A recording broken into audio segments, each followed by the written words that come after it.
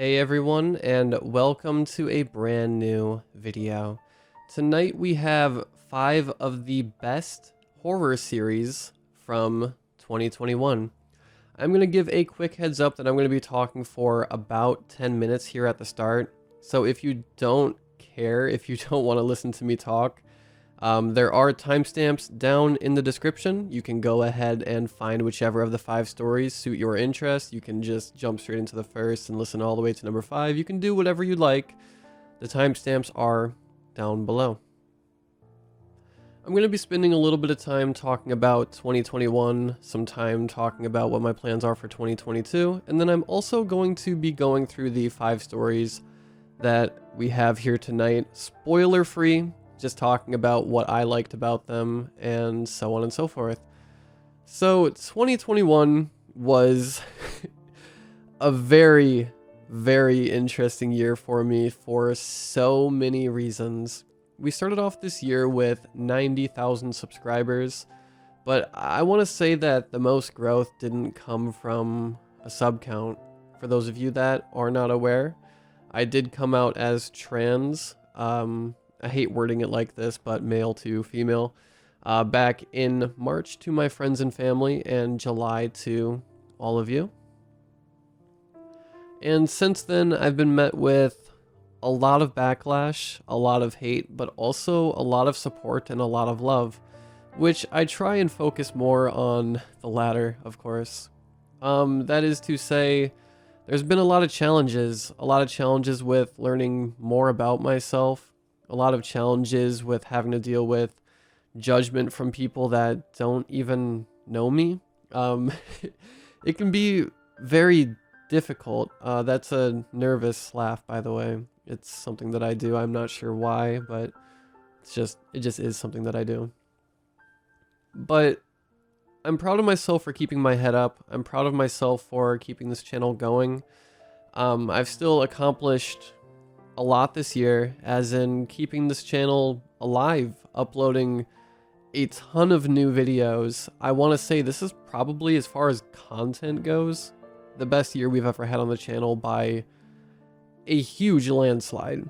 Back in November, just last month, I finally started HRT, which was a huge goal for me, something that I've been wanting to do for many years now. And just last week, I finally moved out on my own. I am doing YouTube full-time, and I have been for about 3 years. I held off moving out for quite a number of reasons. I wasn't really too sure how reliable YouTube was, for one, so I wanted to go like a full year, making sure that it was stable before I did anything. And then, of course, time just escapes you. It just goes so fast. And next thing you know, it's been a few years and you still haven't made that huge leap of faith. But I finally did, and I'm very proud of myself for doing that.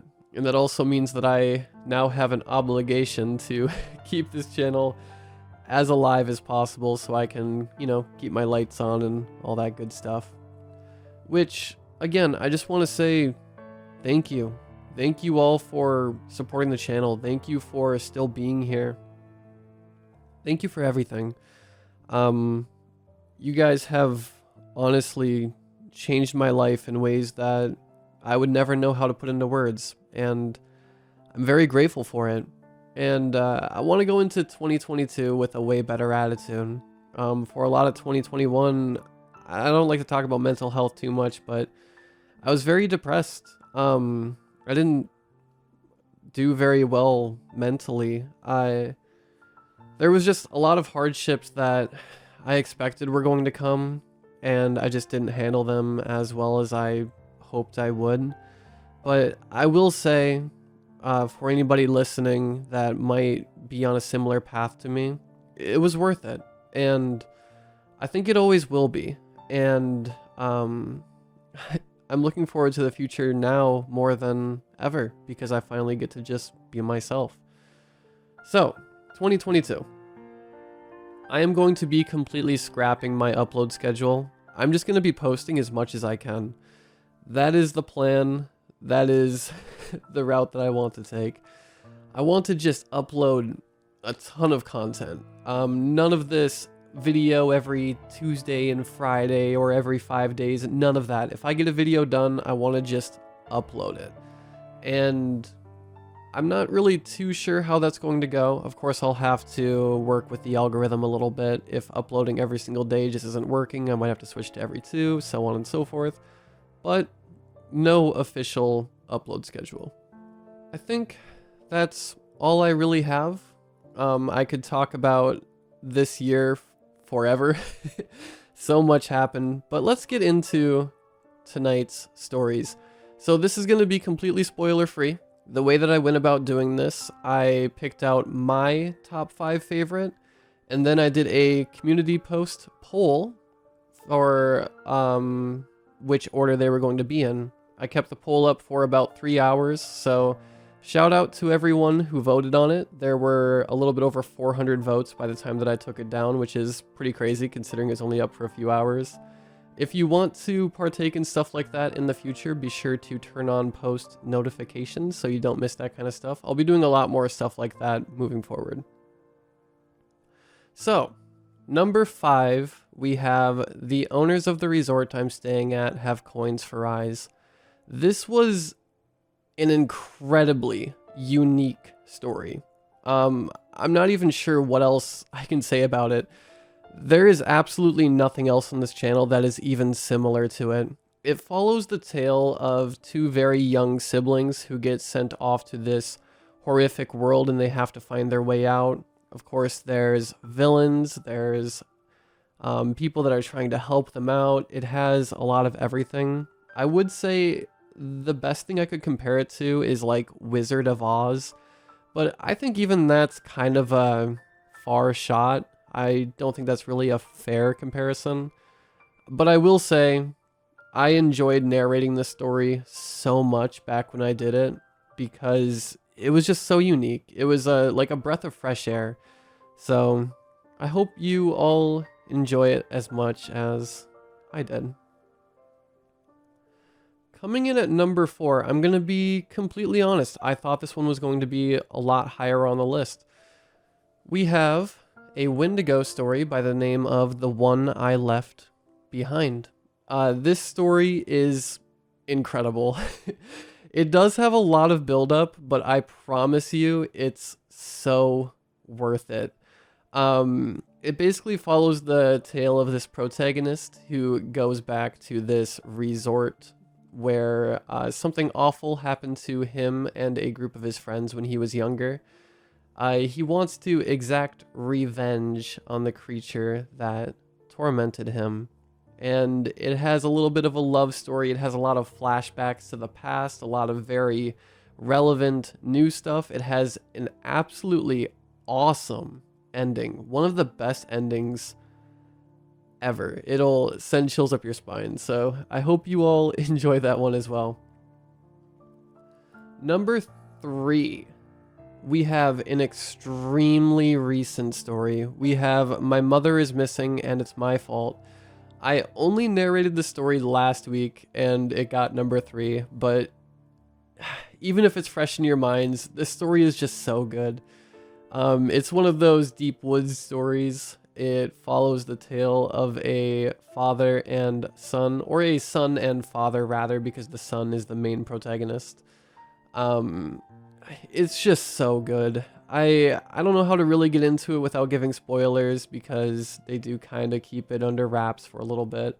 But what I will say is it has you thinking one way for the first half, and then all of a sudden everything just tilts right over on its head.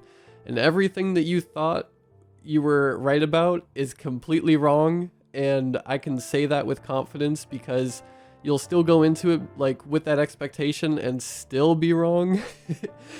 It's such a great story.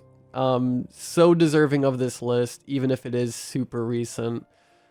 Moving on to number 2, we have another one of my just absolute favorites. Honestly, all 5 of these are. That's why I picked them as the top 5, right?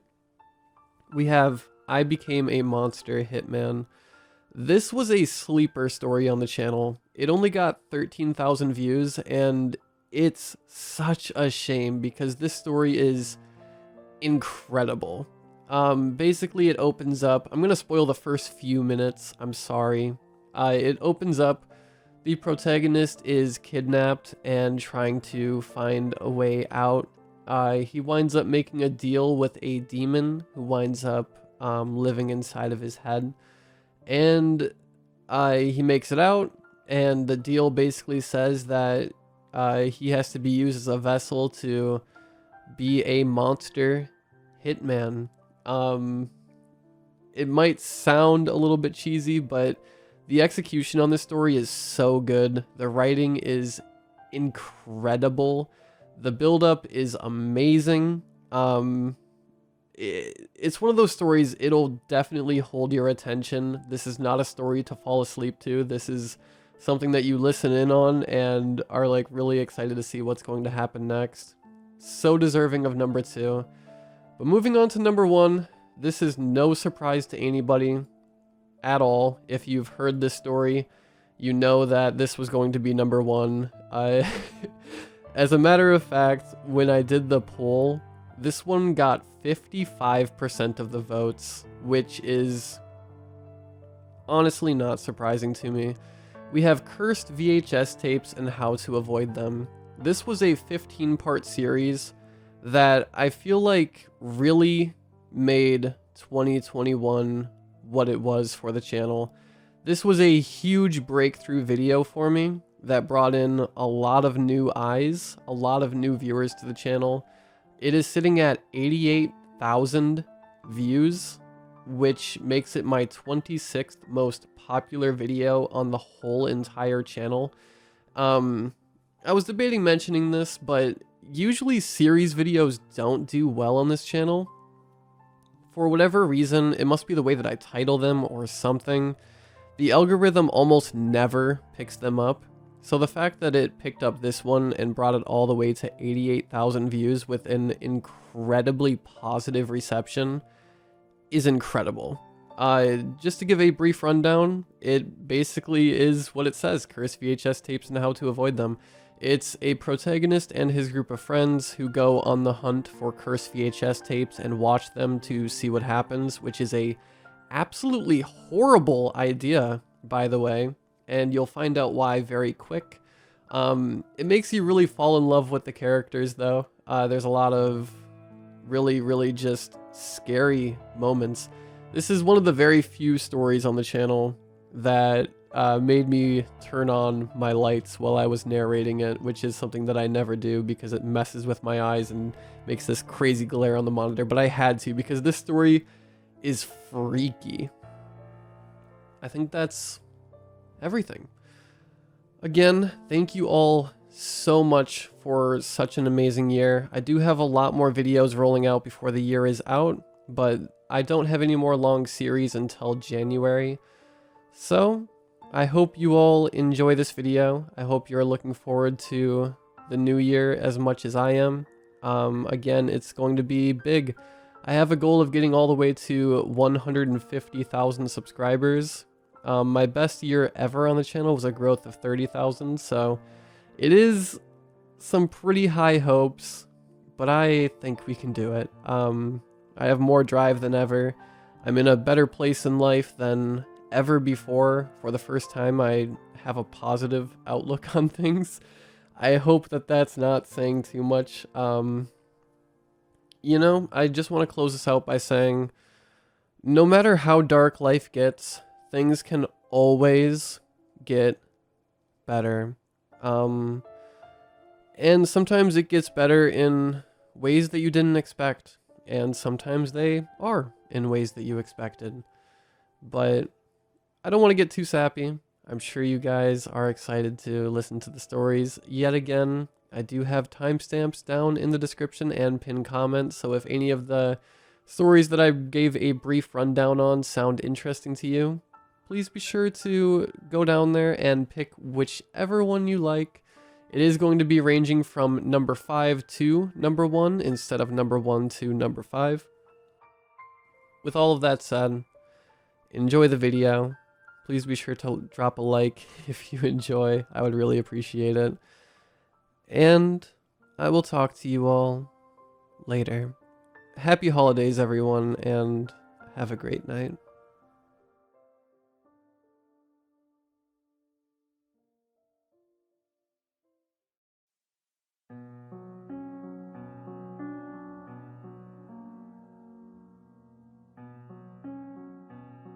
I was about 13 years old when my family went to stay at a resort called the Plastic Flower for the summer.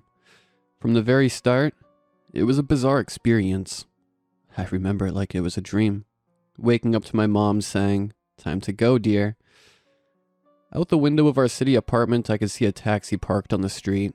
It looked old-fashioned, like a drawing of a taxi in an Addams Family comic strip, all pointy and black. My family were the type to always take us kids on weird, extravagant adventures with no warning. I was used to being woken up in the middle of the night for a sudden trip to the Bahamas, or taken out of school to go to a fashion show in Paris. I already had a small travel bag for occasions such as this. My family walked out of the apartment to the waiting taxi.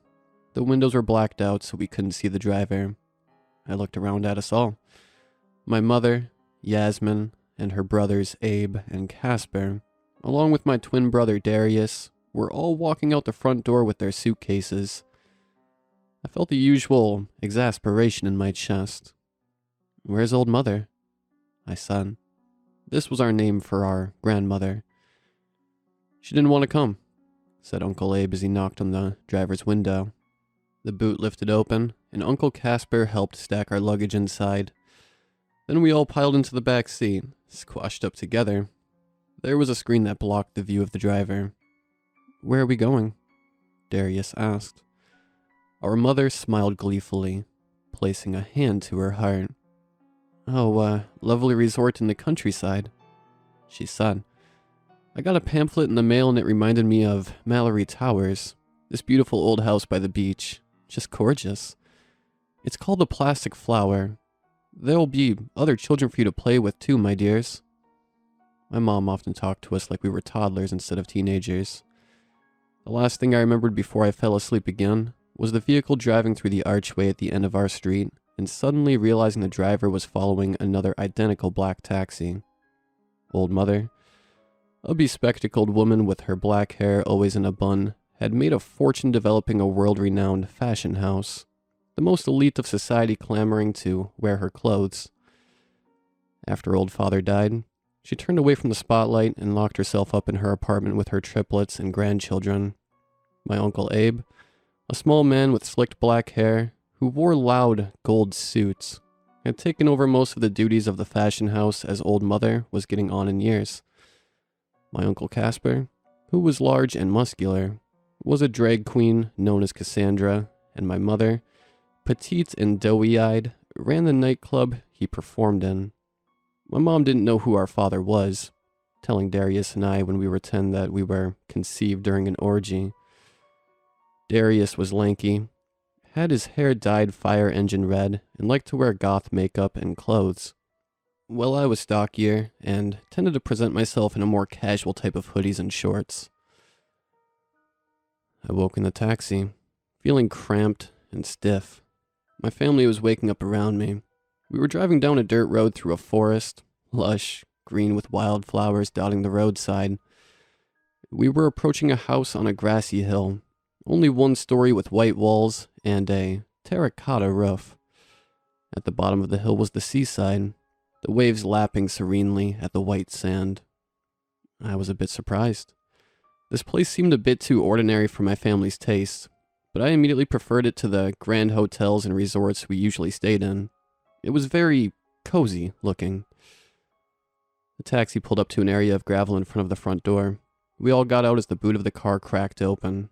Uncle Casper got all the bags as Mom and Uncle Abe walked ahead towards the house.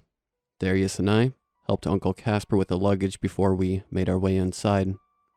When we walked in, Darius and I immediately stopped, looked around with complete amusement. We were in a foyer, the ceiling stretching above us, all latticed and intricately detailed. There was an arched door made of oak in front of us, and we could hear faint laughter and chattering behind it. On either side of the oak door were two circular holes covered with black vinyl flaps and a set of gold tracks that connected them. To our left and right were long corridors, the floors all decoratively tiled, the windows letting in light. "It's too big," said Darius. The foyer alone looked larger than the whole building from the outside. The adults ignored us, smiling around at the place as Uncle Casper put down the bags. "Looks just divine, doesn't it?" said Uncle Abe. There was movement at the corridor to the left, and Darius and I looked around. Another girl was there. She was squat and sulky looking, and was around our age but dressed much younger in a pinafore dress, white stockings, Mary Jane shoes, and a bow in her bobbed black hair. I noticed the dress was from my family's fashion label. She must have been rich. We were both a bit too shy to introduce ourselves, so we just awkwardly ignored each other. Ahead of us, the triplets had found an old-fashioned television up against the wall. It turned itself on at their approach. "It's so retro," Uncle Casper said delightedly. "Total vintage vibes." "I know, isn't it just the cutest?" my mother replied. "Hush," said Uncle Abe, flapping his hand at his siblings. "We're going to miss what it's saying." We watched as a rainbow grew across the black static-filled screen and swirled around like a snake's tail. Then a woman grew from the end of the rainbow in a long, dark pink dress with heavy sleeves. She had strawberry blonde hair and an alarming smile on her paper-white face, mouth fixed, lips stretched and teeth shining. A sliver of unease went through me. Something must have been wrong with the television. Her eyes looked like silver coins engraved with two crosses. "Welcome," the lady in the rainbow said in a soft, sweet, and smooth voice that reminded me of strawberry ice cream. "Here at the Plastic Flower, you can do whatever your heart desires. My associates and I will always be around to help you with whatever you need." In a glitter of rainbow light, two men appeared on either side of her.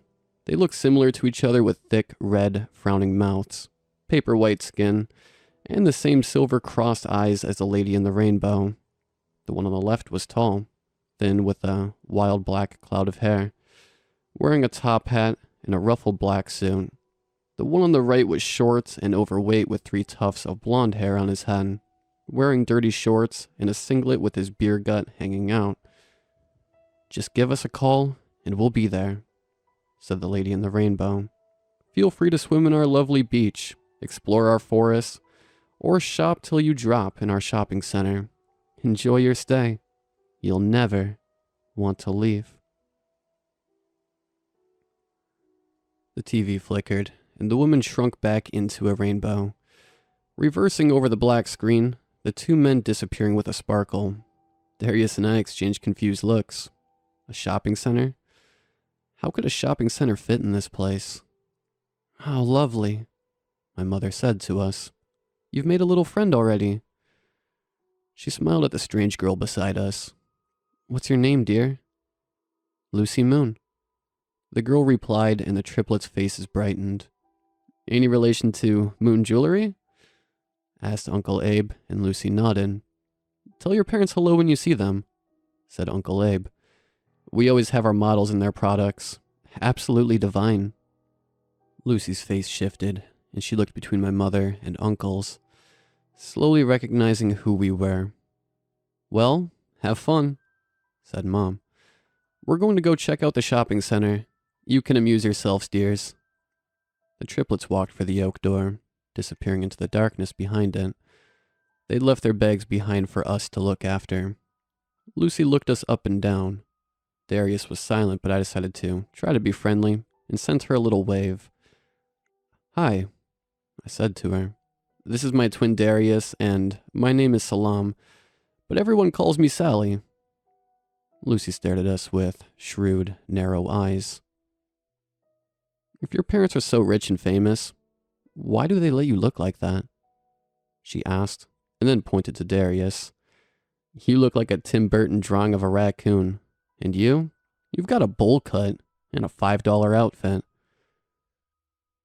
We just stared at her, shocked into silence by her rudeness. Old Mother believed in teaching her grandkids the value of money. She said she'd been too hands-off with the triplets, throwing nannies and gifts at them, and now they were shallow and materialistic. We did chores to earn pocket money, were grounded to get jobs after school, and always bought our own stuff, including clothes. I wasn't very interested in fashion and just got whatever was on the clearance rack.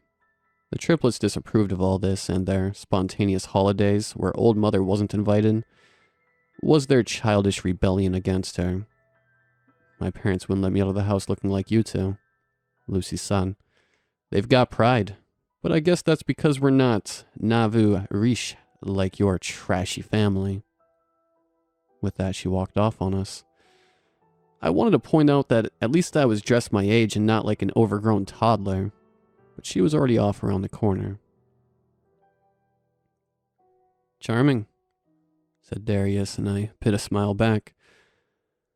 I could see down the corridor, tags hanging off the door handles, each one displaying the names of our family.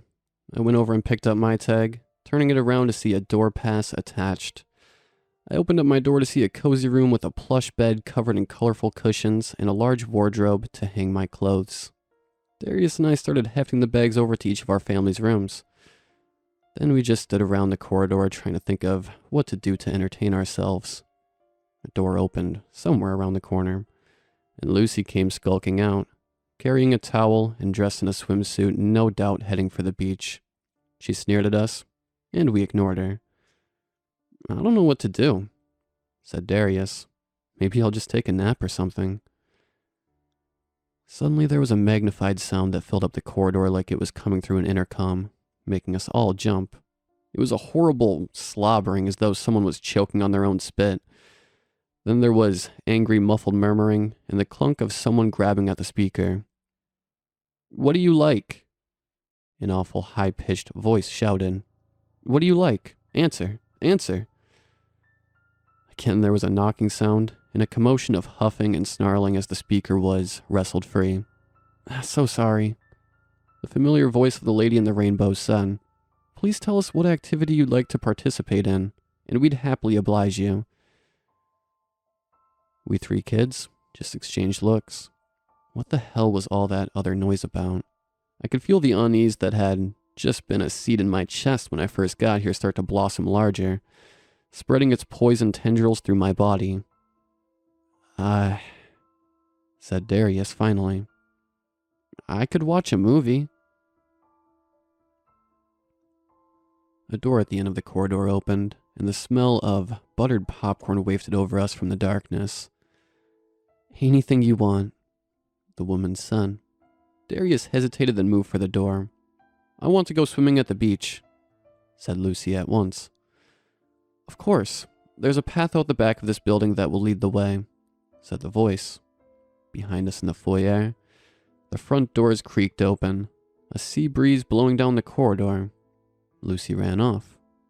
And last, but certainly not least, what is it that you desire? Said the voice to me. I guess I'm a bit hungry, I murmured under my breath, her soothing voice not doing anything for my nerves. What is your most favorite of food? She asked me. It shall be provided to you. My mind instantly jumped to having tea in Old Mother's parlor. She made delicious scones with jam and cream, little sandwiches, sugar biscuits, and the nicest tea I'd ever had. Tea and scones with sugar biscuits, please, I said. As you wish, said the strawberry ice cream voice. A door down the other end of the corridor opened. I walked towards it.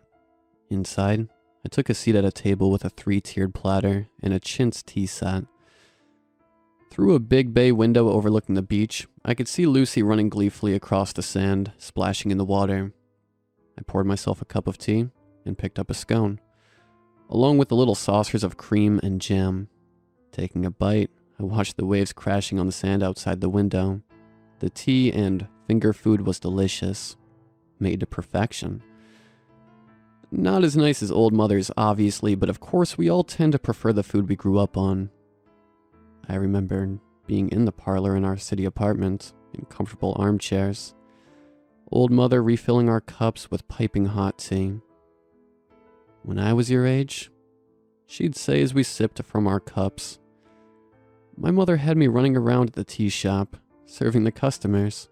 I was supposed to run the place when she died, be a nice, plump woman in an apron and hairnet with flour on my nose.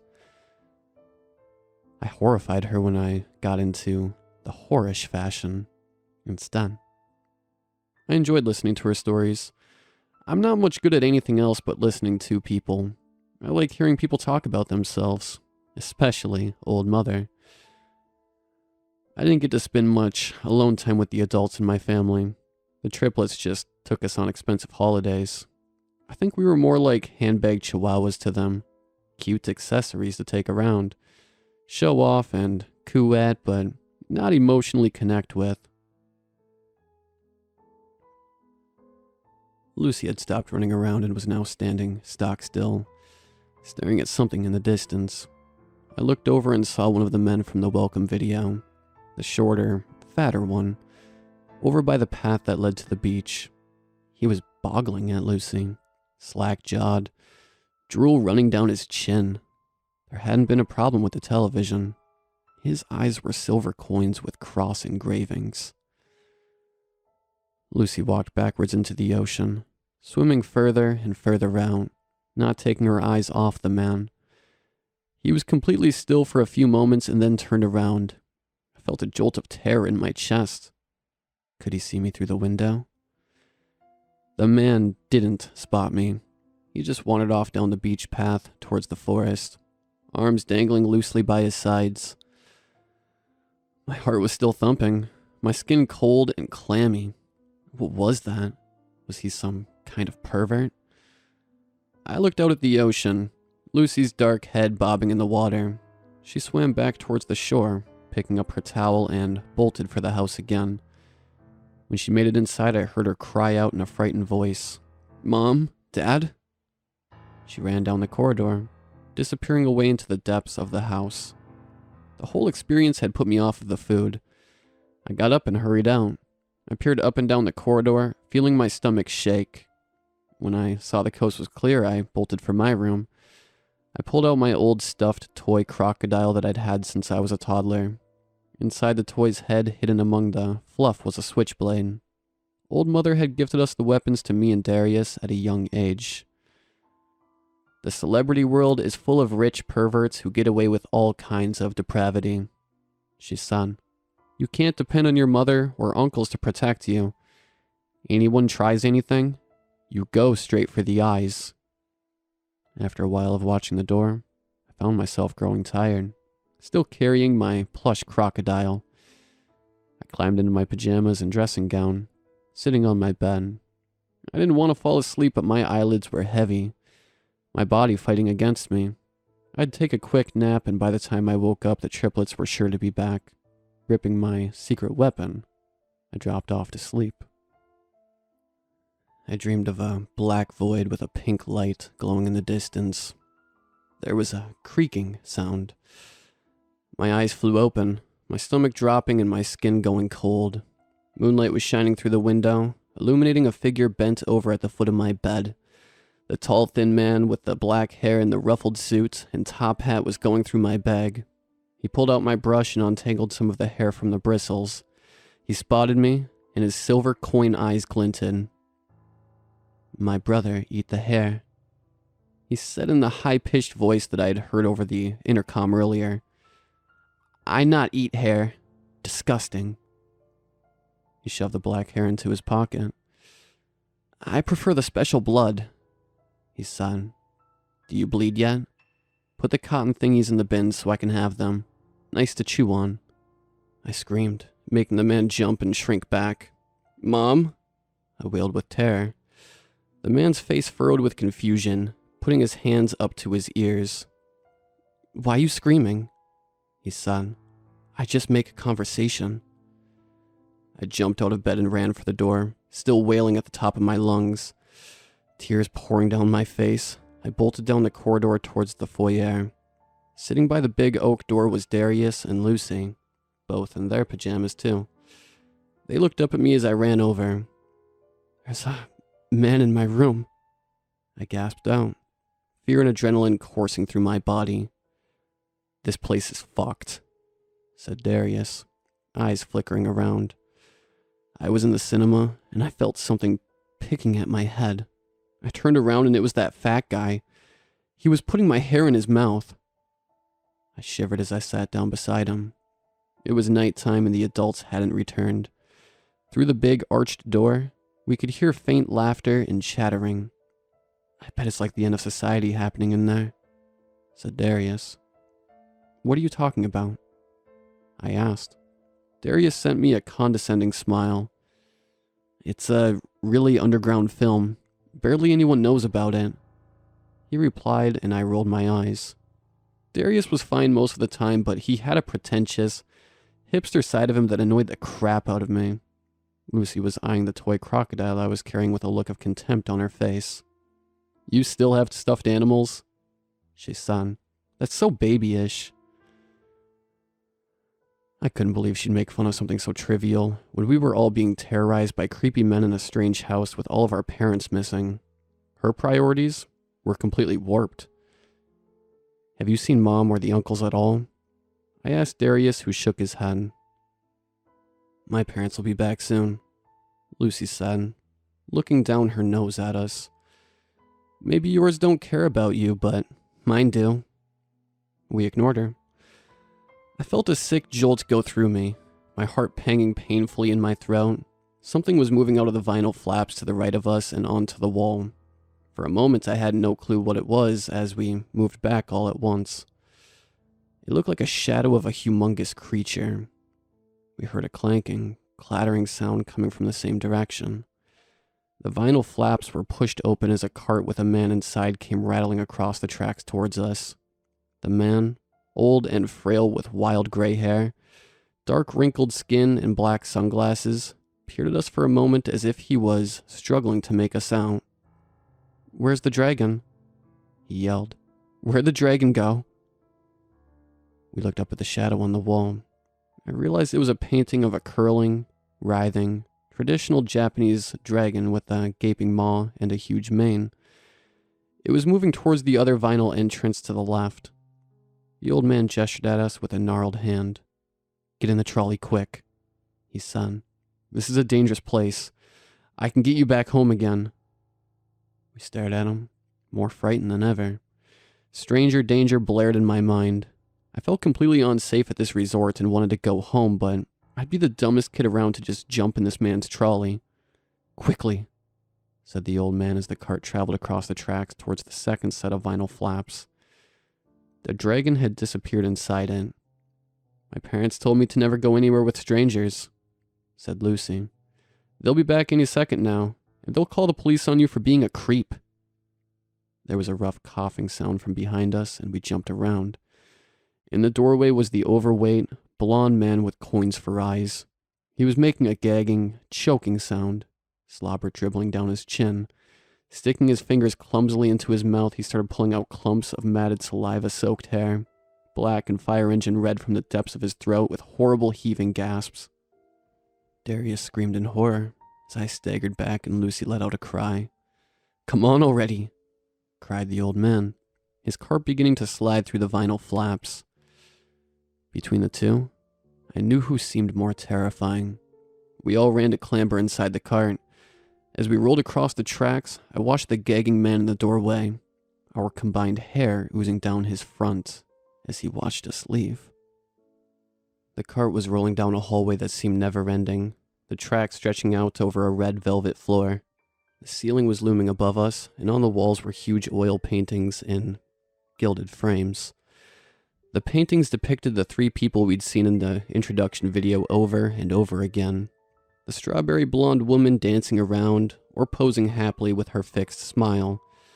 The tall skinny man glaring out at us, and the short overweight man blank-faced and drooling. In the light we could see the dragon shape more clearly. It was a moving painting on the wall, all in shades of red with a mane and black snarling lips. The old man jumped out of the trolley with surprising speed and pounced at the painting.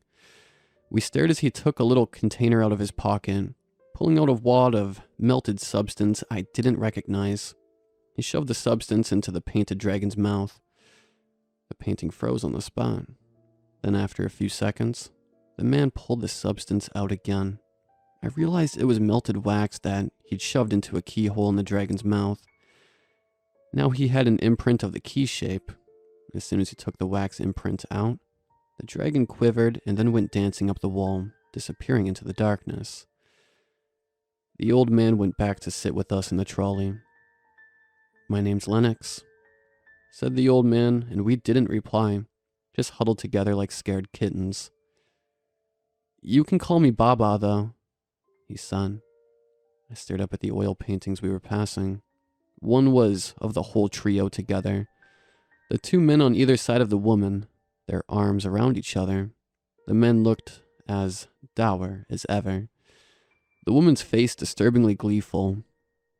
"We don't know their names," said Baba Lennox, noticing where I was looking. "We call the brothers Rawhead and Bloody Bones."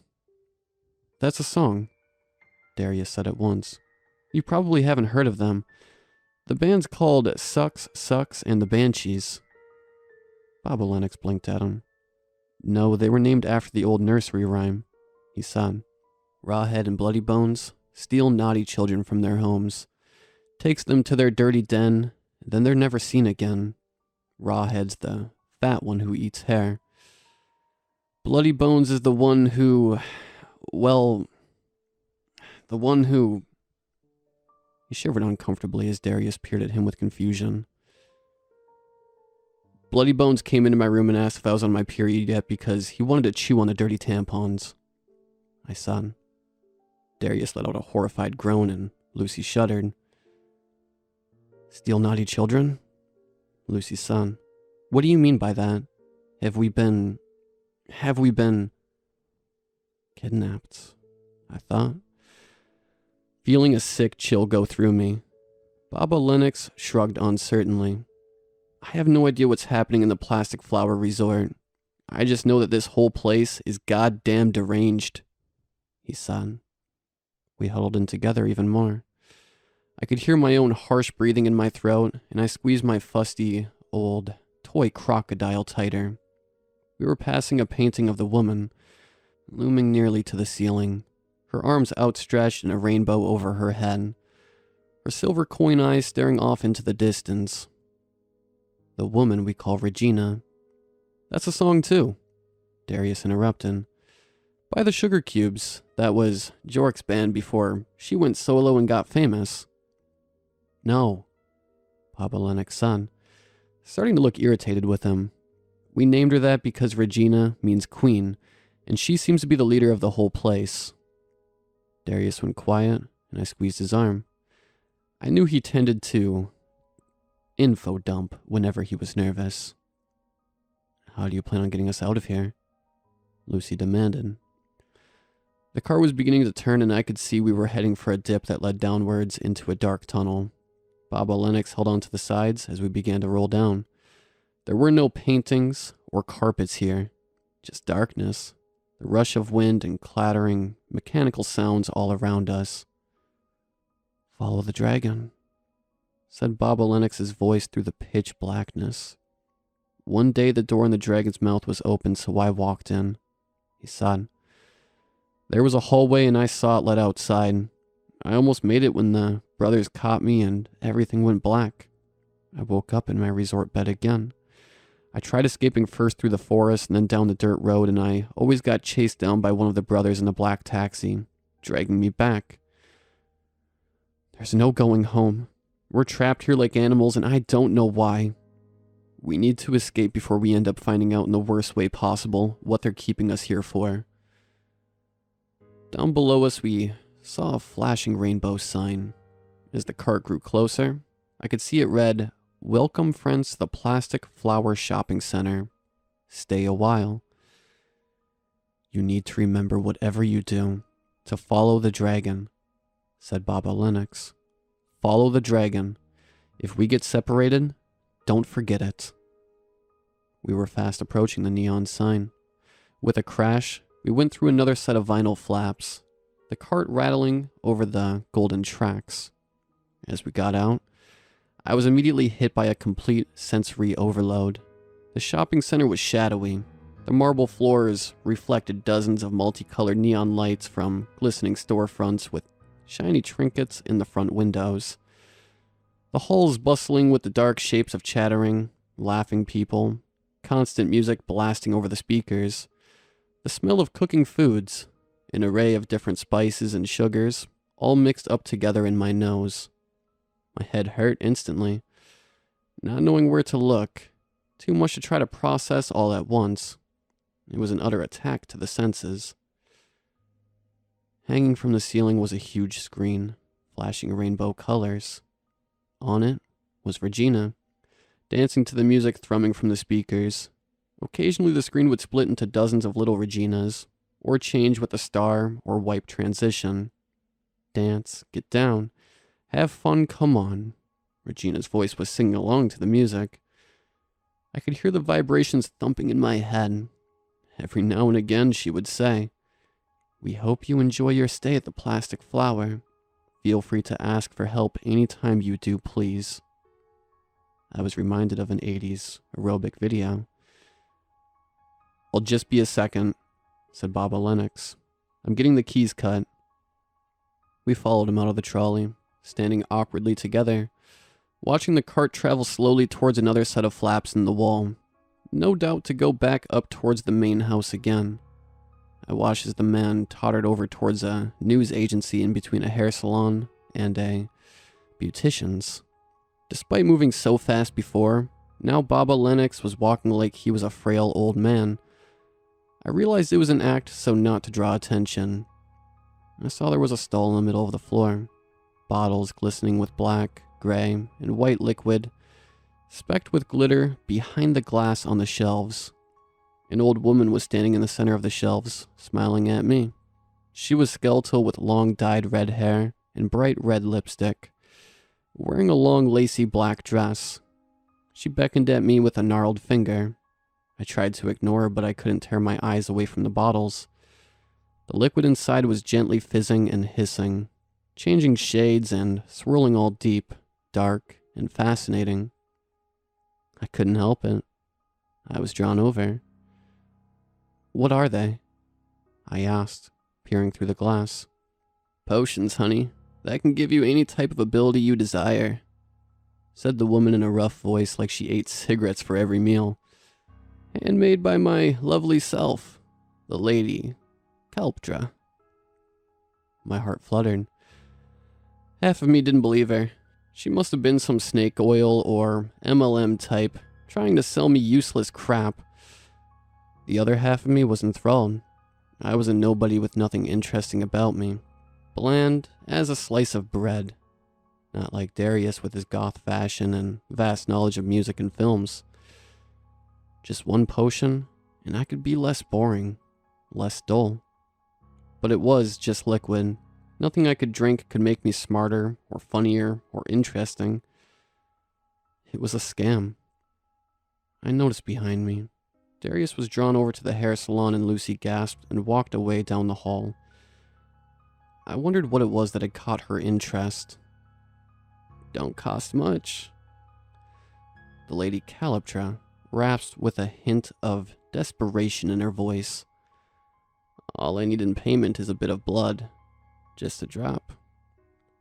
A flash of memory like a shot of disgusting medicine in my mind, of bloody bones at the foot of my bed, asking whether I bled yet.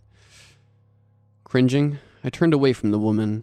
I went over to Lucy as the Lady Kalptra let out a curse of frustration. Built into the wall was a long towering tank full of dark water. Lucy was standing transfixed, a look of childlike glee on her face. "Look," she breathed at me with delight. I stared inside. A beautiful hazel-eyed woman was swimming gracefully through the water, her long green-scaled fish tail wiggling, her blonde hair billowing behind her. She smiled and waved at us. Lucy clasped her hands under her chin. "You know, some people become professional mermaid models," I said. "That'd be your kind of thing, wouldn't it? You like the beach and all that." Lucy's face changed, the childlike awe falling away until she was sullen and nasty looking again. I am expected to run my family's esteemed jewelry business as an adult, not waste my time on the beach taking mermaid photos like some kind of idiot.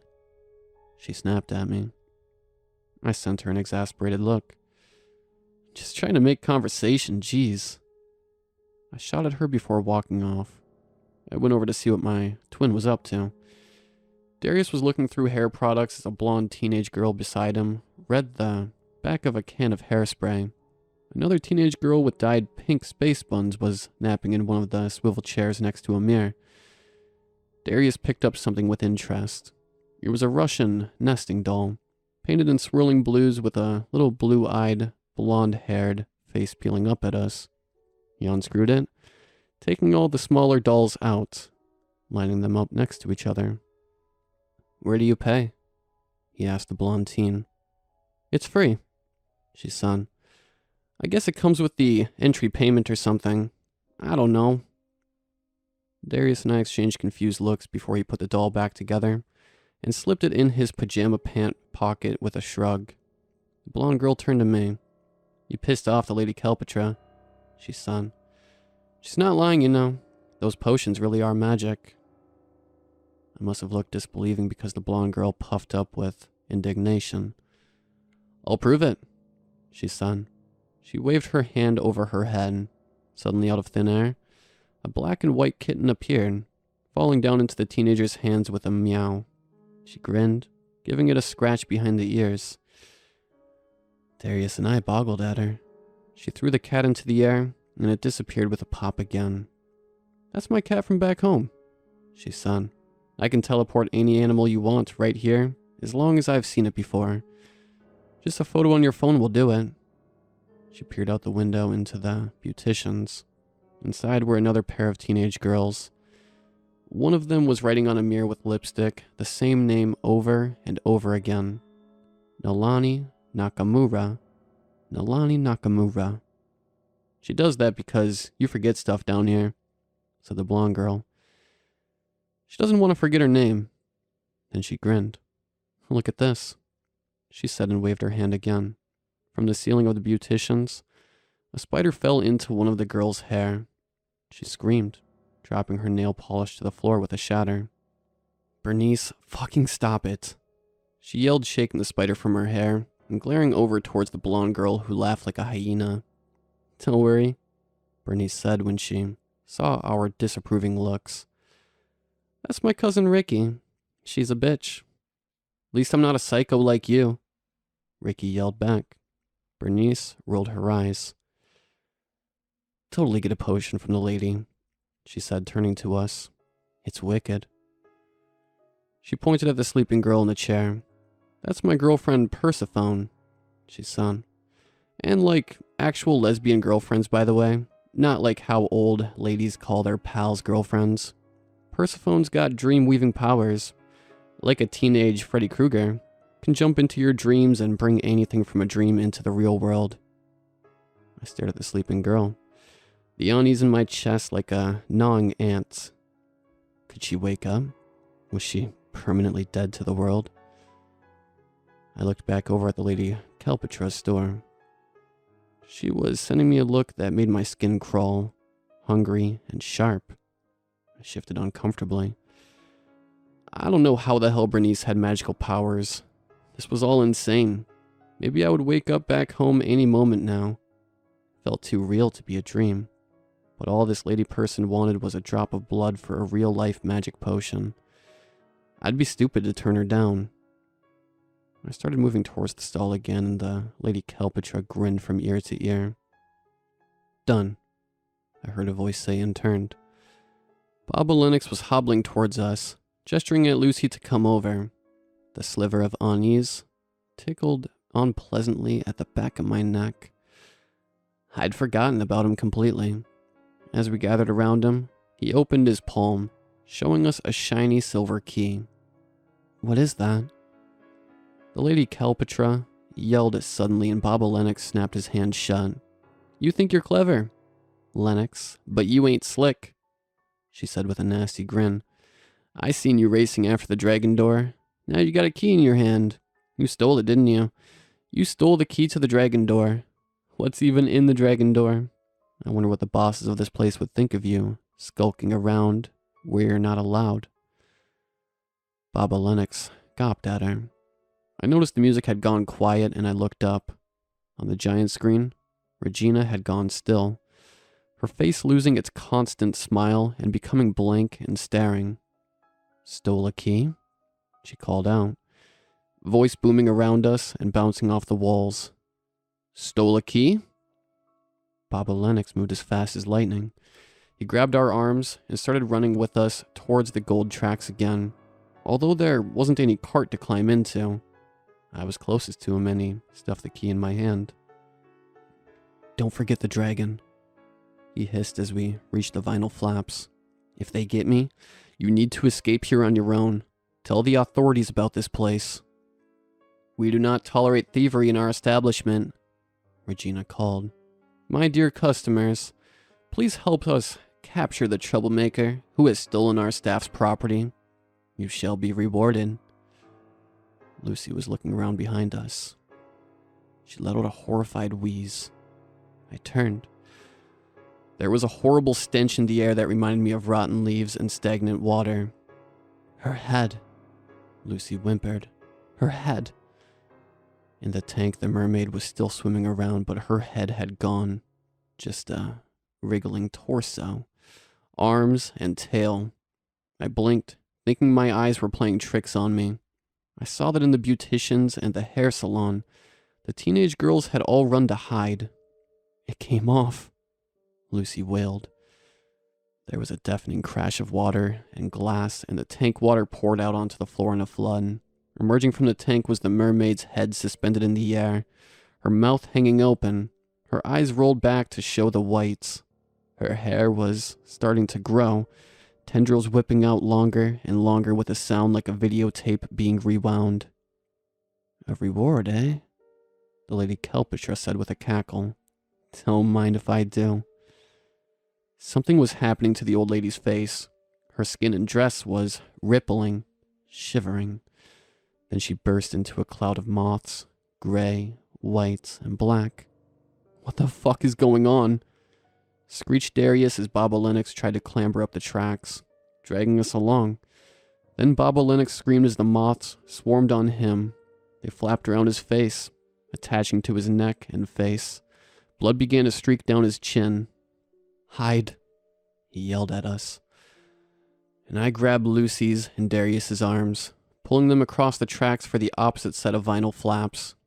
There was a soggy slapping sound, and I turned to see the mermaid's head was levitating slowly through the air in our direction, tons of soaking hair floating around her and dragging across the floor. Everything went dark as we managed to clamber inside the tunnel entrance, hiding in the shadows, huddled together. For a few long moments, we just sat there, holding our breath and shaking. Baba Lennox's cries were growing faint as though he was being dragged away. I wondered if the moths had carried him off or the mermaid's prehensile hair. "No," I heard Regina's frustrated voice from outside on the screen. "He's not the one with the key. Dear customers, the thieves are still loose. Please, we must work together to capture the criminals befouling our lovely establishment. Remember, you will be rewarded." I could feel the jagged edge of the key sticking into the flesh in my hand. I pulled my old toy crocodile out of my dressing gown pocket. Unscrewing the head, I put the key inside, nestled next to my switchblade. "No one will see it in there," I whispered to the others. "No one knows that we're the ones who have it. We just need to stay low and act normal, and search this place top to bottom for the dragon door without anyone noticing. Okay?" I felt Darius and Lucy nod beside me, trembling with fear. There was a bump against us, and we muffled screams. It was only the cart that had completed its round and was trying to roll across the tracks again. With the cart behind us, hopefully we looked like fresh arrivals and not people hiding in the tunnel. We wandered out into the shopping center together. All three of us stood like stunned rabbits. A blonde teenager was spraying her hair in a salon. Another girl sleeping in a swivel chair. At a beautician's, a third teen was painting her nails while one wrote in lipstick on the mirror. I looked at Darius with confusion. How'd we get here again? I asked. My brain felt slow and muggy, not working properly. My twin just blinked at me. I don't know, said Darius slowly. Were we just with someone before? I can't remember. I replied and looked at the girl beside us. She had her name embroidered on her nightgown. Lucy. I probably got a limo here. I don't know about you lot. She said in an uppity fashion. I shook my head. What are we even here for? I said. I've got no idea, Darius replied. Our minds were completely blank. I couldn't even recall what happened 5 minutes ago. My short-term memory was a white, foggy haze. There was a tickling at the side of my neck and I brushed at it. A gray moth fell to the ground along with droplets of blood. It fluttered on the ground and then took flight again. The collar of my pajama shirt was dotted with red. I blinked lazily at the insect flapping away from us. I looked at my two companions with confusion. Was I supposed to buy something? Was someone's birthday coming up? I had no idea why I was at the shops for. I should have written a list. The triplets probably just dumped us here, said Darius, and I smiled bitterly. Lucy shot us a narrow look. My parents wouldn't have dumped me anywhere, she snapped. They'll be here to get me in any moment. Good for you, Darius replied in a testy voice. We were both getting thoroughly sick of her. I'm just gonna browse, I said to my twin. We might run into the triplets and then we can go home. Darius nodded, and we started heading down the corridor. All the other shoppers seemed to tower above us as we moved through the crowd and the three of us moved closer together. I felt my skin tingling with unease. My heart an uncomfortable lump in my throat. The giant screen hanging from the wall had something wrong with it. The dancing woman's eyes looked like silver coins as she twirled and kicked and swayed to the endless droning music. The floor was damp. Our bare feet growing slimy. In some of the water puddles, I could see tiny flowers beginning to bloom. I could smell food from somewhere. Meats and bread and sugar. My stomach growled and I followed the aroma towards a restaurant. Normally at any other shopping center, Darius and I were fine exploring on our own, but this time we stuck closely to each other's sides. Despite her rudeness, Lucy was sticking just as close to us. I didn't want to be left alone in this place. I was reminded of the first time the triplets had taken us to the cinema when we were young. How I'd felt small and scared in the cavernous rooms with huge screens. Everything too large and intimidating. The three of us nervously hovered around the entrance of the restaurant. It was a buffet, deep dishes full of steaming food with ladies to help ourselves. Booth seats lined the room and everyone was full of people enjoying their meals. I couldn't remember when I'd last eaten and my stomach growled louder. You can come in, you know, someone called from the buffet. It was a large beefy man with frizzy hair and a red face. He had a friendly smile, but we still approached him like he was a dog who might snap at our heads. Get yourself some grub. All free, you know, he said as he ladled some food on his plate. My name's Andy. We shyly introduced ourselves as we turned to get ourselves plates. As I reached for cutlery, my plush toy in my pocket jostled in my pocket. I pulled the crocodile out and stared at it. I noticed Darius and Lucy staring as well. That's important for some reason, said Darius and Lucy, and I nodded. We need to find something, murmured Lucy. I felt like my brain was drowning in fog. Why were we here? Weren't we just shopping and having a good time? We didn't need to do anything important, did we? It didn't matter. I was hungry and wanted food. Putting my toy away, I saw there was a tag over each tray of food saying what country it was from. I put a pretzel with mustard and currywurst from Germany on my plate, along with Rogan Josh from India. Filling up a glass of orange juice, I looked around to try to find somewhere to sit. A young woman with bushy hair put her hand up at her table. I went over as Lucy and Darius got their own food. Didn't want you eating on the floor, said the young woman, motioning around at the full booths. My name's Taz, and it looks like you've already met my hubby Andy. I introduced myself as Andy, Darius, and Lucy came over to sit with us. Good choice, Andy said to me, looking at the German food. His plate had a giant hunk of meats on it. When he saw my curious look, he said, "Oh, this is pork knuckle, German stuff. I used to have it at family reunions." I looked with interest at what everyone else was having. Lucy had a bowl of pho and a glass of some colorful-looking dessert drink. "What's that?" I asked, and she sneered at me. "Chai tai," she said, like I had asked what 1 plus 1 equaled. I don't know why I bothered with her. Darius was eating sushi. Taz had a big plate of what looked like a flat, holy pancake with colorful stews on top. "My stepmom runs an Ethiopian restaurant that serves all this food. It's my favorite," Taz told me.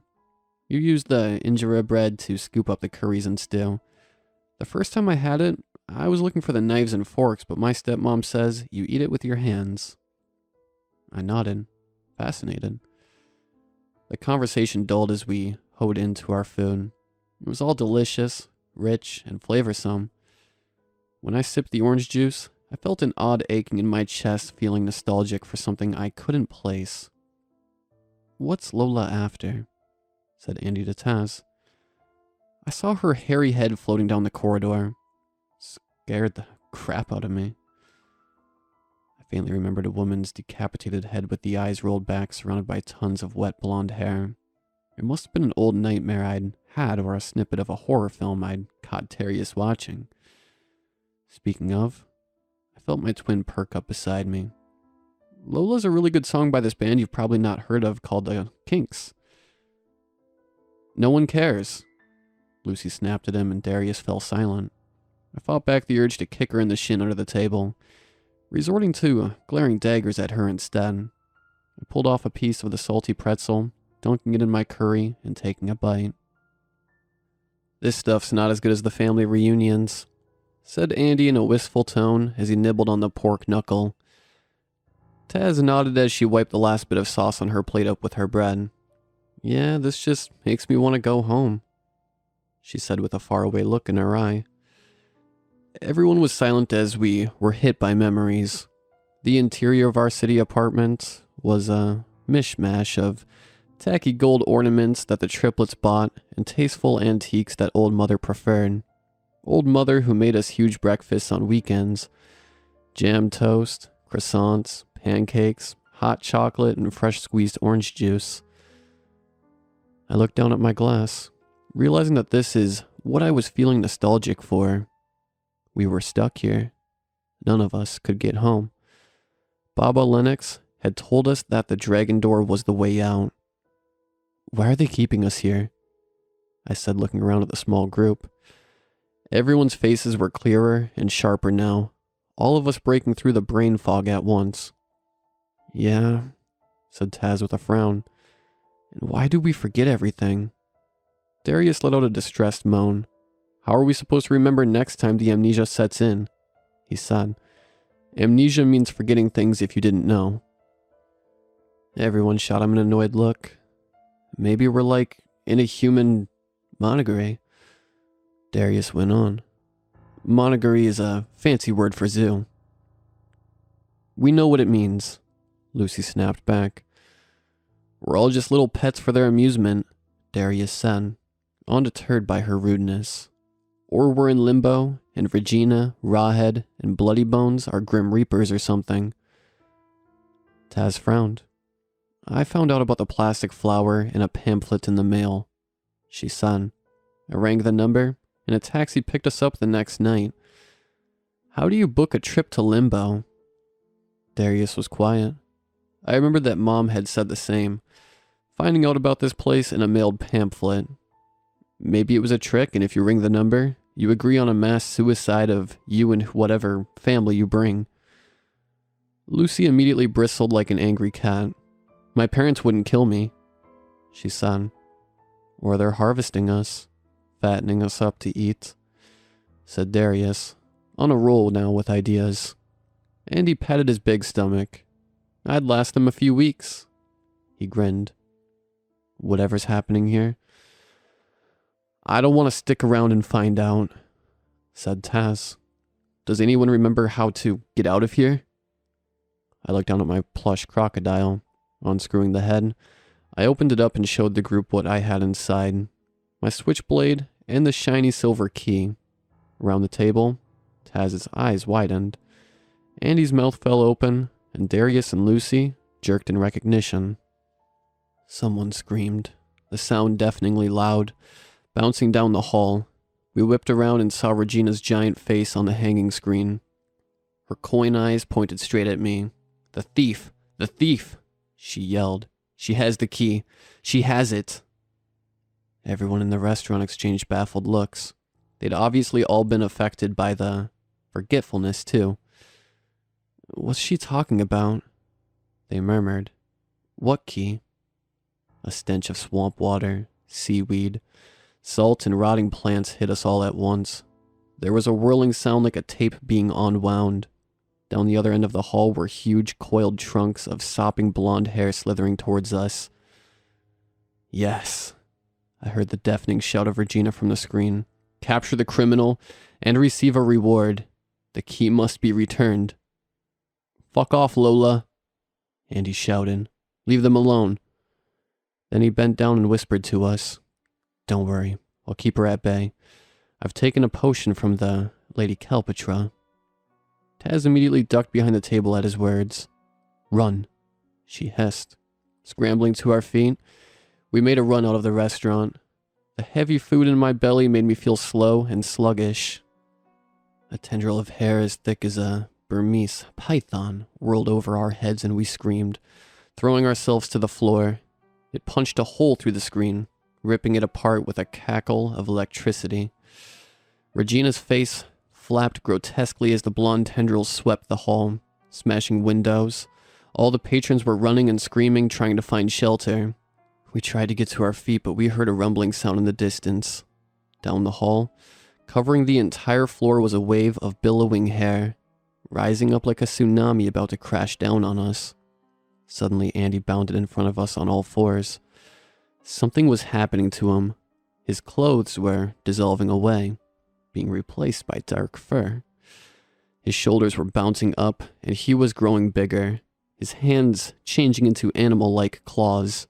He snarled and snapped as his mouth grew into a drooling maw full of black gums and sharp teeth, his nose stretching into a snout, his eyes rolling in his skull.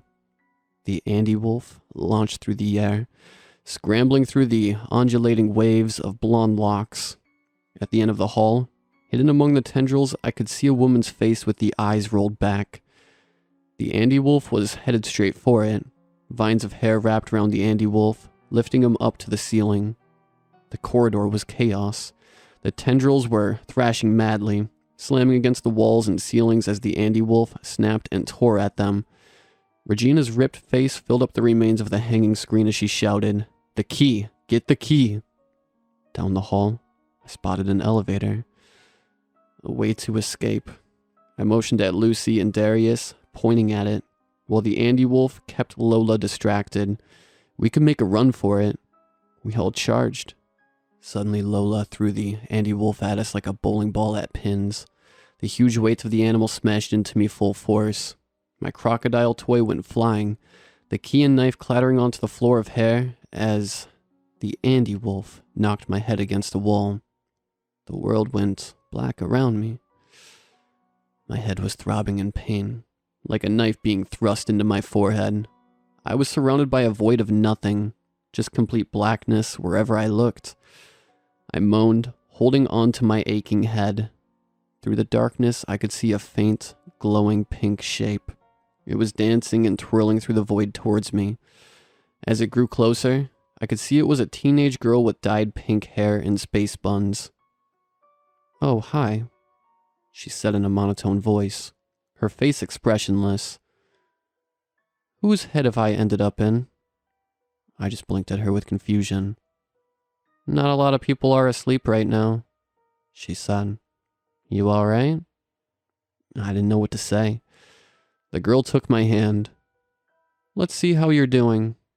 she said, and the blackness faded away around us. We were in the shopping center, and I could see my unconscious body sprawled across the floor. Lucy and Darius were at my side, yelling my name frantically as the Andy Wolf pawed at my side like a distressed puppy. The floor of blonde hair was retreating with an unwinding sound, dragging my toy crocodile and the key with it. "Thank you so much," said Regina's strawberry ice cream voice. "You shall be promptly rewarded." I heard the pink-haired girl tut beside me. "Bunch of freaks, the people that run this place," she said, and the shopping center disappeared around us. We were back in the black void, the teenager glowing pink through the darkness. "Do you want a spot of help?" she said, her voice and face still devoid of emotion. "I can bring anything from your imagination into the real world. My girlfriend, Benice, says I'm like a friendly Freddy Krueger. And by a girlfriend, I don't mean how middle-aged straight ladies say it. We're total lesbians." Bring something from my imagination into reality. The first thought I had was of a Japanese dragon dancing across the wall like a living painting. Then it morphed into a memory of watching the Chinese New Year's dragon dance from the apartment window.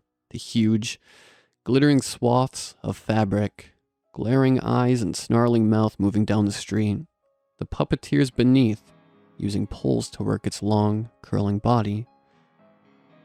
"Very creative," said the strange pink-haired girl, and I realized through the void the Chinese dragon from my memories was recreated, all in reds and oranges like a trail of fire.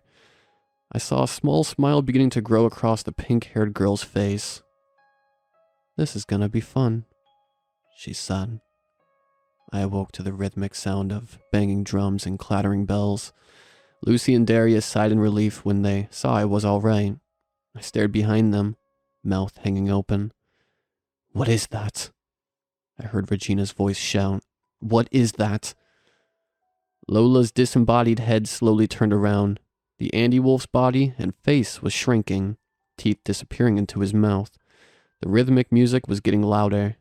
A giant's growling face with fiery eyes, giant teeth, and a red spiky mane was dancing, rocking side to side down the corridor towards us. Its body was all rippling red and gold scales, and beneath it was billowing rainbow smoke. The creature filled up the entire corridor, from floor to ceiling and wall to wall. The crashing cymbals and thundering drums was so loud, I thought it would burst my ears. Feeling it bellow in every corner of my brain, Lola's head was floating backwards, trying to get away from it. No one said anything. Everyone just staring open-mouthed. It was nearly at us now. I saw Lucy turn. The blonde hair had stopped moving, limp and harmless on the floor, no longer dragging my toy and key away from us. Lucy bolted as the music thrummed, canceling out every other noise, making my teeth rattle and my eyes vibrate in my skull. Lucy was in the path of the giant creature, its leering mouth looming hungrily down at her. Scooping it all up, Lucy bounded back again. She pushed the key and toy into my hand, and I put the key inside the crocodile's head. The creature had reached us. It moved past, its body pushing us against the wall. Everything turned to rainbow haze as we were pressed against the wall, clutching at each other. The twin yellow beacons of its eyes glowed through the smoke ahead.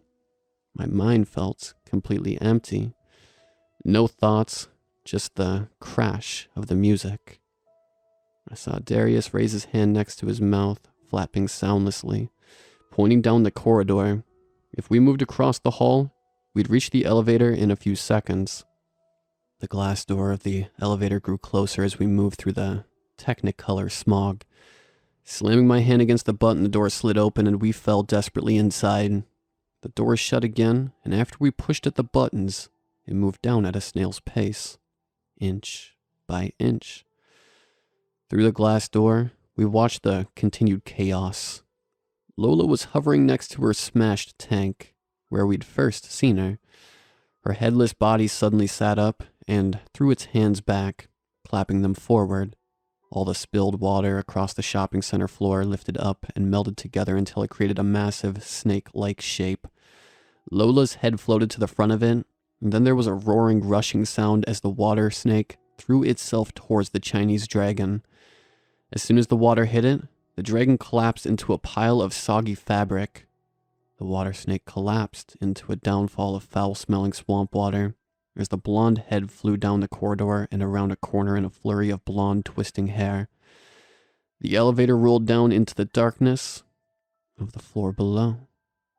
Through the clear elevator doors, we saw a circular room with a skylight where the sun shone in.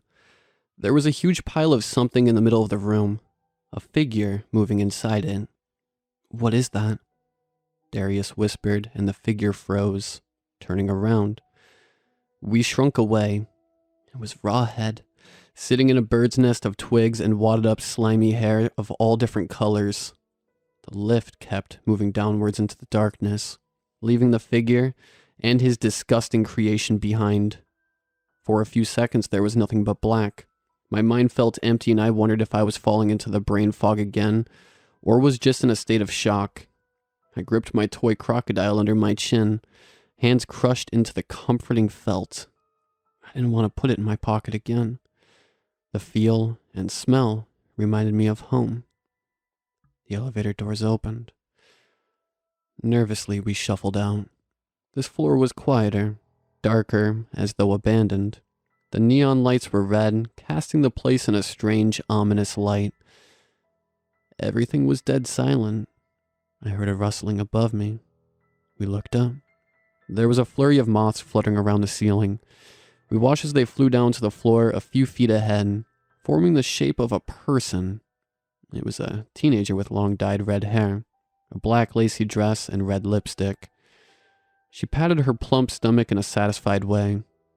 "Good feed," she said. Then she spotted us, staring, smiling. She nodded and waved at us. "Hello," she said. "Come over to the second floor sometime. I got a stall there that might interest you kids. Just ask for the Lady Calpatra." With that, she wandered off again down the hall and away into the darkness. My heart was thumping in my chest as we huddled together in the empty corridor. I felt like at any moment something would jump out at us. I could hear faint laughter. At the end of the corridor was an indoor gated playground, with a set of monkey bars, a sand pit, and a jungle gym with a slide. Swinging on the bars was a kid younger than us, with freckles, long black hair, and a beanie. When he spotted us, his laughter stopped, his smile freezing. He dropped from the bars and hurried sheepishly through the gate. "I wasn't playing on it," he said. "That's so babyish." "Yeah, right," Lucy replied. Flushing with embarrassment, he raced off with his head ducked down. My heart suddenly jumped into my chest with excitement. "Look," I said, pointing down the corridor. Moving across the floor was a painted Japanese dragon, swirling and dancing across the tiles. It was headed through the playground gates, swirling around in the sand pit. "You want to go on the playground?" Lucy said to me like I was brain dead. I wanted to smack her in the teeth. "The dragon tour's over there, you complete fucking..." I snarled back before Darius put a calming hand on my shoulder. "Come on," he said. "We'll be out of here in a second." The three of us headed across the floor towards the playground. Every store was shut and empty. The black shop windows like staring eyes. I kept looking over my shoulder. It was so easy for us to be chased down and cornered like scared mice in here. I couldn't see any other escape route but the elevator we'd come through and the dancing dragon head. It only took a few minutes to get to the playground, but it felt like a lifetime. Our footsteps the only sound in the silence. Darius reached the gate first, undoing the latch. The dragon quivered in the sand pit and shot away, up a rope ladder and into the jungle gym. Then the silence was broken all at once. All the lights turned on, and an unwinding sound bounced off the walls. For a second, I thought of the horrible, dismembered head with the eyes rolled back, poison fear shooting through my blood. But it wasn't Lola. A screen was rolling down from the ceiling. Regina's smiling face was revealed, fixed and frozen. From the end of the corridor, the elevator opened and hordes of excitedly chattering people moved out. Do you want an opportunity to dance on the big screen for every adoring patron at the Plastic Flower Resort? Cried Regina. That's right. We're having a May dance. The crowd cheered and clapped. Music started to blare through the hall. After the recent silence, it seemed extra loud, like an ice pick smashing into my ears. I'll be the judge and pick out the best of you, said Regina. 3 rounds of fun. Another cheer broke out, clapping and stamping of feet. Darius grabbed my arm. What is that? He said. The elevator was opening again. Waddling out was a swollen figure with shiny coin eyes and drool dripping down his chin. Rawhead, I hissed. He looked up, staring past the crowd and locking us in his silver gaze. Then all at once he bolted for us like a bullet from a gun. Lucy screamed and I felt my stomach turn to jelly. Jesus, screamed Darius as we made a run for it. We raced into the playground, across the sand pit and towards the rope ladder that would take us inside. We were plunged into a sea of bright, colorful plastic. I could see ahead, the end of the dragon's tail disappearing up a plastic tunnel. The slobbering sound was growing louder behind us. The pink plastic tunnel had foot and hand holes to climb. We raced for them and I felt something brush my foot. Turning around, I saw the white drooling face peering up at us, mouth hanging open, saliva billowing down his front. Whimpering with terror, we clambered upwards. I couldn't fall. The handhold stretched out above our heads. I looked around again. Rawhead was struggling up the tunnel, swollen body dragging and sticking against the plastic. Finally, I could see the final step. We scrambled out of the tunnel, panting and heaving. We were in a little landing with a blue coil that led to a narrow hidden space behind the playground with a broken escalator leading upwards. There were numbered spinning blocks on poles, and through them we could see the whole floor. A dark blue slide led down to the ground again. The dragon was nowhere to be seen. Where is it? Darius hissed desperately. Where is it? It must have been too fast for us, I realized with growing dread. We'd missed it. For a second I was baffled at why Rawhead had run after us in the first place before realizing that, of course, Regina had set him loose like a rabid dog. After Andy had fought to protect us before, she wanted to use this May dance to distract people from trying to help us again. Bringing all these people down to an abandoned floor in the first place didn't seem very smart. It didn't matter, though. Whether Regina had made a smart decision or not, we needed to move. Let's get out of here, I said, moving towards the slide. Lucy grabbed my shoulder. Through the blocks, I could see someone emerging through the crowd and moving towards the playground. A tall, thin man with wild black hair, a top hat, and rumpled suit. Bloody Bones. Brother, Bloody Bones squawked as he jumped the fence. Where are they? Rawhead let out a gurgling moan from down in the tunnel. Bloody Bones screeched and we saw him clambering inside the bottom of the blue slide. The escalator. Get to the escalator, Darius wailed. A clammy hand wrapped around my ankle, jerking me back. I screamed, looking over to see Rawhead clambering up the last step, looking like a giant slug sweating and stuck in the tunnel, his hand on my foot. Darius grabbed my crocodile from my hand, unscrewed the head and grabbed the switchblade. He flung out with the knife, stabbing my attacker in the forehead. A thick, vicious liquid, like molasses, oozed down from his flabby face as he let out a groan, sliding down the plastic tunnel again. We heard him thump all the way down to the bottom. There was still scrambling from the slide. We had to move. Come on, I yelled at Lucy, who was still staring out over the floor. Her eyes were wide and teary, her mouth hanging open. I stopped to look at what was grabbing her attention. Her eyes were fixed on the dancing crowd. Lucy was looking at a man and a woman, laughing and dancing together, the man twirling the woman around. Mom, Dad, Lucy's son, tears billowing down her cheeks. Please. Down the dark indigo of the slide, I could see a talon-like hand reaching out for us. Lucy, get out of the way. I cried out, but it was too late. A pair of skinny arms shot out from the top of the slide and wrapped around Lucy's neck as Bloody Bones hauled them both backwards. They fell screaming down the playground slide together. Darius and I just clutched helplessly at each other. There was a high-pitched wail of despair. Peering through the rows of blocks, I could see down below, Bloody Bones, shaking Lucy upside down by the ankles. She was gripping her nightie so it wouldn't flip over her head and expose herself. Rawhead was standing beside them, the knife still buried to the hilt in between his eyes. He didn't seem to notice. I stared, heart thumping in my throat. Bloody Bones flipped Lucy right side up again. "What you do with the key?" he wailed. "You no have it? It not here?" Lucy stared desperately over at the dancing crowd. Her parents continued to completely ignore her. "Where are your friends? Where they be? Answer, answer. They have it. Horrible stealing thieves." Bloody Bones was screeching into her face as she cringed and shuddered. He shook her so hard her head rattled on her neck like a rag doll. "In the playground still?" he demanded, turning around, and I ducked down so he wouldn't see me. "No," said Lucy. "They got away. They're not there anymore.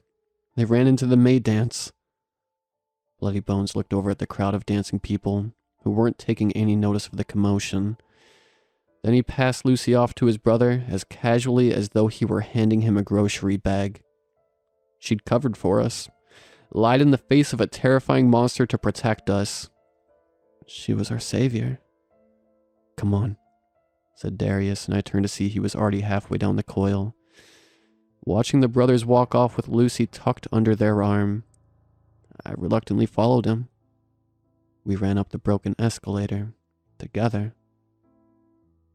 The escalator seemed endless, and my legs screamed at the strain of running up the steep incline for so long. Looking behind me, my stomach swooped, feeling a wave of vertigo. The bottom looked miles away. If I slipped, I'd break my neck. As we ran on, I slowly began to question why we were running in the first place. Was a shop going to close soon? Was there a sale on? Were we going to miss a bus? I could hear faint music in the patter of water. Finally, heaving for breath, we reached the top. We were in front of a large fountain and music was playing. Darius perked up at the sound of it. "That's a Jimi Hendrix song," he said. "The Wind Cries Mary." Someone was flying around the ceiling, diving through the spouting water. A small man with slicked black hair, wearing a loud gold suit, laughing as he flew around to the music. He seemed familiar. The neon lights made the water flash in different colors. He pushed his hand forward, manipulating the air to make the fountain pulse and warp in different, interesting shapes and motions. People were standing and sitting around the fountain, watching as they sipped from drinks and ate snacks. He flew and spun and danced in midair, making the water twirl with him with a flick of his hands. The song wasn't coming from the intercom. A man with spiky green hair was sitting in the doorway of a music store, with a record player attached to speakers, nodding and smiling along. "There was a girl with us before, wasn't there?" Darius asked. "Or maybe I'm thinking of something else." I shrugged. There was a stall down the corridor, in between the music shop and a video arcade. I approached it, seeing it was serving boba tea. I looked at the fridges full of drinks and opened up one of the doors, picking the cookies and cream flavor. I got a straw from the counter and stuck it through the plastic top. Darius had taken a seat at a bench, watching the flying fountain man. I joined him, taking a sip.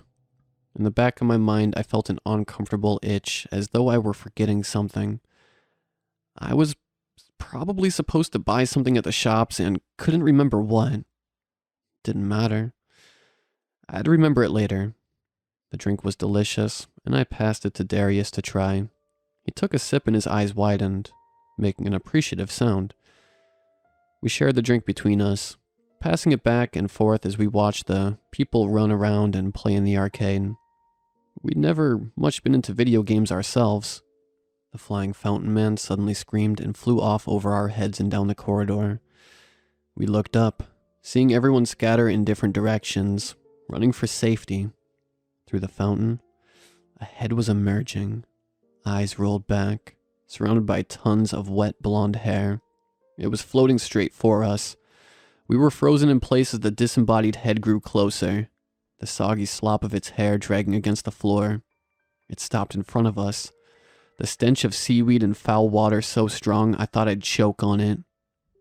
"I'm sorry," she said in a high, girlish voice. "I didn't mean to scare you. My name's Lola." I blinked. "What?" said Darius, completely flabbergasted. "Sorry it looked like I was attacking you.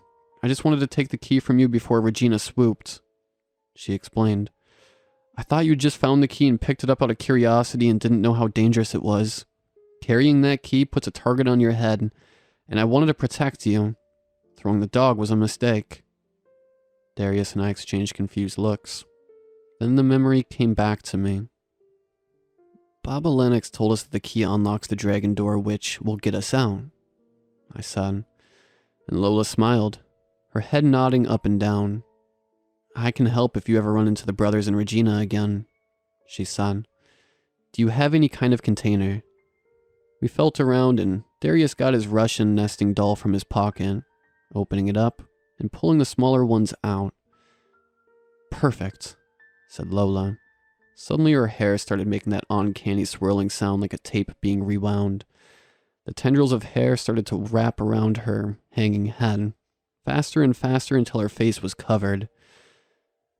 The wrapped head began rocking rapidly from side to side as the hair started squeezing and compressing her skull, making it smaller and smaller.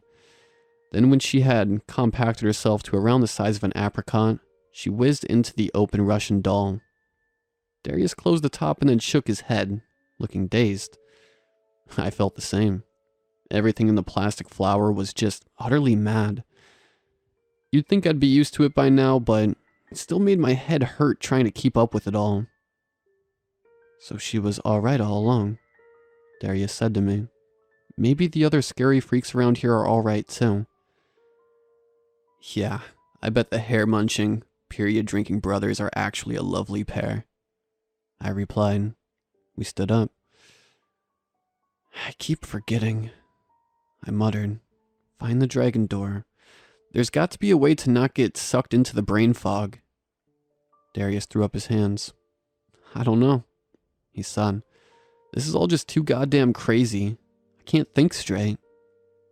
He looked at the Russian nesting doll and shuddered, throwing it into my hands. "I don't care if she's nice," he said. "Lola's creepy." So much for the horror film fan. Nonetheless, I tucked the Russian doll full of hair into my dressing gown pocket along with my toy crocodile. In the distance, we could hear a whispering sound. 2 pairs of silver eyes flashed ahead. We ducked under the counter of the boba cup store to hide. Stupid assholes. Stupid assholes. Bloody Bones was murmuring under his breath as he slunk down across the floor, Rawhead waddling next to him. Bloody Bones paused and stared into the arcade, which had gone dead quiet. Stupid assholes, he said again before continuing walking. Bloody Bones was strangely funny, always so outraged at everything in a ridiculously over-the-top way that was terrifying, yet amusing. I felt like crying and laughing at the same time, not like his brother Rawhead, who was just a grotesque nightmare. Sick of this. Sick of it. Bloody Bones was hissing to his brother. "Why can't we just do it the old way? It better. It better. No, we have to do it her way. Her dumb, stupid way that is stupid." Rawhead just made a gargling sound. He started hacking and heaving as Bloody Bones ignored him, still grumbling to himself. The short, fat man spat up a wad of tangled hair, stuck together with gooey phlegm. Leaning down, he picked it up off the floor and popped it back in his mouth again, starting to chew wetly. When their footsteps seemed faint, we peered over the countertop. The brothers were gone. The sounds of the arcade started up again. They were all laughing and chattering, acting as though nothing had happened. I looked over at the music store. The green-haired man was standing in the doorway with a frown on his face. When he spotted us, he smiled. "Yo," he said, waving at us. "You're new." We moved closer. "My name's Milo," he said, giving us a hand to shake. "My kid's running around here somewhere. We call him Cherry because he drinks cherry Coke by the gallon. He's got it in his veins instead of blood." He said it in a jokingly way, but the plastic flower was so strange. Could have been true for all I know. "So you must have a glass of Milo then," I said, and the man grinned. "Sure do, sister," he said. "Come in and have a look around. It's grouse in here." Inside the shop were rows upon rows of CDs, cassette tapes, and records with guitars and keyboards against the wall. Cherry stuck his head up from under the counter. He was younger than us, about 10 and freckled, with a beanie over his long hair. He waved, sipping from a can of cherry Coke. Darius immediately bolted around the place, picking things up and making excited sounds. It was his idea of heaven. Milo ran a finger through the tops of the records. "Want to listen to anything?" he asked me. I shrugged. "My brother's more into music than me," I said. I was reminded again of how fascinating everyone I met in this place was compared to myself. There wasn't really any story here that had grabbed my interest because I just wasn't an interesting person. The only thing that had grabbed my attention was the Lady Kelpetra's potions. That was only because it could change me from a dull blank space to someone worth paying attention to. "What's your favorite?" I asked Milo. "Play that." The man grinned. "Oh, there's too many. That's like choosing your favorite child," he said. "I'm your only child," Cherry said from the counter, and Milo laughed. "True that," he replied. "I'm a DJ. I've been collecting all this stuff for years. I'm trying to find something I haven't listened to." Darius paused in his happy exploring. He looked around at the store, bursting to the seams with CDs, cassettes, and vinyls. You'd think he'd be delighted to find another person with the same interests as him, but instead, a sullen expression was growing across his face. Milo clearly knew more about music than Darius, and that was a terrible thing. He had to be the expert in the room, and now he wasn't anymore. There was a muttering sound and footsteps in the corridor. My stomach did an unpleasant jump. Bloody Bones was lurching down the floor again, without his brother. Alone now. Was he going to be patrolling the corridor all day like a hungry watchdog? All day?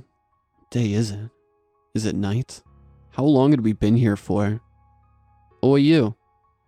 Milo shouted, and Bloody Bones whipped around, face twisted up in a feral snarl. I shrunk back with fear. What the hell was he doing trying to actually talk to him? What? He screeched back. "Why the period blood, dude?" Milo said. "Fucking weird. What's wrong with regular blood?" Suddenly Bloody Bones was lunging towards us as Milo laughed and pressed a button on the wall. A plastic screen began to roll down over the entrance. Bloody Bones crashed against the barrier just as it closed shut, his breath leaving behind a fog of brownish residue. "It tastes better," he screamed.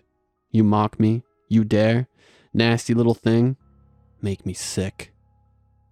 Darius and I backed away, clutching at each other. "Great job, Dad," snapped Cherry. "He's gonna be yelling at us all day now." Milo laughed even harder. "I know. It's hilarious," he said. "Look at that little freak go." Bloody Bones started jabbing his finger at us and screaming, spraying the plastic with spit. "I don't like you. I don't like any of you. Fuck all of you."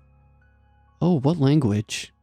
Milo replied in a fake posh voice like he was a horrified old lady. Bloody Bones let out a scream so high-pitched, I thought my eardrums would burst. Darius and I covered our ears cringing. "You are shifty little vermins. Vile vermins. Make me vomit," he squawked. "We give you everything and you steal. You steal. You steal, you stealers, you." "You steal fizzy lifting drinks," said Milo. and Cherry burst out into laughter despite himself. The man just stared contemptuously at the spitting, hissing creature like it was a child throwing a temper tantrum. "I'm sick of this fool," Milo said and flexed his palms. Outside the door, there was a whirling sound like a firework being unleashed. Cherry put his hands over his ears. A ball of fire exploded down the hall and we threw ourselves out onto the floor in terror. Bloody Bones screeched one last time and bolted with his arms over his head, whistling to himself. Milo went over and pressed the button to make the screen roll up again. The two of us just lay on the floor together. I started to think that maybe this was how the brain fog worked. We were being constantly bombarded with such bizarre events, combined with a sensory overload of sounds, sights, and smells that our mind just went blank, unable to process it all. Darius grabbed my arm.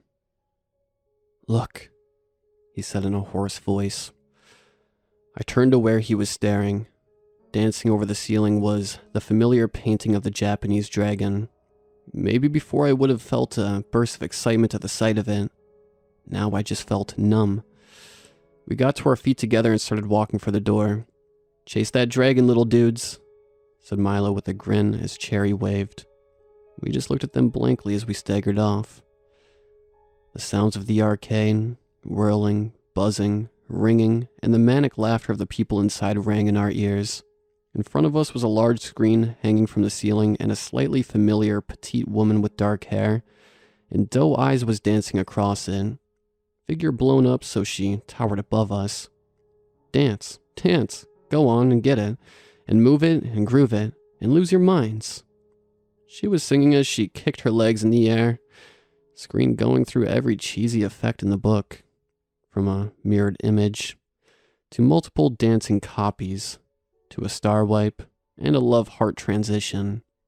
Beyond the screen the hall split, one side disappearing into darkness, the other opening up into an entrance to a cinema complex, with a lolly bar and popcorn machine inside. My twin lifted up his arm, pointing wordlessly. Down the cinema corridor was a dancing red dragon, leaping and twisting down the walls. We went after it in silence. The corridor was wide with sticky carpet, the lit-up numbers of each cinema glaring out at us. The dragon slithered through, one at the very end of the hall. As we entered the cinema, a man in the middle row looked around at us. I felt a strange stirring in my chest. He was wrinkled and frail-looking with wild gray hair and round glasses. His shirt was dotted with red stains, and he had what looked like insect bites all over his cheeks, chin, and neck.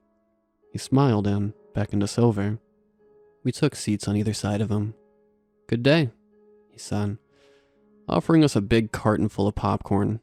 "My name's Lennox, but you can call me Baba." On the cinema screen was a vast, rugged plain of grass, white rock, and sand. The sound of heavy breathing mixed up with walking feet crunching against the ground. In the distance was a house, small and wooden.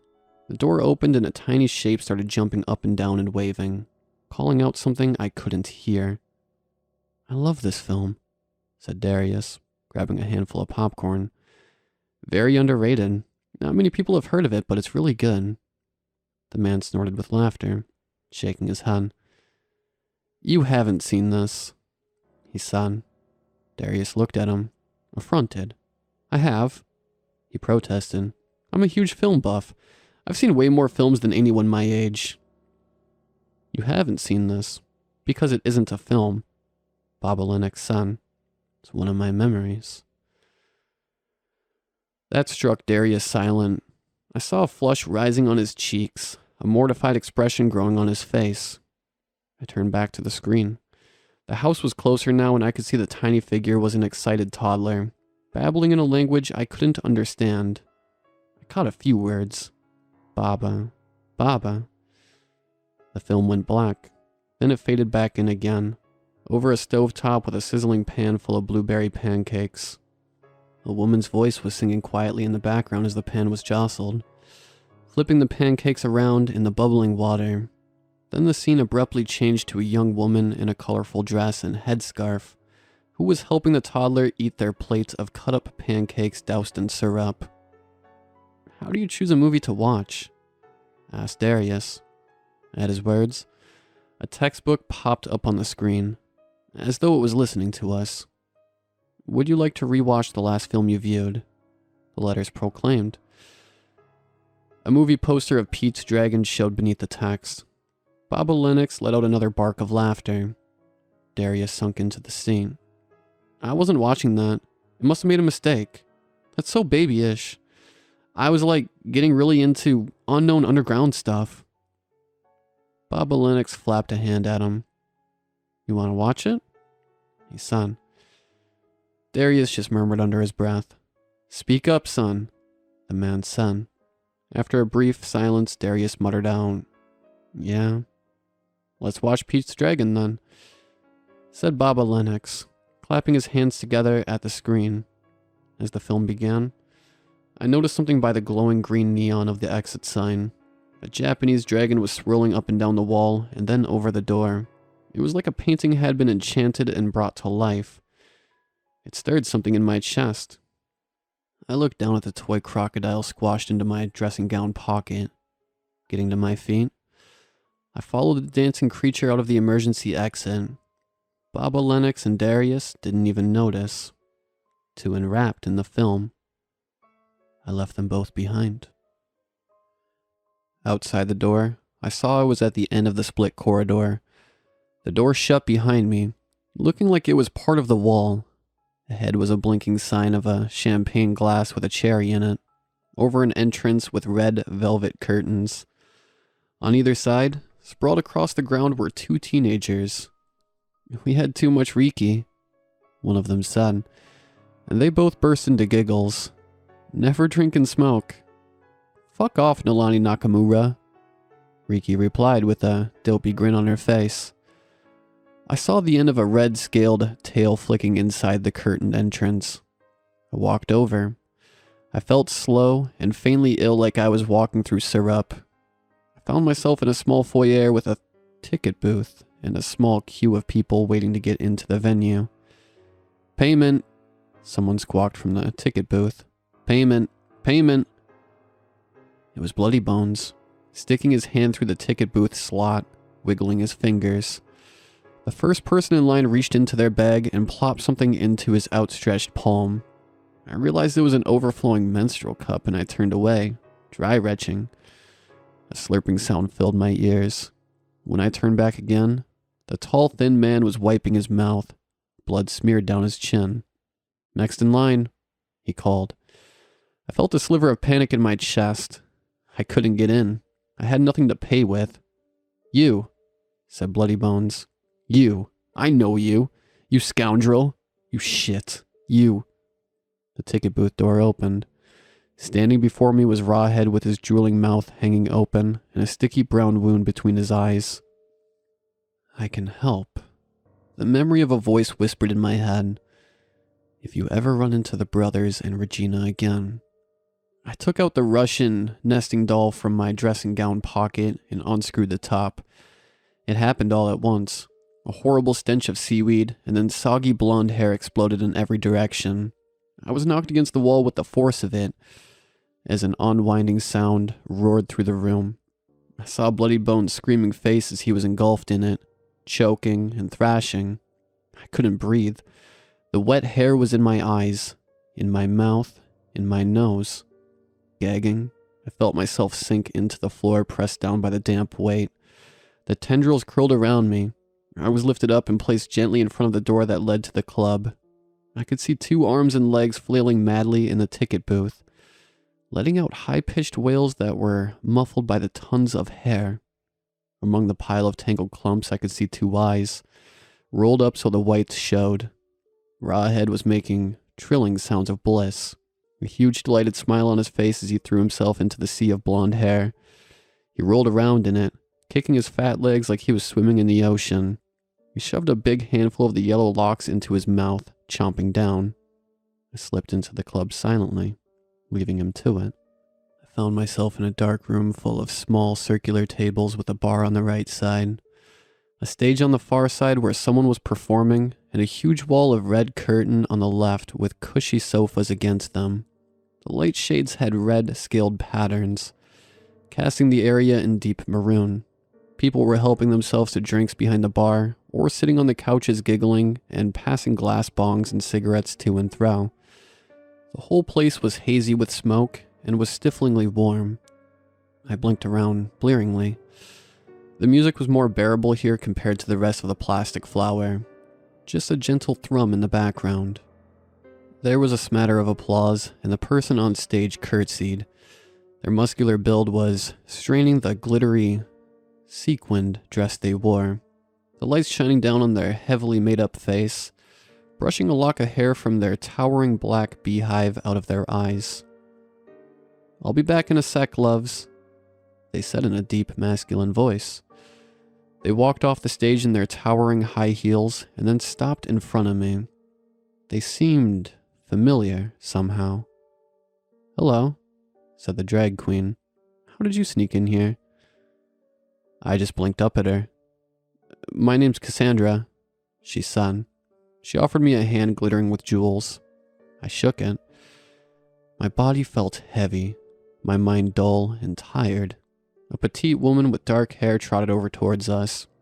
We peered at each other for a long, confused moment, like the drag queen who I'd already forgotten the name of. She was very familiar. "I feel like I've seen you around, my dear," she said, and then smiled, shaking her head. She handed the drag queen a cocktail, and they clinked their glasses in a cheers. "You should try the May dance, Cass. It was super fun dancing on the big screen," she said, and the drag queen nodded. Something moved in the corner of my eye. A painting of a red Japanese dragon was swirling over the floor, rising up the curtains and across the wall, before disappearing out of sight. Dragons were important somehow. I couldn't remember why. It was interesting to see it move like that, as though it wasn't just a painting but a live creature. I wondered if it was some trick with a projector and lights. A woman and a drag queen were talking to each other in front of me, sipping cocktails. I tried to think if I'd been in their conversations or not. I don't think so. Leaving them behind, I walked over towards the corner of the room where the curtains met the walls. There was the first step of a curving black metal staircase. I walked up them, the handrail warm under my palm. It was on a metal walkway so close to the ceiling if I was an adult I'd have to crawl. At the end, the dragon was dancing on the spot. I knew somehow the dancing dragon was important. I took my toy crocodile out of my pocket, staring at it. Were they connected somehow? I smelt the old felt, remembered old mother giving the toy to me on my 4th birthday. The triplets looking unimpressed at how dollar store it looked. But it had become my firm favorite, lugging it around with me everywhere. When I'd gotten the switchblade, I'd cut off the head and hid the weapon inside. I opened up the head. My switchblade was gone, stuck in Rawhead's forehead. I smiled at the morbid rhyme I'd made. There was also a silver key. Baba Lennox had made this key. He'd made it for the dragon door. Made it to escape from here. The brain fog lifted all at once. The dragon could dance away at any moment. Heart pounding in my chest, I grabbed the key, ran down the hallway, pushing my fist through the dragon's snarling jaws. The painting froze as I heard a click. I turned the key. A black circle was growing in the dragon's mouth like it was opening wide to take a bite out of me. Inside the entrance was a narrow corridor, all in dark red velvet. I crawled inside, the red velvet surrounding me on all sides. At the end of the half, I could see a set of stairs leading up. I held my breath as I got to my feet, my head brushing the wall, walking forward. The whole place reeked of blood and saliva. I felt like I was walking into the dragon's stomach. To the side, I saw the velvet wall had become a curtain with light behind it. I looked through the crack. It was a circular room with a sunroof, letting in light. Up against the wall was a pile of dirty sanitary products. Chewed up tampons, soggy pads, and menstrual cups with tooth marks in the plastic. There was a pile of goopy hair and twigs all arranged in a nest on the floor. In the middle of the disgusting creation was something shiny and sharp. My switchblade. Someone was dancing around in front of a tall mirror. their strawberry blonde hair and dark pink dress swirling around them. The mirror didn't show their reflection. It showed all 3 floors on the shopping center. People milling about, chattering, and shopping. I moved as slowly and quietly as I could towards the nest. A part of me was screaming to just run, leave the damn knife behind. But old mother had given it to me. I couldn't leave it there. I picked it up with a wet, gluggy sound. The woman paused and then turned. "I've got a live audience," she said. She stared at me with her fixed smile and silver coin eyes. "Naughty, naughty," she said. "You've snuck in here, haven't you?" I backed away, clambering for the curtain. "You're the cheeky thief who took the key, aren't you?" she said and began to move. Her dress was so long I couldn't see her feet, and it made her look like a ghost gliding for me. I burst into the shadowy corridor again, my breath caught in my throat. What way had I come, and what way was I going? I couldn't see anything in the dark red shadows. I blindly shot to the right. There was a scrambling sound as the curtain ripped open behind me. I turned. Her face seemed giant, her smiling mouth wide and outstretched, filling up the small, narrow hall. The stench of blood and spit was so strong, I thought I would suffocate on it. I could see light ahead of me and I ran desperately for it. I tumbled out of a circular hole onto the ground. I looked up and moaned. I was back where I'd started, on the walkway over the club. A white hand shot out of the dragon's mouth, taking the key out of the lock and tugging it free. The mouth was shrinking. I jammed my knife through the snarled mouth, twisting it. The blade snapped off, leaving the handle in my grip. The dragon froze in place, mouth half opened. Inside its maw, I could see silver eyes peering out of a paper-white face. "Take care of her for me," she said, her smile unchanging. Of course. I heard a familiar squeak behind me. Looking up, I saw the white face and red downturned mouth of Bloody Bones. I felt an arm around my neck. I was picked up and dragged over the railing towards the club floor below. Regina's face inside the dragon's maw suddenly changed. Her smile disappeared, expression coiling up with what looked like fear. "Don't hurt it," she cried. "Bye-bye," said Bloody Bones, dropping me. I felt my stomach had disappeared as the walkway got smaller above me. Falling for the floor, I was thrown into darkness. Everything hurt, and I moaned with pain. I was in a familiar void. I wished I could stay there, floating in the darkness. A pink shape was glowing beside me, and I curled up towards the light. There was a hand gently stroking my head. "Hello again," said the pink figure. "I've been watching you since the Chinese dragon dance. Damn, you were nearly there. So close, yet so far." I felt tears of frustration burn down my cheeks. I tried to hold back the sobs, but they were bursting out of me. "It's okay," she said. "You just went in there without a plan is all. Rookie mistake. We've all done it. You know when you first play a video game and just blunder into the boss battle completely unprepared and get your arse handed to you? That's what you done." I couldn't reply, just crying like a baby. The hand stroking my hair reminded me of old mother comforting me after a nightmare. I wish this was all just a nightmare I could wake up from. "Now you just need to play to your strengths and to their weaknesses next time," she said.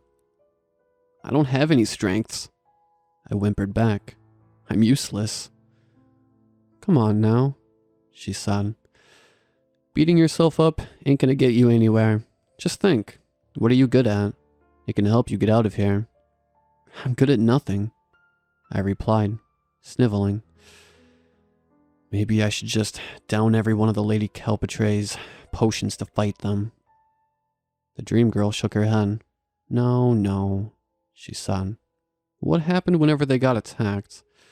The hair tearing, Regina scream, Rawhead getting stabbed, Milo shooting fireballs after Bloody Bones, the brothers drowning in hair? What happened to them afterwards? I sighed in defeat. They bounced back, I said. It was just a minor distraction before they came back again, completely fine. The dream girl nodded. They are physically tough as shit, and we are physically weak as hell, she said. But what about their weaknesses? The darkness was fading around us as I slowly became conscious again. Haven't you noticed? The glowing pink figure said that the three of them are all fucking stupid. I was being dragged by my ankles across a tile floor. I groaned, my head and back pounding with pain. I was somewhere glowing red, a tall, thin man pulling me over the floor as if I were a sack of potatoes. Then he dumped me next to a stall all at once. I realized I was where the May dance had happened, where the brothers had chased me through the playground. Do you know anyone who bleeds? He said to me. You don't smell like the special blood. I can't find any special blood nowhere. I'm hungry. I just groaned again. He exhaled harshly, throwing his hands up. Useless, he muttered before storming off again. I slowly sat up, body screaming in agony. I felt like I'd broken something, my wrist pulsing with white-hot pain. There was something dripping from my nose, and I lifted my uninjured hand, my skin soaking through with red. Something moved out of the corner of my eye, and I looked up. The ceiling was covered with fluttering moths. They all began to float down in front of me, forming the shape of a person. A middle-aged woman with dyed red hair, a bit plump around the middle but with scrawny limbs, crow's feet around her eyes, and the skin of her face beginning to sag. Oh, poor thing, she rasped. You need a healing potion for that there wrist. She leaned in close and took my chin in her long-nailed hand. I could feel her cold breath on my face, saw her eyes staring hungrily at the blood leaking from my nose. Just a drop is all I need for payment, she said. Just one little drop. Maybe before I would have been scared, but now I was just too exhausted and defeated to feel anything. You'd take a drop and then just leave me here? I said. Her face curled into a vicious glare, eyes flashing. I ain't no squanderer. How dare you accuse me of such? Then she dumped me back to the floor. She made a move to storm off, but hesitated, staring at the blood on my face. Please, she said, her raspy voice twisting into a horrible, grating whine. Please just give me some. I sighed. Go ahead. I said, and her face split into a huge, toothy grin. She yanked me up by the collar, and I hissed, feeling my broken wrist flare at the sudden movement. She rubbed her hand over my face until it was slick with my blood. Then she let me fall to the floor as she licked and slurped at her palm. A lot more than just a drop. I'll get you that healing potion, she said as she staggered off down the corridor, leaving me behind. Promise. I looked around at where I was. The stall Bloody Bones had dumped me in front of was a tea shop. Getting up on shaky feet, I wandered in, nursing my broken wrist. The walls were painted with Moroccan patterns, little circular tables scattered around with dollies on the tabletops and comfortable cushions on the seats. Against the wall was a tea cart, and I walked over even though I knew it wouldn't be as good as old mother's. The 4 levels of the cart were laden with cups of tea, all steaming hot. There was a jug of milk and a sugar bowl on the top shelf. I picked up a sugar cube and dumped it into a cup.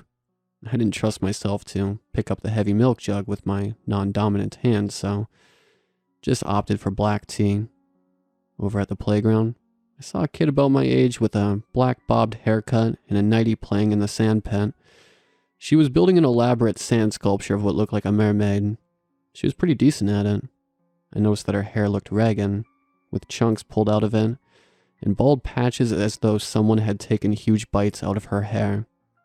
I pushed the tea cart over to her. Hi, I said, and she turned to me with a narrow frown. Would you like a cup of tea? Can't you see I'm busy? She snapped back. With the side of her shovel, she started carving out the shapes of scales on the mermaid's sandy tail. I turned to leave her to it. I mean, she said in a flippant voice that hid a note of hopefulness. You can stay if you want. Oh no, I said, motioning at my tea cart. I've got deliveries. I saw disappointment in her eyes. her mouth turning downwards. Whatever, she replied, going back to her sand sculpture. Shrugging, I turned to roll my tea cart down the hall towards the elevator. The only button was up, so I pressed it. The clear glass doors rolled open, and I went inside. I rose up into the ceiling, and for a second there was darkness. Then I saw something in front of me, a glaring red dragon face with a half-opened mouth. It was moving through the darkness in a jerking, clunky manner like a broken video. The elevator kept rising up and the creature disappeared beneath me. The upper floor appeared into my view, and with a ping the doors rolled open.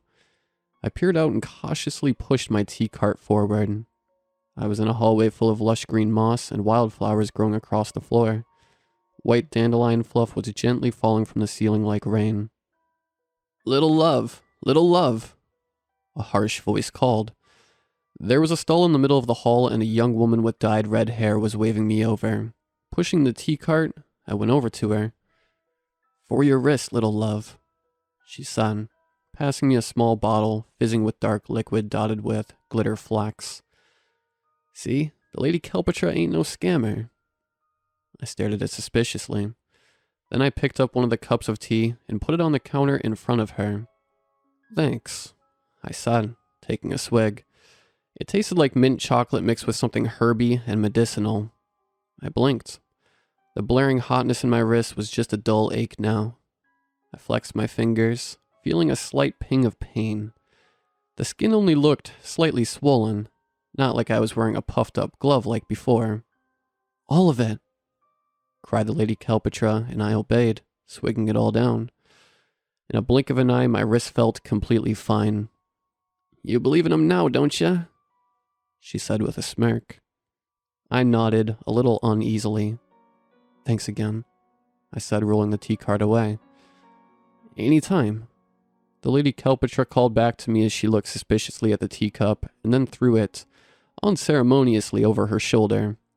Built into the wall was a big tank full of water, and at the bottom was a headless mermaid, body and tall, just wiggling and thrashing about like it was having a fit. A pretty nightmarish display that would probably traumatize little children for life. I went into the hair salon. A blonde teenager lying on the floor next to a swivel chair where a pink-haired girl was sleeping in. Looking at her hair dye was a man with a spiky green hairdo. Looking at the girl in the spinning chair, a memory of a dream came to me, of a black void with a glowing pink light. "You've been a great help," I told the dream girl, hoping somehow she could understand. The blonde teen looked up at me. "I wish she'd wake up," she said. "I miss her." I felt awkward, not knowing what to say. "Would you like a cup of tea?" I said, and the blonde teenager shrugged. "Thanks," she said, getting up to take a cup. "My name's Bernice.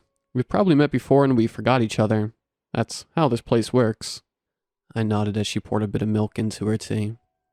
"That's why I don't really want to leave Persephone here," she said. "What if I forget her?" I was about to speak when the green-haired man sauntered over to us. "Get Milo there by any chance?" he said, and I looked at my tea cart. Of course, there hadn't been a cup of Milo before, but as soon as he'd asked, one had appeared. I handed it to him. He clicked his fingers, and a spark of fire hovered at his palm. Putting it underneath the cup, he heated up his drink. "I like it scalding. Burn your lips off," he said, taking a sip. "Now I gotta go find my little rugrat. Always running off on me. Sugar high. I feed him too much Coke. That's the soft drink, mind you, not the other kind. Don't call the cops on me now." With that, he strolled off to the stall. As he passed the Lady Kelpatra's store, he purposely knocked over one of the vials, smashing it to the floor. She cursed after him and he laughed, walking off. "Will Persephone wakes up, give her a cup of tea from me," I told Bernice. She nodded and I began rolling my tea cart down the corridor. I paused at the buffet restaurant. "Anyone want tea?" I called in. A few people looked up with interest and ambled over. "You look familiar," said a large, red-faced man. A bushy-haired woman beside him laughed and patted him on the arm.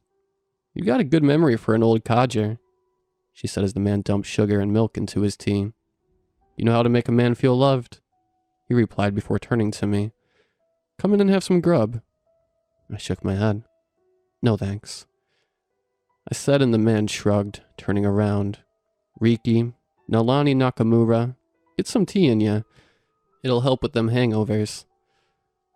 At one of the booth tables, two teenage girls, staring bleary-eyed into foil wrappers of greasy chips, just glared back at him. The man and woman picked up extra cups to bring over. After they'd left, I rolled my tea cart over towards the elevator at the end of the hall. Inside were three people. One a petite, dark-haired woman, the other a large, muscular man, and the third, a man in a gold suit. "Oh, tea," said the woman, immediately reaching over to take a cup. Thank you, thank you. Casper, Abe, look. A little tea girl. This place has everything. Do you have food too? We haven't eaten in forever and we're simply starving." I shook my head and pointed down the corridor where the buffet was. "Oh, thank you, said the gold-suited man before turning to the other two. "Isn't she just the cutest?" "Adorable," the muscular man replied as the three walked out into the hall. I pressed the up button on the elevator. After a few moments, there was a ding and the doors rolled open. Down the end of the hall, I could see the faint shape of a fountain and heard the sounds of an arcade somewhere in the distance. To my right was a cinema complex. I rolled my tea cart out of the elevator and across the floor. In the cinema foyer, I could see the back of a fire engine redhead at the popcorn machine, filling a box full. "Darius?" I called uncertainly. My twin turned around. "Sally," he said, cradling his popcorn box under his chin. We walked over to each other. Darius looked shell-shocked, and I felt just as shaken. I hadn't thought of him at all. He'd completely disappeared from my mind as soon as I'd left him in the cinema.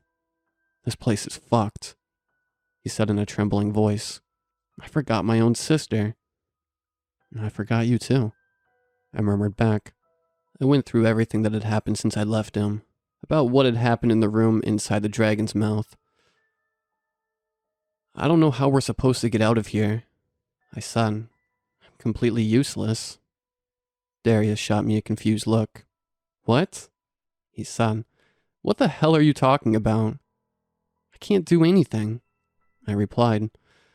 "I'm just wandering around this place like a headless chicken hoping I can fumble my way out. I'm not smart enough to figure out a way to save us all. I'm not tough enough to face Regina and the brothers without pissing my pants like a wimp. Persephone? Said to use my skills, but what skills do I have?" Darius just stared at me, more bemused than ever. "Where's this no confidence shit coming from?" he said. "You're a good person. Better than me. Look, you're rolling a tea cart around giving out cups, and you kept trying to talk to Lucy even though she was a pain in the ass. I didn't try talking to her. All this time we've been here, you're the one saying hi to people, being nice. Being a good person isn't helpful, though," I said with exasperation. "What, do I just nicely ask Regina to let us out, please?" Darius sighed and ran a hand through his hair. "I don't know," he said. "Maybe we could just stay here until the authorities track us down. You know old mother would hire the best detectives to find us." I stared down at the tea cart. "Unless the brain fog makes everyone in the real world forget about us all too," I said. Darius shivered. "Don't say that," he said. "Old mother wouldn't forget about us." I was reminded of Lucy, staunchly insisting her parents would come and save her. I remembered her scream as she fell down the slide in Bloody Bones' arms. Had I seen her again since then? I couldn't recall. "I think we're up shit creek, Sally," said Darius. "The whole plan was to find the dragon door and walk out of here. You did that, and it didn't work." I wanted to tip over the tea cart and smash all the cups against the floor. "So give up then?" I replied. Darius just looked at me helplessly. "I don't know what else to do," he said. We didn't say anything for a long moment. Then he reached over and took 2 cups. "Come on, they're playing a Jurassic Park marathon." He wandered off, his teacups and carton of popcorn balanced under his chin. Maybe I should just follow him. Even if it was a prison, it was a pleasant enough one, full of hundreds of interesting things to do. With a huge downside of being terrorized by 3 terrifying monsters, of course. I thought of old mother, alone in her room, wondering why her family had run off on her. Or would she just forget? The brain fog never made me completely forget old mother, though. Just a sip of a drink or a smell of my crocodile toy would make me think of home again. I imagined it. Old mother with a faint blurred memory of us that would attack out of nowhere like a knife. I couldn't do it. I had to go home. I couldn't leave her alone. Something moved under my feet, interrupting me from my thoughts, and I jumped out of the way, looking down. That damn dragon again. It wasn't moving in a smooth dancing way like it had done previously. It was traveling across the floor in stiff, awkward movements, jumping and jerking. The head quivered to and fro, and something in its mouth glinted. My heart lurched with terror. Was a white hand going to reach out? A horrible smiling face leering up at me as it dragged me to my doom? The dragon made a hacking sound like a cat with a fur ball in its throat. Then it spat something out at me and I ducked. The silver blade clattered at the floor. If I hadn't gotten out of the way, it would have hit me right between the eyes. Unlike Rawhead, I don't think I could survive a knife embedded in my skull. With shaking hands, I picked the knife up off the ground. It was covered in brown, grainy gunk that looked like molasses and had a motor oil smell. The dragon was frozen beneath me. The knife had messed with its locking mechanism, and now it stood with its mouth open for me to slip inside. All that trouble with the key when we could have just jimmied the damn dragon door open with my switchblade. Confusion surged in my chest. Could I step into the dragon if it was on the floor? Could I just fall through the corridor and crash into a pile of broken teacups and hot tea at the end? Might as well give it a go. I pushed the tea cart into the creature's gaping maw. My stomach lurched and my head span. I was standing upright in the red velvet hall. The tea cart in pristine condition. Not a single cup out of place. Looking around, I saw the ceiling yawn above me. It made me feel dizzy and I closed my eyes, shaking my head and turning back forward. Ahead of me a curtain twitched and a white hand stretched out. It shook one of its fingers in my direction. "Naughty, naughty," cried a strawberry ice cream voice. "Trying to get out again, are we?" "No," I replied. "I just wondered if you wanted a cup of tea." There was a pause and the hand disappeared into the curtain again. Regina stuck her head out, staring at me with a blank expression. "Okay," she said. I rolled a tea cart over to her and she peered at it with confusion. "What do I do?" she said. "You take a cup and you put some sugar and milk in it if you want," I replied, motioning towards the top shelf with a milk jug and sugar cubes. She stuck her hand right into the jug and pulled out a palm full of milk that poured through her fingers. "Oh no, not like that," I said. "Do you want me to show you?" Regina nodded, staring at the tea cart with interest. I got her a cup and put a sugar cube inside, picking up the milk jug and pouring a bit in. "That makes more sense," Regina said as I passed her the cup. I got myself a cup too and then said, "Can I sit?" Regina nodded again. We sat down in the red velvet corridor cross-legged in front of each other. "I didn't get you or the brothers' names," I said politely. Regina smiled at me, watching closely as I sipped from the cup.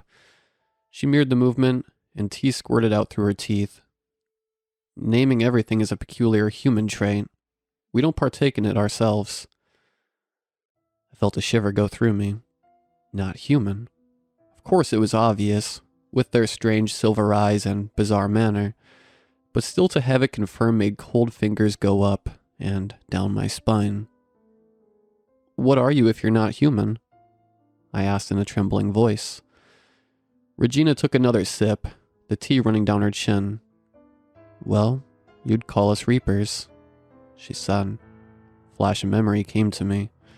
Darius at a booth table saying, "Or we're in limbo and Regina, Rawhead, and Bloody Bones are Grim Reapers or something." A strange expression shifted in Regina's face. "I used to reap human children," she said. "Poor, sweet, innocent children. I took them to whatever lies beyond, took them from their loving families, took them so young when they had so much to live for. I remember one day, I was whistling a merry tune as I danced into the sea. I turned around and saw dozens of children had followed and were drowned around me.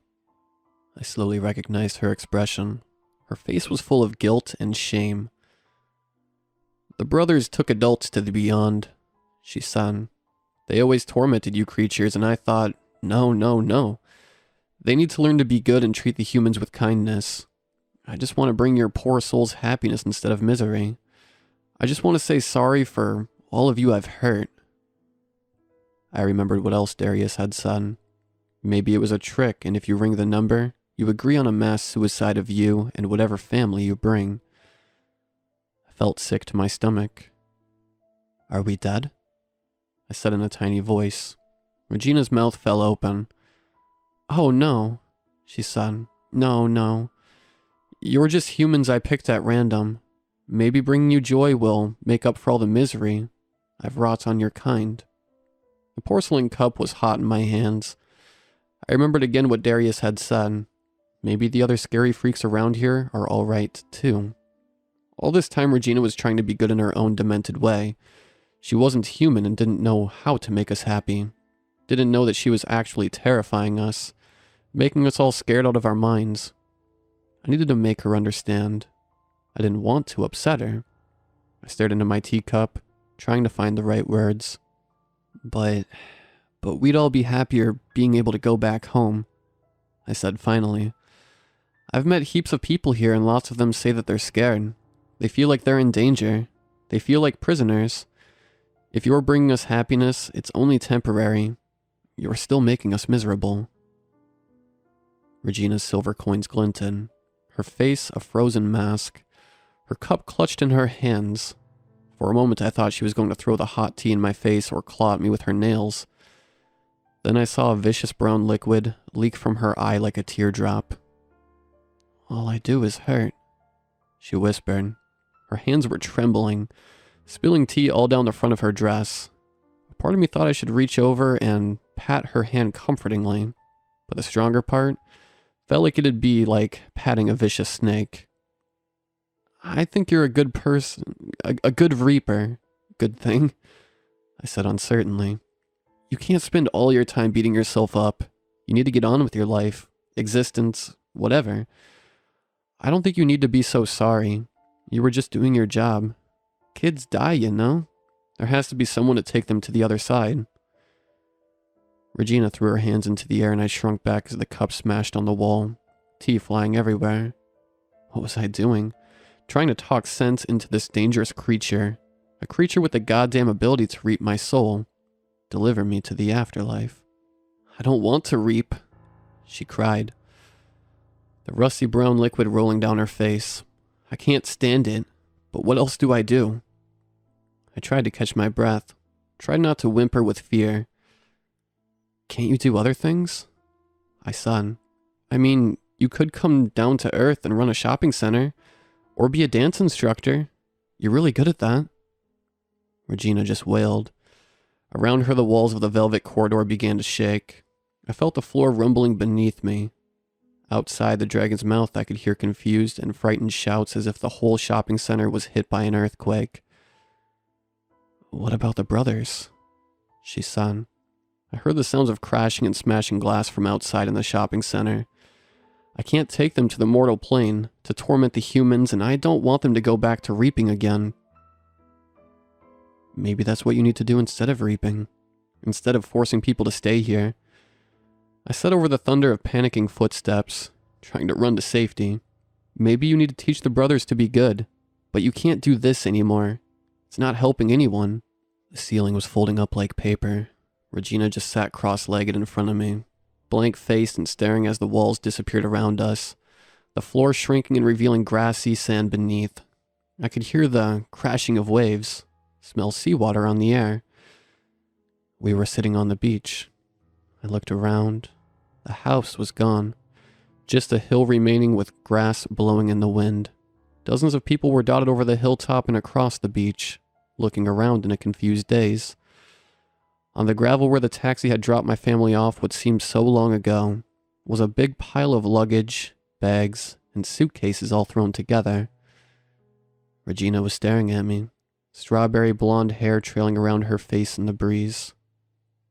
"You'd be a good reaper," she said. "After death, humans need comfort, a sympathetic ear, someone gentle and understanding to lead them to the next life." I couldn't find any words to say, not able to process everything that had just happened. "If you ever want to be a reaper, come and find me," she said as a smile slowly stretched her mouth wide. "Some reapers are born and other reapers are created. It's a simple procedure, really. You need 2 special tokens inserted into your body to become one of us." I stared into the 2 silver coins above her smiling mouth. I put a trembling hand up to my eyes. She smiled wider, all her teeth shining white. "Oh, yes," she said. "You'd have your human eyes removed."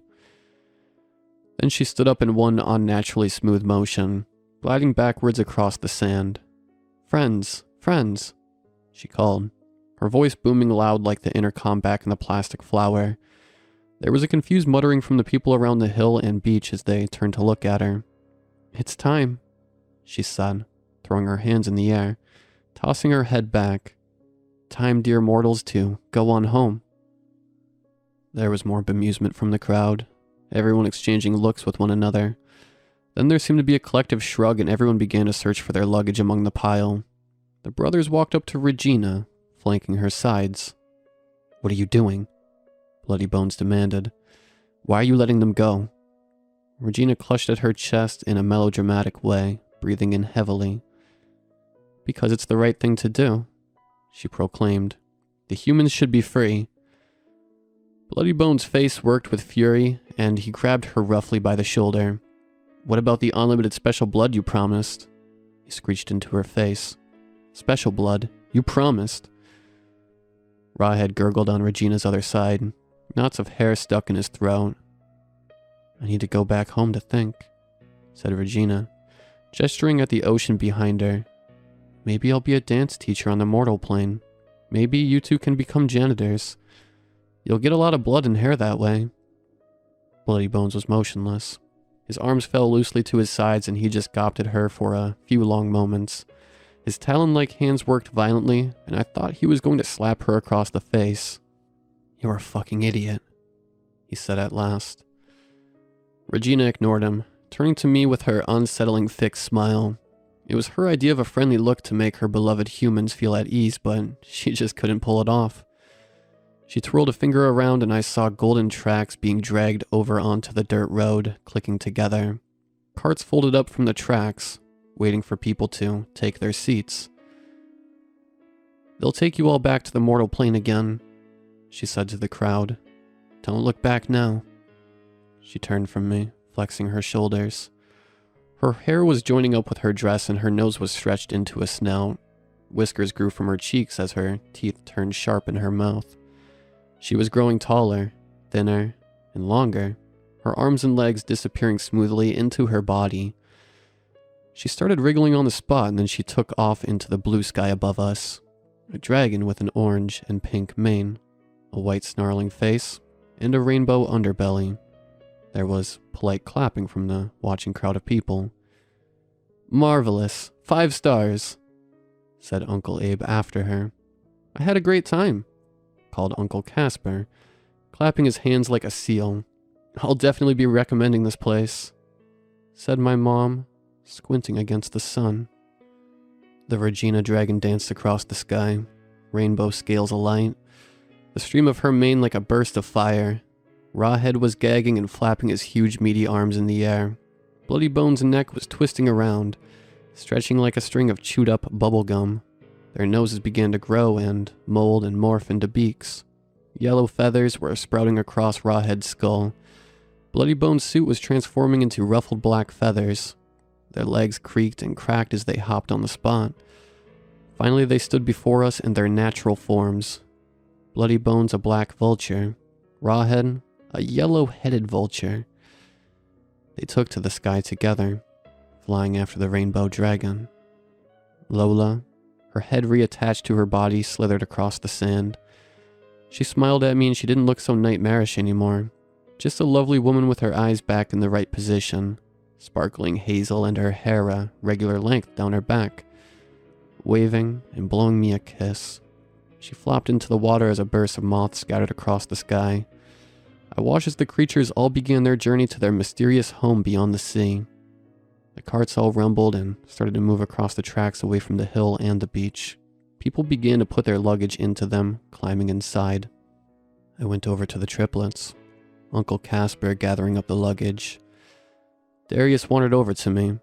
I took his hand in mine and we stood there silently.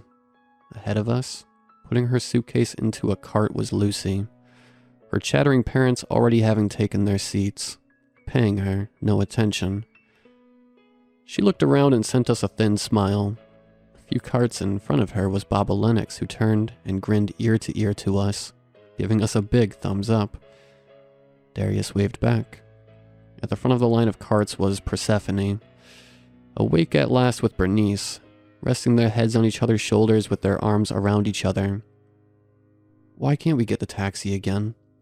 Uncle Casper was saying with an annoyed look on his face as we climbed into a free cart. "This trolley system isn't very good service." "Yeah, I might just give it 4 stars actually," said Uncle Abe. Mom turned to us with a simpering smile. "Did you have fun, dears?" she said. "Did you make lots of friends?" Darius and I said nothing, not letting go of each other's hands. All I could think about was the tall, narrow city apartment with old mother waiting for us at the front door. I couldn't wait to see her again. I couldn't wait to get home.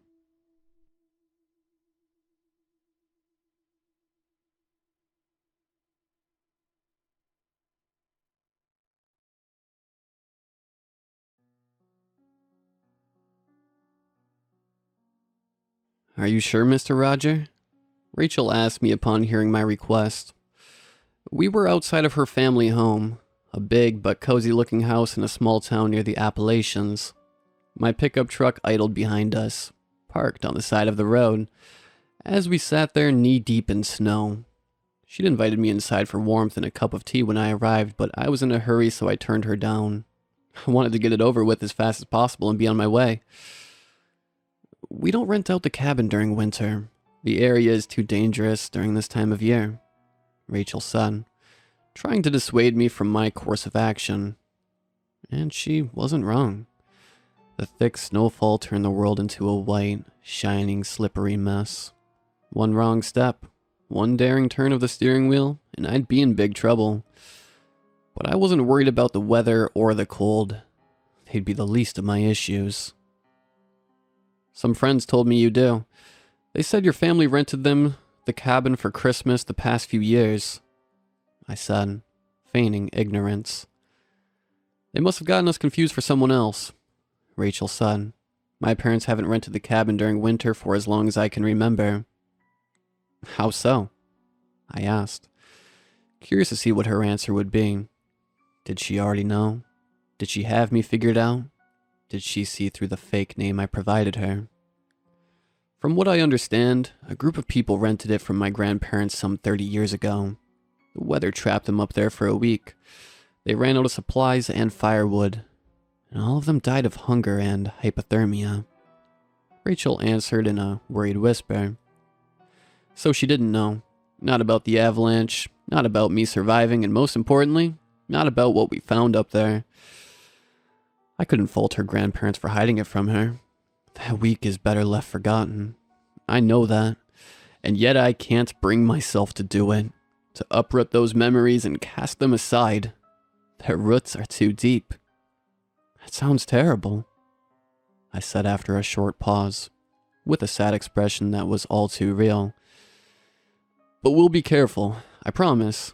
Look, I have supplies for 2 weeks and an emergency GPS beacon. I jabbed a finger over my shoulder as I talked, pointing at my truck. Its bed was indeed filled with supplies and covered by a tarp that gathered snow. It'll be me, my 2 sons, and their families. We just want a quiet place far away from the city to spend Christmas together, but it's difficult to find one with this pandemic. I understand, Mr. Roger, Rachel said sympathetically, but I can't. My parents were clear on it. I'm sure you'll find someone else more than willing to rent you a cabin. This close to Christmas? I asked. I doubt it. Look, what was your rate? $140 a night? I'll pay triple, with a promise to leave the cabin spotless. I hoped that this would convince her, since this stunt would blow through all of the savings I had left. Rachel gave me a surprised look, but seemed to be thinking the offer over. Fine, she said after a few tense moments. No triple rates. I don't want to rob you of your money, but I have a few conditions. Shoot away, miss, I said, faking a dumb, old man smile. Your security deposit will be triple. I know how wild Christmas parties can get, she said with a half smile. Her lips curled just enough to denote that she wasn't malicious, but that she wouldn't take crap from me either. And I will come up here, unannounced, to check on you guys. Sound fair? Sounds perfect, I assured her, keeping up my facade. We shook hands, and Rachel invited me inside to take care of the transaction away from the prying eyes of her neighbors. I wanted to refuse her at first, seeing as the sun was racing towards the horizon and I was losing precious moments of its protective light, but I gave in. The last thing I needed was for one of her neighbors to call the cops and risk having them crash my little outing. So I followed her inside, shaking my boots of snow and taking off the layers of clothes that protected me from the biting cold. Rachel led me into the living room and had me sit at a small, yet comfortable table next to a raging fireplace. She made herself unseen into the kitchen, with the promise that she'd be hasty and would return with warm tea. Left alone in the room, I looked at the countless family photos adorning the walls. There were a lot more of them than the last time I passed through here, but the counterpiece was the same. An old family portrait depicting a large group of people, hung in the same place above the fireplace. Although the yellow sheen it had picked up over the years was new. A Christmas carol began singing gently from another room, and Rachel was humming along to it as she returned. In her hands, she carried 2 ceramic cups painted with winter scenes, with steam rising up and out of them, and spreading a festive smell. She handed me one, depicting a snowman going down a steep hill atop a sleigh, while she kept the one showing a lumberjack swinging a heavy axe at a fir tree. I took a tentative sip, careful not to burn my tongue on the hot liquid. Clove, cinnamon, orange, I listed, and made a show of smacking my lips while taking another sip. And it's subtle, but I'd be willing to bet apple cider. Rachel gave a short, courteous laugh. She blew air into her own mug a couple of times and took a sip as well. Good thing we weren't betting then, Mr. Roger, she said with a soft smile. You're bang on. I shrugged my shoulders, returning her smile in kind. 30 years of making tea and cooking Christmas dinners for everyone will do that to a person, I said. And oh, how much I wished for that to be the truth. For me to cook for a large family, toiling between stoves and pots, only to see their smiles around the dinner table. How I wish for my reality to be one different. For me to not cook dinner all by myself, no matter the occasion. But reality is cold, bitter, and unapologetic. It never cared much for my wishes. I bet, Rachel said, her smile extending a little. And you'd win that bet, I said, burying the painful memories that threatened to surface under sweet lies. After all, in that moment I wasn't Aiden. I wasn't a 50-something-year-old man and a widower with no family to speak of for the last 30 of those years.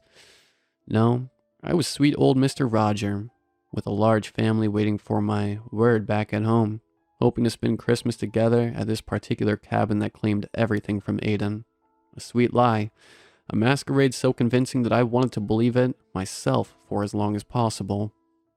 Say, I spoke before Rachel got to talk. Is that portrait over there of your grandparents? I asked, pointing at the photo. Yes, Rachel said, and I could feel her love for them radiating from her words. My grandparents, my young mother and father, and all of the aunts, uncles, and cousins on my father's side. She looked at me longingly for a moment. and it didn't take me long to realize why. Her grandparents were about the current age when that photo was taken. They were probably no longer among the living. Regretting the scars I opened up in her, I steered the conversation into a more cheery direction. "So I take it that sweet little girl in a summer dress is you?" I asked. "Mr. Roger, do you have a sixth sense by any chance?" Rachel asked with amusement, and I took her jab with a proud smile. Bang on again. That's 5-year-old me holding my mother's hand. I was a clumsy kid and needed the support. I wanted to tell her that she'd grown into a splendid woman since the last time I saw her, that the fire she carries in her eyes right now is something she's always possessed, passed down from her mother who got it from her grandmother, but I abstained. "Oh, don't worry about it," I said. "Most young kids are like that. I should know." We exchanged some more pleasant small talk after that. I was enjoying my time with Rachel so much. I was so engrossed in the Mr. Roger persona that the passage of time escaped my notice. The grandfather clock on the room striking 3 in the afternoon was what opened my eyes, and I realized it was too late to make the drive and the trek up to the cabin today. Nightfall would catch even a young lad in his prime on that attempt, of which I was neither. "My, how time has passed," I said. "I'm sorry for taking so much of it from you, miss. Let's conclude the payment and I'll be on my way." "Oh, it's not a problem," Rachel assured me. "Your company is a pleasure, Mr. Roger. You're not holding me back from anyone. Don't worry. I'm all alone in here." I didn't want to probe her on that matter. It wasn't my place to, and I had no interest in it either. But the sad expression that flashed across her face for a split second told me everything I needed to know. She had no husband or children to speak of. With her parents away to spend Christmas somewhere else, she was left to spend it alone. With a knowledge of the craft that only comes with time and practice, Rachel calculated my security deposit and rates for 4 days up at the cabin in a heartbeat. She displayed the total for me and wanted to walk me through the process, to assure me that she wasn't asking for a single extra penny, but I refused. Partly because math was never one of my fortes, and partly because I believed her. I pulled out my wallet, handed her the money down to the last dollar, and got up to leave. "Well, it's been a pleasure, Miss Rachel, but it's getting late. I'm afraid I have to go." She got up to see me to the door, following with delicate steps that pitter-pattered on the hardwood floor. I reached the coat hanger where I'd left my padded jacket and went to retrieve it, but Rachel stopped me. "Are you planning to go up to the cabin right away, Mr. Roger?" she asked, making no attempt to hide the worry in her voice. "Yes," I lied. I wouldn't try to. I reconciled with the idea that I would spend the night in my truck, but that was something that sweet little Rachel didn't need to know. "Don't you have a place to stay around here? It's almost dark outside. It would be dangerous for you to attempt it." "I don't," I admitted, knowing full well where this was going. The only thing I didn't know for sure is if I was on board with it or not. "Then stay here until morning," Rachel offered, beaming at the prospect of company. No, I can't," I said. Though at that point, I would have regretted her taking me up on my words and retracting the offer. "I've been enough of a bother for one evening." "Oh, don't be silly, Mr. Roger," Rachel said, reaching for my hand and cupping it with both of hers. Small, warm, soft things, so out of place around my burly, calloused palms. For a moment, I felt like a grandparent accosted by a loving grandchild. "There's plenty of room in the guest bedroom, free of charge." Well, how could I argue with that? I said, smiling down at her. "I'll just go to the truck quickly. I have to turn off the engine and call everyone."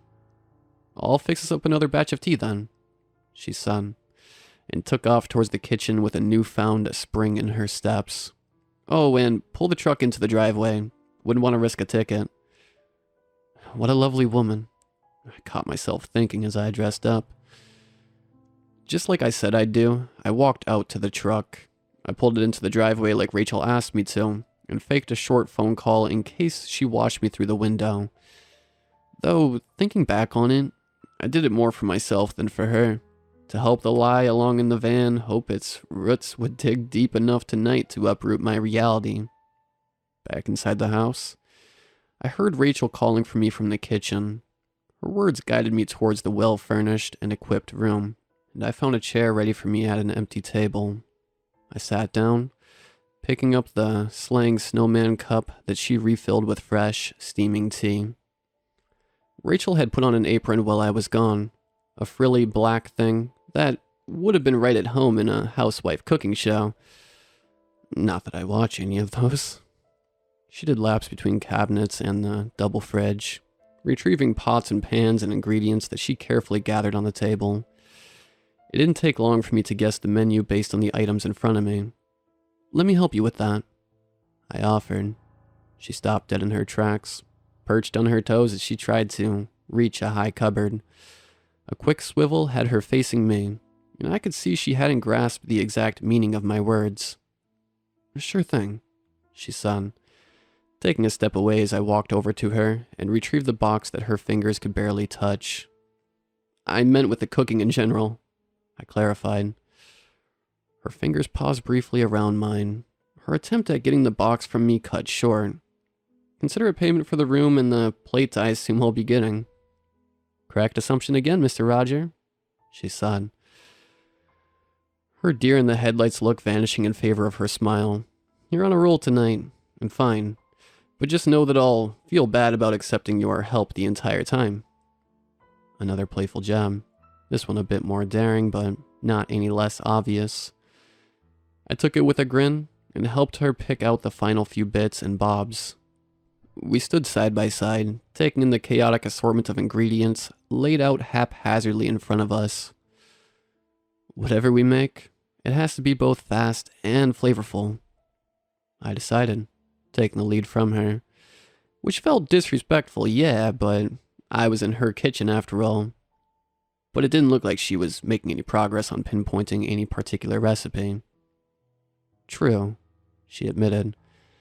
"Any suggestions?" We went back and forth for a few minutes, bouncing ideas off of each other until we settled on a menu that we were both satisfied with. Buttery mashed potatoes, an assortment of roasted veggies, roasted turkey breast, a spiced cranberry sauce, a gingerbread trifle for dessert, and a quick and dirty eggnog to get tipsy. For the more culinary literate ones among you, yes, all of those things are anything but fast, especially the turkey. But here's a quick tip while I'm at it. Butterfly your turkey breasts. It'll cut down on the cooking time considerably, without sacrificing any of the flavor. At any rate, I'm not here to host a cooking show. After spending a few more minutes discussing the details of the recipes, which is a crucial detail if you cook along with someone else, we sprang into action. Rachel tackled the mashed potatoes and roasted veggies. I took on the turkey, the cranberry sauce, and the trifle. And we decided to meet in the middle for the eggnog while helping each other out here or there when an extra pair of hands was needed. Dashing between the pots by her side was a lovely time, to the point I didn't mind how long it took for everything to cook. And by her smile and dancy demeanor, I figured she didn't mind it either. We were both having a blast, one that we didn't know we desperately needed until we received it. Taking a short breather after I deposited the well-seasoned turkey breast in the oven next to Rachel's veggies, I couldn't help but watch her for a while. The smile on her lips, the way her hips swayed as she kept on her toes. Her warm presence that brightened the atmosphere. She reminded me so much of my Jennifer. My sweet, lovely Jennifer. The fun times we had as young, reckless kids. The parties we went to that rocked entire blocks as teens. All of the hikes and traveling we did as young adults. She'd been the soul of the party wherever she went. And more than that, she'd been my soul. The integral part that made me, me. She was my one and only. The person I wanted by my side through thick and thin. The woman I wanted to age next to. My mind threatened to sink like a cannonball, down into the murky waters of what-ifs and could-have-beens. But I was entirely unprepared to stop it, just as always. I was about to go on a stroll down memory lane, to watch my being slowly splinter into a million pieces while I peered uselessly at the resulting shards that I didn't know how to pick up and put back together into the hole they'd once been. I guess Rachel noticed my 1,000-yard stare, the way my eyes fixated on a point millions of miles away. She froze, looking at me with worry from the other side of the kitchen. "Mr. Roger?" she asked, taking a tentative step towards me. "Are you okay? Do you need to sit down? I'll fetch you a glass of water." As I came to my senses, my mind easing back into the present, I caught my reflection in the smooth surface of the refrigerator. Blurry as it was, I could still make out just how pale my skin went. I said, the words leaving my throat weak and frail. "I'm fine, Jen. No need to worry. A glass of water would do me plenty good, though." I went around the table, sitting down in my chair as I tried to regain my composure. Rachel got a clean glass from a cabinet and filled it with ice-cold water from the fridge. She rushed over to me, putting the glass in my hands, leaning over me as she checked my forehead with the back of her hand. A sweet gesture, but completely misguided, since panic attacks don't bring about fever.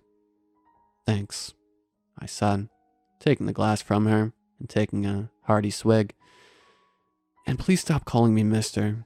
Just Roger is fine." "Okay, Roger," Rachel said. "Are you okay? Do you have any medication you need to take?" She knelt in front of me as she talked, staring into my eyes and cupping my hand with both of hers. The amusement in her eyes was gone, its place taken by an urgency and worry for my well-being that I didn't like nearly as much. No, I'm fine," I reassured her. "I'm not that old. It was just a harmless panic attack, that's all. I'll be right as rain in a few." She didn't seem convinced by my words, but she got up. The food didn't care about my panic attack. It kept boiling and threatened to burn regardless of my mental state. She did another lap of the kitchen, stirring what needed to be stirred, tasting and adding salt to what needed more of it. But it was clear that she got scared by my episode. "Hey, look," I said when I could no longer take it, and got to my feet. "I'm fine, promise. I'll help you finish up. It's too much for a single person." It's just that," she stuttered. "If I'll feel bad, I'll sit back down," I said, getting back to my cooking duties. "Pinky swear?" Rachel asked out of the blue. I turned to find her next to me, with her hand extended and her pinky finger wiggling around. "Pinky swear," I said, twisting my own pinky finger around hers. "I'll be fine." "Okay," she accepted, and her smile made a shy but welcomed comeback. "I promise I'll watch you more carefully, to make sure you're fine." With the strain of my episode hanging in the air, we continued cooking. Rachel warmed back up after a while, and by the time dinner was ready, she was cracking jokes again. We met up in the middle for the eggnog like we initially planned, poured ourselves a healthy glass of it, and plated up. Dinner was tasty, but I didn't expect any less from the two of us at this point. She proved she could hold her own in the kitchen next to a veteran cook like myself. "You're an amazing chef," she said as she tasted my contributions to the menu. "Mrs. Jen is one lucky lady, getting to eat like this every night. That's if you do all the cooking, of course. I didn't mean to." No, I said, but did a double take as her words finally hit me. "Where," I stammered, feeling myself go white again. "Where do you know that name from?" Rachel looked taken aback. She fumbled her utensils, dropping her spoon into her bowl as she tried to form words. It's what you called me when I came to help you earlier," she stuttered. "And I assumed, did I?" I said, waving a hand through the air to diffuse the situation. "Don't mind that. I just tend to get a bit confused at times, mixing up times and places, you know?" I returned to eating, hoping Rachel would drop it. To my dismay, she didn't. Her curiosity was mounting to levels beyond her ability to hold in. But don't get me wrong, I don't blame her or anything. I would have just preferred it if she didn't try to dig deeper. I'm sorry for prying, she said timidly. I hope I didn't cause you discomfort by assuming there's a Mrs. Jen. I sighed, finished what was already scooped up in my spoon, and placed it down next to the plate. There was a Mrs. Jen, I corrected, and felt the mood sour right away. A long time ago. Sorry for bringing it up. Thank you for the delicious meal. Rachel instantly went as cold as the snow outside, but I couldn't fault her for it. The turns this evening took were probably as confusing for her as they were numerous. Not knowing how to feel about me anymore was only natural for her. I reminded myself that I was still a stranger in her house, no matter how well we clicked up to that point, and I was a seemingly mentally unstable stranger to top it off. She cleared the table, gathered the leftovers into airtight plastic containers she placed onto the refrigerator for later, and began washing the dishes.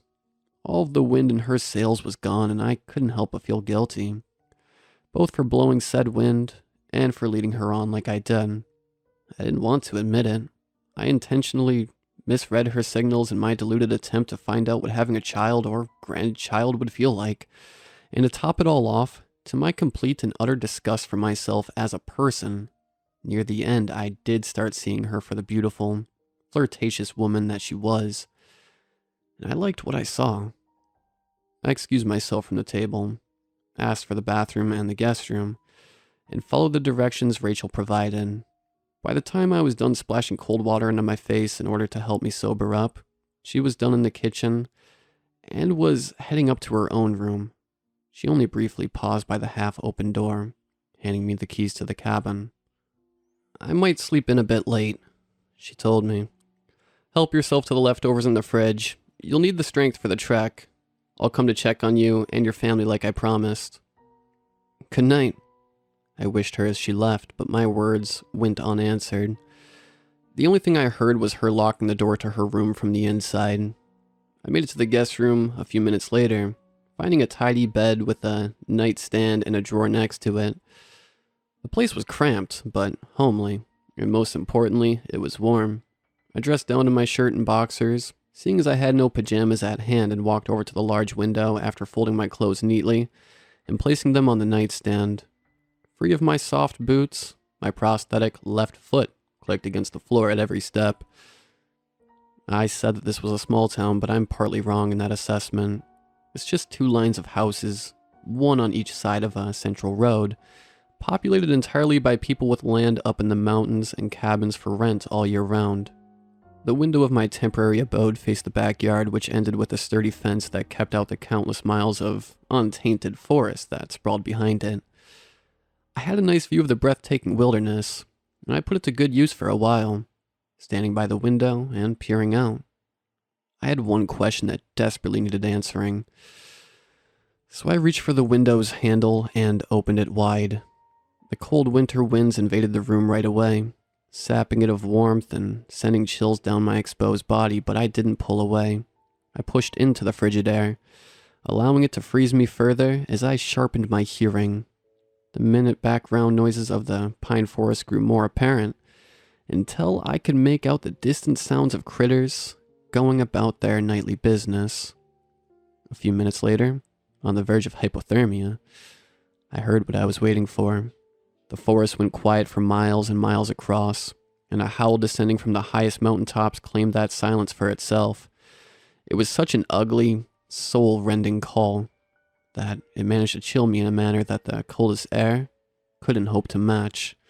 A warped, unnatural mix somewhere between man and the lowest form of beast to walk this earth.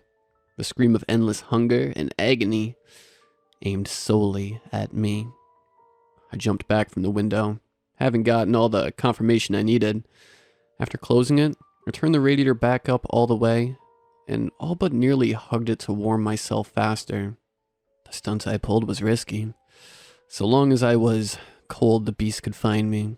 but it was the only way I knew to drag it out of hiding and have it make its presence known.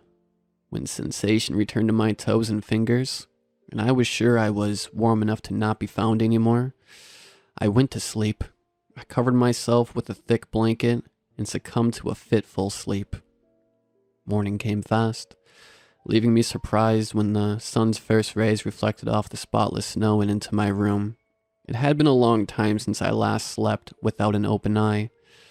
3 decades now to the day. Feeling well rested, I got dressed and left Rachel's house. As tempted as I was, I didn't take any of the leftovers. By 8 a.m., I was already driving. The furthest point up the mountain I could reach with my truck was about half an hour away, and I had a 3-hour brutal trek through knee-deep snow to look forward to after that. I wasn't exactly enthused about it, but I was hasty regardless. I parked the truck in the clearing where the road ended, locked it up, and took to its bed. The first thing to come out from under the tarp was a sleigh, followed closely behind by the harness I'd used to pull it. More items came and I strapped them all firmly to the sleigh. A Dane axe with a silver-coated blade, a chainsaw, a shotgun with both normal and silver pellets, a couple canisters of gasoline, a few jars and vials of my own blood that I gathered and kept refrigerated over the last month or so, and some other miscellaneous items like changes of clothes and a first aid kit. Starting through the snow, I soon hit the incline that would only grow steeper as I advanced. The path I took was one I knew, and I used familiar landmarks to guide my way. A weird-shaped tree here, a large boulder that hasn't moved in a millennia there. They jolted memories in me, and before I knew it, I found myself reminiscing of better times as I trudged ahead. Laughter and banter among friends spawned between the trees, echoing through my mind as if they were real and not merely echoes from a different era. Snow crunching beneath our boots as we merrily made our way towards a much-expected vacation. Jennifer by my side, me inhaling her intoxicating perfume with each labored breath. The sensation of her warm skin against mine. It was enough to bring me to tears. In the middle of the forest, hours away from anyone, I cried. The salty drops running down my cheeks froze in the frigid air, threatening my skin with streaks of frostbite. After a while, seeing that the cabin was about 2 miles away, I wiped the tears and refocused on the task at hand. It's a good place to start, I mumbled to no one in particular. I pulled out the first vial of blood and bit down on its cap to remove it. With an arching motion, I spilled it over the pine needles and fresh snow behind me, careful to not get any on the sleigh. My speed faltered as the incline grew beneath me, but I kept going, marking the forest behind me with blood every 500 feet or so. After 20 vials and the realization that I miscalculated the distance, I opened one of the jars as well and dipped my gloved fingers in it.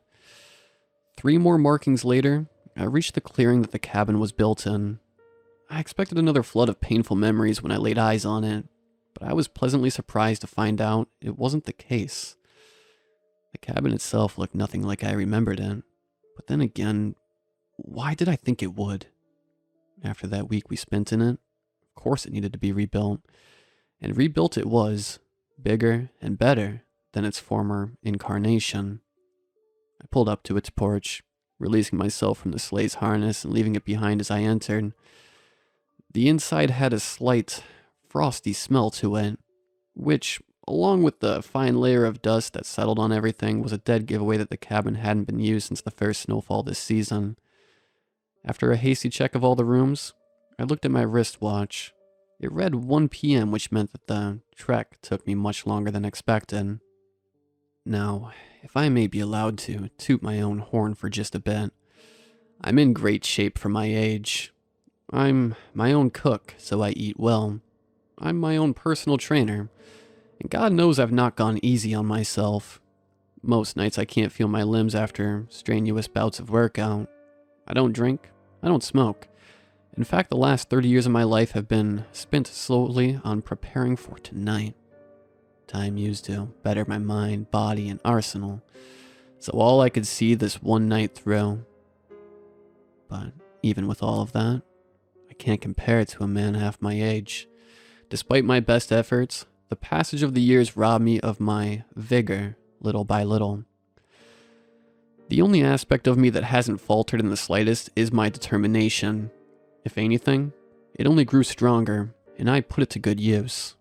After lighting the fireplace in the cabin to warm up, I went outside, checked and fueled the chainsaw, and took to the forest. It had a wide selection of trees just ripe for felling, so I got to work. The hours passed, flying me by like summer birds as I cut and cleaned a dozen trees of their branches. With great effort that my back was more than thankful for, I dragged their trunks through the snow and piled them up in the clearing around the cabin. As the sun kissed the horizon, and the night threatened to engulf me with its all-consuming darkness, I finished constructing the enormous pyre that I would need. I doused the wood with the gasoline from one container, allowing it time to soak up the fuel, and had the other container ready next to the pile. The last thing I did before going inside the cabin to warm myself up and catch my breath was to open the 2 jars of blood, leaving one at the edge of the forest and the other one next to the pyre on a log. The sun slowly disappeared, and from the vantage point next to the fireplace, I could see the shroud of nighttime settling across the forest. I waited, biding my time for as long as possible, until every last ray of light was gone. My mind was eager to sprint into action, but after a grueling day of manual labor, my body had other plans.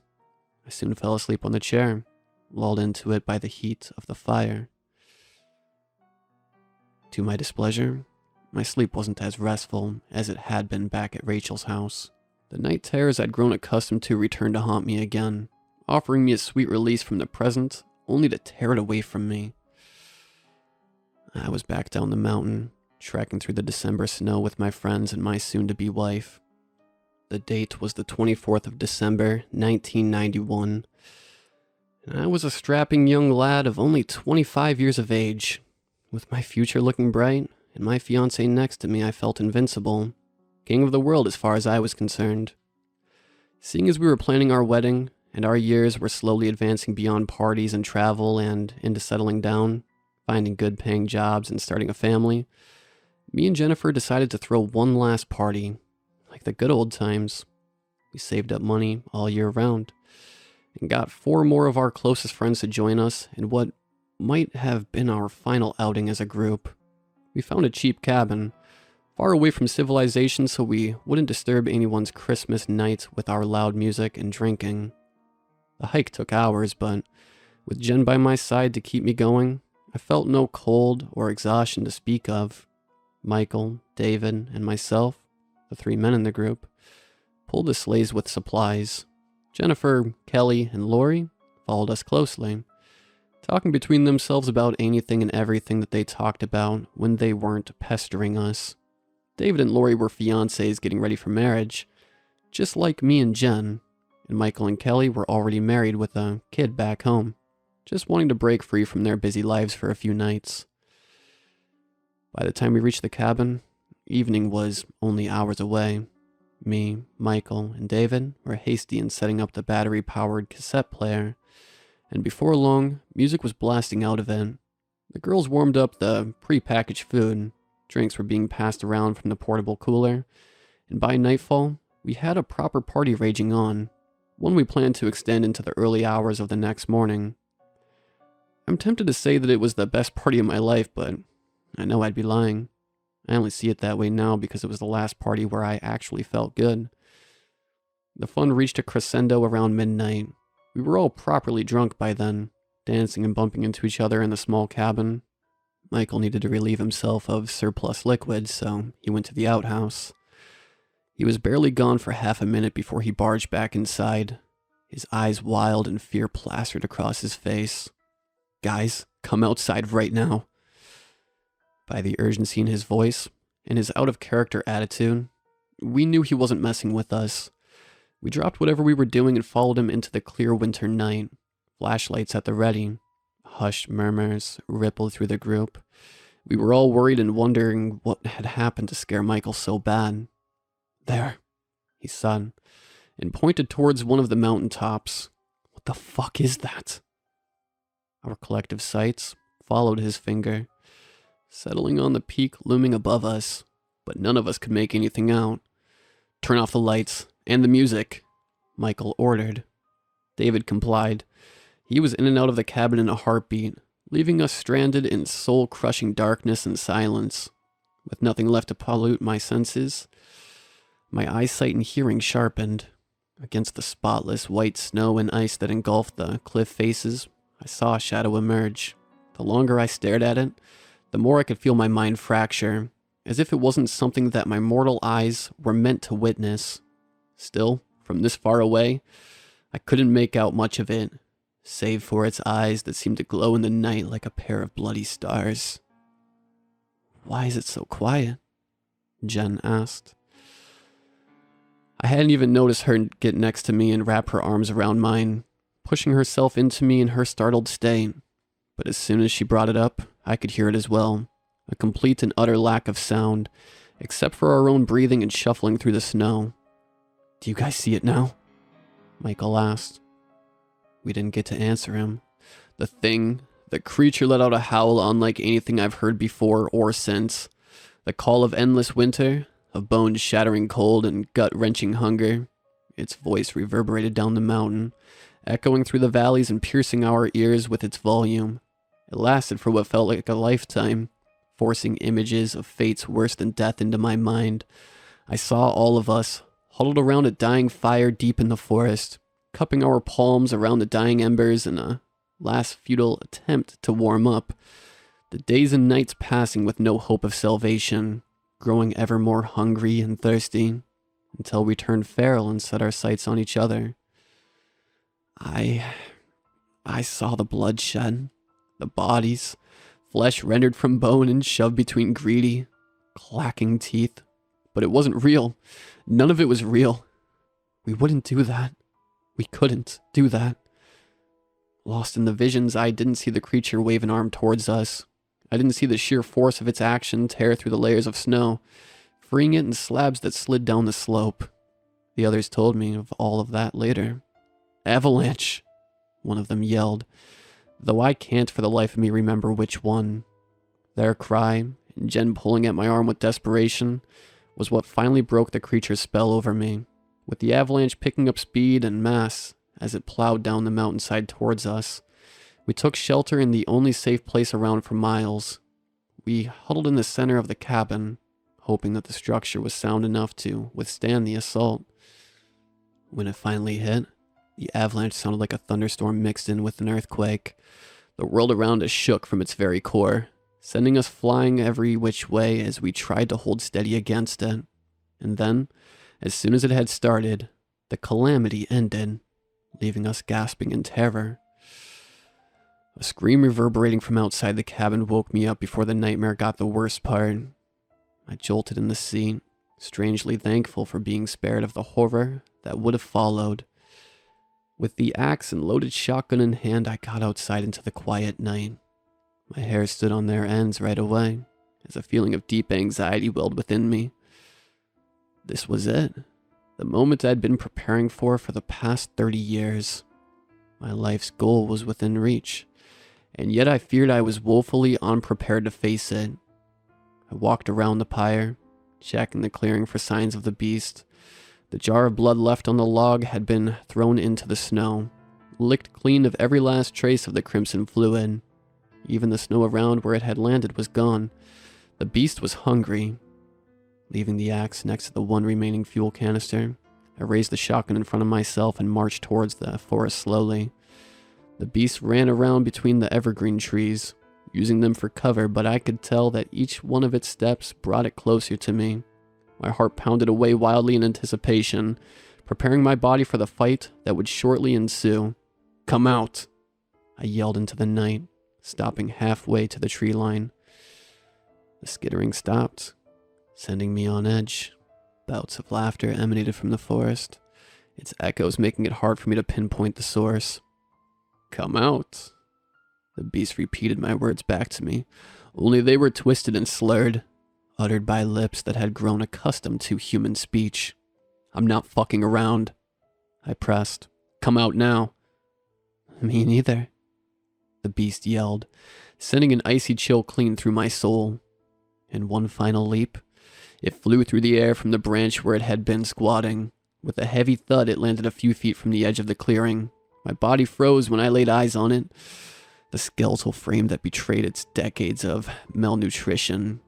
The sunken eyes. The retracted lips that exposed diseased gums and teeth charred by decay. The skin turned to a blue and black mess from constant hypothermia and countless frostbites. Clothes torn to rags and a once beautiful head of dirty blonde hair, reduced to 6 strands barely hanging onto its scalp. I couldn't take it anymore. I could feel the beginning of another panic attack writhing beneath my skin.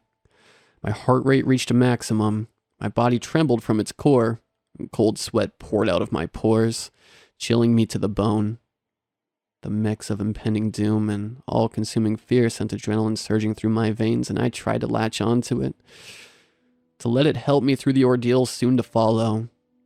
Letting go of the shotgun with one hand that I reached towards the beast.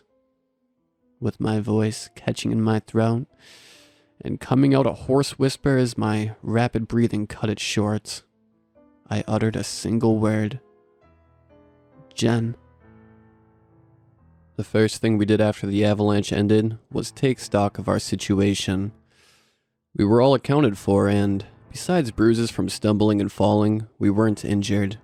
All of the cabin's windows, as well as both doors, had caved in from the weight of the snow pressing down on them. The puffy white death invaded the already small space, reducing it further and making us feel claustrophobic. We have to dig our way out, I told the others after we regained our bearings. Seeing as everyone ran around like headless chickens and no one was taking charge of the situation, I decided to do it myself. We got our hands on anything we could use as improvised shovels, which mostly meant plates and cups, and shoveled snow from the front door. But where we took away 1 cup or plate's worth, 2 flooded in to take their place. We kept at it, fear and desperation pushing us from behind and stoking the fires of our efforts. When my hands felt like they'd freeze right through and shatter, someone else took my place. We tried for hours upon hours, until the snow pile that gathered behind us threatened to reach the ceiling, but we made no progress. The avalanche appeared supernatural in scale and intensity, leaving us trapped under a puffy white sea in our little bubble of air. Stop, I said. We're wasting our strength. We have to wait this one out. But we'll freeze to death, Michael interjected. Still, his voice lacked the determination and rebelliousness to drive his points home. He was just as tired and defeated as the rest of us. The owners will notice we're missing, I said. They'll send help when we don't come back down the mountain. They won't, Kelly said from behind me. They said they'll be out of town until after New Year's, and asked us to leave the key under the cabin's porch. Lori added, Do you guys ever listen to the people around you? No, David said. No. That's a week away. We can't stay in here for an entire week. He devolved into panic, dragging everyone else down with him. Worried whispers grew in intensity, soon turning into an incoherent shouting match. We'll freeze. We'll starve. We'll suffocate. Those were just a few of the worries made vocal. Calm down, I said, but my voice was drowned out by theirs. Calm down. Hearing me shout in anger and frustration, everyone fell silent. Their gazes turned on me, expectant and oddly accusatory. We have some drinks left, and we won't starve to death in a week. If we hunker together for warmth, no one will freeze either. We'll see this through, okay?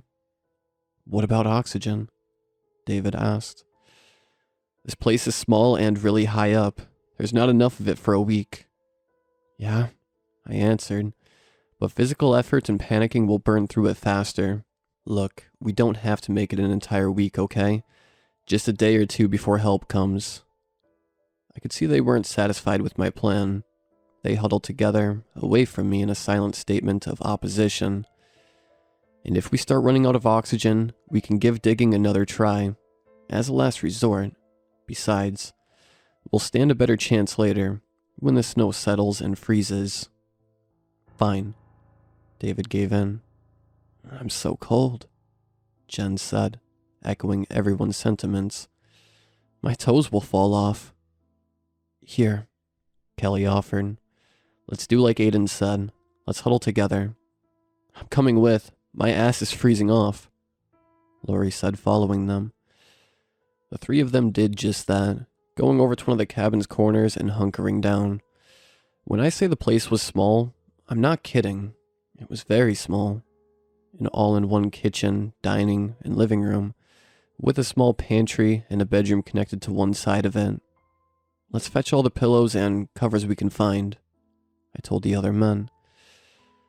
They agreed, so we wordlessly started searching, which didn't take that long. In half an hour, we had a fake bear rug in the corner to isolate the floor, and all of the pillows and blankets in the cabin to keep us warm. We used the bedroom as a changing room, doubling the layers on our skins. And yes, that meant double boxers, pants, blouses, jackets, double everything. We put on all the spare clothes we brought along.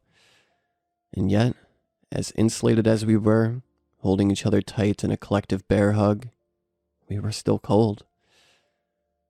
Jess and Lori fell asleep fast, the mix of fatigue and alcohol in their veins doing them in, and I could see the others weren't far behind. Let's sleep in shifts, I whispered to David and Michael. The girls need their rest, but someone needs to be awake at all times in case something else goes wrong. Yeah, Michael said, though by his voice alone I could tell he wouldn't be the first on guard duty. Sounds good, David agreed. I'll take the first shift, I offered, seeing as it had been my idea. I wiggled my way free from the arms holding me tight and got to my feet, taking a single blanket to wrap myself in. I went and sat down in the chair next to the fireplace. It was one of those boxy things, made of steel and suspended off the ground by lanky feet, and we'd kept the fire burning in it for a while last night. Yet, as I reached my hands towards it to rob it of the last residual traces of warmth it should have held, I found it was completely cold. Something wasn't right, but I couldn't put my finger on it. The cabin had been warm and cozy just before we saw the creature on the peak and the avalanche blocked us in. No way in hell could it have been so cold already. But it was. Even our own bodies, under all of the layers of clothes and blankets, couldn't keep us warm as they should have been able to. I pushed those thoughts aside in favor of thinking of our immediate survival. The others fell asleep, leaving me alone, so I needed to keep my senses sharp and my wits about me in case help arrived. Checking my wristwatch, I saw it was nearing sunrise outside. I'd been awake for nearly 24 hours by that point, but I didn't feel tired. No doubt the result of the shock, but I was thankful regardless. By noon, I'd kept busy by climbing up in the attic and turning off the generator. Damn thing consumed more oxygen, so we couldn't afford to keep it on. It only powered the lights in the cabin anyway. There were no outlets for us to make use of it in any meaningful way. With the shoelaces of my spare pair of boots tied into a hangman's knot, I hung one of the flashlights set on low power from the now dead light bulb, and I decided I'd done enough for the day. The cold robbed me of my will, making every move feel strenuous. Even thinking about anything in particular left me short of breath, so I simply existed, listening to the others breathe and shift in their sleep. Michael roused from the rest at about 1 in the afternoon. Shivering from his core, he got free from underneath the sea of blankets and got to his feet. He wanted to unwind, to stretch his body and joints that were sore from the uncomfortable sleeping position on the floor, but he abandoned that course of action when his blouses and jackets threatened to expose his skin. He dragged another chair next to me and sat down in it, rubbing his gloved hands together. How the fuck is it so cold already? He asked as the water vapor in his breath condensed on his wool gloves. I don't know, man, I admitted with half a mouth. Tired yet? He asked me. His teeth clattered, slurring his speech. Out of my mind, yeah. I'm hungry as all hell, he said. I'll grab a bite to eat and take over. Go catch some shut-eye too. He he said in a demanding voice, one I couldn't argue with. Thanks, I said, and pried myself free from the seat. His mention of food made me notice my own peckishness, but I was in no mood to eat. In a matter of moments, I was wrapped in Jen's arms, drifting off to sleep. It felt like a short nap, a blip in my stream of consciousness, before I was awoken by screaming. Jolting to my senses, pushing blankets and pillows aside to get to my feet, I saw the source of the commotion. Michael was on his back, down on the floor with David on top of him, hurling fists at his face. What the fuck? I yelled, jumping on David's back to pull him away. He was crazed, outputting more force than I'd ever seen him do. Motherfucker ate all the food. David yelled at me, elbowing me in the face to get me off of him. I stumbled back and crashed to the floor, bringing my hands around my nose. The hit felt like a lightning strike to the face, the cold amplifying the pain of the fresh wound. My gloves came back, bloodied, warm liquid soaking through them and reaching the skin beneath. David, stop! Lori yelled. The sound of her voice broke David's violent spell. His eyes went wide, darting between his bloodied fists and Michael's disfigured face. David stuttered. I woke up and found him eating all our food. He didn't leave anything for us, not a crumb. I got up and placed my hands on David's shoulders. Having calmed down, he nearly melted under my touch. I guided him to his feet and slowly pulled him aside, and in the ensuing silence, I heard Michael muttering something between broken teeth. Kelly got on her knees next to him, tears streaming down her face, but she kept quiet, trying to hear him. Hungry. So hungry, Michael chanted. Why'd you beat him up so badly? I asked David a bit further away, where the others wouldn't hear us talk. Jen got down next to Michael as well, helping Kelly in her efforts to clean and treat him. Lori just hung out away from everyone, with a 1,000-yard stare in her eyes and shock plastered on her face. He ate all the food, okay? But that's not... I'm sorry, David said, cutting over me. His voice quivered, and I knew he was on the verge of crying. I don't know what got into me. I didn't mean to, but I snapped. I couldn't control myself. It's that thing. That creature, I said. It's messing with us somehow, with our minds. I didn't know if I should bring up the visions I had, but seeing as the situation was quickly devolving and suspecting outside interference, I decided to do it.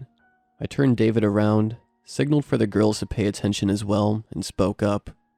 Outside, before the avalanche started, when I looked up at that thing, I said, deliberately making my words slow. When it screamed, it showed me things.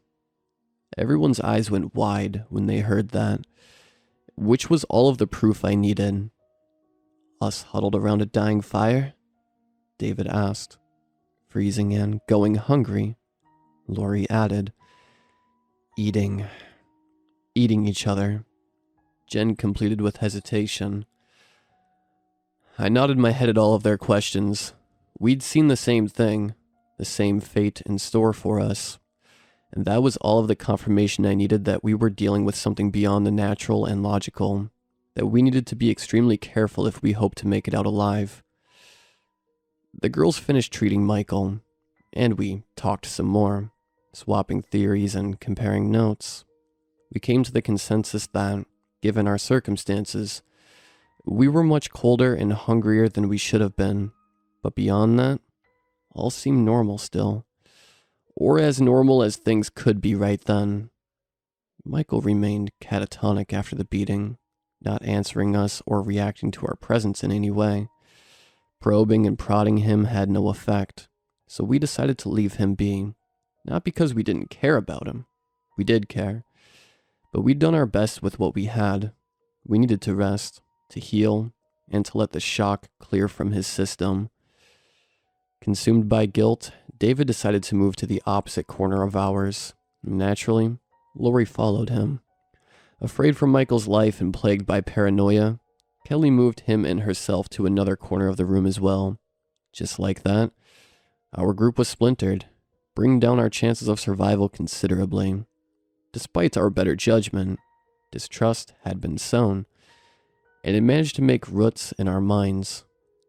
"I'm so hungry too," Jen whispered to me after a while, her stomach growling every so often.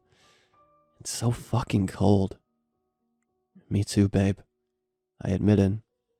I saw her shoot daggers at Michael and Kelly whenever they weren't looking our way, but I lacked the energy and mental fortitude to say anything of substance that might dissuade her and quench her mounting hatred for the two. The mere act of thinking became harder by the second, and I was so out of it that I didn't even think of blaming it on the dwindling concentration of oxygen in the air. More time passed like that, with us growing more and more quiet. Our shuffling stopped, and as our minds suffered under the intense hunger and the slow but agonizing suffocation, moments began melting into each other. After a while, I found myself unable to tell minutes apart, as longer and longer portions of time slipped between my fingers. For how long had we been in there? A day? A week? A lifetime? How long ago had David's attack been? Hours or days? My brain could barely bring itself to ask these questions, and it couldn't answer them when it did. Sleep came in bursts that were hard to measure or distinguish. I found myself slipping in and out of consciousness more and more often, with Jen's cold arms wrapped around me.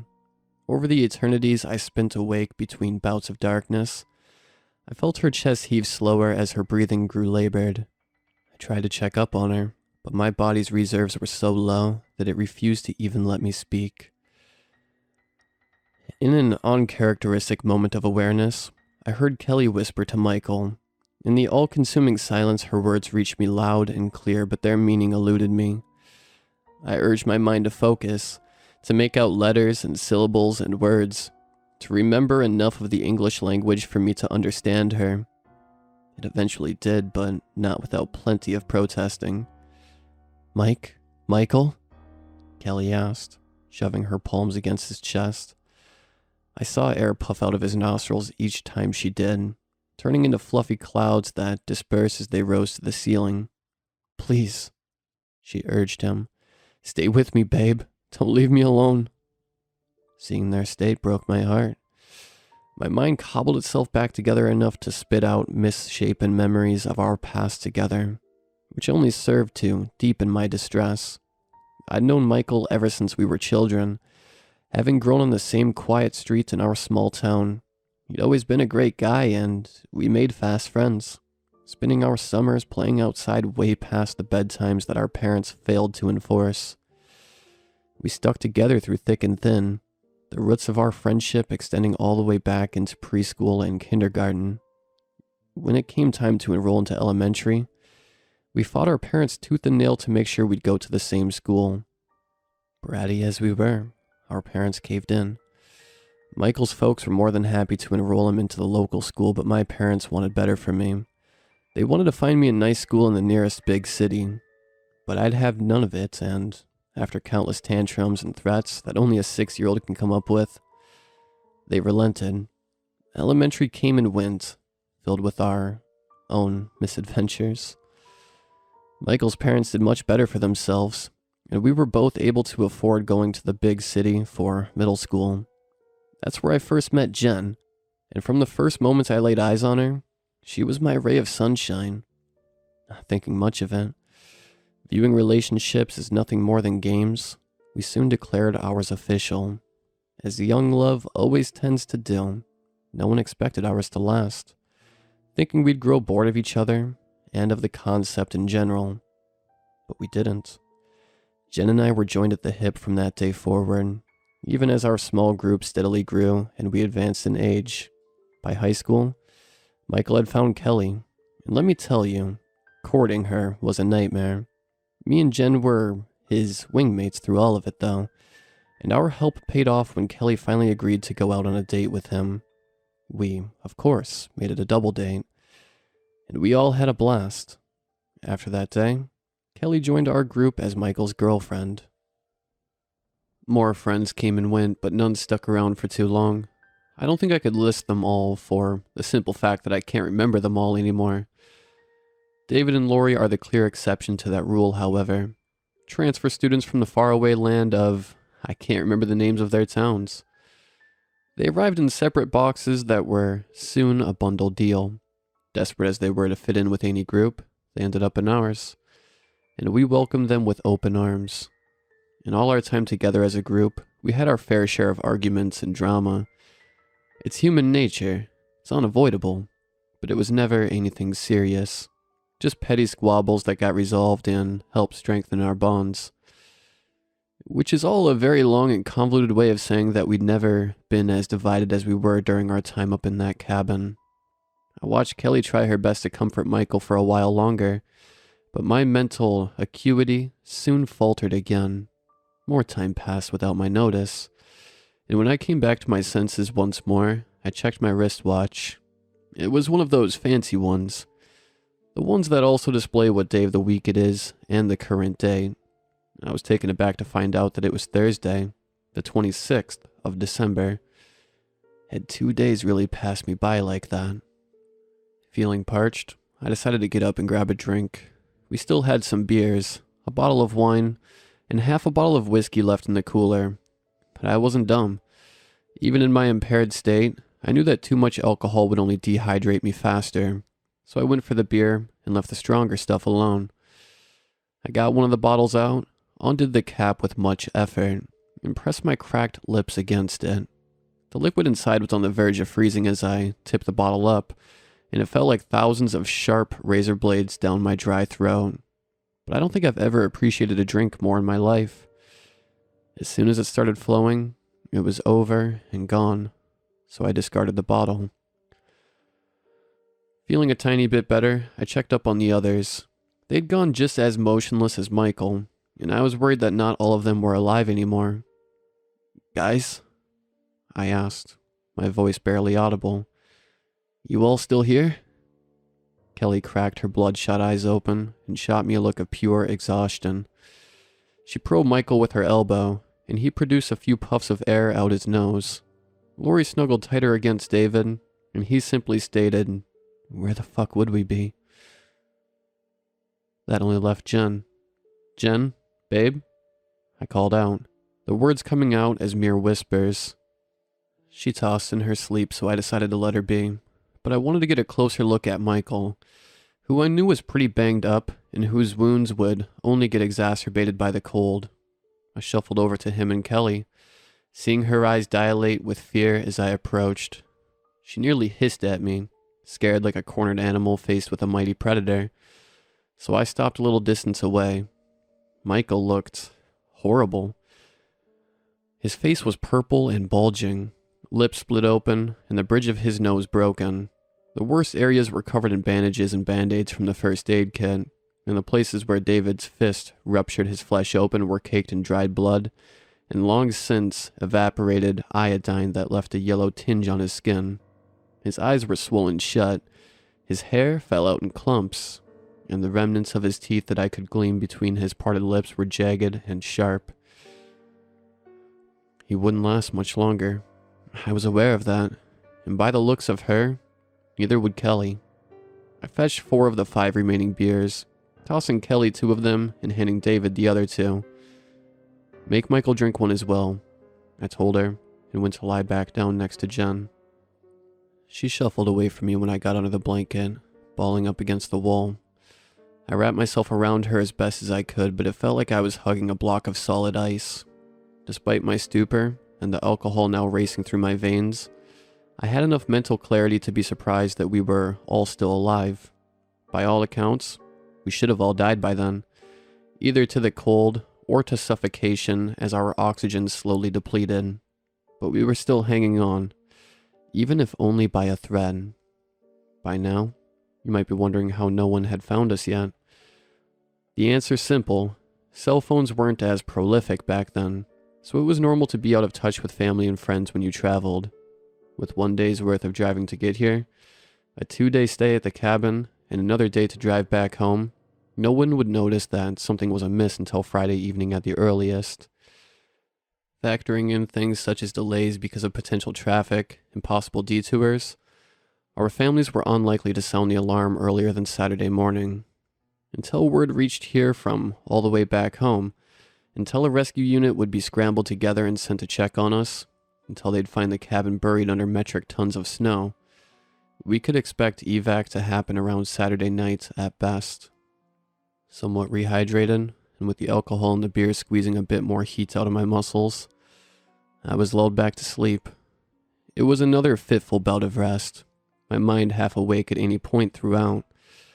I heard the others move around, pulling their covers, and I felt Jen squirm in my arms every so often. But by the time she got up, by the time she began moving around, I was too out of it to notice it. I woke up to the heavy smell of smoke burning my eyes and nostrils. When I got up, I found Jen knelt in front of the fireplace, struggling to ignite the wood inside of it by using a torn book and some matches.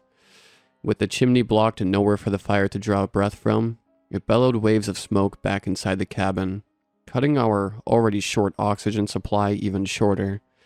I bounded to my feet, my mind sent into overdrive as I fully realized what was happening.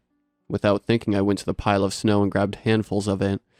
I rushed to the fireplace, shoving Jen aside, and smothered the flames with the snow. "No!"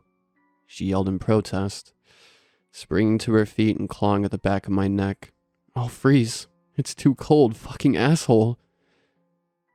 I ignored her, focusing my efforts on the embers.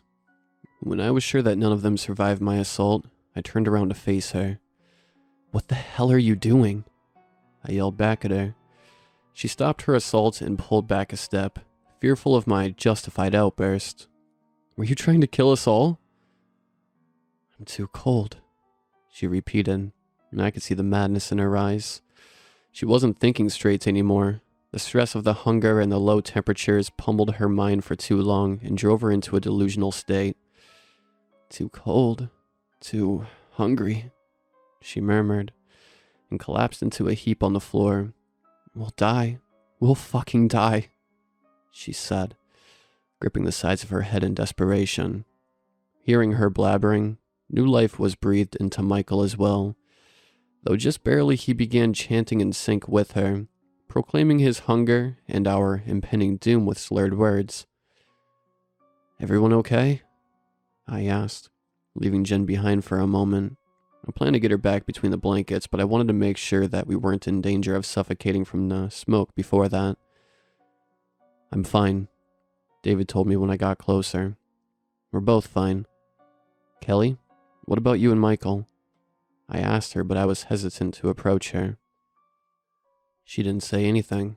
Her eyes opened wide, big and shiny, peering right through me. One of her hands left the blanket, pointing finger jutted out, and she motioned for me to look behind. I didn't get to turn around in time. Something hit the back of my head, sending waves of pain up my scalp and down my spine. I fell to my hands and knees, disoriented, and heard David scream. Kelly and Lori joined them, their combined forces birthing a cacophony of yells that only exacerbated my headache. Before I got the chance to make sense of the situation, Michael kicked me in the ribs and sent me sprawling. I rolled on the floor from the force, stopping on my back, and managed to catch a glimpse of the room. Jen was on her feet, axe in one hand and a log of wood in the other. Michael had gotten up as well, scaring Kelly in the process, and he was now looming over me. "This whole shit show was your idea," Jen accused, lobbing the wood at me and hitting my left shin. It exploded with more pain, but when I tried to reach for it and grab it, Michael kicked my hands away. For someone that was half dead, he all of a sudden had a lot more strength than he should have had. "Your idea. Your fault," Jen yelled. She grabbed the axe tight with both hands and slowly walked over to me, stopping at my feet. "Jen? Babe?" I hissed between clamped teeth. "Don't," she yelled in answer. You think that I don't know? That you're waiting for us to die?" She trembled as she spoke, her head jolting from side to side, and her words sounded like those of a madman. "The beast, it didn't show us the future. It showed us a way out. Taught us how to survive. Survive? Michael echoed her words. Jen? David spoke up. He got to his feet while she stammered her nonsense and approached us with his hands in front of himself. Calm down, please. Aiden didn't. He knew, she yelled. He knew and he didn't tell us. Without warning, she lifted the axe up in the air. Its blade came down so fast and vicious that it splintered the ceiling above when its tip connected. In a heartbeat, Michael dropped to his hunches and got a hold of my leg with both hands. I tried to jerk it free, to dodge the blow, but his strength was superhuman. And then, in a fraction of a second, the axe made contact. It passed cleanly through flesh and bone and sinew. Stopping in the floor below, I let out guttural screams, so loud and frightened that they threatened to tear my vocal cords to shreds. Blood shot out of my amputated leg, squirting and staining the floor as it spread a coppery smell in the air. Another one, Michael yelled.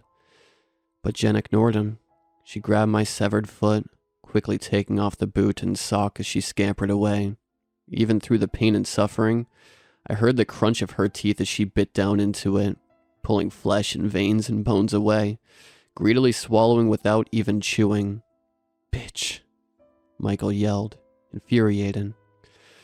David tackled him from behind, sending him flying face first onto the floor. Fuck, he yelled as he knelt next to me. Fuck, fuck, fuck. Through all of that, I was still screaming out, holding onto my severed leg with all my might. David undid his belt with shaking hands and wide eyes, looping it around the stump as many times as he could. He wanted to make a tourniquet, which was smart, but he didn't get to finish. Michael jumped him, and the two of them flew away in a flurry of blind punches and kicks. I grabbed a hold of the belt, feeling my conscience slowly melting under the shock and blood loss. With my last ounces of strength, I completed the tourniquet and tightened it as much as possible. The blood flow slowed, but it was far from stopping, and I knew I needed to act fast. David and Michael were still duking it out. Their attention focused on each other, but Jen was nearly halfway through my foot, and I feared she'd be coming for seconds at any moment. Cauterize, I thought. Only chance. I turned on my belly and crawled towards the fireplace. One agonizing pull after another, the blood trail extended behind me, slicking my pants and robbing me of what little warmth I had left. When I reached the torn book and the matches, I quickly bundled it around the wound. Striking a match with how wild I was shaking was a nightmare, and my bloodied hands dampening the wood only made it harder.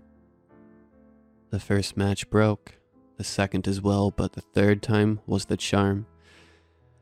It ignited, and I pressed it against the paper.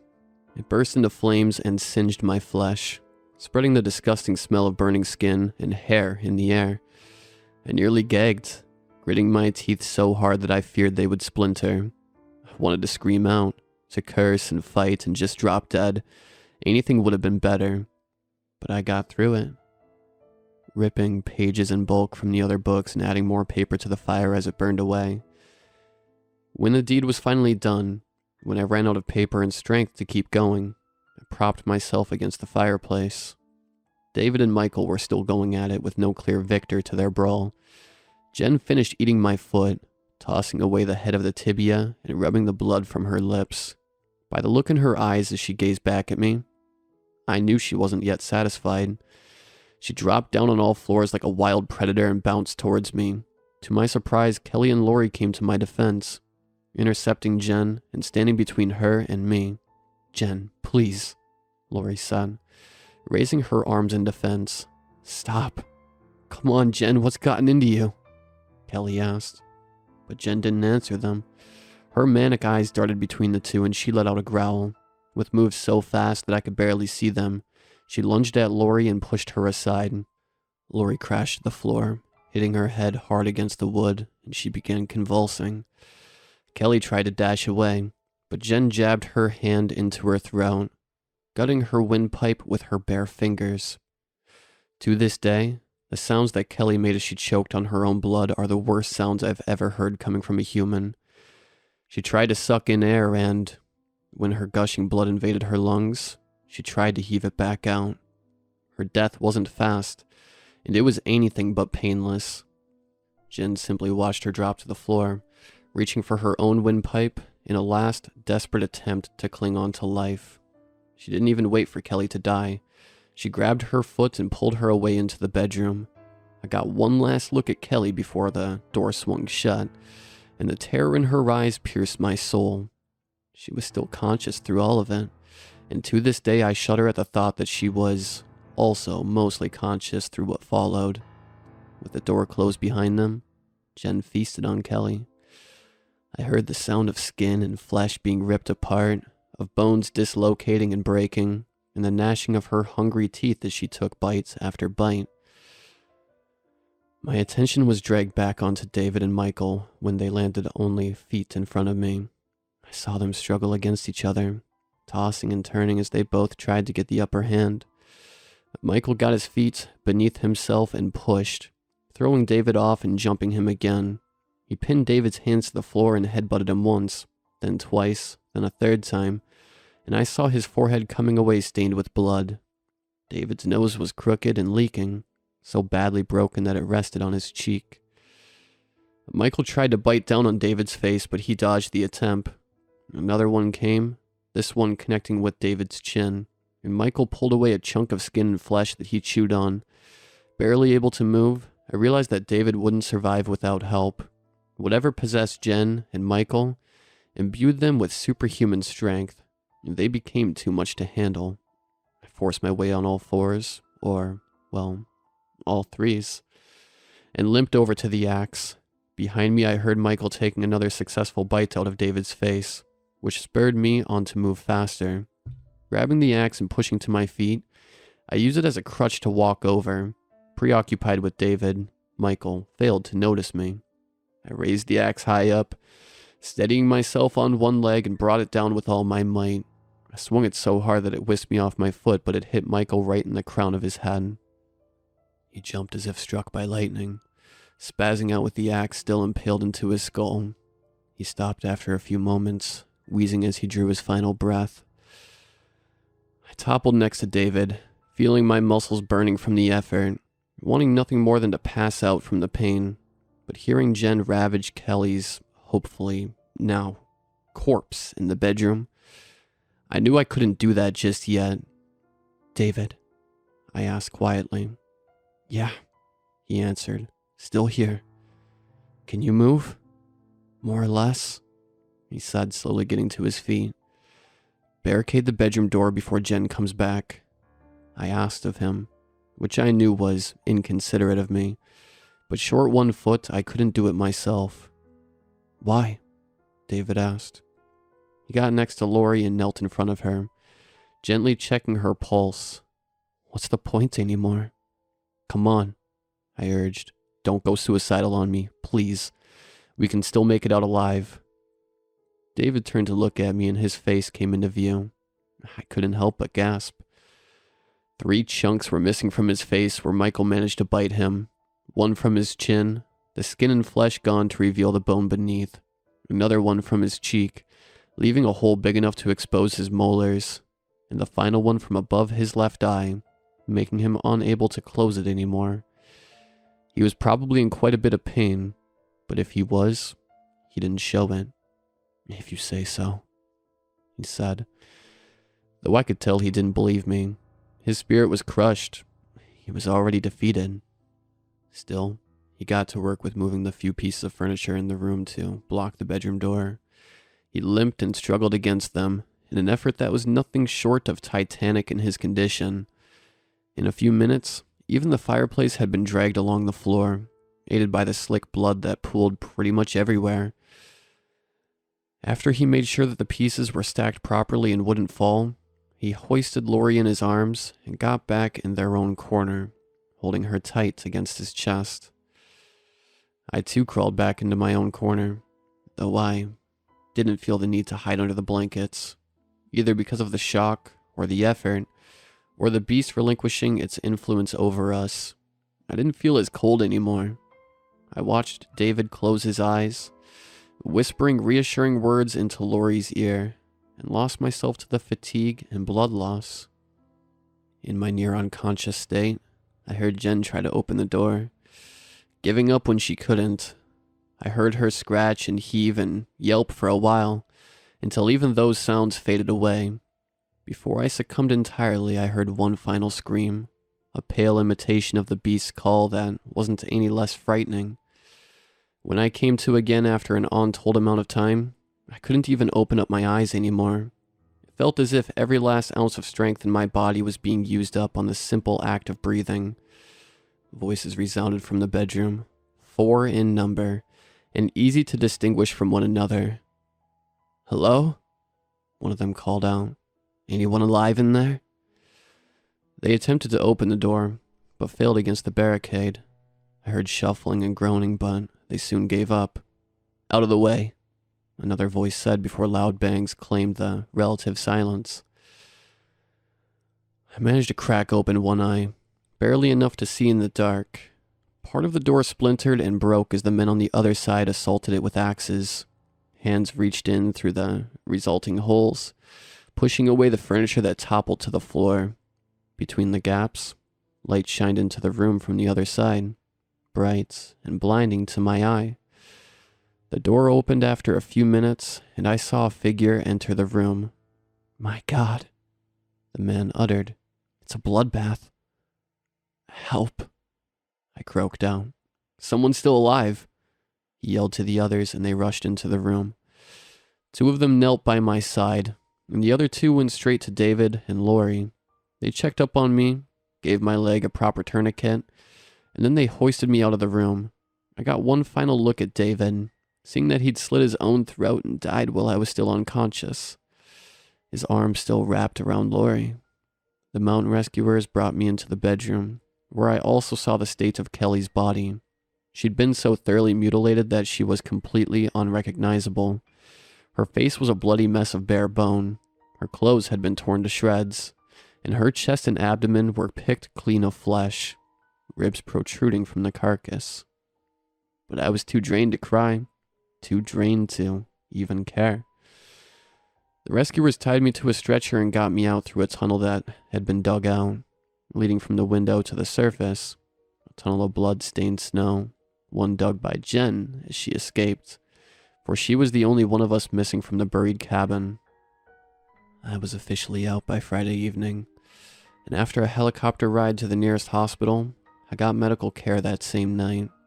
The next few months were a tough battle, my days riddled with sessions of physical therapy and countless court hearings. Given that I was a sole survivor, everyone's families came to me, one after the other, trying to pin all of the murders on me in their misguided attempts to bring justice to the departed. David's case was the first to get thrown out, since they found a suicide note in one of his pockets, and the wound was self-inflicted. Lori's death was declared an accident, caused by acute brain hemorrhaging that resulted from her falling and hitting her head. Kelly's murder was pinned on Jen, who was still missing. The only murder to which I admitted was Michael's, but after the autopsy revealed David's flesh in his stomach, I was acquitted on grounds of self-defense and defending another. The disaster was deemed as a tragic case of cabin fever, and it quickly got swept under the rug, an effort helped by the fact that none of us wanted media attention. I couldn't even attend any of their funerals. Their families wouldn't let me. As ashamed as I am to admit it, I contemplated suicide on an almost daily basis, desperate to be free of the guilt and nightmares, but I could never go through with it. A few years later, when home computers and the internet began spreading to everyday consumers, I found a small forum built around accounts of the paranormal. I told my story there, asking if anyone knew what the beast could have been. Most users either called me a LARPer, with comments such as, "Nice story, bro," or gave me the same answer that the court provided, blaming cabin fever. I was ready to give up my search for a resolution and accept their verdict, until I received a PM from an anonymous user that only said 4 words. It was a Wendigo. Those 4 words spurred me into months of research. I read all of the online sources I could find, and when they became insufficient and repetitive, I took to searching for books on the beast. When even the books failed me, I began traveling, seeking Native American shamans for their legends and first-hand experience. All of my guilt and hate and fear morphed, turning into determination, with my sole goal in life being that of slaying the beast that took everything from me. Armed with knowledge about what I had faced, I began to prepare. Decades spent on this single-minded objective, which brings me to the Christmas Eve of 2020, the moments when all of my training and prepping culminated into my one and only attempt at fulfilling my life's goal. And yet, standing face to face with Jen's disfigured visage in that clearing, I began doubting my ability to finish what I had so eagerly started. Wendigos, mythical beasts originating in the Algonquian people's folklore, described by them as monsters and evil spirits, drawn to hunger, greed, and the cold. They can push people to acts of murder and cannibalism. As humanity's knowledge and experience with these beasts increased, we came to understand that they possess many more abilities than that. Weather manipulation, possession, and metamorphosis, just to name a few. But through all of that, through all of the variants and permutations of these spirits that humanity has conjured up, one fact has remained constant: their hunger. The same hunger that radiated from Jen's eyes as she faced me after 3 decades apart. She began circling me at a distance, observing me, plotting out her next move with care. I held my hand extended in her direction, my hope dying with every call of her name that went unanswered. "Jen, please," I pleaded, feeling the panic attack reach its peak. "It's me, babe. It's Aiden." Her beady eyes narrowed at the mention of my name, and she stopped pacing. I recognized that sweet, sweet taste," she garbled, extending a blackened tongue out of her mouth and licking her lips.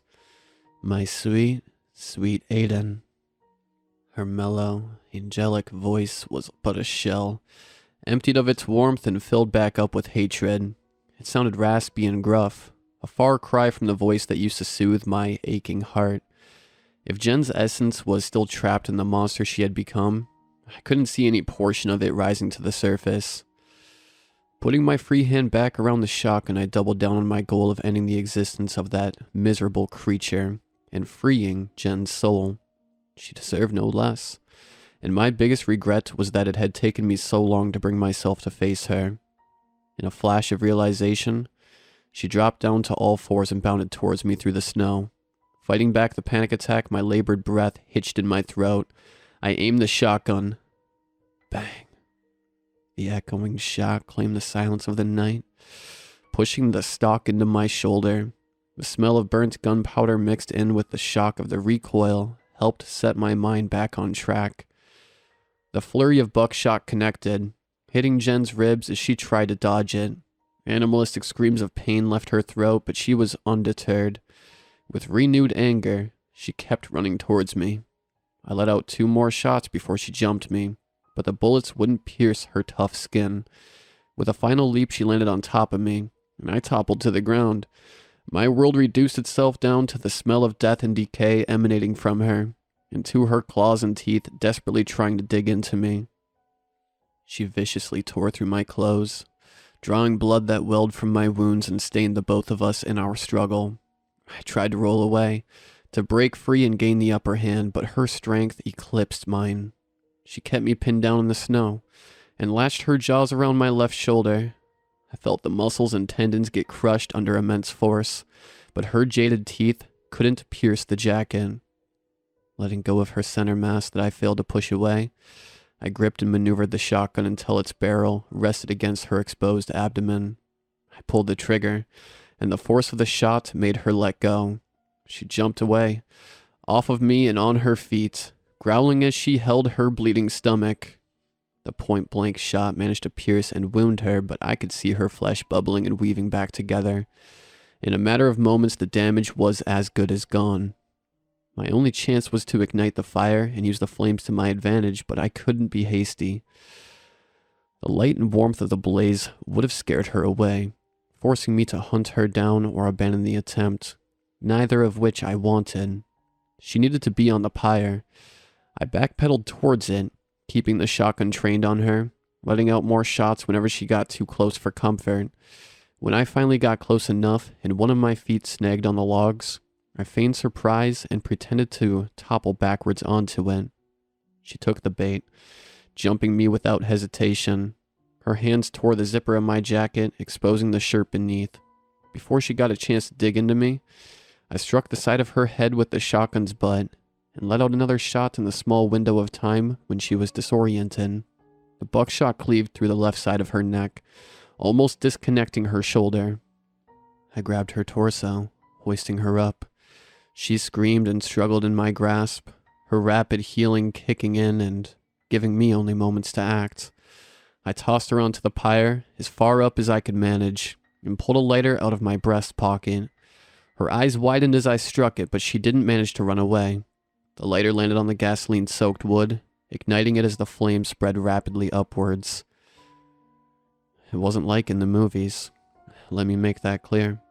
It was wood soaked in gasoline. Not high-yield explosives going up in a blaze of glory, but the spread of the flames was still fast. All I needed to do was to make sure that Jen wouldn't escape before the fire consumed her. The shotgun was a Mossberg 500, with an internal magazine holding 7 shells, and a magazine extender holding 3 more, for a total of 10. Quickly running the math, I realized I had 3 shells left before I'd need to reload. The flames reached Jen's feet, setting her off at a supernatural rate. The fire clung to her skin like napalm, engulfing her in a matter of moments. She tried to jump away, to save herself, but I shot her back down. Weakened by the heat, her skin couldn't stop the buckshots anymore, and her left leg was blown away at the knee.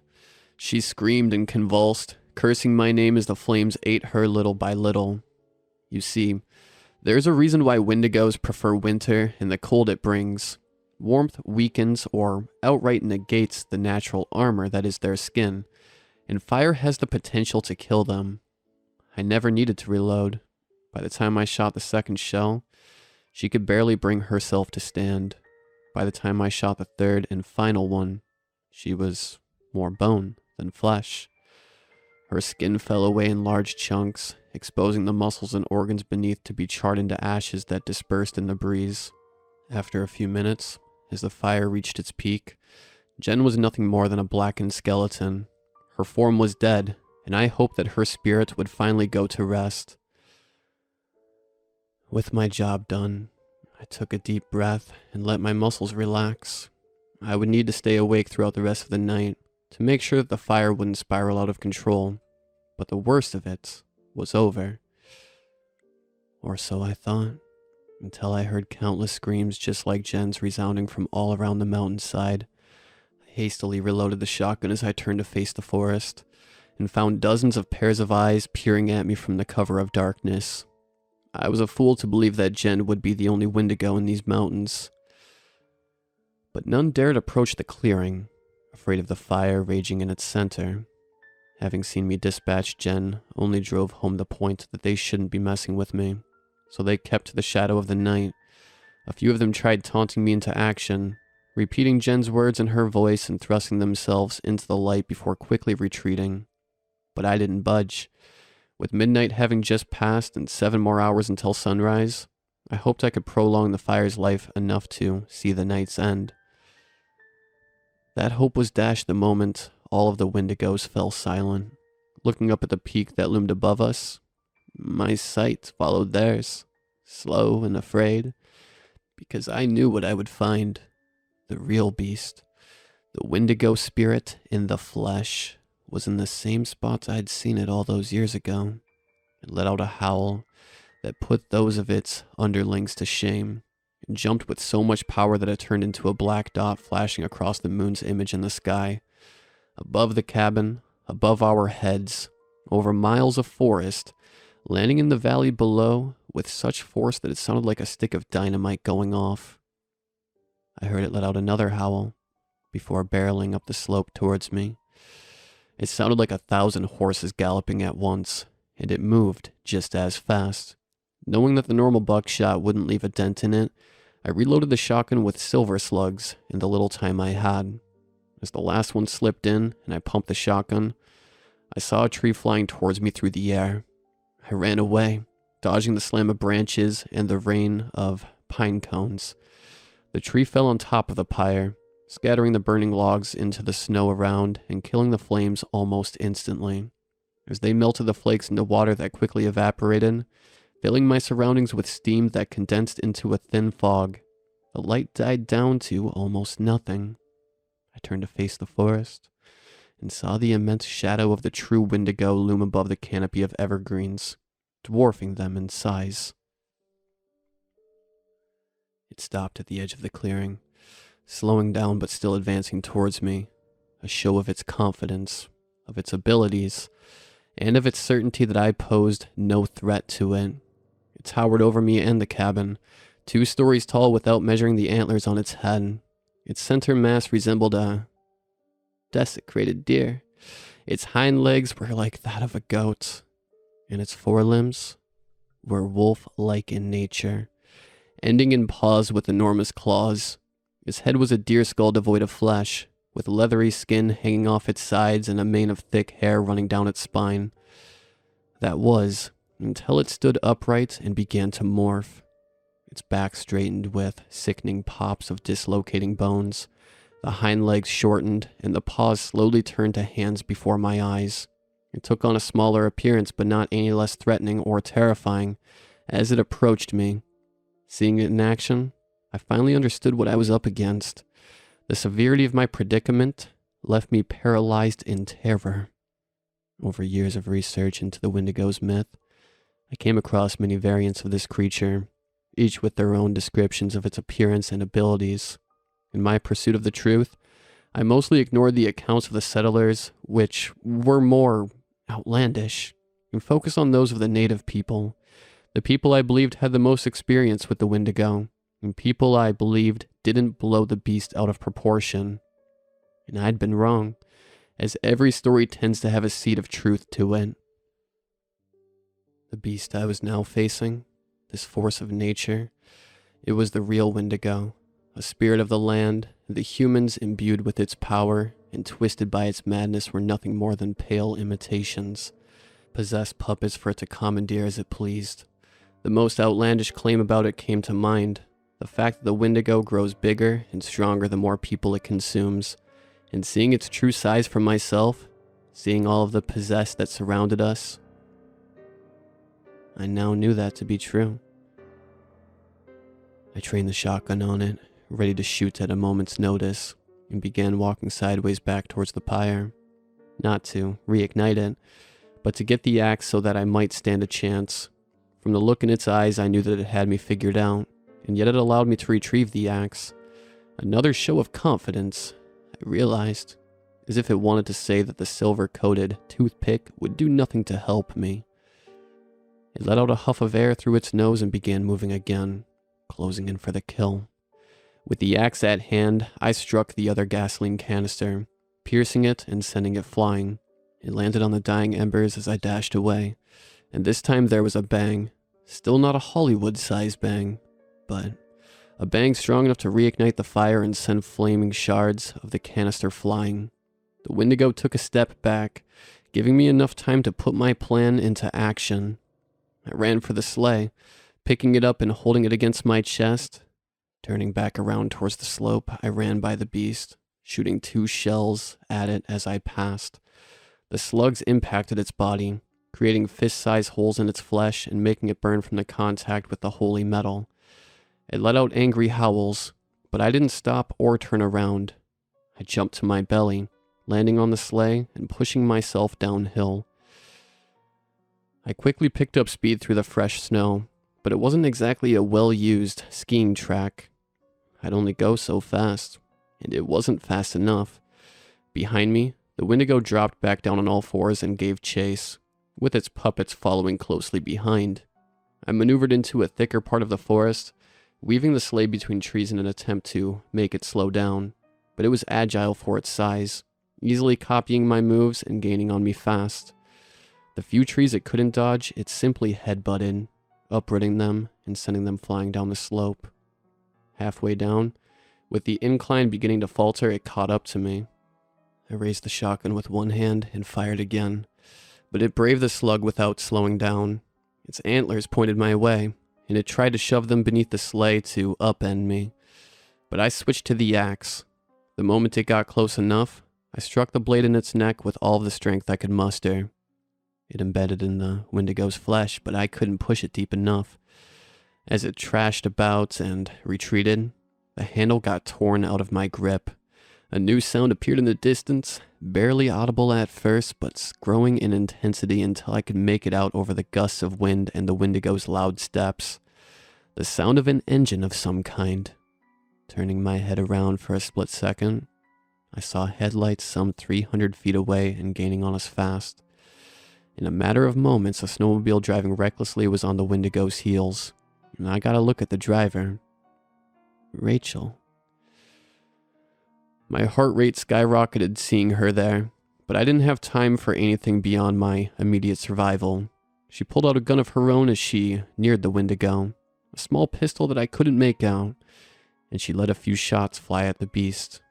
The bullets bounced off, only angering the monster. It swatted a paw at her, catching the snowmobile's front and sending it flying.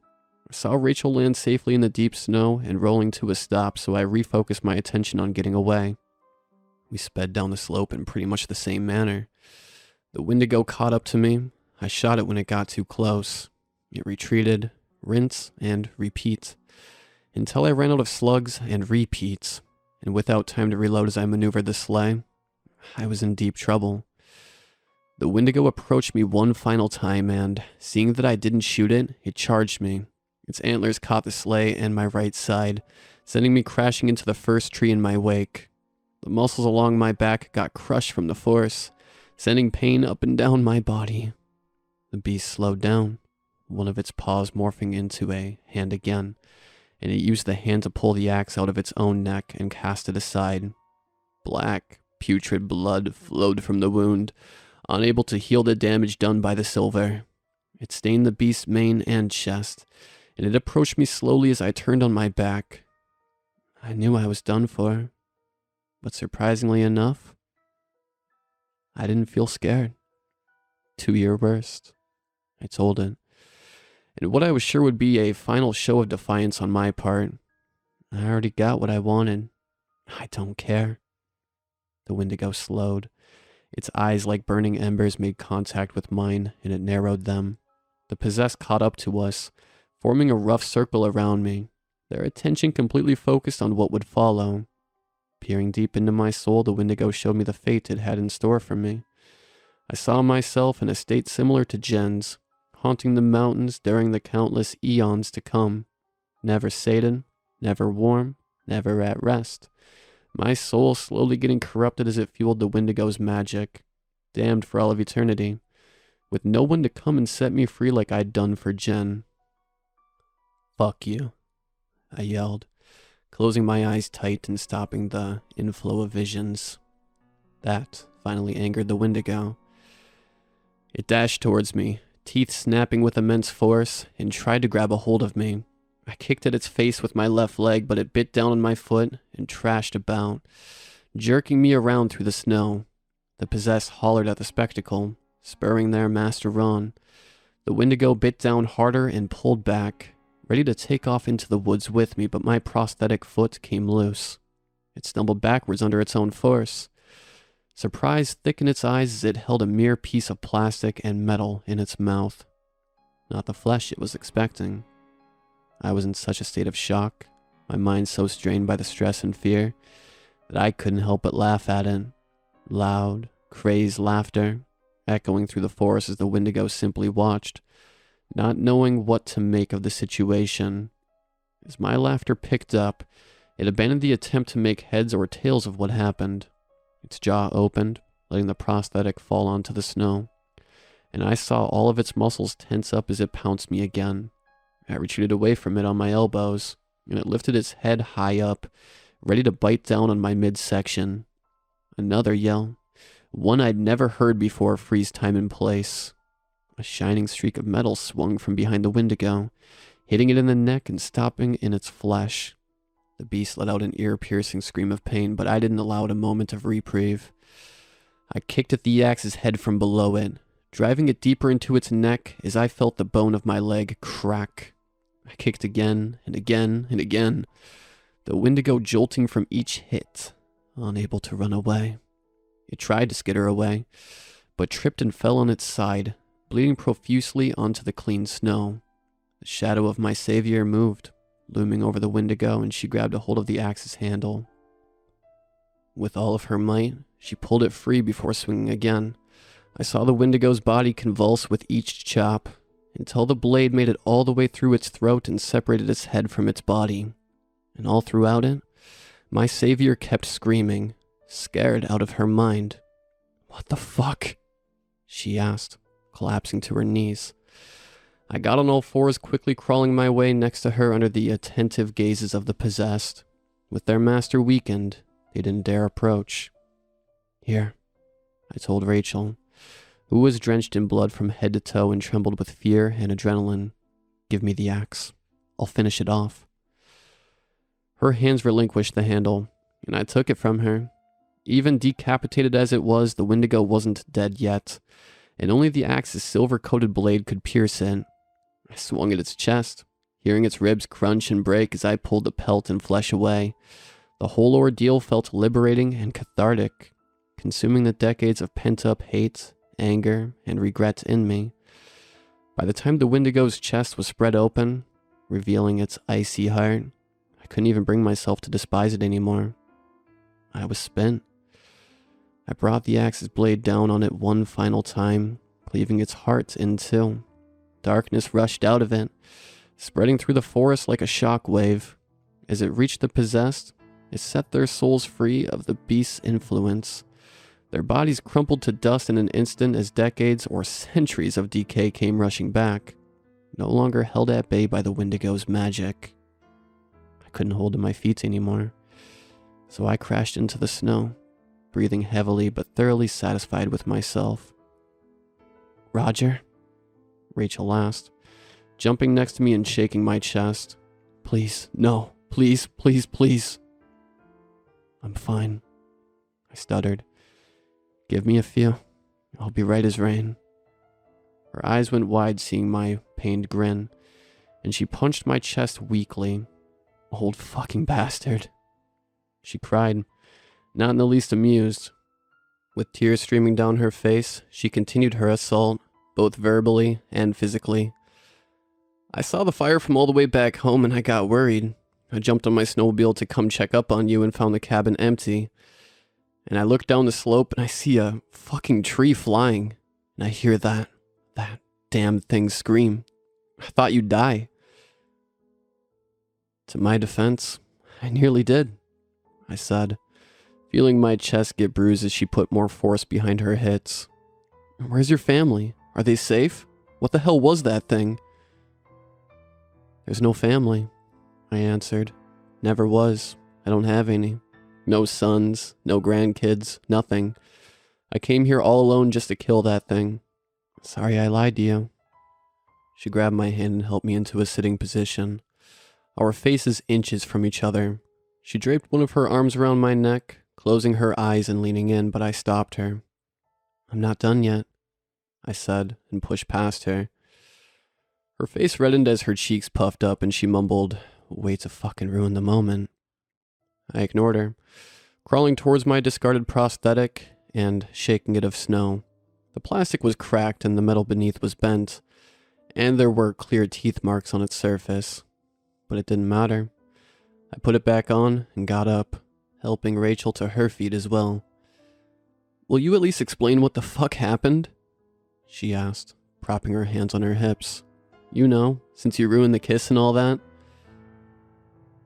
"What's up is that we have to burn the body and get the heart into the silver box I left back at the cabin before the Wendigo reforms," I explained, walking over to my sleigh.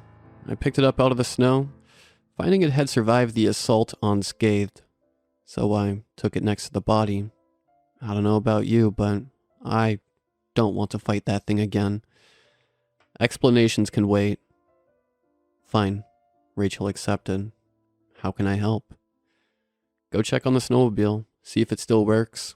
If not, we'll have to make another fire here. She did as I asked without complaints, trudging through the snow towards her wrecked vehicle. A few minutes later, I was done hoisting the Wendigo onto the sleigh and tying it down. The sound of the snowmobile's engine started up, reaching me all the way down, making me let out a sigh of relief. Rachel returned. We tied the sleigh behind the snowmobile, and we carried the Wendigo's corpse back up to the cabin. The fire still raged on, and I pushed the body into it, sleigh and all. Just like Jen had done earlier, it erupted into flames, turning into ash in mere moments and scattering in the wind. I locked the heart into a silver box which I planned to deliver to a shaman who could properly kill the beast, and I sat Rachel down in front of the fire. I told her the entire story of my life up to that point, just as I have told it to all of you now. She listened with bated breath, itching closer to me, and tried to stop me when she noticed the memories caused me distress. But I kept going, digging them out and laying them bare. For the first time in my life, someone was not only willing to listen to my story, but they also believed it. I needed the release, I needed to vent, and I felt all of the pent-up emotions leave me bit by bit with each word I spoke. When I was done, we stood in silence for a long while, neither of us knowing what to say anymore. Sunrise came, and we rode off into it on Rachel's snowmobile. She dropped me off at my truck, but we couldn't bring ourselves to part ways. I guess I should be going, I said, unusually fidgety. I have to deliver this to the shaman. Yeah, I guess you should, Rachel said. She had her arms around herself, rubbing her own shoulders for warmth. With a defeated look, she turned on the spot and began walking towards the snowmobile. I had my own hand on the truck's handle, but my heart fought my mind and won out. Hoping I wouldn't regret this decision, I took off after her, catching her arm and turning her around.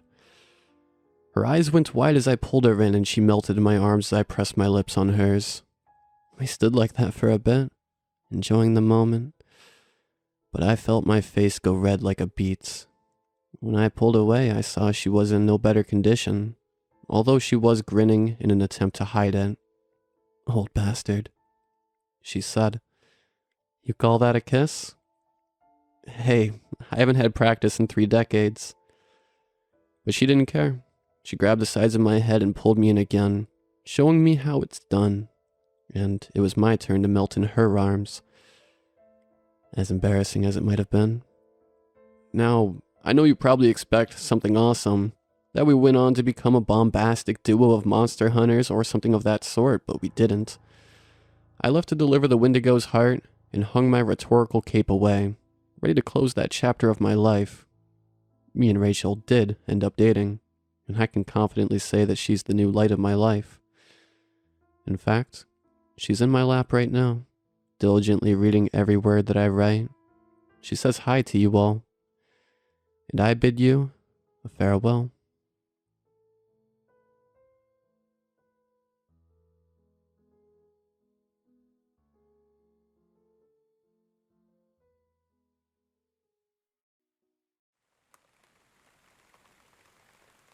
I knew it as soon as I got the call. My father was frantic. He'd woken up that morning without her, and things had spiraled from there. I wish I could say that I left right away, rushed to my father's grieving side, but I can't. I'm a coward, and that's why it's taken me a full month to build up the courage to fly out there. Instead, I just listened on the phone as he described the events that unfolded. The police, the searches. Even though they live in a heavily wooded area with few neighbors, my mother is well liked by the town. And from what I heard, the searches were extensive. Like looking for a lost child. Yet I stayed to finish my finals, even if I did fail them. I couldn't face the reality of the situation. Not yet. I knew what was waiting for me when I returned. We moved when I was 11. I don't remember much from before that, just that we lived in the city. My therapist says it's not uncommon to forget, but recalling it now feels strange. It's like my memory starts in that house on the day we walked in. It was a blue Sears catalog home. 2 stories with a painted white porch. Which is mine? I'd asked, hearing the creak of wood under my feet. It felt like there were so many rooms, so hard to distinguish with the emptiness of the place. This way, sweetie. My mother led me past what would become our kitchen on our right, our den on the left, upstairs to the bedrooms. My parents took the master at the end of the hall, and my sister, Vicky, and I had to share the one that was left over. The stopping car pulled me out of my thoughts. I muttered a soft thanks to my Uber driver before scrambling out of the car. The house stood there, nearly the same as the day we moved in. It had been repainted within the last year, but the porch was still a cheerful white. I stood rooted to the spot as my Uber drove off, debating whether or not to knock on the wooden door. The decision was made for me as the door swung open. My father stood there, lines across his face much deeper than I remembered. Taylor? It wasn't a question, and he didn't smile. Dad? I shifted uncomfortably under his gaze until he stepped to the side and motioned for me to come in. I paused as I approached the front door, stopping to face him. Did you, I trailed off before shrugging. Want a hug? He looked unsure at first, eyeing me up and down. At first I thought he was going to refuse, but slowly he reached forward, wrapping an arm around to give me a gentle pat on the back. I reached up to hug him back and a lump formed in my throat. Before too long we broke the awkward silence and my father walked ahead of me into the house, face towards the floor. We walked past the old den and kitchen. My father tried to settle into a chair at the head of the dining room table, but he looked about ready to crawl out of his skin. I took the seat adjacent to him. He sat quiet for a long time, occasionally opening his mouth and then closing it. I waited for him to work up the courage to speak. Finally, he clasped his hands on the table and took a deep breath. She's gone. My eyes followed his hands as I sat rigid. Yeah. He looked me dead in the eyes. Do you know what happened to her? My breath caught in my throat, but he didn't say it in an accusatory manner, just honest. His eyes were red-rimmed and tired. My eyes fell to my own hands. I don't know. He didn't say anything, just continued to look at me with those eyes. I took my own deep breath. Nothing for sure. They're looking at me, he said, finally breaking the stare. I startled with a jolt. I figured, but hearing it out loud, that's not fair. No, it's not. He reached up to rub his eyes. But I'm the only suspect. He side-eyed me. They already confirmed where you were. A pang of guilt stabbed at my gut. I'm sorry. Why? His eyes narrowed. Why are you sorry? I trailed off. How could I put it into words? He waited for a moment and then turned his chair to fully face me. Is it true? My heart leapt into my throat. Is what true? Don't bullshit me, he said calmly. His eyes darted to the window. The woods. Is it true? I shifted uncomfortably. Dad, I was a kid. I looked out the empty window. I didn't know what that was. A hand slammed on the table. I said don't bullshit me. Your mother always backed your story, and I want to know now. Was it true? I looked at him. Really looked at him. He was thinner, hair streaked with silver at the temples. He looked younger than he was, but much older than the last time I'd seen him. He looked desperate. I felt the bile rise in my throat and swallowed it down. No more hiding. Yes. His jaw clenched. Tell me. My head felt light and my heart pounded in my ears. Tell me again. I closed my eyes and nodded. Do you remember the day I got lost? We'd moved towards the end of summer, and without much else around, I was immediately drawn by the woods behind the idyllic house. Never play alone, said my father. Always take your sister with you. I resented the hell out of that. If I had my way, I would read uninterrupted amongst the trees all day long. Goosebumps, the Boxcar Children, you name it, but Vicky was stubborn. She always had to show me her dolls and beg me to play with her. I wasn't having any of it. So one day, not long after we moved in, I hid her toys. And while she and my mother were busy looking for them, I snuck out the back and into the woods. I'd only wanted a place to read, a place to get away. I walked past ferns and ivy, looking for the perfect spot to hunker down. I didn't even think about how far I was going or how I would get back. I didn't know to be afraid of the woods then. I didn't notice the creek until it was too late. My foot caught on a root, and I was sent tumbling face first into the clear water. My book went bobbling helplessly with the current as I righted myself. I didn't realize it was gone until I'd crawled out and started to wring out my clothes.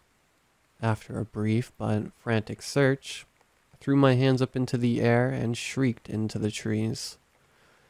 My plan was ruined, and my book was gone. I turned around to trudge back, only to find an unfamiliar forest looking back at me. Which way had I come from again? The house was this way. No, that way. If you're lost, stay where you are. My mother's voice played back in my head. We'll find you. I'm not that lost, I said to myself, and I started off in the direction that felt the most like home. I wandered for what felt like hours, much longer than it had taken to enter the woods. My clothes had dried, but I still felt a chill as I stumbled over another rut. Where was I? I took another step and my foot squelched in mud. I looked down to see a disturbance on the forest floor leading to a creek. I was back at the creek. My own footprints from before were still pressed into the wet earth. Without ceremony, I flopped down, but sinking further into the muck. Fat tears ran down my face and snot trickled from my nose as I started to sob. I was well and truly lost. This was it. I was going to die out here. My stomach rumbled and I shivered with the uncharacteristically cold summer breeze. Why hadn't I just humored Vicky, played with her stupid dolls, and left well enough alone? I continued to cry until I noticed an echo. It was faint, but the sounds of my own crying were coming back to me. I fell silent and the noise stopped. Hello? I called out. Hello? My own voice answered back. I blinked hard and wiped the snot off my face. Is someone there? This time there was no echo. I strained to hear something, anything, but the woods had grown silent. Lost. I jumped at the whisper from the underbrush. It was unmistakably my own voice. I felt my throat constrict. I wasn't alone. Hello? The voice said again, this time much closer. It felt like it was right in my ear. I scrambled up as my eyes darted around. Who are you? I shakily cried, head on a swivel for the source of the noise. Who? This isn't funny. I backed up against a tree. I want my mom. Something clattered down from the tree above me, and I screamed as it landed at my feet. Not that lost. The whisper sounded like it was coming from all around me, and I felt another sob rising in my chest until I looked at the object that had fallen before me. Crinkled and waterlogged, my book lay before me. My book? When the wood stayed quiet, I hesitantly bent down and scooped it up. The pages were stuck together, but my bookmark was still pressed inside. Hello? My voice said again, this time from bushes in front of me. I hugged the book to my chest. Who are you? I squeaked. The bushes rustled. Who? It answered with another rustle of the bush. I wiped at my face again and scanned the tree line, but still couldn't see who was speaking. Thanks for my book. Thank you. I scrunched up my face. The woods were still silent, but with my book in hand, the fear began to abate. Why are you repeating me? Lost. Are you lost too? The bushes stayed still. I took a small step forward. Who are you? Why are you repeating me? I got no answer. I opened my mouth to say something when a new sound caught my ear. Faintly from my left, I heard someone calling my name.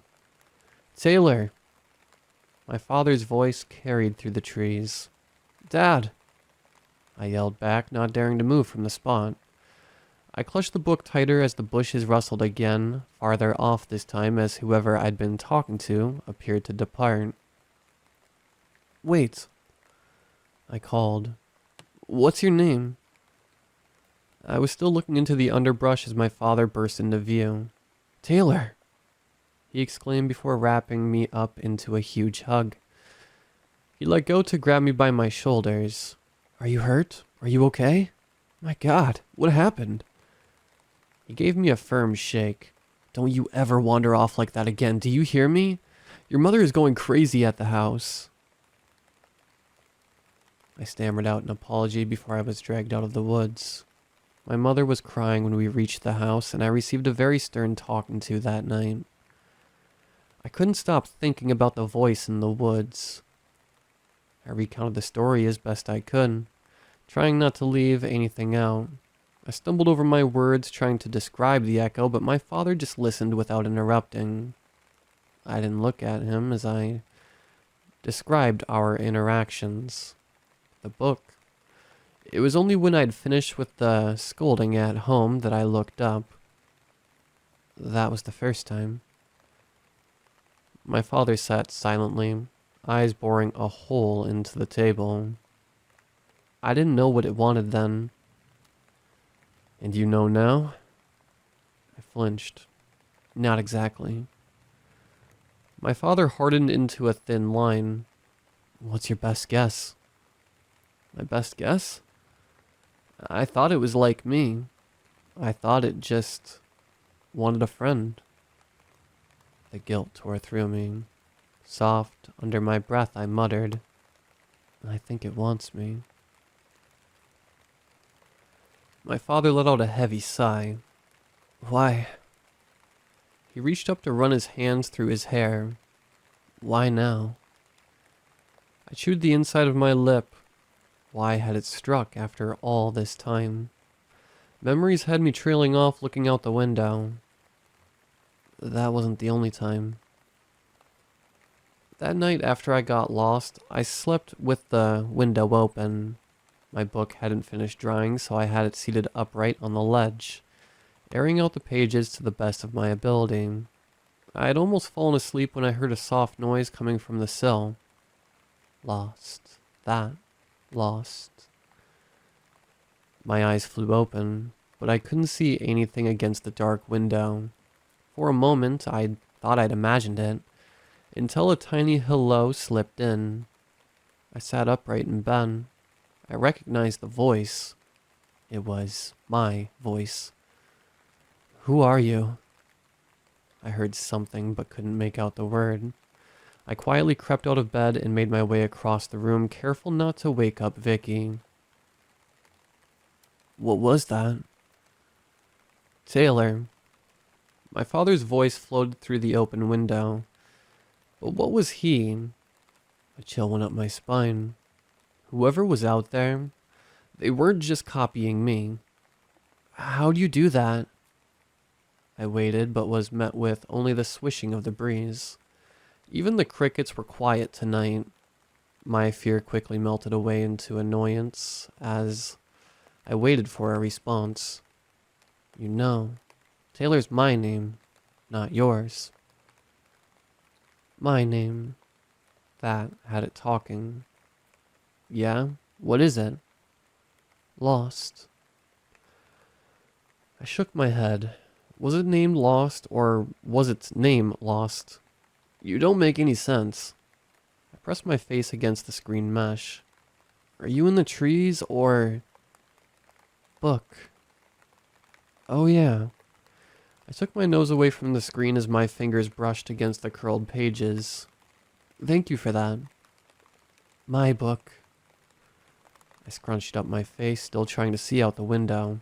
No, it's mine. My book. Yeesh, I said with a shrug. I can let you borrow it when I'm done. Yeah. You'd like that? Yeah.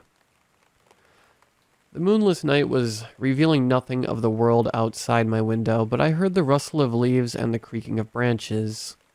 At the lull, I picked at the question that had been bothering me. Why do you sound like me? Do you hear me? My father's voice played back. And like my dad, I added. What are you, a parrot? I paused and leaned my forehead against the screen. Are you a ghost? For a while, it said nothing. Then a solitary hum began to rise over the quiet night. The soft shifted into an and after what seemed like some struggle, my own voice answered, No. I cocked my head. You can talk, but it's hard? Hard. It repeated. You need words. Yeah. I ran my fingers along the crinkled pages of the book. This has lots of words. Maybe if it had more words, it could tell me who it was, what it wanted. I looked back out into the night. Can you read? No. Huh. That was a conundrum. After a brief pause, I had an idea. I could read it to you. A branch shook with particular force. Yeah! I picked up the still damp book and held it to my chest. If I read it to you, will you answer my questions? The pause was longer than I expected, but eventually it answered with a quiet, yeah. And so it began. Careful not to wake my sister, I found a flashlight and began reading to the strange voice outside my window. I started reading to it so that it could get more words, so that it could tell me who it really was. I was so naive. The cycle repeated in the nights that followed. I would wait for my sister to fall asleep, creep to the window, and read to the voice. It picked up new words quickly. By the end of the week, it was able to repeat full sentences back to me. I was delighted. I felt like I was teaching someone, being useful. The voice began to ask me things. How I was, what I'd done during the day, the sort of things a friend would ask. But my secret friend could only stay secret for so long. Scary. I paused in my reading to glare at my sister. Go to bed, Vicky. Her wide eyes shone in the flashlight gleam. They traced lazily from me to the open window. Who's that? No one. I snapped the window shut. Is that the Tooth Fairy? There's no such thing as the Tooth Fairy, I muttered under my breath. She continued to stare at me, so I switched the flashlight off and climbed into bed. She was only 6, but her loud mouth would definitely get me in trouble if I wasn't careful. Can I play? No. I could practically hear her pout in the darkness. Read to me? No, I said, turning my back to her. It's too scary for you. No, it's not.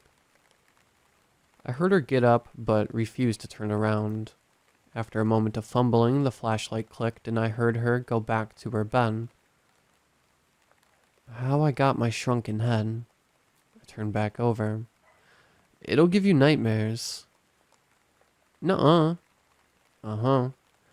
I swung my legs over the corner of the bed. You better put that down or I'll tell Mom. That had her thinking. Before I could say any more, though, a soft tapping came from the window. My sister's eyes lit up. It is the Tooth Fairy. No, it's not. I snapped and I stood to peer out again. I slid it open a crack. Who? My voice filtered through the leaves.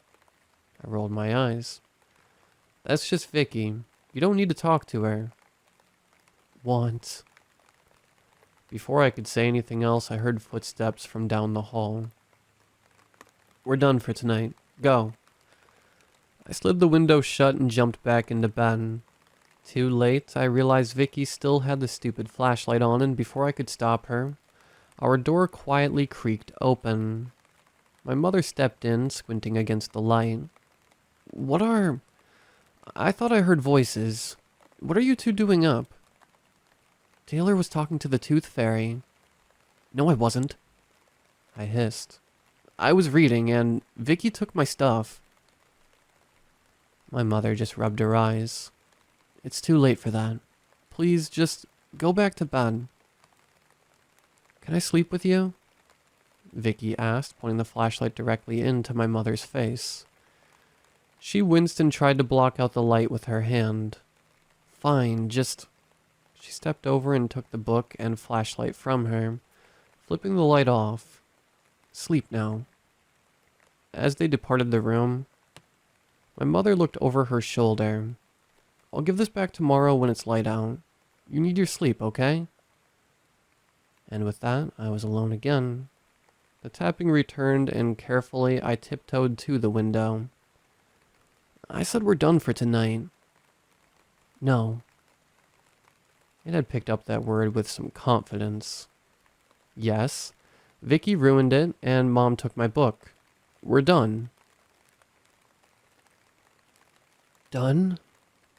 Yeah, done, I said, and I slid the window shut. There was no more tapping that night. So, Vicky saw it too? Not exactly. I squirmed under my father's gaze. We didn't see it yet. But you kept talking to it, even after that. It hadn't really done anything at that point. And when it did you stop? I looked down at my shoes. No. The next night, I waited for the voice to return to the window. It didn't. My window was quiet the next night too, and the night after that. I wondered if it meant that we were done, period, and I couldn't let that stand. While my mother was busy with my sister the next day, I wandered back into the woods. This time, I marked my way. I took my sister's sticker book and stuck them to the trees every few feet. I wouldn't get lost again. I was almost out of stickers by the time I found the creek again. Hey, I shouted. No response came and the birds continued chirping. I took a deep breath and mimed a megaphone with my hands. Where are you? No sound met me, but the hairs on my neck stood up. I dropped my hands and scanned the forest. I didn't want you to leave, I said. I only meant we were done for the night. No birdsong called out to meet me. Please come back? Why? The voice was now a hiss from my right. I jumped, looking in the direction of the creek. For a moment I was stunned into silence before I finally came back to my senses. Because I searched for a reason. Why did I want the voice back? The deal is done. It hissed, bushes across the creek rustling. Deal? Aren't we friends? What I imagined was a stunned silence followed. We are, aren't we? I repeated. You asked me how my day was. Talk to me when no one else does. That's what friends do, right? Friends. Yeah. What do you want? It asked. I don't know, I said honestly. To keep talking? It paused for a moment before responding. Yeah. So, friends? I asked, holding a hand out. I don't really know why I did. I'd never seen my friend and didn't really expect anything back, but just as I was about to bring it down, the bushes rustled. The inhumanly slender hand reached out from the bushes in front of me. The arm was impossibly long, and I couldn't see what it was attached to. My breath caught in my throat as the arm, scabbed the same color as tree bark, took my hand in its own. Friends. I screamed. I tried to break the thing's grip, but it didn't let go. Slipping back, I fell on my backside, still yanking at the thing holding me. Friends, it said again, and this time its grip broke as I yanked my arm back. What are you?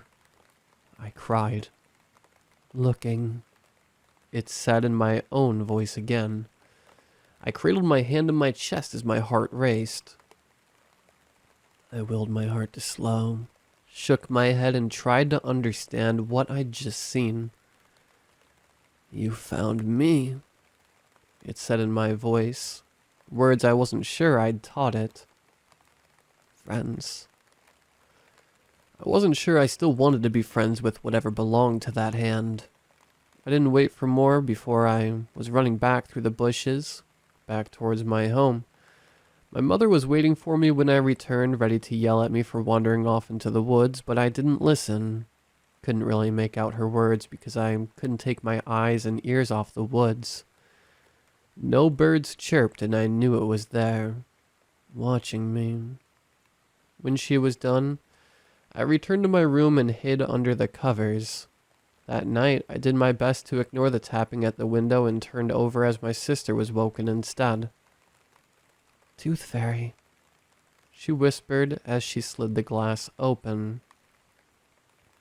Gift, came my voice, soft but not very far away.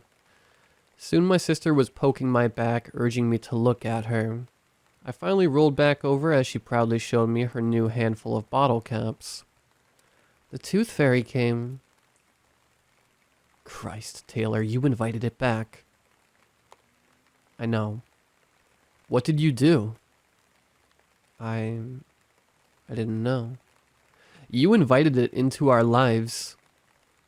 I stood up and walked to the window, unable to face him. I'm telling you how it happened. I can't change what I did. I heard him let out a deep breath through his nose. No, you can't. A bubble of anger rose in my chest. I turned back to him. I know I shouldn't have done it. I know I was wrong, but I was a kid, Dad. I paused to take a breath. Who else was I supposed to talk to? You had your sister. He wasn't looking at me. She was 6. I shook my head. How was I supposed to talk to a 6-year-old? The lines around his mouth grew deeper. I was at the end of my rope. I couldn't hold back anymore. I needed you, I said. I needed Mom, but all you cared about were your stupid jobs. His eyes flashed as he looked up to glare daggers at me. Don't you dare talk about your mother like that. I winced and placed a hand on my forehead. I'm not. I needed to remind myself, even after everything, he wasn't the enemy. I'm just saying, I just wanted someone to listen to me. I felt the edges of my eyes begin to prickle. I know it's my fault. I get it, but please, can you just cut me this little bit of slack? His expression didn't change. How am I supposed to do that? After everything we've lost. I didn't mean for this to happen. But it did. The prickle began to turn into a wetness that threatened to overflow. I know that, I said. You think I haven't beaten myself up about it for years? An angry tear fell. Why do you think I had to get away? His brows pinched together as his jaw clenched. You ran away. You left us. I sniffled angrily. You left me. I wiped away the tear. After Vicky, both of you closed off so bad. I just did what you wanted all along. For a moment, my father truly looked sad, his shoulders slumping as the weight of the world fell on them. He looked at me. We never wanted you to go. I scoffed. Could have fooled me. For a while, no one spoke. He looked at me for a few more minutes before his gaze slowly slid to his clasped hands on the table. I felt drained, like I had no more emotion left to give. Slowly, I sank back into the chair next to him. After a while, he finally spoke. What happened next? I shivered involuntarily as I recalled the next part. Next. That's when the gifts started. Glassy eyes looked up at me from the sill. It lay on its side, tongue lolling out past bloody teeth. More blood ran from its nose and streaked down the wall. The smell was coppery and ripe, like shit and old meat. I stood in my bedroom, at first unable to wrap my head around what I was seeing. The head itself was small, probably from a fawn. The neck was ragged, as if torn off from the rest of the body. A fly buzzed around my head, hitting me in the cheek and breaking my trance. I retched bile onto the floor. When I looked back up, motion caught my eye. I couldn't see much of the tree line, but swore I saw something shift in the undergrowth. Closer inspection yielded no results, but I doubted it was my imagination. It was obvious who the gift was from, but what was I supposed to do with it? Was it a warning? My eyes slid to the book propped up next to the grisly thing. How I got my shrunken head. I retched again, but this time nothing came up. In the end, I snuck downstairs to borrow my mother's dishwashing gloves, a rag, and a small garbage bag. Returning upstairs, I'd wiped the blood up and transported the head into the bag. I planned to bury the thing at the edge of the property with my father's trowel. Throwing it away was too risky, just in case my parents found it. Before I could return downstairs, I heard movement from my parents' room. I quickly hid the rag under my bed and threw the gloves and bag into my new backpack, lying conveniently beside the door. I snuck back into bed before my mother stepped in. Wakey wakey, sleepyhead. I feigned sleep as my mother gingerly plodded over to prod my sister out of bed. Hopefully she would be too busy getting Vicky ready for her first day of first grade to notice me slip out the back. I wouldn't start school for a few glorious days, but all the joy I'd felt was numbered by the present I'd received. My mother left me to sleep, and after a few tense moments, I realized now was my chance. I grabbed the backpack and carefully crept down the stairs as my mother helped Vicky brush her teeth. With my heart pounding, I made it to the back door, down the porch, and to the edge of the yard. I didn't want anyone spying me through the window, so I snuck into the woods just a few feet. The earth was soft under my feet, but webbed with tree roots. It took a few tries before I found a spot big enough to bury the hen. I took the bag from the backpack and turned it upside down. The head flopped out, landing upside down beside the divot I'd picked for it. From here, I could clearly see the white neck bones protruding from the bloody stump left behind. My stomach lurched, but I swallowed it down to get to my grisly task. As I dug, a chill ran up my spine. The birds had stopped singing. I slowly looked up, and even though I could see nothing, I knew it was there. Gift? The thing in the woods sounded like a child, but it wasn't. It most certainly wasn't. And in that moment, I was more afraid than I'd ever been. Don't like it? I gulped.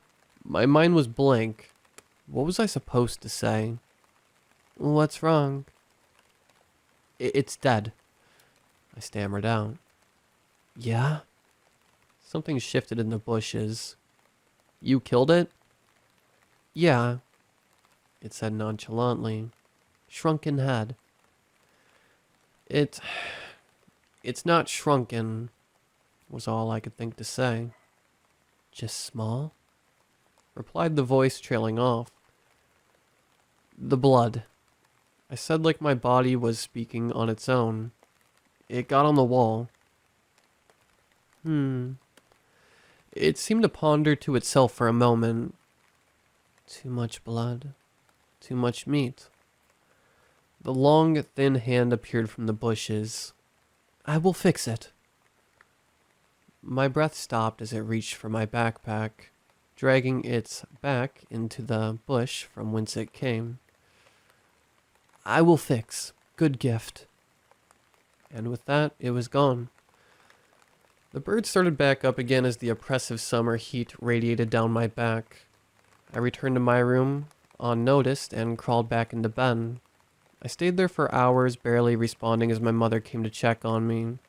She'd seen the bile, felt my forehead, and let me be, probably assuming I was sick. But I wasn't sick. I was confused. Whatever was out there had the strength and speed to kill a deer, even if it was just a baby. But it wanted to be friends with someone like me. What was it? What did it want? My stomach eventually drove me downstairs. Even after the morning I'd had, I was still hungry by midday. I made myself a sandwich as my mother worked at her computer. I was still downstairs when Vicky got home from school. Of course, my mother jumped up to greet her, completely ignoring me. I stared from the couch as Vicky's bottom lip trembled. My mother knelt down, concerned. What's wrong, baby? The trembling grew more pronounced. They threw away my special coins. What was she talking about? Your special coins? My mother repeated in a higher pitch. You mean your bottle caps? Vicky nodded, her eyes brimming with tears. I rolled my own eyes. What a little drama queen. She had no idea what real problems were. Who, sweetie? My mother asked. Who threw them out? She shook her head. The mean boy. She huffed and crossed her little arms, face turning red from holding back tears. He's the worst. She whined. Oh, baby. My mother cooed, petting her hair. Did you tell the teacher? This brought on a fresh round of waterworks as my sister's face crumpled. No. My mother grasped Vicky by the shoulders. Why not? She asked, voice taking on a presumably unintentional edge. 'Cause, snot began to run down her face. 'Cause he's mean to me. She let out a loud and disgusting sniff, and the teachers don't do anything. My mother's face darkened. Don't worry, baby, she said, a hint of menace tinging her voice. I'm gonna have a talk with them. Don't, cried Vicky, hugging herself. My mother cocked her head. Why not, sweetie? I don't want to get in trouble. My mother finally gave Vicky a hug as she began full-on sobbing. You won't get in trouble. Promise. She picked Vicky up and carried her to the kitchen. Come on, sweetie. Let's get you a snack. I huffed and rolled my eyes. Of course Vicky would turn on the waterworks as soon as we got to a new school. It was what she was good for, wasn't it? I plodded back up the stairs and went back to bed. I didn't need all this. Not today. Exhausted and fed up, I practically passed out until the next day. I awoke to something pressed to the back of my head. I froze. The thing was sharp, jabbing into my skull, and then it was gone. Before I could move, it was back again, poking me over and over. I quickly realized it was more annoying than threatening, and I rolled over to find Vicky in my face. What? I spat, flipping the covers off angrily. Pretty, she said, holding up her latest torture device. I glared at her before dropping my gaze to the thing in her grip. Cradled in her hands was a tiny, yellowed deer skull. My stomach lurched. The tooth fairy came back, but you were sleeping. I could feel my face turn red. Give me that. I snapped, snatching it out of her grasp. Her eyes widened in surprise as her mouth formed a small O. It's mine, not yours. She took a deep breath, looking between me and the skull. Tears began to roll down her face as she started to cry. A pang of guilt stabbed me in the gut. Hey, I'm sorry. I looked back down at the thing. Without the meat and blood, it did look very cool. Tentatively, I held it back out to her. You can look at it, but be careful. She looked at me, looked down at the skull, and pushed it back in my face. Without another word, she let out a wail and fled from the room, no doubt to tell my mother of my horrible transgressions. I sighed and held the thing in my lap. So much for trying to make things better. Before anyone could disturb me, I looked back down at the greasy thing. It really had been picked clean, and every bump and fissure were clearly visible. There was no bottom jaw this time, and if I hadn't known where it came from, I might have mistaken it for a rat or fox. Except for the teeth, I thought. The uncomfortably human teeth also gave it away. Why did deer have to be so creepy on the inside? I scanned my side of the room, eyes landing on the small book nook my father had found for me. Pulling them out by a few inches, I hid the skull behind and moved the rest of the books to match. I did not want to have to explain that one to my mother. I remember that, my father said quietly. Creeped your mother out royally. It stunk so bad, I replied. I never knew bones got that smelly. They do when you don't degrease them, my father muttered. I wasn't sure what he was talking about, but I nodded as if I did. I thought I hid it so well. I really was a dumb little Ken. He looked back at me pointedly. What happened after that?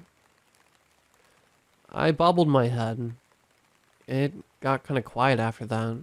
I had to start school and I didn't have as much time for the thing in the woods. My father looked thoughtful. Vicky went on about the tooth fairy a lot that year. I remembered the pangs of jealousy. She kept talking to it, more than I did, I think. She met it through you, my father said bitterly. It's not my fault, I snapped. She wanted it that way. His eyes went wide and I lifted a hand to my mouth. I hadn't meant to snap, but really? There was no denying it. His eyes narrowed. She was 6. She didn't know what she wanted. She didn't want to get bullied anymore. I shot back. My father opened his mouth, but I kept going. You didn't teach her to stand up for herself. You coddled her. By now, I was almost shouting. The thing in the woods didn't coddle anyone. My father stood up to meet me. What are you saying? She picked it over us? Another pang of guilt. I sank back into my chair, hand at my forehead. I don't know what I'm saying. I was so jealous as a kid. Such a little snot. I'm just saying it wasn't all sunshine and rainbows before it came along. My memories from before were hazy, but from my father's guilty expression, I knew I was right.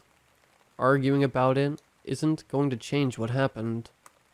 I dropped my hand, but stayed slouched. I don't think it's the same this time. My father stayed silent. Was Mom acting differently at all before, you know? He looked away. I didn't really notice much. I was working and... He grimaced. I guess she stayed out later, but I just thought... He paused for a moment before shaking his head. I don't know what I thought. There was vulnerability I didn't expect to see in my father. Dad? It's not important. He waved me off. I was wrong. She wouldn't just leave. Not after everything. Like that, the moment was over. Whatever had been there was buried underneath a stony effect. I shifted to rest my elbows on the table. No, it's been years. She wasn't the kind of person to run from her problems. She isn't. He said with a scowl. That made me stop. Did he really think she was still out there? If she went looking for it, he started. Where would she find it?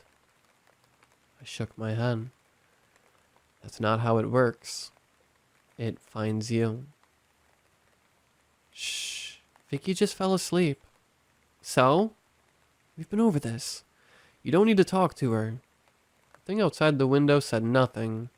You have me. He remained quiet, so I continued on. My day was okay. Class was pretty easy, and I just read at lunch again. New book? I smiled at the dark window. Yes, new book. This one's called City of the Rats. I paused. Please don't leave me any rats if I read this to you. No gift? Not that kind of gift. I sighed. It was always either trash or dead animal parts with this thing, and I wasn't in the mood to wipe up any more blood.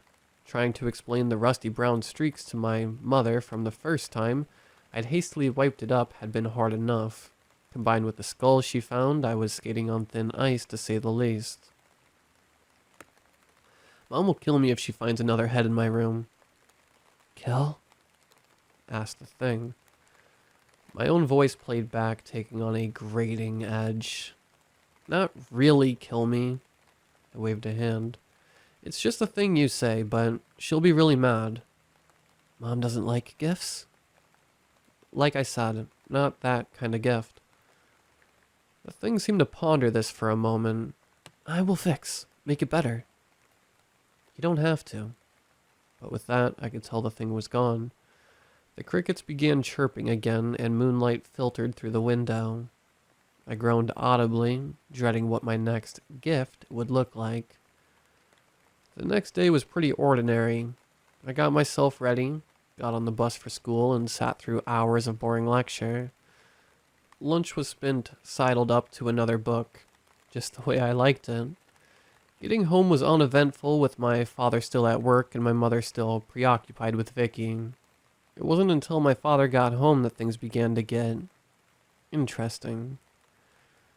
With my father watching Vicky in the den, my mother barged into my room. We're going to the store. I didn't lower the book I'd been reading. For what? It was nearly dark. What could she possibly want at this hour? She shrugged. I need some stuff for tomorrow. Let's go. I looked out the open window. It's late. I don't want to go. Too bad. She strode over and stood at the side of my bed. Letting out a noise of defeat, I set a bookmark and swung my legs out of bed. Silently, we made our way downstairs and towards the front door, passing by Vicky still playing with my father in the den. My eyes furrowed. Hey, isn't Vicky coming? No, my mother replied. Your father's watching her tonight. Huh. Okay. Suddenly the idea of a drive didn't seem so bad. Without any more protest, I got into the car and my mother turned on the engine. It wasn't until we'd been driving for a few minutes that she finally spoke. Taylor? She looked at me through the rear view. I know I got angry yesterday and I said some things I probably shouldn't have. Where's the but? I wondered as I looked away out the window. I'm sorry for that. I was surprised but didn't let on, continuing to stare out at the moonlit night. Now that we're talking calmly, she continued, will you tell me where you got the skull? Of course, that's what she wanted. I rolled my eyes. I found it in the woods. Are you sure? Vicky said, Vicky's a liar. I snapped. My mother just took a deep sigh. Okay, She trailed off, searching for the words. I've noticed you've been keeping to yourself a lot lately, and I just worry. I'm fine. I glanced back at the rear view, accidentally meeting her eyes. You can tell me you know. Her eyes went back to the road. You used to be my little buddy. Yeah, used to. I grumbled. I could practically feel my mother's hurt in the silence that followed, but I steeled myself against it. She was the one who'd picked Vicky over me anyway. My mother shook her head a bit and seemed to reorient herself. I know it's been hard making friends, moving to a whole new place, but it'll get better. She slowed down for a turn. Have you been doing what I told you? I huffed. Talking to kids sitting by themselves? Yeah, it's a great way to meet weirdos. That's not nice. I shrugged, even if she couldn't see it. It's true. She let out another sigh. I just want you to be happy. I pressed my forehead back against the glass. I'm fine. The rest of the way was uneventful. We didn't talk much as she shopped up and down the aisles for a few non-essentials. I don't think she knew what else to say to a stone wall. She wasn't good at talking to me anymore, and while I relished the silence, I also resented it. The drive back was turning out to be just as quiet. There were few other cars on the road in this area, so the ride was smooth. As I rested my head against the window, the light began to fade. My brow furrowed and I looked around. It was as if we'd driven into a tunnel. Mom? I looked out but couldn't even see where the moon had been. I gulped. This was the same inky blackness outside my room every night. That could only mean... My head whipped forward as the car lurched to a stop. My seatbelt kept me from hitting the seat in front of me, but I was still thoroughly jarred. Damn it, my mother swore under her breath. I shook my head, still a little dazed. What the... When I looked up, she appeared to be sitting up to get a better view over the steering wheel.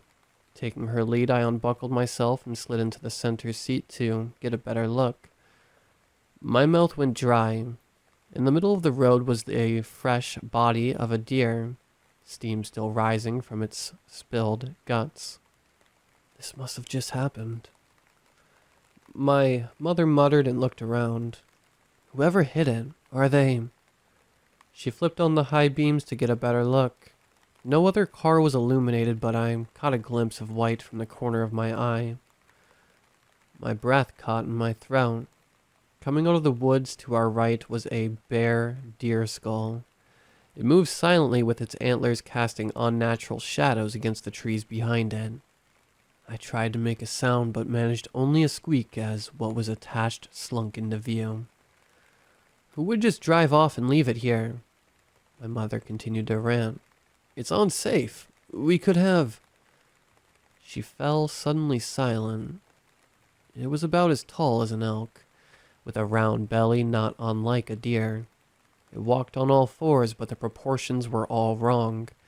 Its back legs were emaciated and bent, but its front legs were much worse. They appeared to bend wrong at the elbows, and instead of hooves, There were hands.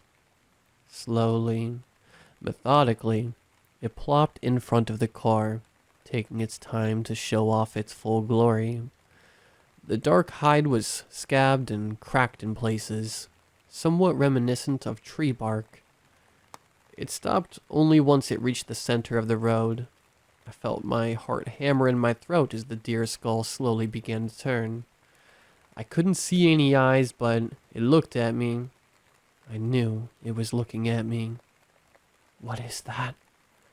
my mother whispered, knuckles turning white on the wheel. "What the fuck is that?" As if in response to her words, the thing's head shifted almost imperceptibly, now staring directly at her. It leaned forward for a moment before rearing back. It righted itself on its back legs, standing up like an impossibly tall man. My mother screamed. The thing took a step forward, and my mother hit the gas.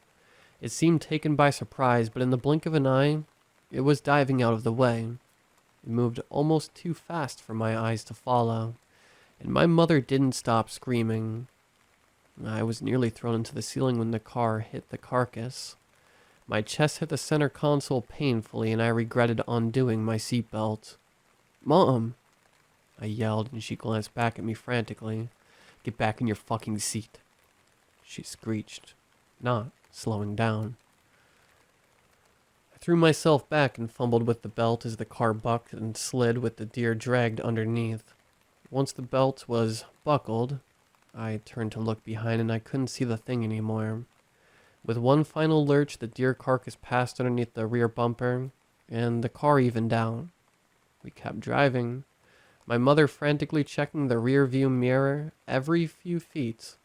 In record time, we made it back to the house. She pulled into the driveway and turned off the car engine. After what felt like an eternity, she turned back to me. Her mouth opened and closed a few times until she just settled on looking at me. Her eyes were desperate. "I can't believe we killed a deer," she eventually kind of whispered. I remained quiet out of confusion. Did she not see it? It had mange. It was sick," she stuttered, eyes filling with unshed tears. I nodded rather than argue with her. With that, she began full-on crying, and I gingerly helped myself out of the car. She slowly followed and was still stifling as we entered the house. "Jesus Christ," said my father, standing up to walk into the kitchen. "Is that what happened?" "Yeah," I replied. "But I don't know if she saw it. She was really shaken up." My father shook his head and made his way to the liquor cabinet. "She never drove at night after that." "Maybe she did see it." "She saw it," he muttered, reaching into the cabinet. "And she didn't tell me." I let out a loud sigh. Would you have believed her? He straightened up with a bottle of whiskey in hand. "Maybe the both of you." I shook my head. "You didn't believe me when I tried to tell you." He grabbed 2 glasses and practically threw them onto the table. "That was after." "Mom believed me? I wonder why." I tried to pass on the whiskey, but my father poured me a glass anyway. I reluctantly pulled it over as my father took a swig of his. "She didn't tell you though, did she?" He cringed at the mouthful he'd taken and gulped audibly. No, she didn't." "Do you think it would have changed anything?" He looked bitterly into his glass as I swirled mine. "I think it would have changed a hell of a whole lot." He took another swig. "I'd have found it myself." I shook my head. "We searched the woods. It didn't want to be found." He slammed the glass down, spilling some of the whiskey. "I'd have done anything." I opened my mouth to protest, but quickly thought better of it. I pushed the whiskey away. It wouldn't help anything at this point. "We can only focus on now. What can we do for Mom? My father slumped over, head in his free hand.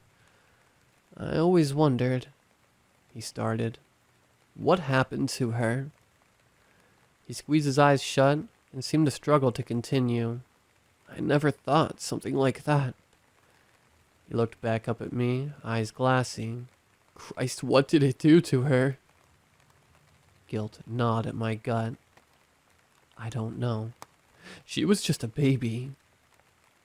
Oh, he was talking about Vicky. I took a deep breath and steeled myself. Mom is the one who's missing now. Did it eat her? I didn't have the heart to tell him. I think it did much worse than that. I don't think so. Whatever it did. He sat back up. It's doing the same to your mother right now, isn't it? He clacked the glass against the top of the table again. And we're just sitting here, thumbs up our asses like idiots.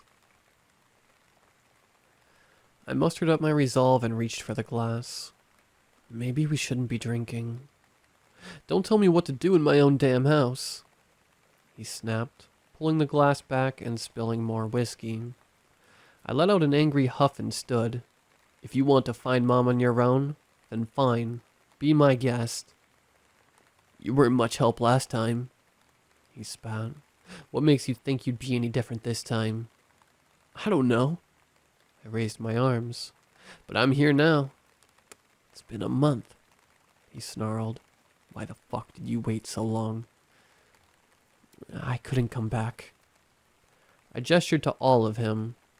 To this. Why the fuck not? It's like Vicky all over again. No shit. We were both yelling at this point. I couldn't handle it again. I turned away from him. The blame. The everything. What the fuck are you doing here this time? I balled my fists and let them fall to my sides. I don't know. Then maybe you should just leave. With that, I grabbed my suitcase and stormed out of the kitchen. I made it to the front door and yanked it open. The sound of nothing met me. Not a cricket chirped. Not a leaf fell. The dread hit me like a wave in the ocean, washing over my head and down to my feet. Slowly I stepped back and closed the door. Not yet. I whispered. Please, not yet. I went back to the kitchen. The window was open. The damn thing had probably been listening in on our whole exchange. The fuck are you looking at? My father growled from the table, side-eyeing me. I held a finger up to my lips and walked across the room to shut the open window. The kitchen would get stuffy fast, but it was a small price to pay for privacy. What? He asked, sitting up a little straighter. I took a deep breath and faced him. I got close, and when I spoke, it was barely above a whisper. The police don't know what they're up against, and they'll never believe us. Tell me something I don't know. I flinched at his volume and motioned with my hand to bring it down, looking again to the window. We're Mom's only chance. We can't keep fighting like this. She needs us. This time my father's eyes followed mine to the window. And it's still out there. I watched the gears click into place as he realized the gravity of what I'd said. He rose wordlessly and darted for the door. Dad, what are you? I stopped when I caught the glint from his hand. When had he gotten a handgun? Had he been carrying it the whole time? I shook the thought off as my father barreled out the front door and into the night. Where are you, you coward? He shouted into the darkness, waving the gun in the direction of the woods. Dad, where is she? Dad, stop. I'll fucking kill you. I started to step out the front porch after him, but with the way he was handling the gun, I thought better of it. He screamed threats into the woods until his voice was hoarse. From what I understood, the area had been built up over the years, so I hoped the nearest neighbors weren't close enough to hear him. I waited on the porch for him to finish the tirade. Finally, winded and breathing heavy, he stood facing the woods waiting for a response. When none came, I crossed my arms. "Are you done?" I asked. He didn't respond, and for a moment I was afraid he was about to run into the woods. "I told you, it won't work that way." "Then what am I supposed to do?" he snapped, whipping around. I flinched as the gun was still in his hand. "Can you put that thing away?" I said, shrinking away. "It's obviously not working." He looked down at it and reached up to rub his free hand across his forehead. "What do I do?" He asked again, softer this time. "Come back inside," I said, stepping back to crack the front door open. "And listen to me." Did I really believe we were going to find my mother somewhere out there? Probably not. Was it what my father needed to hear? I have no idea, but coming together with a common goal seemed to ease some of the tension. My father turned to the kitchen table and looked at me intently. He tucked the gun into his waistband where I must have missed it before when he was sitting down. The thing made me uncomfortable, but I doubted I could convince him to part with it. I hovered awkwardly for a moment as the silence stretched on between us. "So?" he asked. I reached up to rub the back of my neck.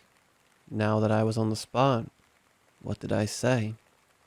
How the fuck do we fight this thing?" I winced at his words. "I don't think we can fight it. Not like that." "Then what do we do?" he demanded.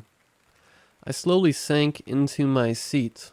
I felt exhausted, like all the life had been drained out of me. "Well," I started. "We can start by going over what didn't work last time."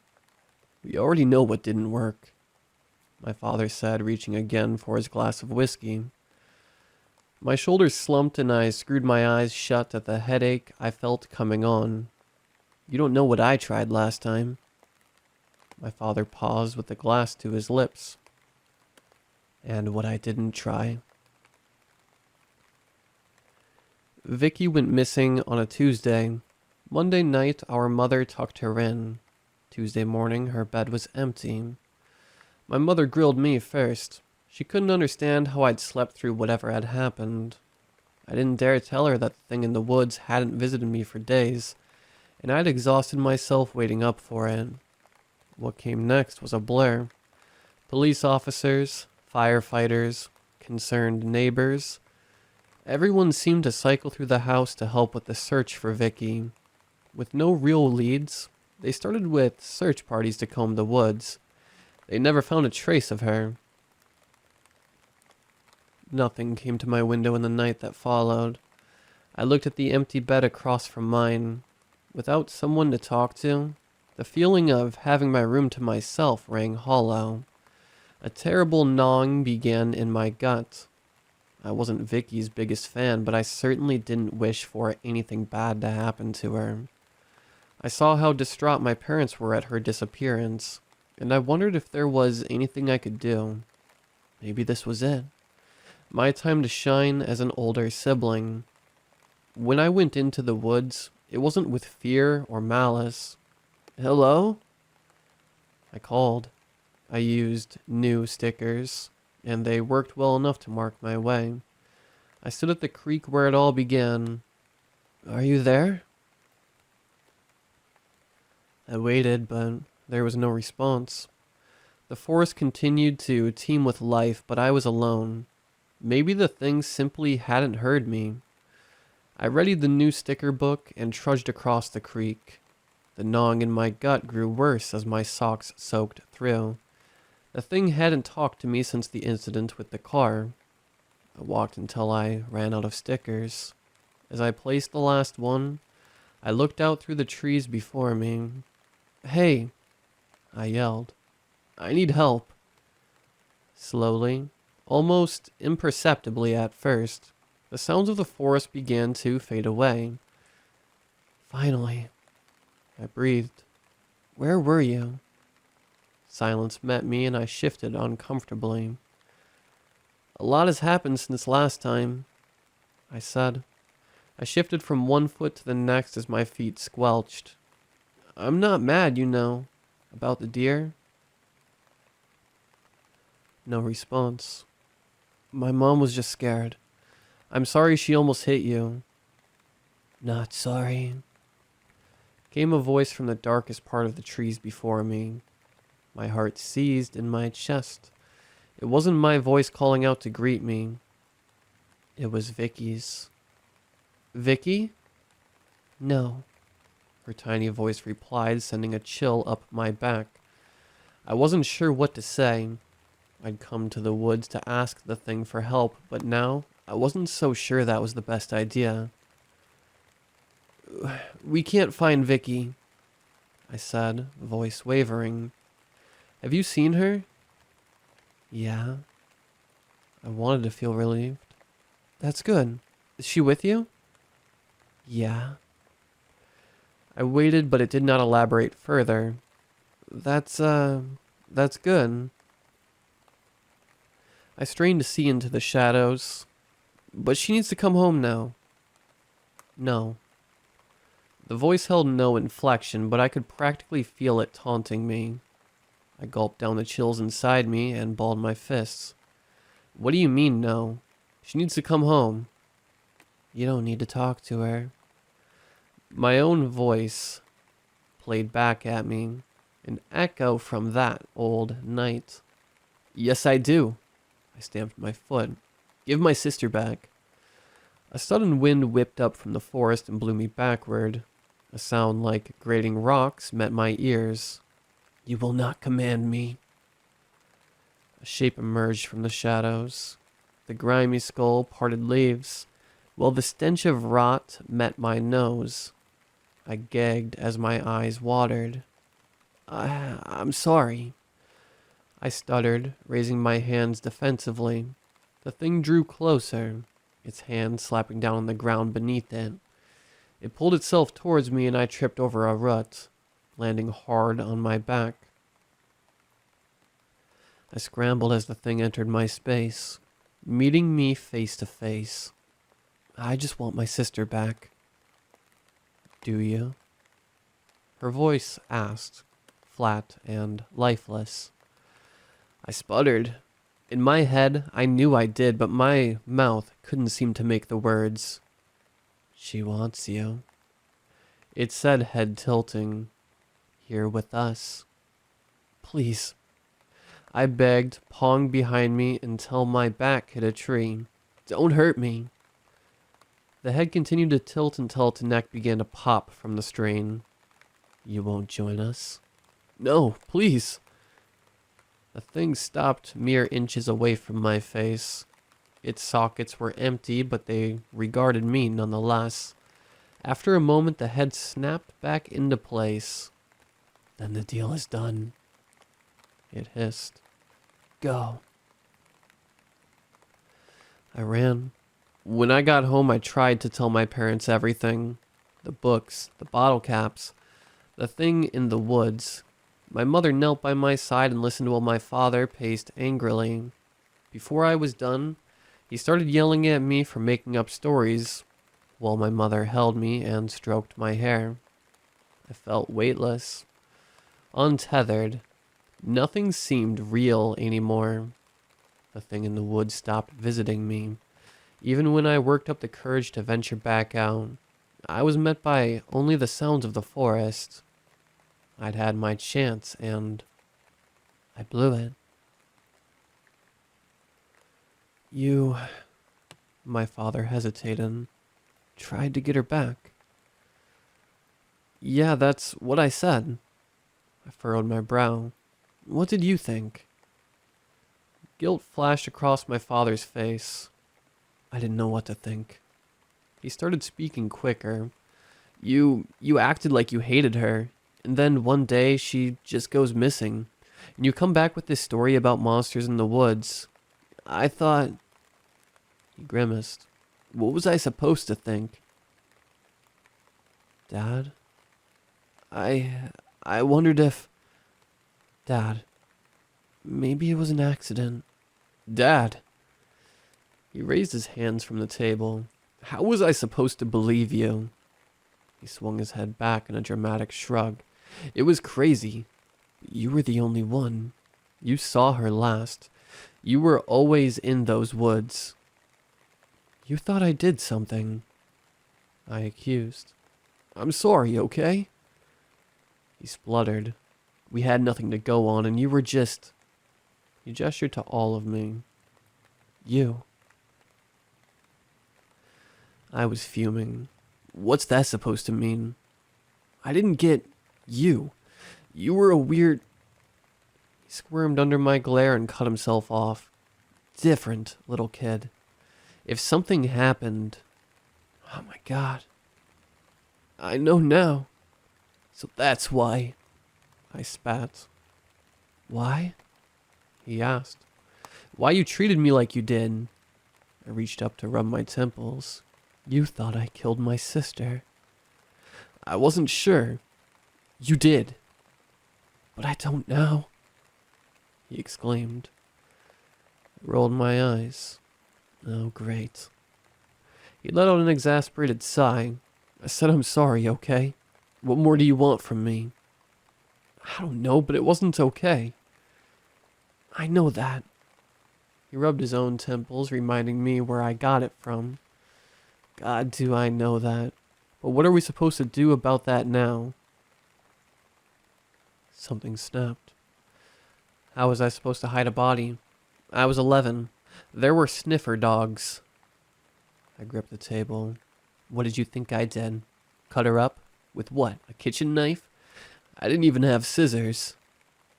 My nails dug into the wood. You treated me like shit.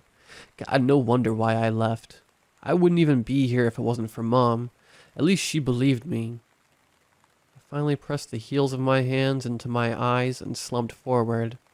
If this wasn't literally life or death, I would so be out of here. Don't go, he pleaded. I'm not, I growled. I just said I'm not. I can't change the past, I'm sorry. I don't care. I slammed the table and watched my father's face crumble. I took a breath to continue on, but something about the hurt in his expression made me bite my tongue. He wasn't objecting anymore. He just seemed to brace for whatever was coming. Something about seeing him so weak made me feel disgusted and guilty at the same time. Why the hell should I feel guilty? He was the one who thought... Who... Took a deep breath and tried to will my racing heart to slow. In a way, he wasn't wrong. As much as I wished it wasn't true. I had brought that thing into our lives, and if it wasn't for me, Vicky would probably still be here.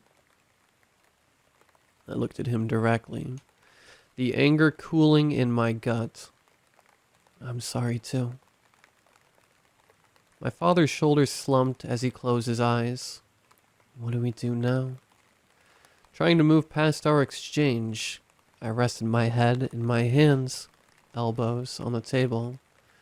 I don't know. Maybe we can try to get his attention. Reason with it. My father opened his eyes and looked at me like I'd grown another hen. How can you reason with something like that? It wasn't... I shook my head.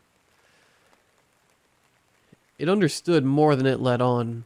At first, I thought it was just like a kid. That it didn't know. I glanced at the closed window. But now... Now what? I looked back to my father but settled back on the window. It knew about deals. About handshakes. Maybe English wasn't its first language. What would make you think that? It knew too much. I remembered the rumble of what I assumed was its true voice. I think it's old. Like, really old. I don't know exactly what it wanted, but somehow taking Vicky did it. I gulped. Even though I think it wanted me. Why would it? My father stopped himself. Does this even matter anymore? Why it wanted her? You? Anything? I think it does, I replied. I think we can bargain with it. It talked about deals, and it always wanted more words. Maybe we can work out a trade. My father froze and slowly side-eyed me. A trade? Like what? I waved a hand in front of my face. Maybe more books. His eyes narrowed. I thought you said it couldn't read. I frowned. Maybe, if I give it my time. No. I don't know what else to do. My father looked straight at me and shook his head. You are not giving that thing anything. I didn't try last time. There's no way that thing just wants story time, Taylor. This is serious. I sighed in exasperation. I am being serious. You already said you gave it words. What more could it possibly want? I shrugged. Maybe another language. It was my father's turn to shake his head. I can't believe I'm hearing this. I shifted to cup my head in one hand. Hey, at least I have an idea that isn't just, ooh, look at me wave my big gun around. Me strong. A flush of embarrassment crossed his face. At least I did something. Something dumb. Watch your mouth. He snapped. Or what? I taunted. You gonna ground me? Not a kid anymore. You can't tell me what to do. I'm still your father, he said. You're still part of this family. Am I? Yeah, he insisted. You came. After everything, you're still here. He pointed at the table. That means something. Fine. I shrugged and side-eyed him myself. But you need to acknowledge, maybe I know what I'm talking about. But what if you're wrong? I shrugged again. Then I'm wrong. They're already gone. How much worse can it get? My father's face grew deadly serious. I don't want to lose you two. We stared at each other in silence for a few moments before I finally broke the quiet. I'm going to try reasoning with it. Whether you're there to help me or not, I'd do anything, he said in earnest. I gave a slight nod. Then let's get ready. My mother has been missing for 32 days. It's my fault, but I'm trying to make it right. In the morning, while my father cleaned his handgun, I went to our local bookstore. I picked up what I could. Interesting stories, foreign dictionaries, anything I could think of that might sate the thing in the woods. Anything that might at least entice it to talk to me. To us. My father made it very clear. There was no way I was going out into those woods alone. I wanted to be relieved at the company, but I couldn't bring myself to truly feel it. I'd tried to explain, but I couldn't be sure of how much he really understood. How much could I be sure the thing in the woods would even show up with him there? It hadn't spoken to me since I'd tried to get Vicky back all those years ago. What harm could my father really do? I asked myself this as the forest loomed. My phone was new enough that the GPS was linked to satellite data, not Wi-Fi, so I didn't have to worry about placing stickers this time. We were ready by noon to set our plan into motion. The air was wet and balmy as we stepped off the porch. The forecast had promised rain, but my father wasn't about to let that stop us. The forest beckoned. We'd only made it a short way before my father mumbled something from behind me.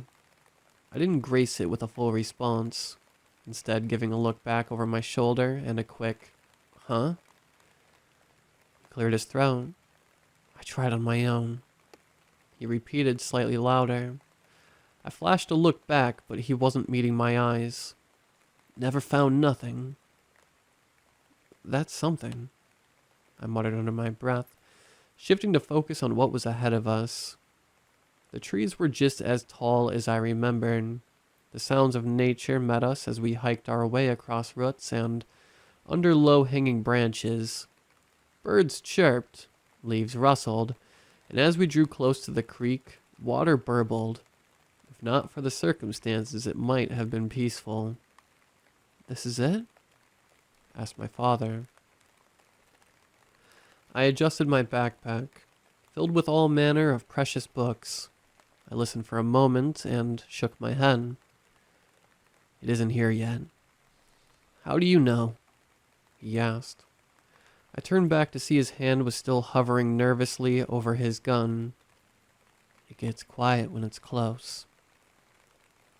He didn't say anything, just looked uneasily around, scanning the area.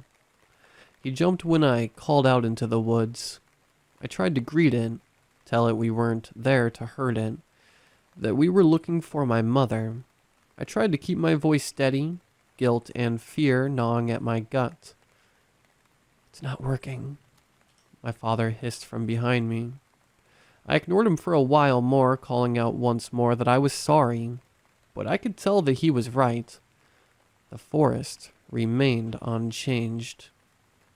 What the hell are we supposed to do now? "We go deeper," I answered, reshouldering my backpack and preparing to step over the creek. Begrudgingly, my father followed. We trekked through the woods for what felt like just a few hours, but the deeper we went, the darker it got. As we reached a small clearing, I checked the time, noting that it shouldn't have been close to sunset. The birds were still chirping, but something felt wrong. My father mumbled something from behind me. I huffed in annoyance. "I can't understand what you're—" "She was talking to something," he said clearly this time. "What?" I half turned to look, asking if I'd misheard him. "At the window, late at night. At first I thought I was dreaming." So he had heard something. I closed my eyes in frustration, trying to focus on the task at hand. He continued. "I didn't hear what she was talking about. I thought she was on her phone." "Why didn't you tell me before?" I asked, checking our position on the GPS. "I wasn't sure before." I heard him nearly stumble, but didn't turn back. When he caught himself, he continued. "If I'm being completely honest, I thought she might have been calling another man." He said it with such gravity. I just shook my head. "But her phone was on the nightstand," he continued.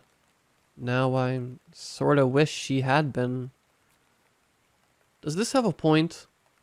I asked. He trailed off. "I just want you to know I believe you." I felt sick, but swallowed it back down. It didn't even deserve a response at this point. She was talking to it, wasn't she? I rolled my eyes and scanned the empty tree line. Probably.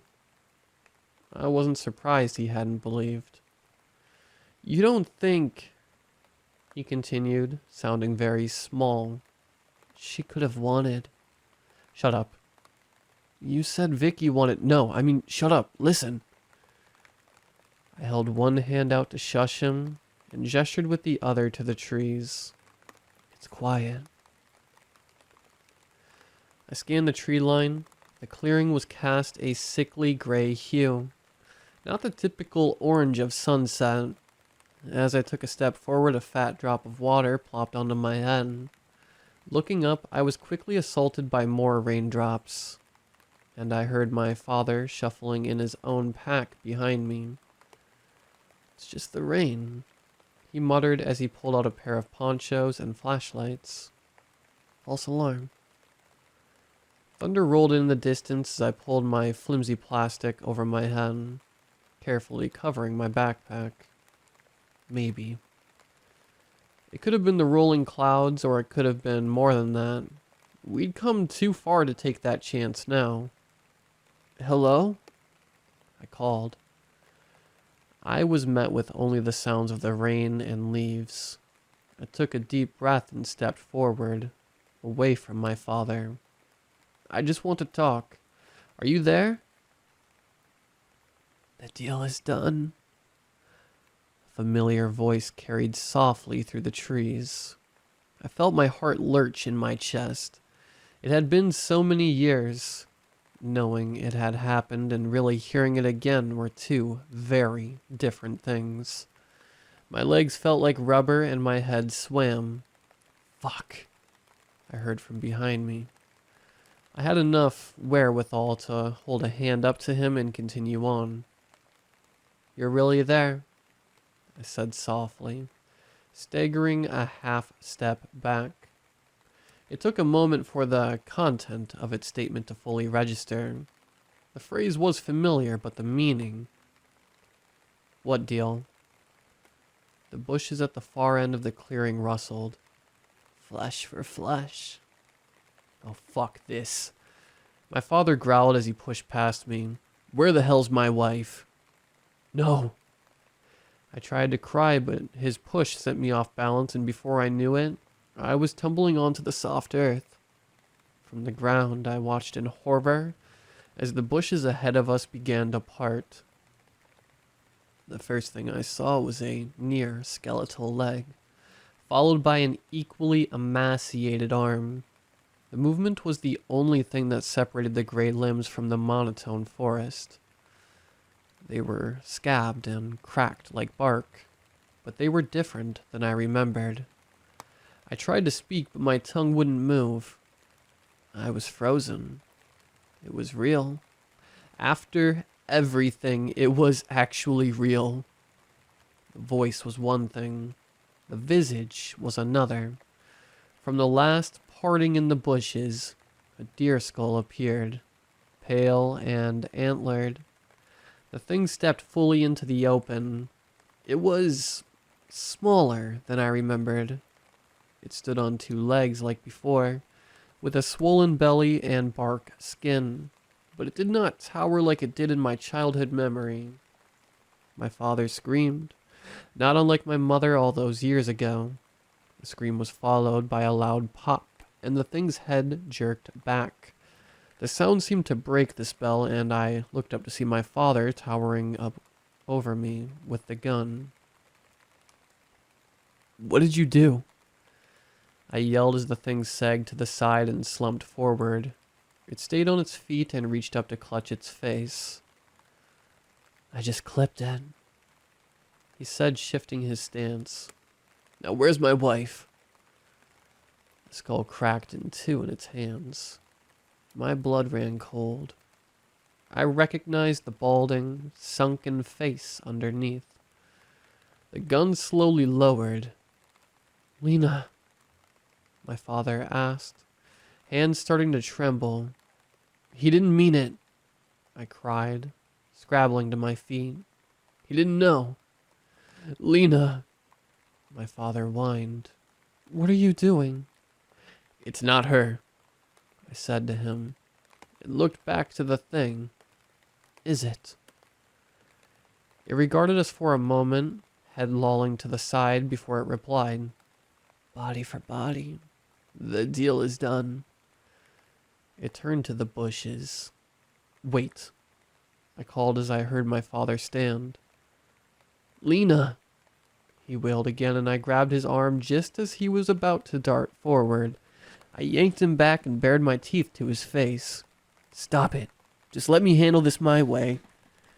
His eyes darted between me and the disappearing figure in the leaves. You've done enough. He seemed to sag in my grip. Okay, he said, tucking away the gun. I breathed a short sigh of relief and turned back. The thing was no longer visible, and I hoped it was still there. I brought words, I called, slinging around my backpack.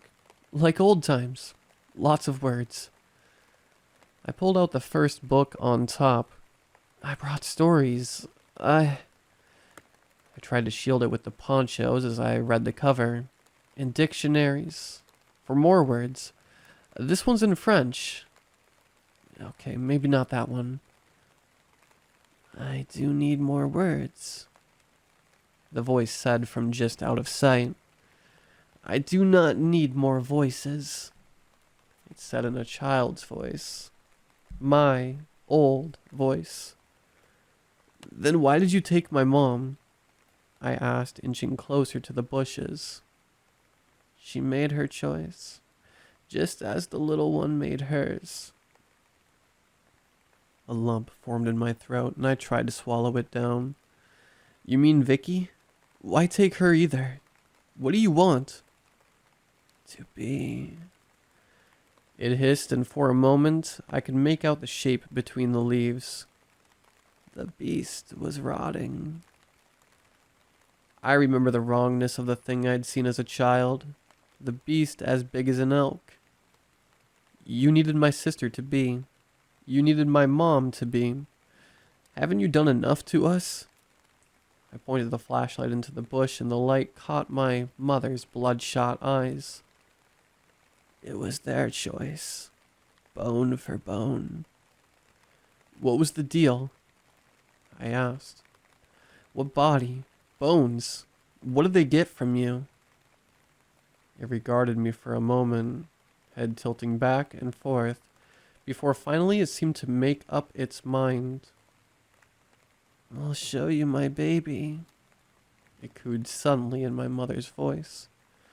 The thin hand reached out from the bushes. It hung there, waiting for me to grab it. As I reached out, I felt a second hand at my side. I looked to see my father, pale-faced and thin-lipped, ready to face whatever was to come. I nodded at him and reached out to take what was once my mother's hand. He didn't move, but I felt like the forest tilt around us. Murky grays and blacks bled together and reformed themselves into new shapes, new trees. I never felt my feet leave the ground, but in a few moments, my father and I were standing at the base of a massive tree. A wave of nausea hit me, and I released the hand in front of me to lean to the side and retch. I could hear my father do the same. When I straightened up, we were somewhere completely different. No clearing and all new trees. I wasn't even sure it was the same forest. No wonder the sniffer dogs never found anything. The thing that was once my mother stood before me. It turned and pointed to the base of the great tree. Sitting at its base was a massive collection of branches and twigs. It was about 6 feet across and 2 feet high. The branches were held together with little bits of bright string and colorful scraps of clothes. I noted with sick fascination that many of the knots seemed to be tied off in tiny bows. As I neared it, I saw a depression in the center. Along the edge where it sloped in, a spot of pink caught my eye. My stomach dropped as I recognized it as a filthy night shirt, not unlike the one Vicky had been wearing when she disappeared. I shouldn't have let myself hope. It had been years. How could anyone survive alone in the woods for that long? Never mind a child. I crept yet closer, and the pit in my stomach became a stab as I saw what lay curled up in the massive nest. It looked like a person at first, not unlike the form my mother now carried, hovering almost protectively over the nest. I could see the form, the head, the limbs, but it wasn't until I got closer that the smell hit me. The corpse was naked and gray. It was too tall to belong to a 6-year-old, but not big enough to be any more than an adolescent. The limbs were emaciated and the hair was long gone, with skin sloughing off in large chunks. Getting closer, the remaining skin appeared leathery and burnt at the edges. Empty cavities were left where the eyes and teeth once resided, and I reached up to cover my own mouth in disgust. I took a step back as the thing with my mother's body began to stalk around the nest. In my horror, I noted the person-sized depression next to the body. Oh my God. I'd almost forgotten my father was there. Before I could stop him, he was at the edge of the nest. His face twisted in pain as he looked down at what was left of what I presumed was Vicky. Oh my God. By now, the thing had made its way around the nest and was now standing behind my father. I watched the two of them crane over the side. My father was frozen in disgust, while the thing seemed to admire what I could only assume was its handiwork. I saw a hand snake over his shoulder as he went rigid. "I found her." My mother's voice crooned into his ear. "I found our baby girl." My father shrieked and swung around, catching the thing in the jaw. It made a pained cry and stumbled back, cupping its battered face. "Dave," it whined in my mother's voice. "What are you doing?" At this, my father paused, fist still raised. He looked helplessly from the thing to the body in the nest. The thing that was not my mother swayed on its feet as it reached out an arm to my father, other hand dropping from its cheek. It smiled at him in a way I could only describe as loving, black soot covering what were left of its teeth. "I found her, Dave. We can be a family again." "Lena?" he asked, starting to shake. "Lena, I swear to God, what the fuck is happening?" "I got our baby back," the thing replied, leaning over the nest and reaching in to caress the cheek of the corpse left inside. "The deal worked." "What deal?" he pleaded, looking down at it. He gestured desperately. "That can't be. That's not our daughter." He looked about, ready to cry. "Lena? She's dead." The thing with my mother's face cocked its head like it was confused. "But she's right here," it said, still in my mother's voice. "She's just sleeping." "No," he mumbled, taking another step back. "No, you can't be. That can't be." Something inside seemed to give. I stepped in. "What are you doing with my mom?" The thing's eyes shifted to me and it stood. That black smile was back. "Taylor, I want to talk to you. What did you do?" "I'm so glad to." The thing's eyes seemed to glaze over mid-sentence, and its arms fell to its sides. The smile fell from its face, and after a moment a new gleam came to its eyes. It was as if the entire presence shifted. "She is here." The thing's voice was back to the gravel of its former self. "You're not my mom, are you?" I asked. "Sometimes," it replied, its head slowly cocked to the side. I looked back down to the tree. Everything was swirling together now. I had to try to keep one thing straight at a time. "That's Vicky?" I asked. The thing nodded. "How did she die?" The thing looked up at me with my mother's face. "Weak, bad fit, burned out." My father let out a small gasp. I continued. "Did you use her like you are using my mom?" "It was a deal," it hissed. "Their choice." "So my mom traded herself for Vicky, didn't she?" I said, trying to keep my voice in check.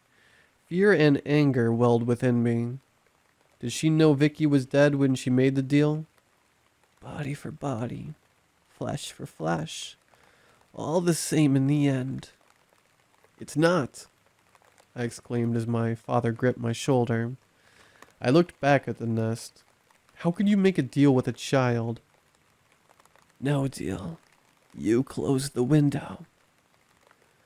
"So you just took her?"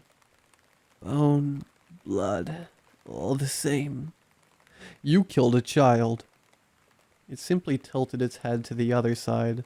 Seeing my mother in such a state, and my little sister in that moment, I wanted nothing more than to grab a rock and finish what my father had started. The thing had taken away any chance I would ever have to reconcile with my sister, any relationship we may have had. I'd never even gotten to really know her. We were too busy being selfish, stupid kids. My sister died thinking I hated her, and now it didn't even matter. Vicky was dead, and my mother... Is my mom dead too? I asked through gritted teeth. The thing slowly shook its head. Bad fit, but not burned out. My father's grip dug in as he glared daggers at the thing. It can't get away with this. Something about his tone snapped me back to reality. I'd come here to bargain, not for revenge. We can still help, Mom, I said, but not like this. I turned to see his hand hovering over the gun. We can't hurt it or we'll hurt Mom. My father gripped the gun, his hand starting to shake. Maybe dead is better, he muttered. My father pushed me back. Before he could fire a shot off, it had ducked past him and wrapped a scabbed hand around the barrel of the gun. He fired a wide shot, and the thing ripped the gun out of his hand as if it was a toy. It tossed the gun into the undergrowth and grabbed my father by the throat. I held my breath. I saw it begin to squeeze. My father began to flail helplessly against its iron grip, unintelligible squeaks leaving his mouth. I looked to where the gun had been cast into the underbrush. I could see it from where I was sitting. I looked back to the nest, to my little sister's body. Finally, I looked to my mother slowly squeezing the life out of my father. None of them had known what they were signing up for. No one but me. Give me a day, I said, standing up. The thing's eyes fell on me.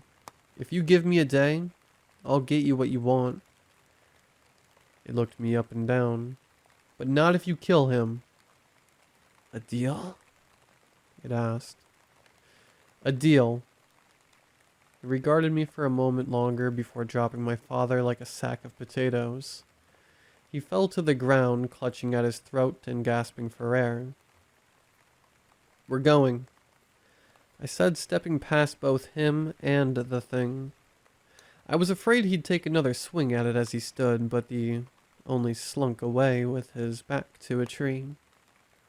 That monster, my father gasped out, destroyed our family, and I'm trying to salvage what I can, I said, taking him under the arm and helping him along. I was still seething at the thing, but from here, I could see the bigger picture. I checked the GPS. Of course, it was offline, unable to gauge any semblance of location from this place.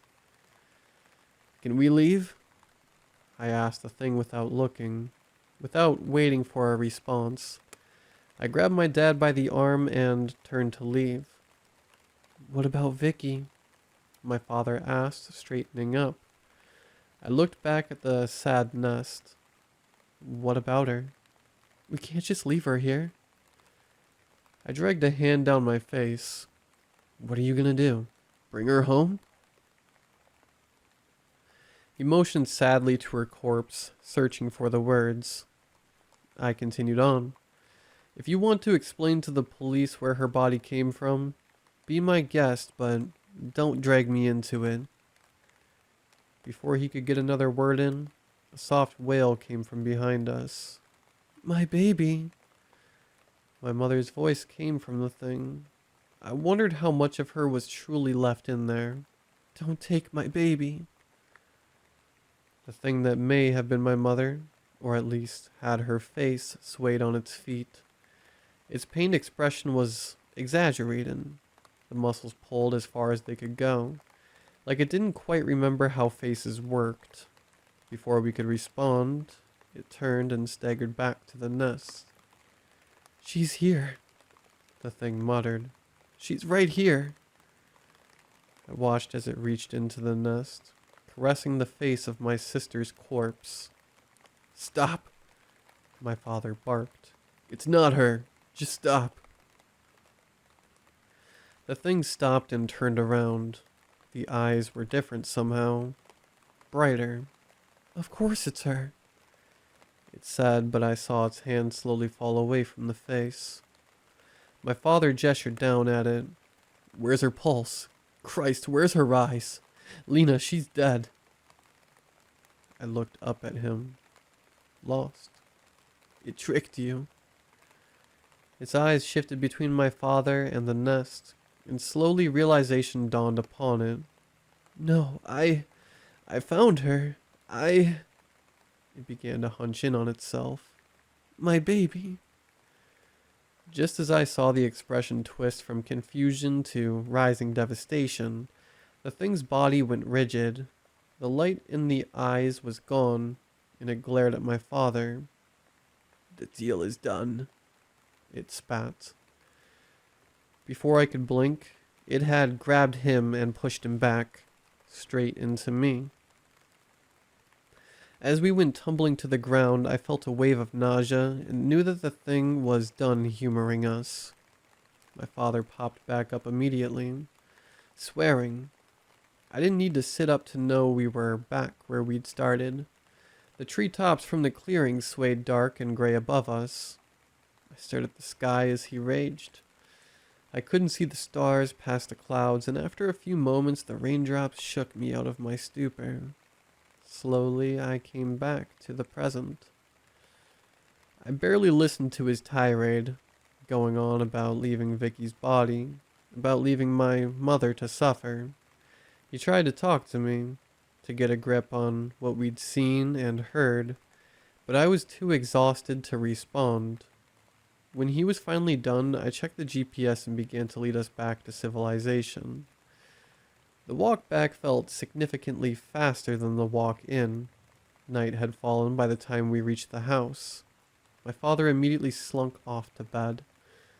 I wasn't far behind, getting into my childhood bedroom.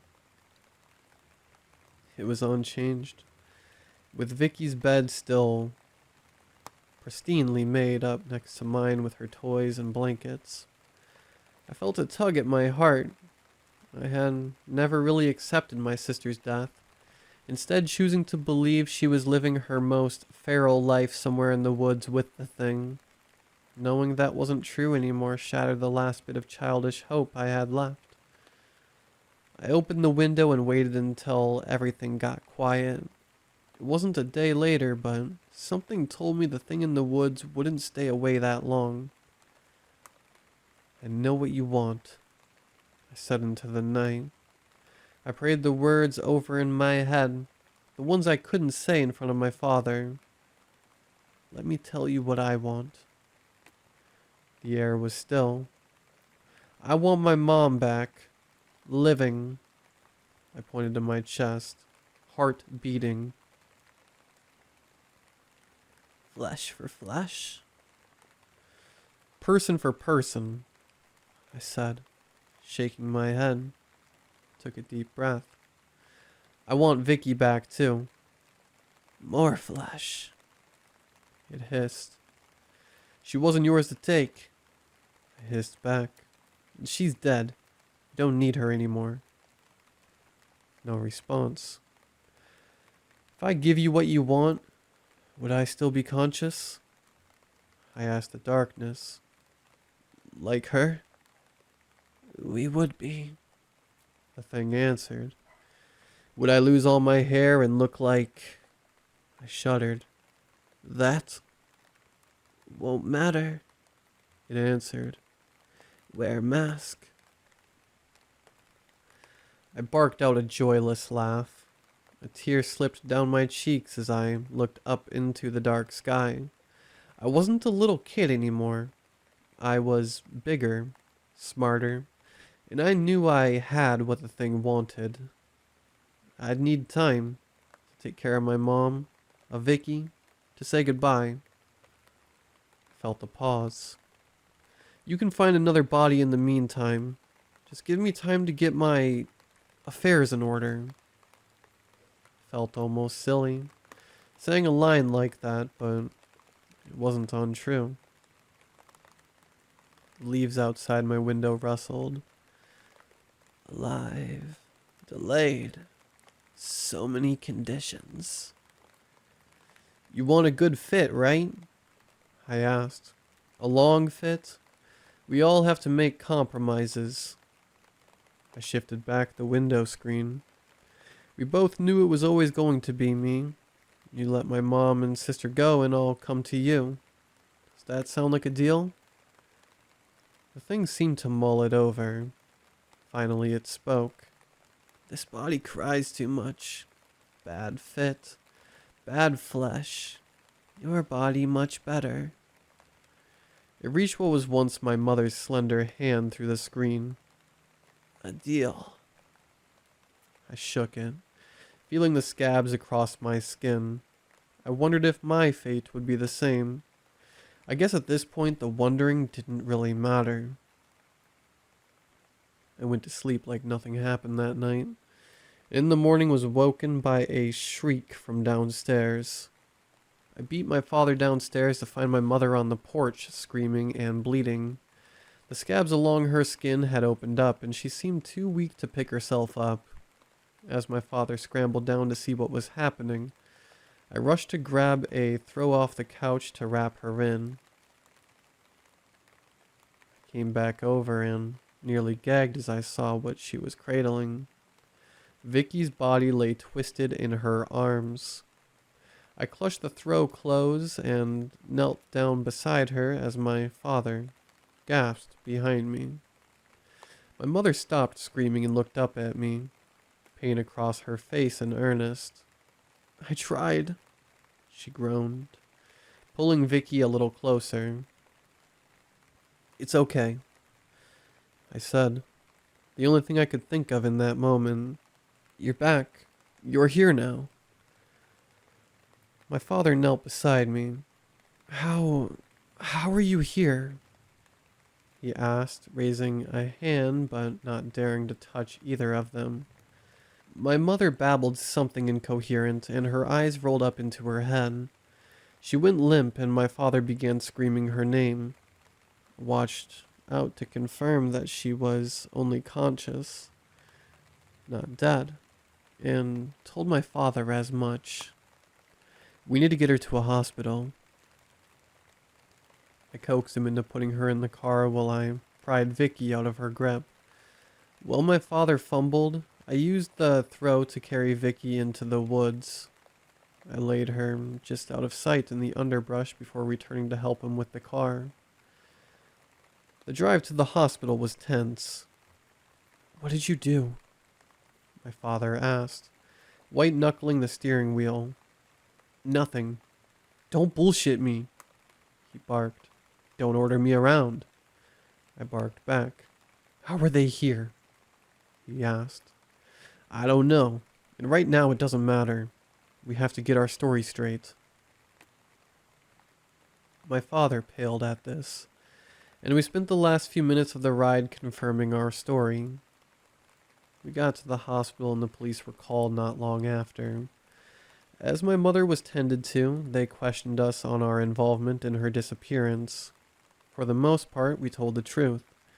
She had just showed up on our doorstep that morning, battered and bloody. We didn't mention the body or the thing in the woods. The same could not be said for my mother. The police spoke to her first.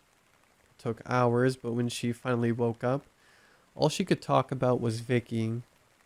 The police didn't care about a decade-old cold case, and were sorely disappointed when she didn't point out either my father or myself as culprits in her disappearance. As far as anyone could tell, she'd simply had some kind of nervous break and wandered into the woods.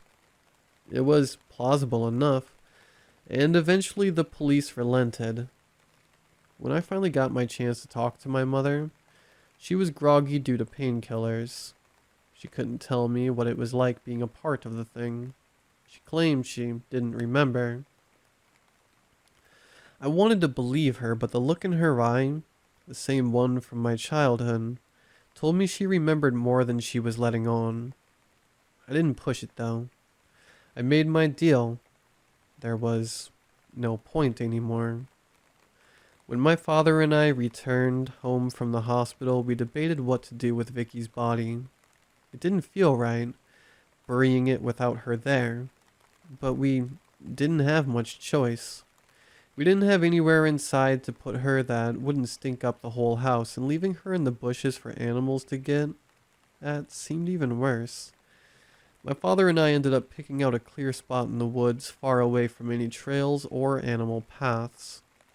As we finished throwing dirt on the grave, I stood to face my father. "I'm going back to college." I lied. He said nothing. "It doesn't feel right to stay." "You don't have to go," he said quietly. I just shook my head and turned to trudge back to the house. "Taylor," my father said gruffly, and I almost didn't stop. "What?" I asked, half turning back to him. He opened his mouth to say something, genuine worry on his face, but he seemed to think better of it. His shoulders slumped. "I love you." "Thank you." I walked back to the house without another word. They kept my mother in the hospital for a long time after her return.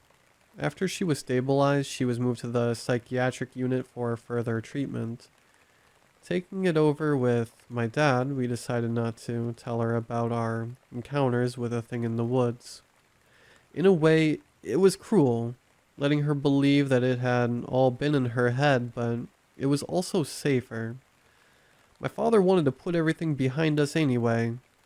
And where was I going? Who was I to judge? The thing in the woods didn't visit me again after the deal was made. I guess it didn't need to. I've been thinking about it a lot since then. I keep wondering, who was the body before? Were they a good fit? Will I be a good fit? It's been a lot to process, but I did what I set out to do. I got my mother back.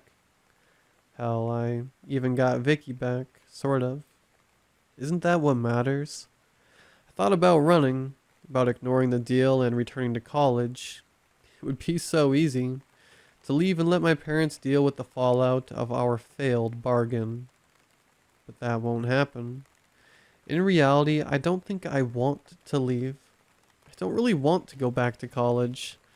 I have no real friends to speak of, and I haven't needed the support of my family for years. I guess in a way this is a new beginning. The woods are quiet. I'm writing this now so someone knows what happened to me. I hope it doesn't get back to my parents, but if it does, oh well. I wonder if they resent the fact that this didn't happen sooner. Before Vicky, before my mother. Maybe none of this would have happened, but it's too late for regrets now. I hope they don't come looking for me, but if they do, I don't think it'll be a problem. At least not for us. I think we're going to do incredible things together.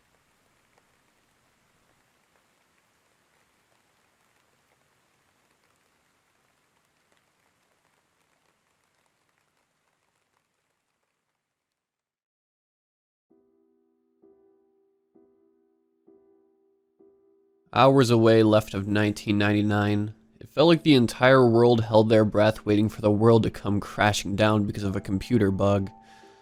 I was convinced I was not going to live to see the new year, and wished it was for the same reason the rest of the world was worrying about. On that night, I found myself in a dimly lit warehouse, tied to a chair, desperately trying to get out of this situation alive. My father was a no-good son of a bitch that brought down everyone who ever came into contact with. I was glad to be away from him the moment I was able. The only good thing he ever gave me was a bit of advice that kept me alive during my adult life. It doesn't matter if you have jack shit. You just need to convince people you have something they need. And that's exactly what I did. I conned people thinking I was the right person for the job, faking skills to get paid until I either learned said skill then, got bored of the job and moved on, or got caught and fired. Soon I found myself not able to find respectable work that paid enough to keep me living, Slowly, I started doing more and more little jobs on the wrong side of the law. It was a creeping downward slide. I didn't notice just how far down I'd gotten until I hit rock bottom. I was running too many plans, too many promises to too many people. It only took one thing to slip up for me to land in boiling hot water, and it finally happened. I was jumped while walking to a bar, beaten and blindfolded. The long trip spent in the trunk of a car, unable to get free. I tried sweet-talking my captors, giving them more promises I swore I could keep until I was forced into a rough wooden chair and strapped down. The moment the blindfold came off, I knew I wasn't going to leave that building in one piece. I have many bosses, but the man before me was the toughest and meanest of the bunch. My sweet-talking skills may have gotten me the job at first, but was not good enough of a skill to get out of the mess I was in. I owed him money I did not have. That was it. That was all the facts. I should accept it. I just couldn't. I needed to believe in a good outcome, or else I really had no chance. No matter what I promised and said in my sweetest of tones, I was still worked over. I was alive, so must have thought I had something of worth. I feared what would happen when they found out I had no girlfriends, or sisters I could sell out. No hidden money and just a crappy car to my name. I didn't even own my own fridge. If I ever moved out of my apartment, it would stay with my penny-pinching landlord. The only way they could make money off me was to sell my organs. My blood type was a rare universal kind that meant anyone could use it for transfusions. In my darker times, I sold my blood to get by, and that's how I knew. I wondered if that meant my organs could be used by more people, and therefore be worth more. I did not want to find out. Boss, I keep telling you, I didn't lose your money. I just invested it. If you just give me till the end of the month, I'll get it back in triple. If you off me tonight, you'll really be getting nothing. I said as coolly as someone who was strapped to a chair with a broken nose and a broken set of fingers could speak. The massive man of pure, intimidating muscle did not look moved by my offer. Even with all the pain I was in, I felt annoyed. You going to kill me or not? Torturing me isn't going to get your money back, so just let me go or be done with it. I don't think he's worth the time. We should just feed him to that thing and be done with it. One of the grunts said, looking at me in disgust. What thing? I knew the boss had made the foolish mistake of borrowing money from liked cats. Big cats. No one knew the number of illegal black market pets he owned. He liked them scattered through the country for safekeeping. Honestly, being eaten alive by a lion or a tiger was almost neat enough of a way to be killed. I almost didn't mind. Almost. The boss looked at the man who suggested it, then back at me, deciding on my worth. Triple. I stammered out, but deep down I knew what my future held. Yeah, I'm done with him. Bring that thing in. Make sure there isn't a mess left behind. The boss said, giving a wave and walking away, completely ignoring me, begging for him to just stay and listen. I was frantic, almost out of my mind from fear. I started talking to the two men who stayed behind while a third went off to get whatever beast that was about to make me a nice dinner. Come on, don't do this. I wasn't kidding about the money. If I can get this much in just a few days, just think of how much I can get in the future. You won't need to work for the boss anymore. Think about it, right? In a few months, you can just retire somewhere nice and hot and the girls are dirt cheap. Isn't that the best idea you ever heard? Kept chattering on, hoping that if I threw everything to the wall, something that might stick. When the other man came back dragging a creature on a chain, it shut me up. Nothing had ever shut me up in my entire life, but this did. I stared, body turned to ice and mouth open in mid-word at the monster that had been literally dragged into the light. It was double the size as the lion I expected to see, dark and, strangely enough, flickering. It walked on all fours, massive claws leaving deep tears in the solid concrete. The chains around its neck looked perfectly real and solid, but this thing just kept in and out of focus. Like I was never meant to see it. As if those chains not only were dragging it along towards me, but also dragging it into our world. It fought hard against the chains that left a deep wound where they touched its skin. The beast let out a loud roar of protest, but that too sounded unreal and out of focus. It had a mane of dark fur, but at some point must have been a proud feature of glossy black. Now it was just matted and dull. A sheet was over top of its head, leaving only a snout of jagged teeth exposed. Seeing the countless scars etched into the poor thing's body, I felt as if we were both in the same boat, caught and tortured by these bastards. After seeing it, I was still afraid of whatever supernatural creature that had just been dragged in front of me. But I also felt sorry for it. I wanted to do something, anything to help it, even though I was not in the position to do so. Come on, you overrated mute, behave. We have a nice snack for you. Eat him and you can go back to your cage. The man grunted, trying to drag the thing even closer. With a quick jerk of its head, the beast tore the chain from the man's hands for a few seconds. The other two ran in and helped him get the monster under control. It shrieked in protest, just wanting to be free of them. One peeled away to grab my chair from behind to drag me closer. The chair legs made a horrible sound across the ground like nails on a chalkboard. I tried making it difficult for him, but in the end, couldn't do a damn thing as my chair was placed within reach of the dark monster. The monster stopped struggling when I got closer. It could smell my blood. I knew it. Its nose got right up close, nearly touching me as I felt hot puffs of air ruffle my hair. I expected it to smell horrible, but oddly enough, it smelled almost minty. It would only take one bite to end me. I really hoped that my head got taken first and not my legs to suffer through being eaten alive.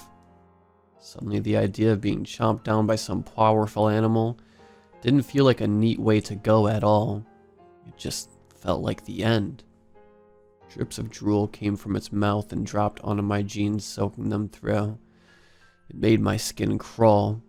I tried backing up the chair, only to see a man was holding it in place. Come on now, eat him. That's an order. Those words made the monster tense. Before it looked curious about me, but now it looked like a cat ready to pounce. It now had orders and needed to obey them. I was hoping that wet feet feeling was because it drooled on me and not because I pissed myself seeing the sudden change. I was so out of my mind in fear I didn't even stop and think what the hell this thing even was.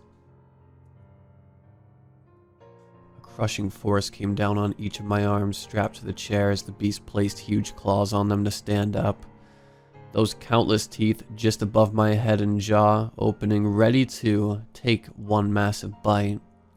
In my last moments I wanted to pray, but couldn't find any kind of thoughts in my head.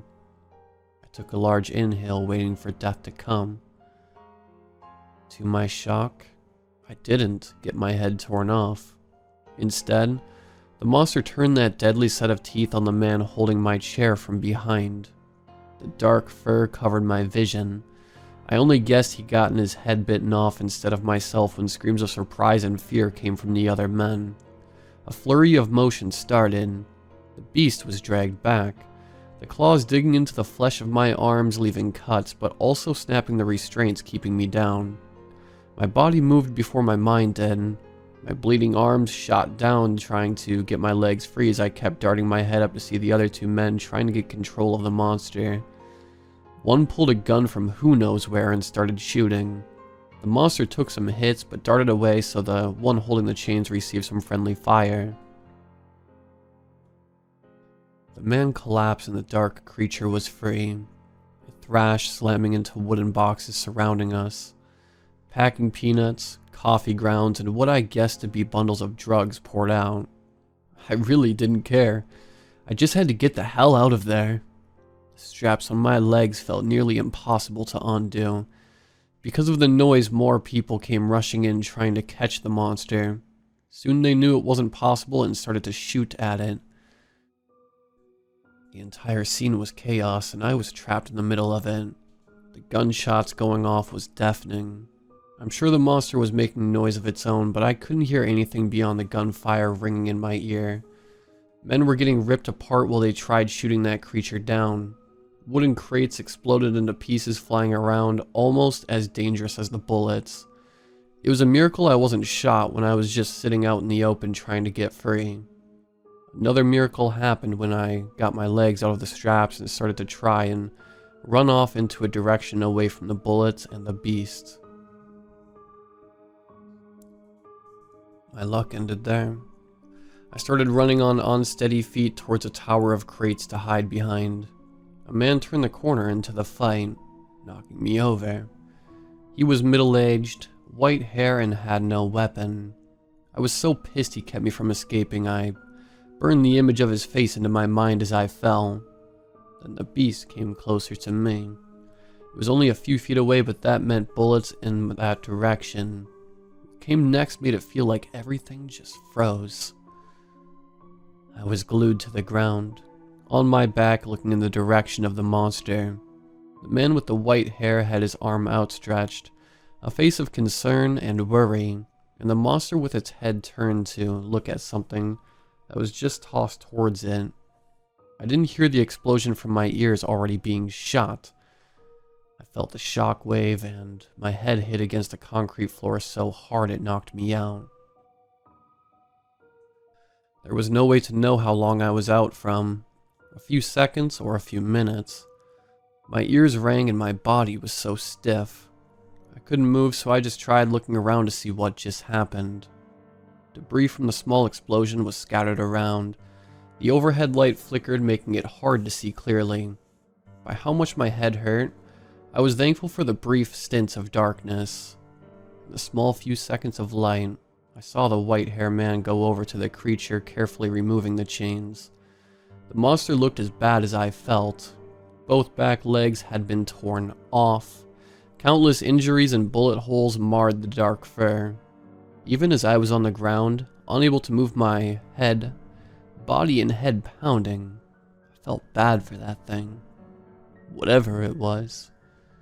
It didn't feel right. It was harmed so badly and most likely going to die. Don't move. I'll do what I can. I was shocked. I heard the man's voice. I shouldn't have been able to hear anything so clearly after that gun battle and explosion.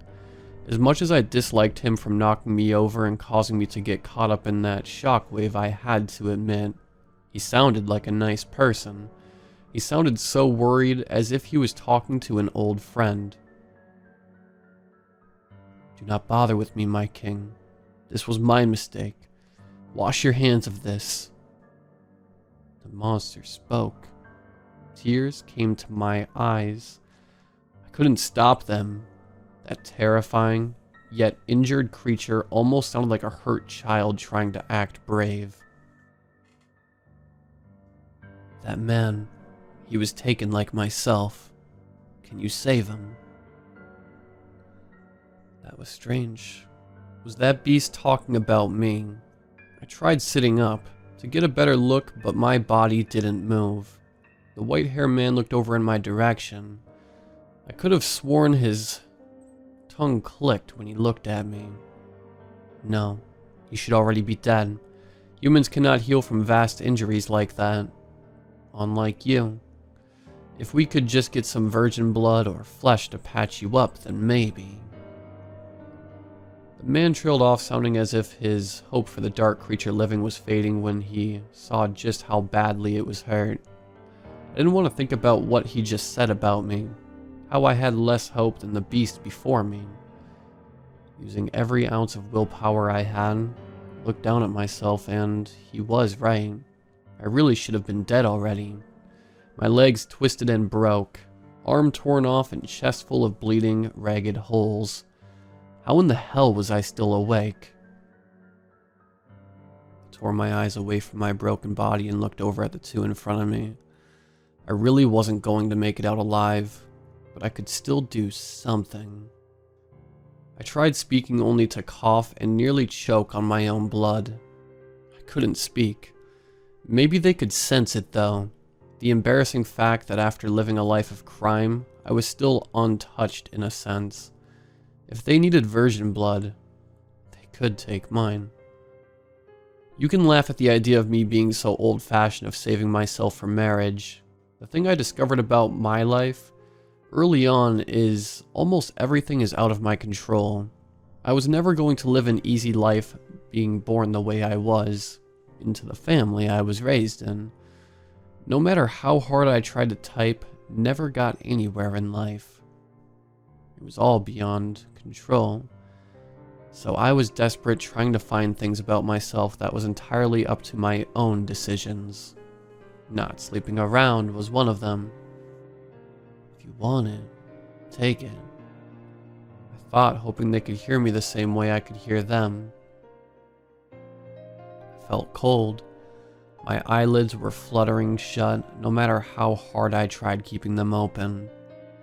Damn, I wish I wasn't so damn cold at the end. That was it. I was going to die because I listened to my father's advice on life. He really never did leave me anything worthwhile, now did he? I let myself be overtaken by endless darkness, expecting to never wake up again. For some reason, I did wake up. I had to be dreaming. My body felt stiff but whole. I didn't know where I was. I didn't recognize the room in the slightest. A hospital room would make sense, not a high-end penthouse bedroom. I didn't move for the longest time, trying to understand what the hell happened. Did I dream the entire thing? That must be it. There was no way I could have survived those injuries, and yet it felt too real to just be a dream. Sitting up in the bed, I looked down to see I was dressed in very silky and very expensive sleepwear. I could save for a year and still not be able to afford these. Lifting the shirt up, I inspected my body for scars or medical treatments. A lamp was on beside the bed, giving me enough light to see by. Looking down, I didn't think this could be my body. I was never fat because I could never afford to eat, but I never had a six-pack before. Alright, might not have been a six-pack, but it was way more toned than what my skinny body was before. I stared at it, then noticed my nails, each long and pointed like those ugly things women pay to have. I had to see my face, just to make sure I was still myself. Stumbling out of bed, I slowly made my way over to a bathroom on the other side of the vast, plush room. Flicking the light on, I gave myself a good look over. My face looked the same, just healthy, as if I was getting the right amount of sleep and eating good meals. I've never looked like this. My hair was dyed a dark black instead of the mousy brown color I hated, and my eyes looked more golden than the brown that matched my hair in the past. Aside from the eye and hair color change, I looked about the same. The noise from inside the penthouse made me nearly scream. I jumped, crashing into the sink behind me. I couldn't find a weapon. Whatever was going on, I had to get the hell out of there. Someone else was here, and I didn't want to stay and find out who. Creeping along, the place felt like a castle. I shuddered to think of how much just renting it for a month would cost. Even with all my efforts going into not being spotted, a man I recognized came peeking out from the kitchen as I tried to make it as far away from this place as I could. "Mason, I made you coffee and I can order some food. Go sit down," the white-haired man from before said to me. My knee-jerk reaction was to book it. This man knew my real name, not the false ones I've been using for years. I wanted to tell him to stuff it, and I was leaving. "You really shouldn't leave." My voice spoke, but I wasn't in control of it. Nor was I controlling my body when it obeyed the man and sat on a couch in the living area. On the inside, I was screaming all sorts of protest, trying to make myself move, but on the outside, I was acting like a good little boy sitting and waiting. Finally, the man sat down, setting a tray with 2 cups with sugar and cream in front of us on a small, polished wooden table. I could finally move, but needed answers. I stayed sitting. "Who the hell are you? What's going on?" I asked, voice cracking from stress.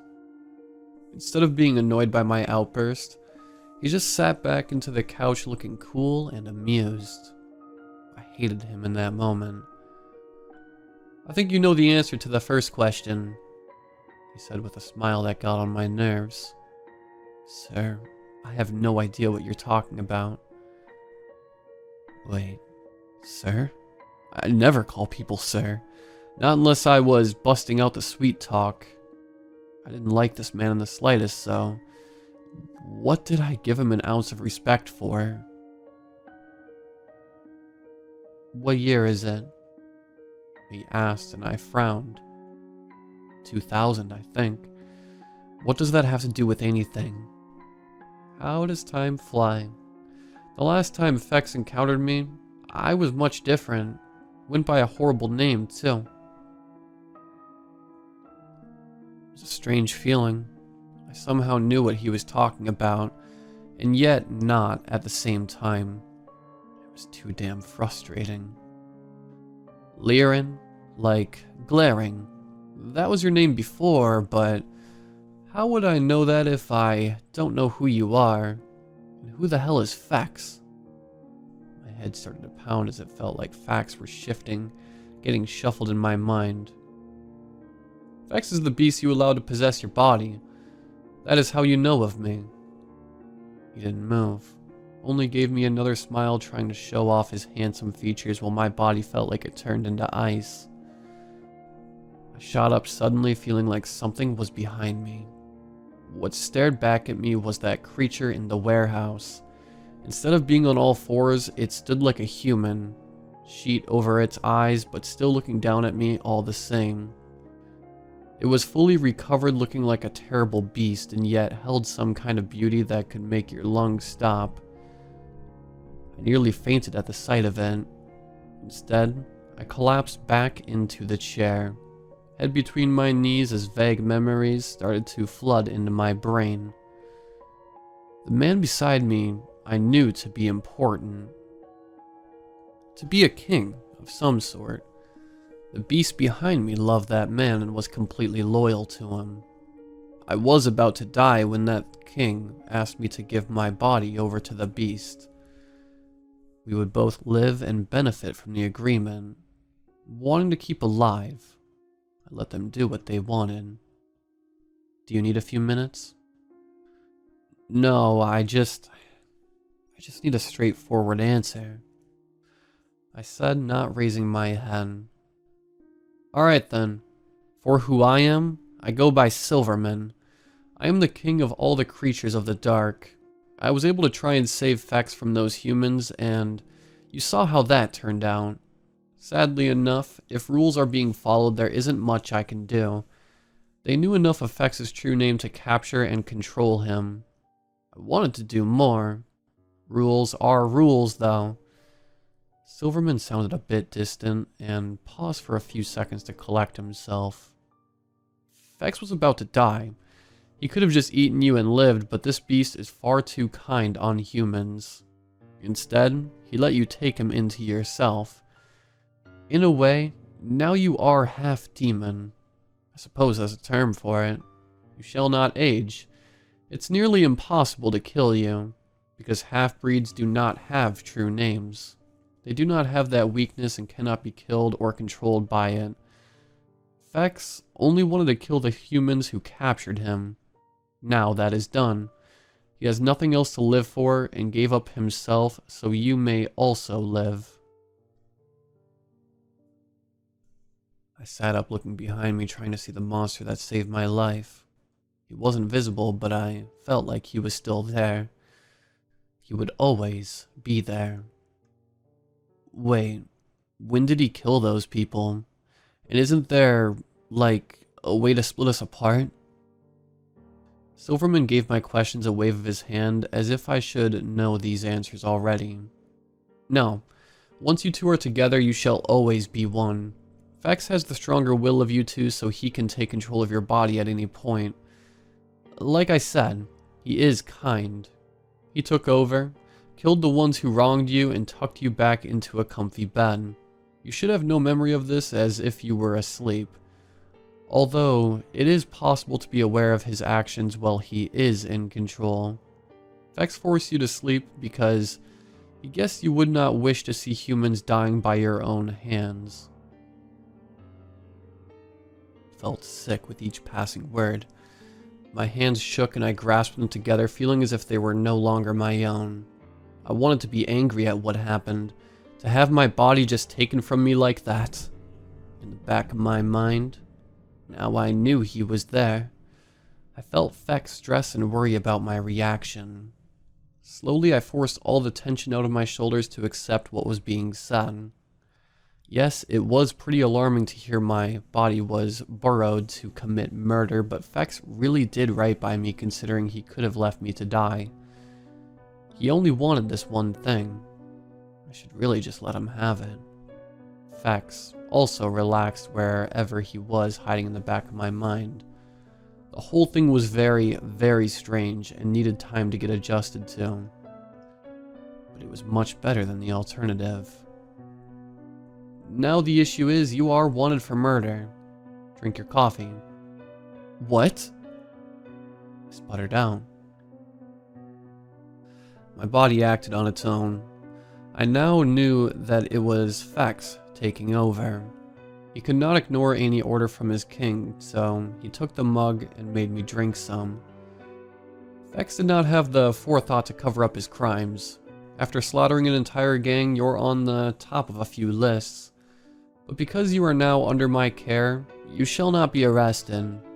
I arranged a new identity for you. This place is just a temporary place to rest your head and get caught up. You'll need to be on the move, but I assure you, you shall not be caught for those murders. I still felt a little sick, just from how much information I needed to go through. Murder wasn't right at all, and I thought about what they put Fex through. Yes, he was a monster. A creature that saved my life, and that's more than what I could say about the people he killed. I was sitting trying to take everything in when Silverman got my attention. Normally he was the type of person I could never get along with. Handsome, and he knew it. A killer smile that could seduce anyone he wanted, and I felt like he abused that power fairly often. But Fex liked him, and those feelings were rubbing off on me.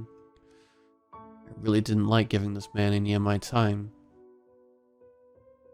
You see, you could just spend your new life traveling, but how boring do you think that would become? Wouldn't you like a job? Something important?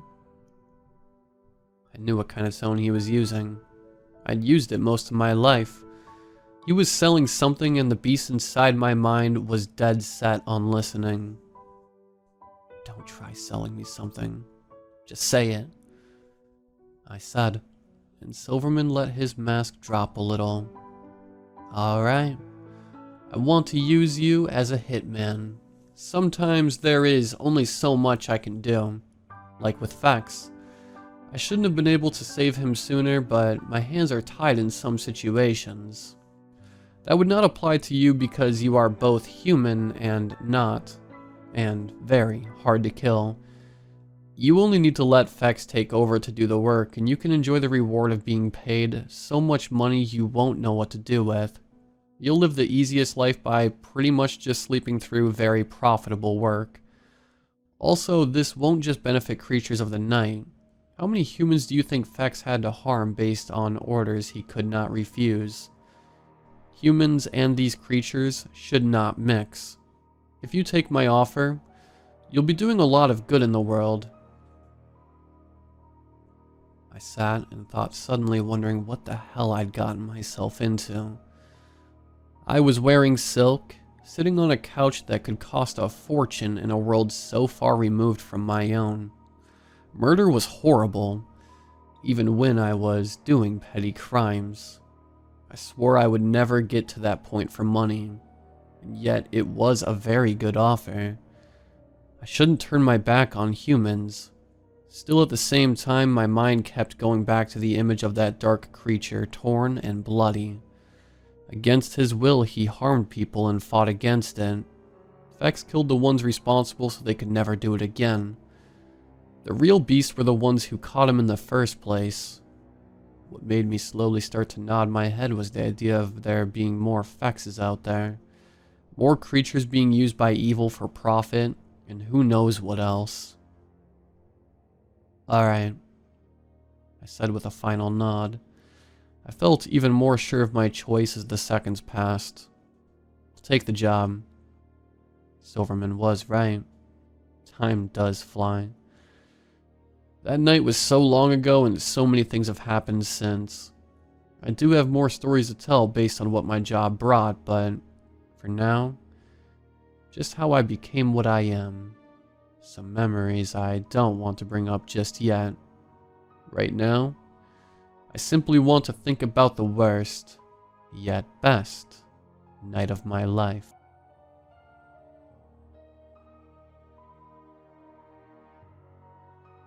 I should have died before the new millennium rolled around. Instead of perishing, I was saved by a monster. A creature I still am not certain of what he truly is. In exchange for healing my wounds and ensuring that I lived a long life, he fused himself into my body. His end of the deal was to use my body to kill the ones who had wronged him. After the debt was settled, I was alive and well, but had a monster forever in the back of my mind, watching, the threat of him taking over looming over every second of the day. It was not a good experience for the first few months. I was assured that Fex, the creature I was now stuck with, would not take over my body unless it was an emergency or for work. I wasn't given an assignment yet. Silverman was the one who hired me to use my new monstrous powers to hunt down creatures of the night. He did not want to give me any tasks until I'd adjusted to my new life. I'd assumed Fex would be the one taking over and be the one doing all the work. Just in case, he gave us an adjustment period before throwing us headfirst into a new job. For the first 2 months, I tried my best to become friends with the creature listening into my thoughts. He had not said a word to me since I woke up a new person. I started to wonder if he even could any longer. At times I could feel his emotions, and sudden memories of his came to me as a response to a question instead of words. Sometimes I saw his form out of the corner of my eye, or in reflections. A massive creature with dark fur standing on 2 legs, a pure black mane flowing behind him, and face covered. Seeing that behind you for a blink of an eye in the middle of the night while going to the washroom is an easy way to give yourself a heart attack. My life before was one of lying and cheating to get by. Now, I had a nice penthouse to hang out and just live. I never had such luxuries before. Any foods could be ordered in and I didn't need to worry about income. I thought this was what I always wanted, but very soon I found myself getting extremely bored. I started to wish Silverman deemed us adjusted just to have something to do. Plus, I felt like I was losing my mind a little. Leftovers were going missing, or snacks I was saving for later. Yes, I could always buy more, but it was the principle of the matter. If Fex wanted to take over my body and eat, he should just tell me instead of waiting until I fell asleep. Or maybe one of us was sleep eating. Our first task as this strange one-body team finally came. I received a letter telling me to meet Silverman in the park near sunset. This was back before the days of texting. I wondered why he even bothered with a letter. He could have just called. The weather was bitterly cold and the sun set early. The park was huge and it was easy to get lost. If it wasn't for Fex pointing a clawed hand in the right direction, I would not have made it to the pre-arranged meeting spot on time. From what I could tell, I was the only one who could see the massive creature following behind me. Silverman was late. I didn't like the man, but Fex adored him. It was a loyalty thing I wasn't aware of because I was born human. Apparently all creatures of the night loved their Silver King in some way. It was hardwired into their nature. I was certain some out there hated that man, but Fex wasn't one of them. Shivering in the cold, I rubbed my hands together trying to stay warm. If you put in the effort of sending a letter, you should at least be on time. When Silverman did arrive, he was just there. I looked down the path and back at the bench for him to be sitting on it. I jumped nearly 10 feet in the air, startled by how he came out of thin air. I wanted to curse at him, but for my monster's sake, I kept my angry words to myself. "You look like you've seen a ghost," Silverman commented at my startled expression. He was dressed in a three-piece suit with a wool coat over top. Pure white hair was styled perfectly, and red eyes glittered in the fading light. This bastard was handsome and the kind of man who knew it. He was the type of person I couldn't stand and spent most of my life trying to avoid. "You're late," I grumbled. "The sun isn't down yet, so I'm not. Anyway, how have you been getting along?"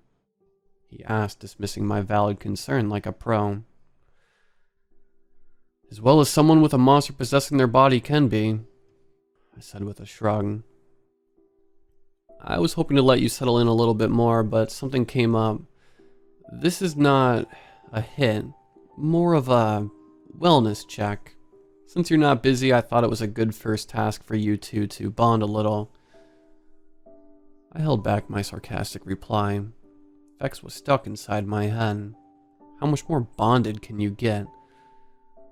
"So, am I checking in on an old lady creature that hasn't been seen in a month or something?" I asked, wondering what on earth a wellness check for a supernatural creature could possibly be. "No, not something like that. I would like you to go check on a creature that goes by the name Manifesto." I felt Fex perk up when he heard the name. Whoever was just mentioned was someone he knew. Suddenly he felt eager to know what our task was, and it was the most amount of emotion I've felt from him since our strange arrangement started. "Fex seems to know him. Is he important?" "No, not really. A small creature, all things considered. He's what humans call a ship demon. Back when humans sailed much more, ship demons were common. In order to ensure the ship, its crew, and the cargo arrives to the destination safely, the ship demon demands a human sacrifice." Silverman started to explain, looking a little disappointed. I didn't already know this. "I understood the concept. Why risk losing your entire crew when a death up front makes it certain you'll get through anything the ocean tosses at you? So many different types of creatures were out there and I didn't know anything about them, but not for a lack of trying. It would be easier if these two would talk to me a little more. Manifesto is a rarity because he's still honoring the system. When humans started to abandon the ship demons, he stayed on, although the captain of the ship isn't aware of it. Back in the day, Manifesto was the strongest and therefore could protect the largest ships. His sacrifice number has not changed from those days. 6 per trip is his limit. So far, on this current trip, 4 people have disappeared." Fex had a flutter of stress and worry in the back of my mind.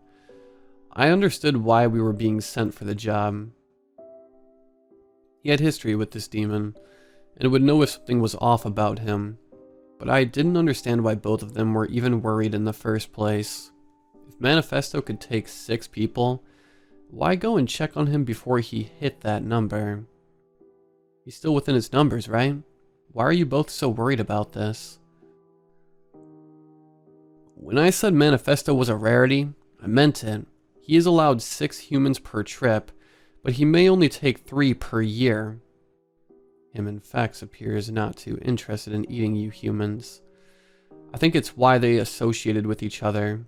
Manifesto only takes elderly that would have passed on the ship naturally. For him to take 4 people, 2 healthy and young couples, it's just strange.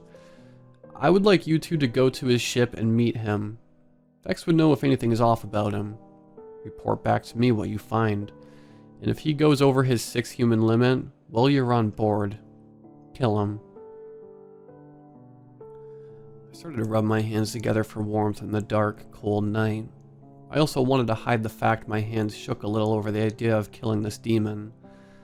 I know it was the job I took, but I never imagined we would be tasked killing someone Vex knew. Silverman was using the word associate, but I felt like these two had been friends in the past, or at least friendly with each other. Then again, I may be putting too many human characteristics on Vex. He had emotions, but his world was completely different from my own. I tried looking back into my head, attempting to get a feeling on Vex was taking the idea of killing someone he knew. He either didn't feel anything about it at all, or had walls up blocking me out. It was only sinking in just then that Vex was a creature with a long history. This may not be the only creature he associated with in the past. He might need to kill for breaking their rules. Does it need to be us to kill him? I asked finally. There must be a different person to handle this sort of thing when I came up. Silverman looked at me, his eyes changing slightly in the dim light. I couldn't read the look he was giving me, but I didn't like it. A dark look that only a king could give. Vex rattled in the back of my head, stressed that I displeased his king in any way. You took this job. Try not to back on out the first sign of inconvenience. I took a step back, feeling a sudden pressure shoving down on my shoulders. His red eyes bore for me. I looked away, unable to stand the look, and Vex freaking out at the same time. I did take this job. Still, I should take the feelings of the monster inside my head into consideration. Silverman's glare be damned. I wasn't going to do anything wrong by the creature that saved my life. I felt a hand on my shoulder and flinched. Silverman got up to be on the same level as me. I know it'll take a while to adjust. However, keep in mind Vex is not human. How he has lived is vastly different from yourself. This is why I am sending you on this little check-in. Maybe afterwards you might understand him a little. Silverman explained in a lighter tone. He gave my shoulder another pat before he started to walk away from us. I didn't know what ship Manifesto was on, or even how to get there. It was in the middle of the ocean. Would I need to rent a boat? He barely explained anything, and now he was just walking away, giving us a wave without even looking back. Wait, how do I started. Vex knows what ship it is, and how to get there. Just trust in his skills and work together. Have fun on your cruise. Wait, a cruise? Did I hear that right? Manifesto. A demon who takes human sacrifices to ensure the ship arrives safely is currently watching over a cruise ship. That explained the elderly sacrifices he was taking. Those ships were crawling with them. Shivering in the dark park, I rubbed my arms over my coat trying to warm up. At least this would be a warm trip. Unless it was an Alaskan cruise, and I very much hoped it wasn't. When I got back to our temporary penthouse, I wondered what I would need to pack. The passport Silverman gave me should still be in the pile of new IDs that was made up. I didn't even remember my new name yet. It would be a strange experience traveling with a monster in the back of my head.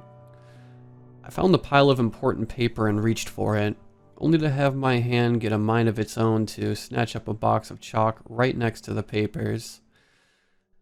I was confused. What use could some chalk possibly have? I felt a prodding I knew to be Vex asking permission to take over some parts of my body. Lately, we'd been practicing letting him use my legs or my hand while I stayed conscious of what was happening. We still practiced how he should ask permission for a short takeover. So far, it was all done by feelings.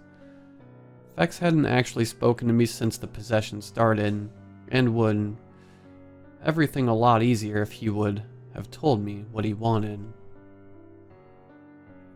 I watched him as he went to the front door where flooring made of stone decorated the entranceway. Using the chalk, he drew a circle, enough for me to fit comfortably inside.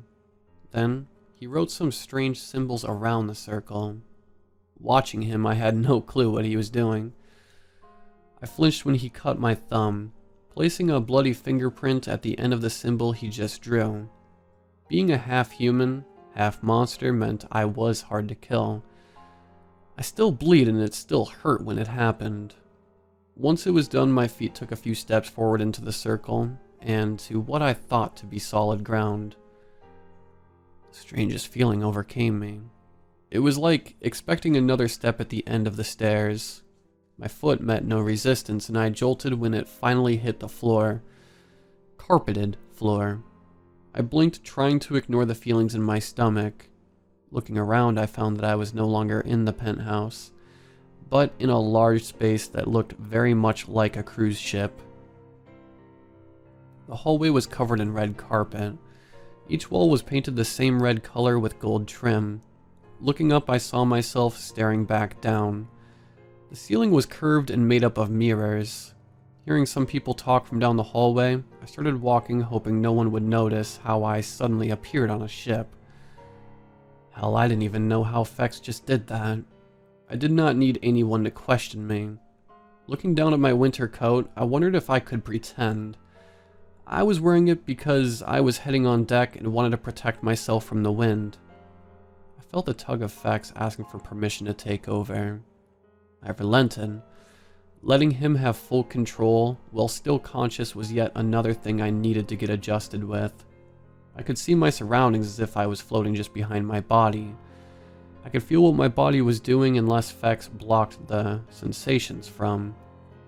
Having a 360-degree view of things was going to be very useful in the future. Since Fex wasn't speaking to me yet, I could only assume this is how he saw things while I was the one in control. We paused, looked around to see no one in sight. Reaching into the pocket, he took out a new stick of chalk. I could feel this one was special through the slight tingle where it touched bare skin. Wasting no time, he drew another circle on the wall surrounded by symbols again. Then he shoved our body through the circle where a wall should have been. A moment of darkness. Then we were upside down on the ceiling somewhere in the belly of the ship. Our upper body just coming out of the steel, the metal ripping where we touched it. The circle still surrounding us. Fex took a few glances around the dark part of the ship and ducked back inside the circle. We kept on like this, appearing at different spots of the ship and at different angles. So far, no signs of Manifesto. Worry started to come from Fex as we kept popping out of the circles, not finding the ship demon. Even though I had no control of my body when we peeked out into a busy restaurant, I made silent screams trying to duck back inside. However, not a single person looked our way. The small amount of information I'd gathered so far was, for some reason, as long as we stayed inside the circle, no one could see us. Whatever magic Fex used let us explore the entire ship on scene. No matter how hard the other creature tried to hide, we would find him.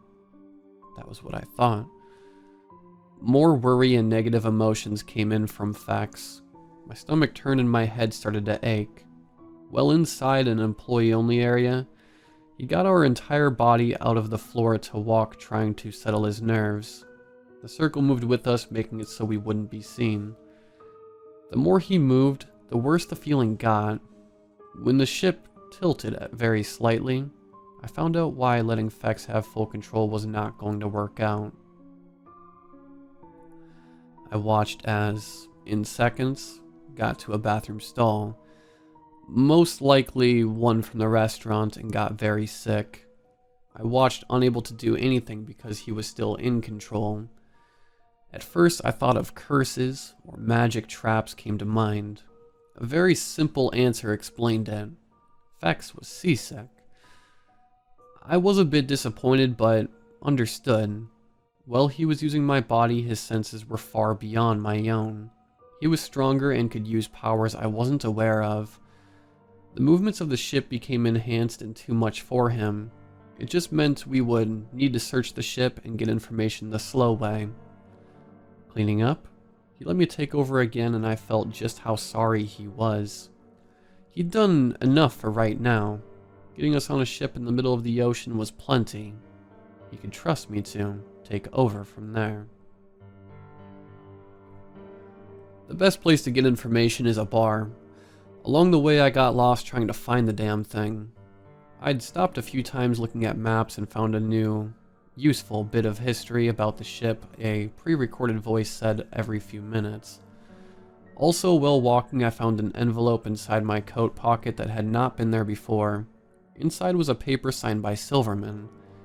He thought it would be useful giving us photos of the missing couple and their name. Anne got, and Travis got, Leah June and Dean Woods. Memorizing the names and faces, I tucked the paper away again. If I could figure out where they disappeared off the ship, I might have a place to start. The bar was fairly busy. I ordered a soda because I needed to stay focused. Scanning the room, I tried pinning down someone I could easily chat up for information. There was a decent number of younger couples. Here I was thinking cruise ships were only for rich, retired folks.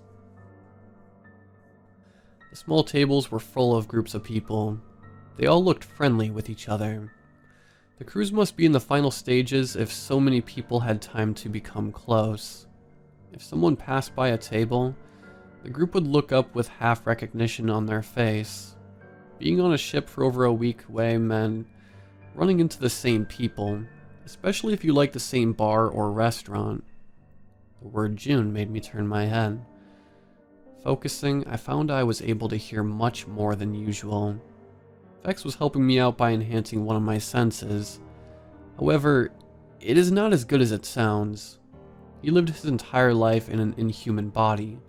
He didn't understand I wasn't adjusted to hear every noise a few hundred people made at once.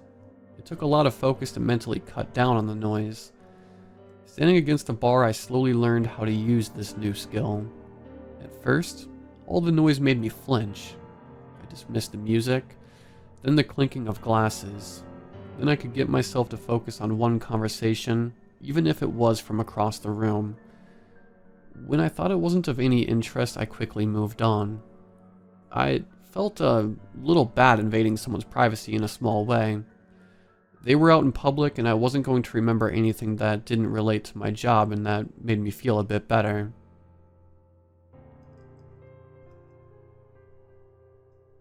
A few hours passed by, and I gathered up a few bits of relevant information, scrap of sentences floating around. Anne and Travis were high energy. It's a shame those two left at the last port. We loved meeting them. Didn't another couple leave? No, the crew said that they disappeared off the main deck. Sounds like a couple suicide to me. I saw my sister earlier this morning. It was weird because she felt sick and was in her room all morning. I waved, but she didn't even stop and denied ever seeing me. Bit spooky, right? For a few hours of listening in, it wasn't much. I finally found a place to start. If one couple disappeared on the main deck, I just needed to find another map to get there. I tipped the bartender, glad to have my wallet in my jacket pocket. About to leave, I glanced about the room once more just as music started to pick up, making it difficult to continue listening if wanted. What I saw made me pause. Body frozen, unsure of what I should do. By chance, I saw a man slide his arm behind a girl he was sitting with, while he was distracted to drop something in her drink. I blinked, wondering if I just saw what I thought I did. A rage at my back started bubbling over me. It made it clear that Fex noticed it too. Should I go over and tell her? That would risk attention coming to myself. Or should I somehow knock the drink over? Tell the bartender and hope he can do something? As I thought of what action to take, I felt Fex offer something. No words, just a feeling as if he had a plan of how to deal with this. Letting him take over to do whatever he wanted, the monster easily slipped into control, forcing me looking over my own shoulder.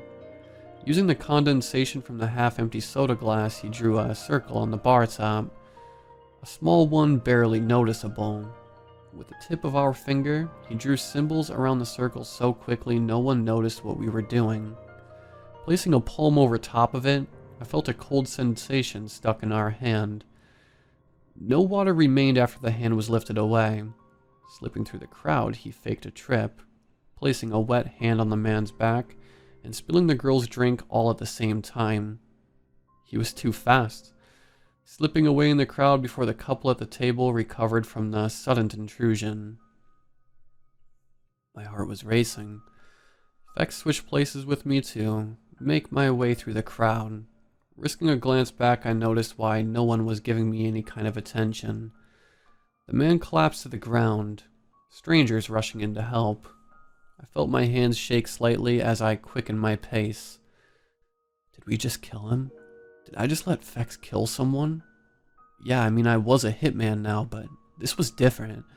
This was my choice. What if I just made a mistake? Somehow. What if I mistook what I'd seen earlier and just condemned a stranger on a hunch? I didn't just kill someone because I had proof of crimes. I just let a monster inside my head to take over on a whim. Rushing out, I found a bathroom that was thankfully empty. I collapsed into a stall, not even concerned about the dirty floor. My shoulders felt like thousands of pounds were being pressed into them. My hands shook and my chest felt tight. I'd never felt like this before. Even when I was about to die, I didn't feel half this bad.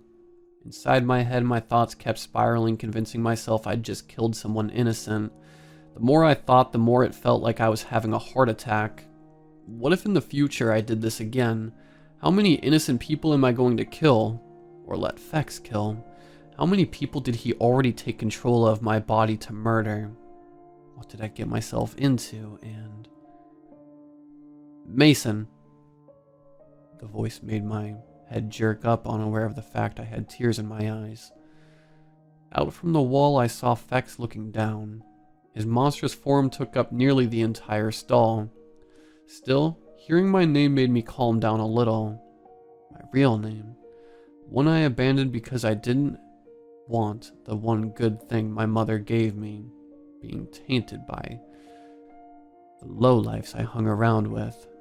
And yet, it sounded perfectly fine coming from a monster with a mouth full of sharp teeth. After so long, Fex was finally talking to me.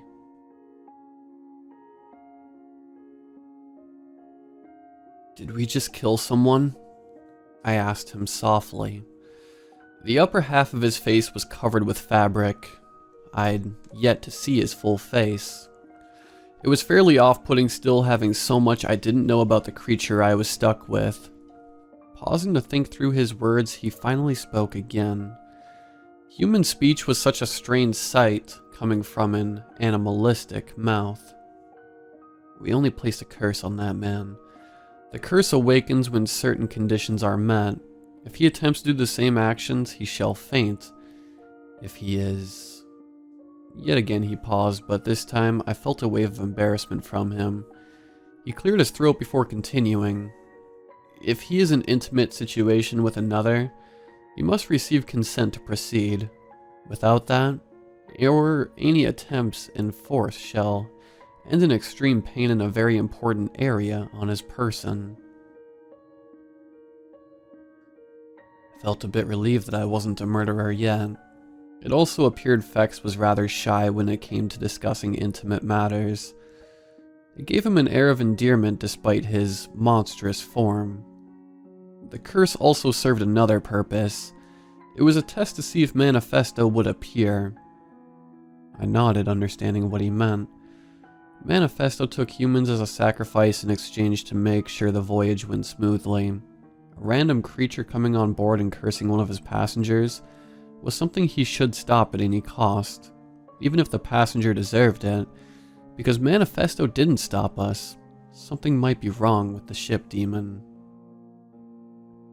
Do you think he's even on the ship? I asked, voicing my theory he may have taken the two couples and bailed for some unknown reason. He is. I can sense him while you cannot. It is very strange.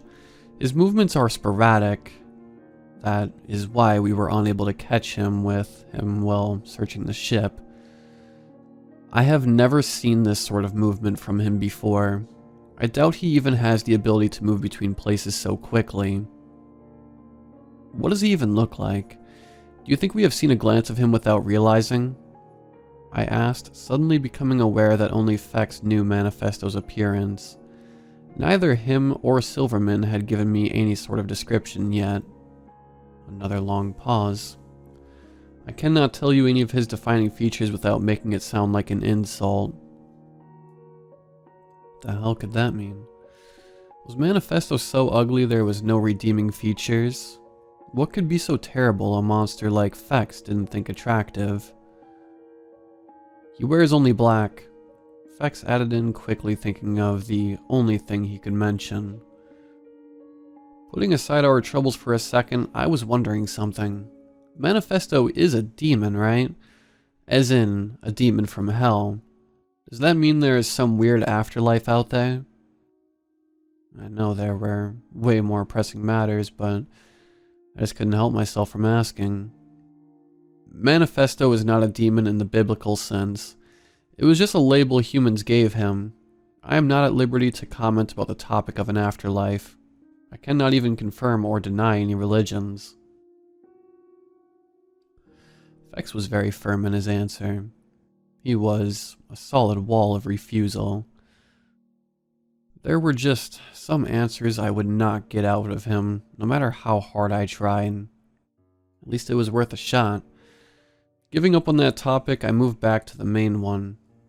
I'm sorry I got freaked out earlier. I know I should be this kick-ass and take names sort of guy. I did take the job after all. I just couldn't forgive myself if I made a mistake and got someone killed. I explained. I still felt pretty terrible for having the reaction to run off to hide somewhere. I've known from the start what my job was going to be. At some point, I was going to need to kill someone, or Fex is going to use my body to do it. I owed him my life, and saving other creatures that suffered in the same way Fex had was the least I could do. I just wasn't ready for something as huge as murder. Mason, you are now in a world of supernatural creatures. I am, by far, one of the better ones to come across. The monsters we shall encounter eat humans. I have eaten some on occasion. You shall meet creatures that logic is so beyond your own. You'll need to make very tough decisions to survive. You may be harder to kill, however death is still possible. If our luck is bad, we may come across things that are so far removed from this world neither of us may stay sane after. You are going to change after all of these experiences. With all that being said, I'm glad you're the person I am with through it all. I believe you are perfectly fine the way you are currently, and wish, if possible, you would not change.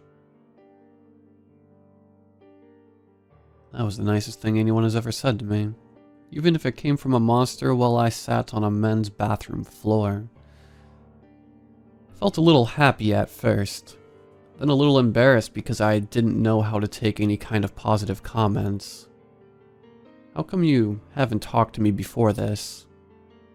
I was hoping that it would be easier on you. I am not human and have been shoved into your body. That is enough to deal with on top of that creature trying to speak with you. I also hoped I would fade away in time if I stopped speaking. Fex answered honestly. Seriously, this monster was more considerate than nearly every person I've ever known. Out of all the creatures out there, I really hit the jackpot getting him. With a lot of things cleared up, we needed to think of a real plan. It would be easier now I could communicate to Fex with words instead of vague feelings. I need you to stick around. I clearly can't do any of this by myself. I was thinking of us checking out the main deck to start with. Maybe we'll find something. He nodded, agreeing with me. It wasn't much of a plan, but it was a start. He was starting to fade away, to go back into wherever he went, when another question came to my mind. "Have you been eating all the leftovers?" He didn't answer. Instead, he just left me in silence like the monster he was. It was late in the night, so the hallways were mostly empty.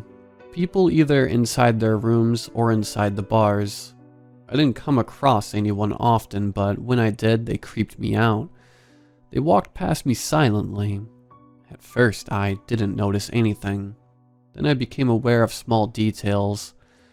I never heard them walking towards me. I just saw someone turn the corner. They walked past, just giving me a side eye as if I didn't notice. They were so freaky, I asked Fex to see if he could tell if they were all human. He confirmed they were and didn't sense anything off about it. But I did. It was as if we were being watched the entire way onto the deck. It took a while and many maps later before I found it. It was empty. Not a single person was out at that time. The weather was nice compared to the hellish winter I came from. Some wind, but the breeze helped cool the humid night. I walked around trying to sniff anything out. If there were some hints remaining, Fex would be able to sense it. Most of the deck was taken up by a pool. A pool on the ocean. I lived my life just getting by. Being around wealth of any kind kept shocking me. Even the quality of life of people living comfortably was something I'd aimed for, but never thought I would achieve. Now I was on a massive ship with bars, restaurants, and gift shops. I didn't check yet, but I was certain there were some spas on this cruise ship as well. Manifesto picked a good ship to live on. Maybe after this job, if we didn't need to kill him, we might stay for a few days. Never been on a ship this size before. Might as well enjoy it a little. A small sound alerted my attention and I looked behind me. The light was good so I could see clearly. From the edge of the pool closest to me was a black shape emerging from the water. Fex knew who it was the moment we saw the figure. The elusive ship demon finally came to greet us. Fex was right about him wearing only black. When he stood his full height, I fully understood why my monster partner was so against trying to describe him. Manifesto was short, downright child-sized. His long black hair trailed behind him and looked longer than his body. 3 long horns of different heights poked from his head, giving him more height and almost in a crown shape. A black veil covered his face, making it impossible to see what he looked like. Sleeves that nearly touched the ground hid his hands. His small feet poked out from his soaking wet piles of black fabric his small body was wrapped in. His feet looked exactly like bird claws. He's just a little guy, isn't he? I asked Fex inside my head. Switch with me. Something isn't. Fex didn't finish speaking. He took over my body the moment before Manifesto jumped forward so fast, I didn't even see him move. Fex put both arms crossed out in front, protecting our head from a kick powerful enough to shatter both arms. Without Fex's reaction speed, we would be dead. He blocked out all the feelings of pain from me. I don't think there are words to describe the feeling of bones breaking without feeling the pain at the same time.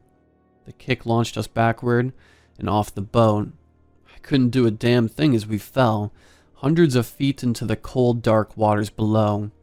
When Manifesto kicked us, he also did something that froze our body in the position of the impact.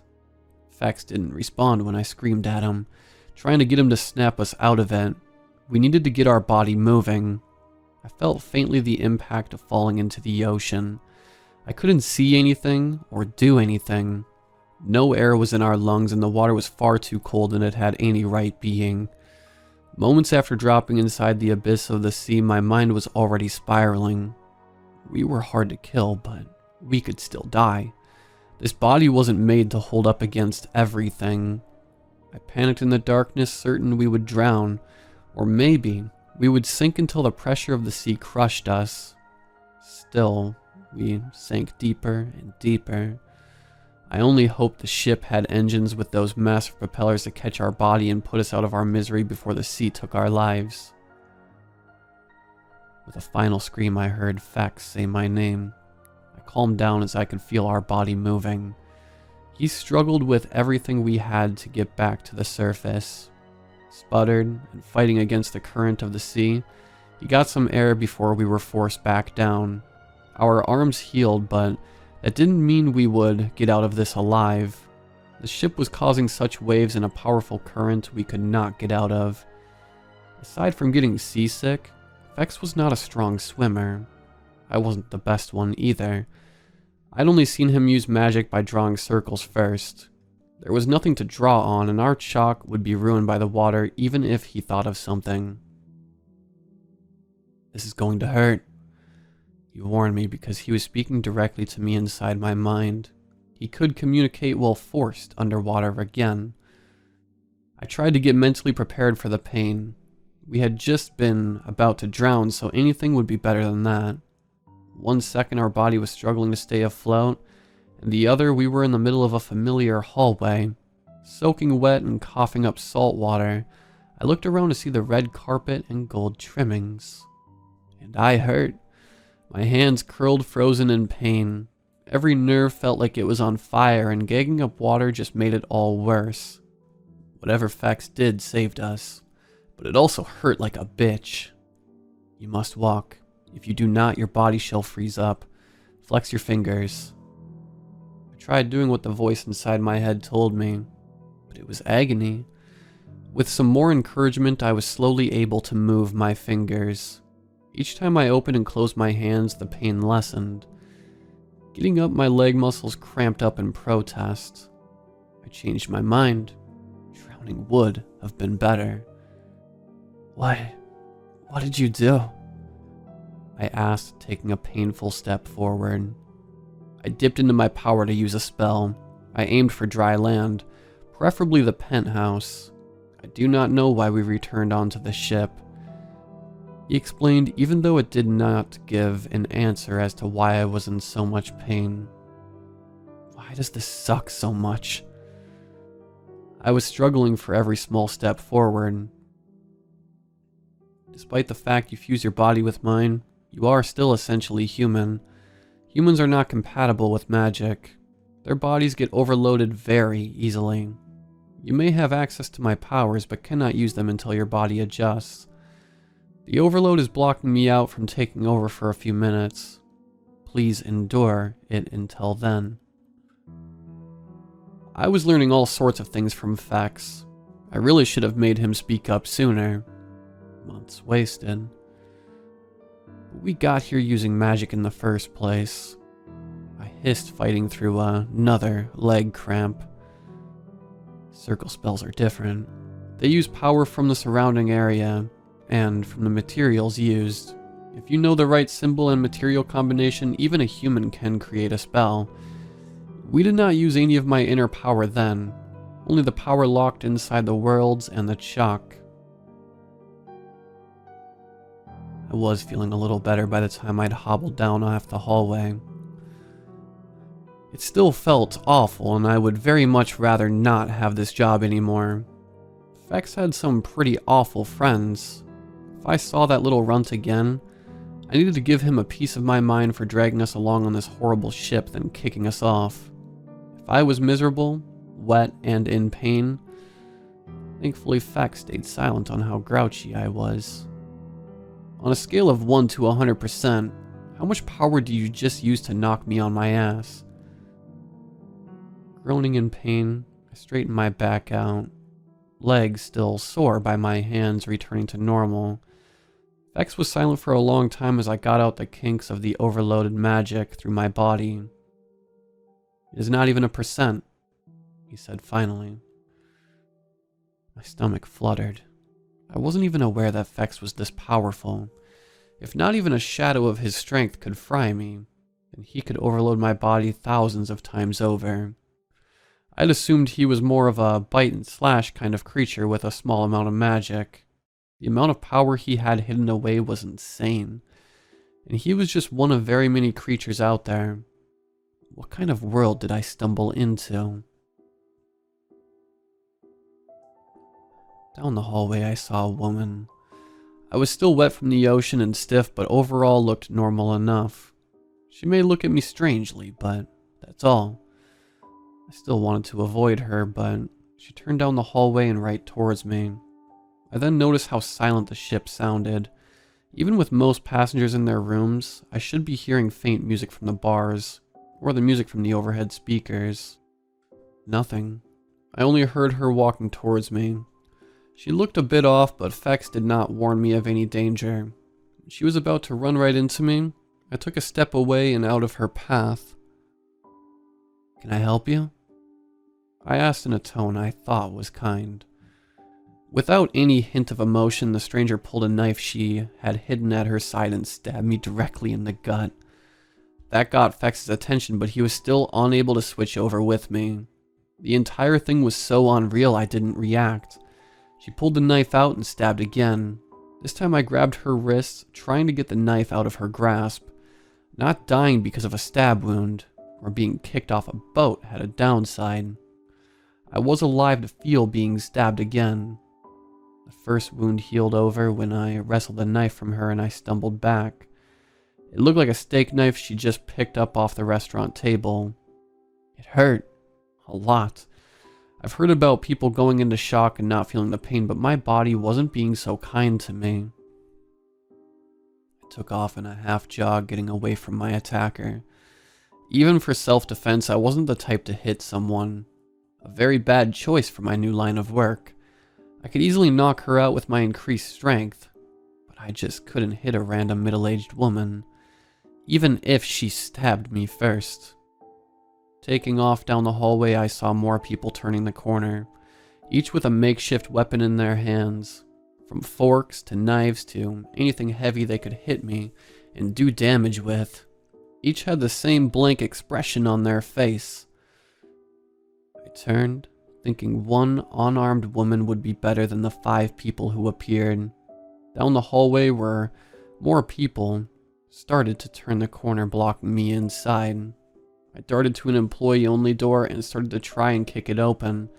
The damn thing didn't even budge, as if it was just painted on. "Mason, you need to fight them," Fex told me in a stern voice he'd never used before. "I can't. They're just human. What if Manifesto is controlling them? Just human or not, we can still die if they remove your head. You must fight them off. Manifesto does not have the power to control humans in this way. I do not understand what is happening, but we need to live to figure it out." He was right. I still just couldn't get into a fight with the mob slowly forming on either end of the hallway. I'd used my sweet-talking skill for my entire life for a reason. I was never a fighter. I took this job because I wanted to protect people, but wasn't ready for what that meant. When someone came up to me with another steak knife, I knocked it out of their hand and pushed them aside, and then another person took a swing at me. It was not graceful or a good fight. I was doing my best to keep them away, but at the same time, I couldn't do too much damage. If I could just get through the emotionless crowd, I could hide and think of a real plan. "I'm taking over." To my horror, Fex shoved me aside. It was so forceful I blacked out, sinking into darkness as all feelings in my strained body went away. I floated in a dreamless sleep for a while until I felt myself being pulled back up and standing still in the red hallway. My breath caught as I looked down at my surroundings, at what Fex had done when he'd taken over. The crowd of people who was so threatening before, all were in pieces scattered around the hallway. I only saw red as my blood turned ice cold. I couldn't think. I couldn't move or do anything as fear and panic fused into one horrible cold emotion. Fex killed them, using my body. He killed humans without any real cause. We were strong enough to just push them aside, but he taken over me and did the one thing I'd feared the most. Clamped my hands over my ears, bile rising into my throat, trying to block everything out. I heard Fex calling for me. saying my name, trying to get my attention. The shock finally sank in, and I just didn't react to his words, or anything, for a long time.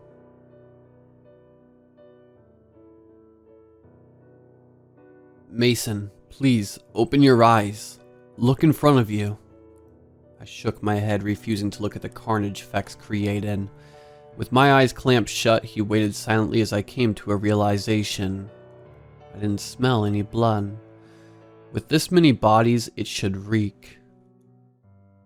I opened my eyes, staring down at the first body in front of me, and didn't understand what I was seeing. Yes, it was in pieces, but those pieces were sharp, jagged edges, as if he was a glass sculpture someone smashed. Looking to the next few bodies, they were all the same, all with cracks in their bodies and no blood to be seen. In shock at seeing them, my mind filled in the blanks. When I saw the body parts in the red hallway, I'd assumed gore that wasn't there. Letting out a long sigh of relief, I nudged the crack arm in front of me to make sure it really wasn't human. I stuttered, trying to explain my minor mental breakdown. It's understandable. If we face real humans, I would not have done this kind of damage. Unless I broke them apart fully, they just kept trying to attack. I could not tell the difference between them and a real human. It was only when I shattered an arm with too much force I realized there was no harm in killing them. Those people that watched us strangely before must have been these false versions. Fex couldn't tell the difference then, because he could not sense the difference between the false and real passengers. An idea as to why Manifesto was acting so strange finally came to mind. Do you think Manifesto was replaced with one of these as well? Fex thought for a short while, trying to go through all his knowledge of monsters, and it was possible to make a replacement. Yeah, I believe so. I do not know much about them, but I have heard some information about creatures simply called mirrors. They can only make mirror copies of humans. Taking the appearance of a creature of the night requires it to transform their main body. The manifesto that we came across is most likely the fake version, since mirrors are the reflection of the existence of the creature and not the image. They must keep the real creature alive, Fex explained to me. I started to walk along the hallways and did my best to avoid stepping on broke pieces. I knew now we hadn't slaughtered a bunch of people, but the place still made my skin crawl. We had some answers. No thanks to me in the slightest. Fex really should have taken over my body to start with. If he didn't get seasick earlier, he could have finished this job by now.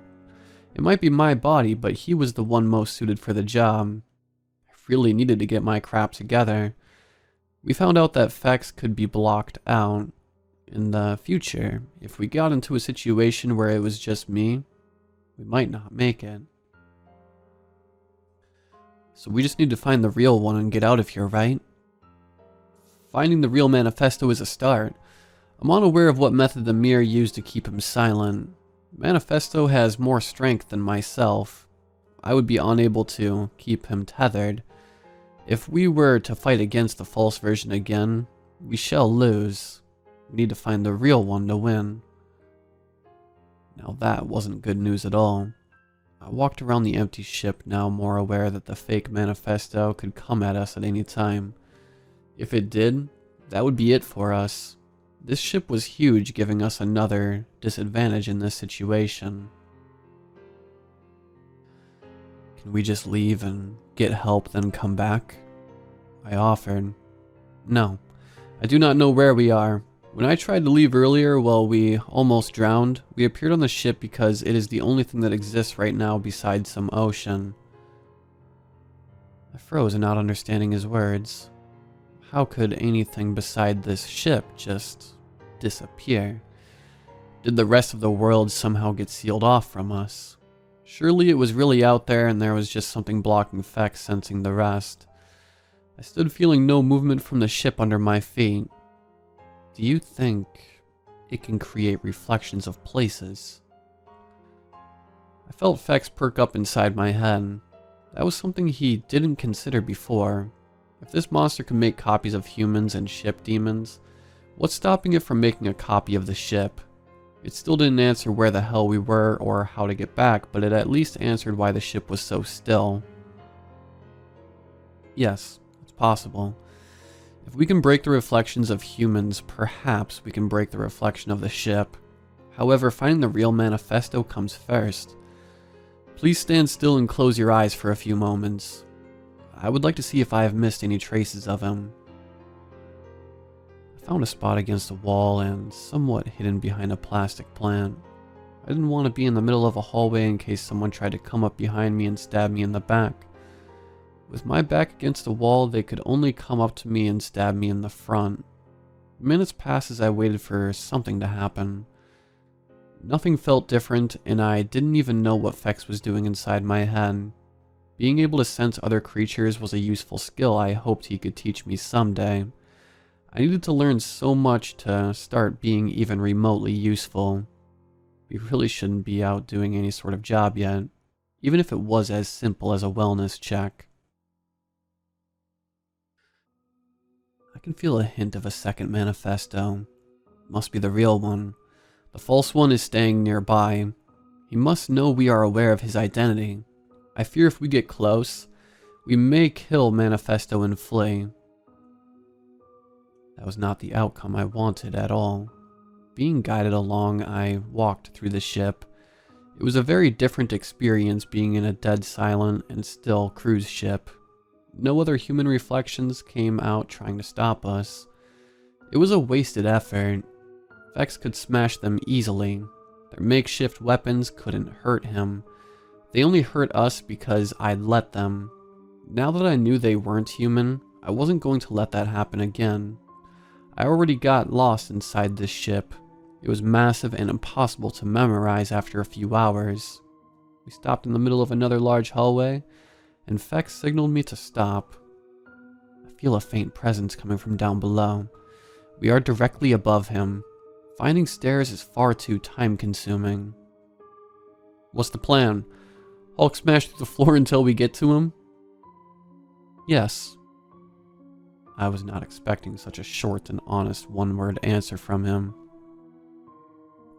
It made me do a little snort of a laugh. The mental image was fairly amusing, but even with my increased strength, I didn't think we could just smash through such a thick floor. Some parts were reinforced with steel. Magic would be the better choice. If our chalk survived the ocean, we should just use that. I didn't even get a chance to suggest the idea before the fake manifesto made the decision for us. Fex gave me enough of a warning to look up to see the black shaping flying towards us from the ceiling. I put up one arm in time to catch the blow. The arm was shattered upon impact and a jolt went through my body, freezing it in place. Fex was blocked out completely. The force of the kick cracked the ground underneath my feet. Huge pieces fell away as if it was made of glass, taking us with it. I couldn't move or attempt to break the fall. Slamming on the ground below, I just couldn't get over how bad the pain of the impact was. Every part of my body screamed in pain as parts of the floor above came crashing down around me with a tinkling sound of glass. I never thought anything would ever hurt more. But I was wrong. Another kick came crashing us through another floor. My arm healed by the time the second attack came, causing it to break all over again. I lost track of how many floors we'd been kicked through because of the pain. I blacked out for a few seconds in between a few blows, but wasn't spared for long. When I awoke from my brief few seconds of darkness, I was still frozen, unable to move. Looking up, I could see the lights from the floor above we'd crashed through. The false manifesto could have kicked us right through the ship. It either didn't want to sink the ship by smashing a hole into the bottom, or it was too tired for another massive attack. I felt my arm healing again as I screamed inside my head from the pain. I fought my stiff muscles trying to move. I felt as if I could just move, I would heal faster. No human should ever experience their body being smashed so many times. Being able to live through such damage wasn't really all that great at all. I was on the verge of giving up. I couldn't handle any of this. I should have died instead of dealing with a world I didn't understand and taking a job I just wasn't mentally prepared for. If I didn't hear Fex in the back of my mind, I don't think I would still be here. Mana. He sounded so hurt. Fighting to move, I flickered my eyes over to what Fex saw. The real Manifesto was chained to a pipe a few feet from us. The iron dug into his small body, his little bird-like feet dangling off the ground. Fex was adamant on calling the ship demon an associate. Creatures of the night did not have friends, but you didn't call an associate a nickname like that, and you weren't torn to pieces on the inside when you saw them chained up. The mere creature hurt both Manifesto and now Fex. I could not forgive it for that. The reflection of Fex's friend walked over and dug its claws into my gut. It hurt like hell, but the anger inside my chest overpowered it. Whatever power held me in place snapped. The creature did not expect it, and it stumbled back. Startled, I bolted upright. With a scream of rage and pain, I swung at it, punching the small creature as hard as I could. It flew back, crashing against a pipe, cracking it all the way up to the ceiling. I should have kept attacking it, but I could not stand seeing Manifesto tied up any longer. Rushing over, I stopped pulling away at the chains, attempting to untangle them from behind him. The black chains burned at my hands, and I couldn't even imagine how much they hurt being wrapped so tightly around the small demon. I made some progress before the false one recovered. It grabbed at my back, claws digging in, but I didn't pause in my efforts. My clothing and skin were being torn into, and I still refused to stop. I was going to save the one we came for, no matter what. The more it thrashed, the more I pulled at the chains, trying to get them undone. It grabbed me and tossed me clear across the room. I felt something break when my body hit the steel floor, but I got right back up to run to both the ship demons. I was almost there. I just needed to get a few more loops off. Without any hesitation, I sidestepped an attack and punched the false creature aside again. It too recovered quickly from being tossed aside. My hands on the chains, it came at me. Claws first, aiming for my head. If it dug its claws in, I might not make it. I didn't know if my brain could survive being mauled by talons. Just before those black razor-sharp claws found their way into my eye sockets, we both got blasted back. Slamming against a steel pipe hard, I sputtered trying to recover. In my hand I was holding a long length of the iron chain that had been holding down the real Manifesto. The rest he burst through using his own power. The ship demon might be small, but he was strong. Even a dense human like myself could see that. His face still covered with the veil, he floated a few feet off the ground, bits of iron falling off his clothing. He was also pissed. I didn't need to see an expression to know that. The false one didn't even try to fight. It saw the real one free and tried to scurry away. The fight between them lasted 3 seconds, if that. Manifesto was suddenly right behind it, holding it by the ankle. It slammed the creature against the steel floor of the ship so hard the reflection broke away, revealing how the creature really looked. With another whip of his small arm, he threw the creature against the ground so hard the entire ship rumbled. Cracks appeared and water started to seep in. It happened so quickly I couldn't do anything. I just sat with my mouth open. I really hoped Manifesto never heard. I thought he was just a little guy earlier. He let go of the mirror's leg, arms to his side fuming. He didn't utter a sound, but I could almost see the smoke pouring from his hidden ears. The mirror creature had half its head smashed in. It was human-shaped, but covered in jagged reflective mirror pieces. A long tail made of more pieces was nearly broken off from the assault. 2 triangles of evenly shaped mirror shards stood out from its head, almost looking like cartoonish cat ears. Manifesto finally noticed me. He pointed a finger in my direction and I nearly let out a scared yelp. Then he pointed towards the mirror and made a twirling motion with his finger. I didn't understand for a few seconds that felt like years. Finally it clicked. He wanted me to wrap the creature up in the chain I was still holding. When I did, water was up to my shins. The boat was going to sink and I still didn't know how to get back to the real one. Apparently I didn't need to figure it out. Manifesto floated up so he was at the same height as me. He placed a hand on my shoulder and pushed down. My entire body sank into an endless cold darkness. I just kept sinking, unable to breathe. It was a miracle I remembered to keep a grip on the chain in my hands, bringing the mirror with me. When I finally came out of the all-encompassing darkness, I fell, hitting a familiar ground. I was getting really sick of falling into places. Red carpets and gold trimming. On my back, I was looking up at the curved mirror ceiling of the main hallway. The mirror fell beside me, breaking off more pieces of its body. I was looking at the mirror above, but it didn't reflect myself back. Instead, I saw an image of the ship being torn to pieces by a figure too small to see. Cracks started to appear in the ceiling and seawater leaked through. It appears that mirror can create small pocket spaces in order to hide inside. It must be able to go between the pocket space and the real space. We must have been trapped inside when it kicked us into the ocean. Facts set inside my head.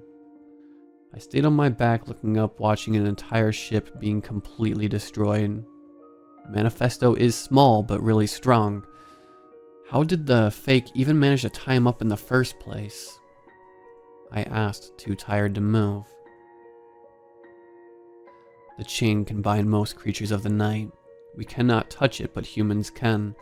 The mirror must likely use the reflection of a human to bind Manifesto. Because you are still mostly human, you can touch it without too much damage. I assume the mirror did all of this to take humans without having the blame being put onto itself. I've heard they slowly drain their human victims so they may still be alive. If the missing people were still on the fake ship, they couldn't be. It was breaking apart so badly no one could still be alive on that thing. My thinking was proved wrong when Manifesto came dropping down through the mirrored ceiling. A stack of people on his back. After he came through, the image of the destroyed ship disappeared when the ceiling returned to normal. I rushed over, helping him set the people on the ground. They were all alive. Some looking as if they may die at any moment, though.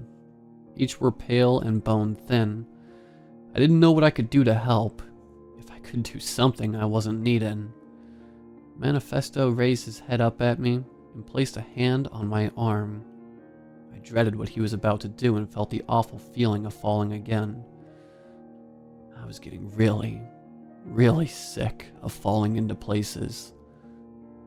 This time, I fell onto a bed and bounced off of it. Groaning, I stayed on the floor, giving up on doing anything else for a while. The room was so rudely tossed inside belonged to one of the couples. A letter from Silverman appeared on my chest while I took a quick nap. I hadn't sent any information off to him about the job. Either he just somehow knew, or Manifesto told him. It explained I was free to use the room for the last 3 days, and to meet him when the ship docked. The couples were under the ship demon's care and recovering. The mirror that caused so much trouble was going to be moving anytime soon, so we could hand it over to Silverman when we saw him. After everything, I needed to relax for a bit.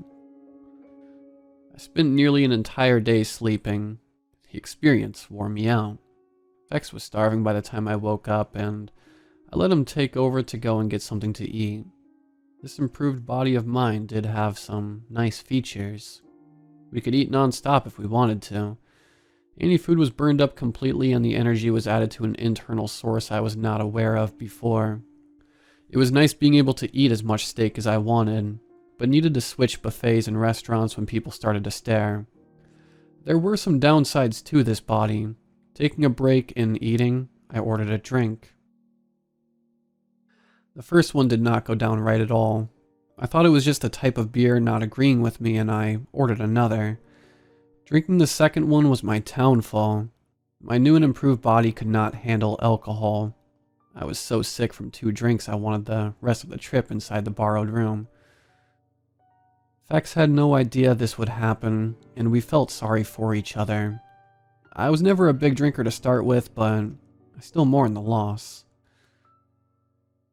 When the ship came into port, I was well enough to walk off on my own 2 feet. The mirror was shoved inside a rolling suitcase away from human eyes. Barely off the shop, I saw an unmistakable face of Silverman. He spotted us and waved us over. I gave him the suitcase and a very abridged version of our trip. No one died on your first job. I'm impressed. I didn't have much faith in you. Facts, I have full confidence, but on principle, I don't expect anything of humans. Silverman said with a smile that made me want to punch him. Those 4 people are going to make it. They looked pretty rough. As long as they stay on the ship, they'll heal up just fine. We're making arrangements for that to happen now. If they leave, they are no longer under Manifesto's protection and would die. He's doing everything he can to avoid that. He does take his job very seriously after all. Speak of the devil. Something thudded into the back around waist height. Looking behind me, I expected to see the small ship demon, but I saw a boy I didn't recognize. He wore a big black sun hat into his black hair that matched. His face was half covered with a scarf that did not suit the hot, sunny weather. He stood wearing black flip-flops and shorts and a t-shirt, gearing up ready to headbutt me again. Mana? I asked. He had waist-long black hair. Who else would be this besides the little ship demon? Fex nudged me to take over. I knew he wanted to talk with his friend. We didn't see him for a few days, and they should catch up a little. The moment he took over, Manifesto sensed it. He went over to a round, short stone pillar meant for ships to tie ropes on. He placed one arm on it, and Fex went over with our body doing the same, grabbing the boy's hand. I really hoped any onlookers thought that man was having an arm wrestling match with a child was a relative playing around and throwing the match on purpose.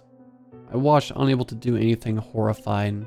This small boy pinned our arm down and flinched at a creaking sound. Do you think you understand Fex a little bit better? Silverman asked. I'd assumed no one could see me when I wasn't in control of my body. Silverman was different. He spoke directly to me instead of Fex, who lifted Manifesto on the pillar. He took his hat off. He then started to braid the boy's long hair. A humiliating punishment for the loser of the match. At least, I hoped. Watching the both of them, I thought over not only Silverman's question, but my own future. I would keep coming across monsters. My body would be torn apart by those creatures, and I could live through that to endure it again and again. I would change. This trip I was against harming others and so afraid of taking a life. Someday, if I kept going on this path, I would become the same, if not worse than the monsters around me. I would get blood on my hands. My future held pain and sacrifices I couldn't even fathom. Watching as Mana admired his victory braid and smiling under his scarf, I decided on my answers. Yes, I did understand why we did this job. All the pain we suffered through, and the pain in the future was all utterly worth it, just for that small, hidden smile.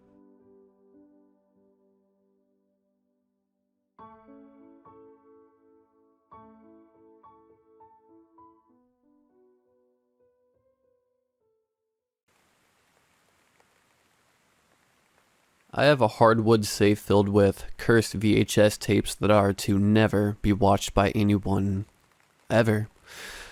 Only because I have watched them and have faced and or witnessed the consequences.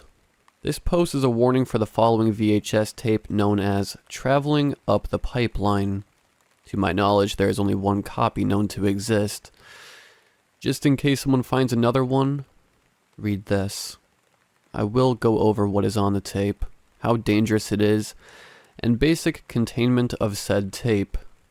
But first, a quick lesson. There are 5 levels of danger when it comes to tapes. Level 1, safe. Can watch as many times as you like. Tapes like this typically change upon repeated viewings. Level 2, be cautious. Suggested not to watch. Tapes like this can have an effect on the mind or body. Length of time affected varies, but typically lasts no more than a month. Level 3, dangerous. Do not watch. Tapes like this will usually end in permanent damage to the mind, body, soul, or personal/public property. Level 4, extremely dangerous. Absolutely do not watch. Tapes like this have a high chance to kill the viewer and or destroy things around it. The tape in the ring is a good example. Level 5, contain or destroy. Watching will lead to more than just death. Tapes like this typically contain entities that will try to do as much damage as possible to whatever they can, and try to spread this chaos to everything. The name of the tape is called Traveling Up the Pipeline. It's a blank Sony tape with a title written in pen on the front, and it has no case. The runtime is 85 minutes. Keep it in a secure wooden box with no metal hinges. Metal amplifies whatever energy is contained on the tape. Finally, it has a danger level of 3. I acquired this tape from a hole-in-the-wall antique store that was packed floor to ceiling with things.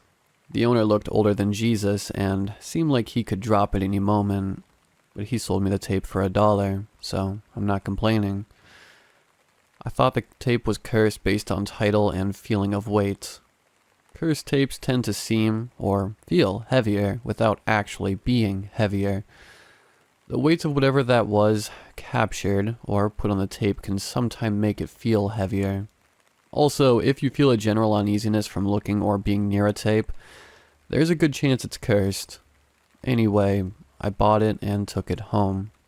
When watching potentially cursed VHS tapes, I always have a friend with me and a friend outside the room who checks in every 5 minutes by knocking.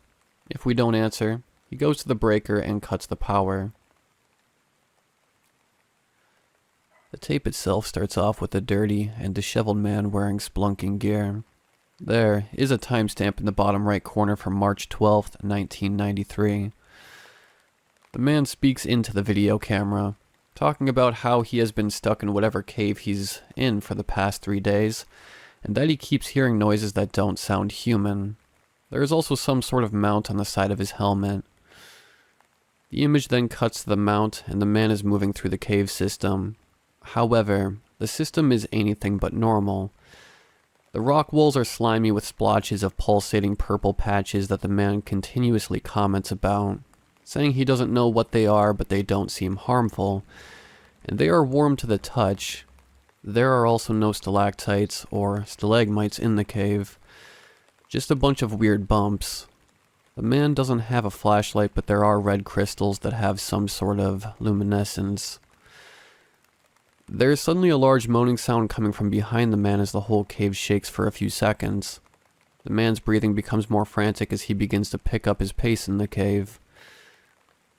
The video cuts to black for a second before the man is back in the frame, holding the camera. He lifts it up, showing that he's hiding behind a rock of some sort, before holding it over the rock and pointing at a couple bipedal creatures that are out of focus. It tries to focus, but it can't quite make it, giving only a brief glimpse of what the creatures look like. The best my friend and I could make out was a short humanoid with reversed knees, like an ostrich. No hair anywhere, large mouths with no lips, 2 small eyes, may have been nostrils, and stubby arms. There were 5 of them, and they were drinking from a small pool of yellowish liquid. The camera then cuts again to black before going to another shot of the man walking through the cave. The purple spots are a little more prevalent now on the walls, and the man speculates the creatures he saw earlier could have come from them somehow. Sometime later, after climbing up a steep incline, The man comes across a giant underground lake of that same yellowish liquid the creatures were drinking before. The liquid is bubbling this time, and the man comments on how it's very hot, and he thinks it's an underground hot spring. Suddenly, the entire cavern shakes and he slips into the edge of the lake. There's a loud sizzling sound as he struggles to get out of the liquid, but he makes it out and tries to wipe the liquid off of his pants. He manages to get dry enough for it to stop burning, but then realizes that the liquid has burned holes in his pants and gloves. The man takes a minute to sit on the shore, away from the water, possibly to think, but he does not state why. The camera pans over the lake, just in time to see a gigantic off-white serpent of some sort surface for a moment before it goes back underneath. The man utters the words, "What the fuck?" before he gets up and turns the camera off. After another second of black screen, the camera turns back on to a shot of him looking very distressed. He says that he had found another cave on the other side of the lake, then pans over to where he was sitting on what was now the far side of the lake. In that same shot, the off-white serpent surfaces out of the liquid and goes back under. The man then pans the camera back to him and talks about how he thinks this might finally be the way out before showing a much smaller cave that goes up another steep incline. Inside, the walls were becoming more purple than rock. The camera then cuts to black again before coming back on to show that the cave is now much smaller, and the man has to crouch to fit through it. It was at this point that the friend who was watching the tape with me complained about a weird feeling in her stomach. The man in the video comments on how he thought he heard another voice. Then, the sound of those weird, humanoid things from earlier can be heard far behind him. The man begins to panic as he moves faster up the tunnel. The walls at this point are completely purple and are pulsating more regularly. My watch partner started to feel more nauseous and suggested we take a break from watching. So, I went to stop the video, but the VCR wouldn't turn off. At that point, I yelled to the friend outside of the room to turn the power off. A few seconds later, the room went dark, but the TV and VCR remained on. The man at this point was crawling on his stomach through the ever-tightening tunnel as my watch partner was on the ground with her stomach convulsing and her hand over her mouth. The sound of those humanoids slowly grew louder as the man began panicking and moving faster up the tunnel. My partner began dry heaving. Suddenly, a gloved hand reached out of her mouth and began waving wildly. I wasn't sure what to do at first, but my first instinct was to grab the hand and begin to pull. I yelled for my friend outside to get in the room. When he did, his eyes went wide as he stood in the doorway, frozen. I told him to quit standing there and to get the TV off. By this point, both of the man's arms were coming out of her mouth, and I could hear the man yelling from inside. My friend finally ran over to the TV and unplugged it, but I could still hear the video going. I looked into my watch partner's eyes and only saw tears as she looked at the man's arms, then back up to me in horror. Her skin was getting paler as her mouth stretched further, letting the man's head finally come out. The man looked around. I could tell he was confused, but his main focus was to get out. He yelled at me to keep pulling and said that something was pulling at his legs. My friend behind me said that he couldn't get the video to stop, so I yelled at him to come over and help me pull. He grabbed the other man's hand, and we pulled together, but the man was suddenly jerked back and he yelled at us to pull harder. In one swift motion, the man was yanked back into her throat, and our arms were pulled in too. The three of us looked at each other in panic, my friend screaming, my watch partner trying to push us away, and me trying to pull the man out still. I heard the man suddenly yell at us to keep pulling because he had a plan. A couple seconds later, my friend and I were launched back, pulling the now slimy man out and onto the ground, his shoes missing. The man quickly got up and looked around before looking at the TV, realizing that his camera footage was being shown through it. My watch partner was knocked onto the ground when he flew out. She was still dry heaving and I could hear the sounds of those humanoid things coming out from her mouth. We all could. I looked up to the man, not knowing what to do until my watch partner said to turn off the camera in between her stomach convulsions. The man fumbled to get the camera off of his helmet, but got it off nonetheless, and pressed the power button. The TV suddenly went dark, and I heard my watch partner throw up. I took my phone out to use a flashlight while my friend went to turn the power back on. I looked around the room for a moment, and the man was nowhere to be seen. When the power turned back on, the camera was sitting on the ground where the man was standing. Beyond that was my watch partner, who sat hunched over, holding her stomach. In front of her was a pile of yellow stomach acid with a long, white tapeworm writhing around in it. I have a hardwood safe filled with cursed VHS tapes that are to never be watched by anyone, ever. Only because I have watched them and have faced and or witnessed the consequences. This post is a warning for the following VHS tape known as Human Coral. I have found 2 different copies of this, so I no more exist. So just in case you have found one, read this before you decide to watch it. The name of the tapes are called Human Coral 4 and Human Coral 2. They're blank Maxwell tapes, still in their case. The titles are written on both the cases and the tapes. Human Coral 2's runtime is about 3 hours, while Human Coral 4's runtime is 5 hours 23 minutes. There are no strict containment guidelines for these tapes, as they do not lure you to watch them, but I would recommend keeping them away from curious minds. If you are going to keep them locked up, put them in a wooden container with no metal hinges, as metal amplifies the energy of cursed objects. Finally, both tapes have a danger level of 2. See part 1 for the danger guide on cursed VHS tapes. As I stated, I have found 2 Human Coral tapes. Number 4 was at an estate sale, and number 2 was in an independent thrift store. I'll start with number 2.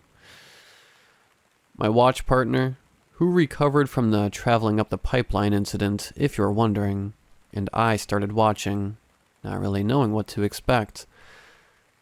What do you first think of when you hear the words human coral? Anyway, the tape starts off with the viewpoint of some sort of submersible suspended over the ocean on a large boat. There's a date stamp on the bottom, October 21st, 1995. You can hear a couple male voices talking on the boat, but you can't quite make out what they are saying. All of a sudden, the submersible begins to descend into the water, and it begins its dive downward. It is here that you can clearly tell that they are very far out into the ocean, as it just goes down with no clear indication of where the bottom is. This takes up the first 2.5 hours of the tape, until a dim red glow comes into view. A sunken ocean liner begins to come into view, as it is covered in what looks like some sort of bioluminescent coral. But then the submersible gets closer and the full picture begins to unfold. It isn't coral, but a bunch of upper bodies of the same woman plastered all over the ship.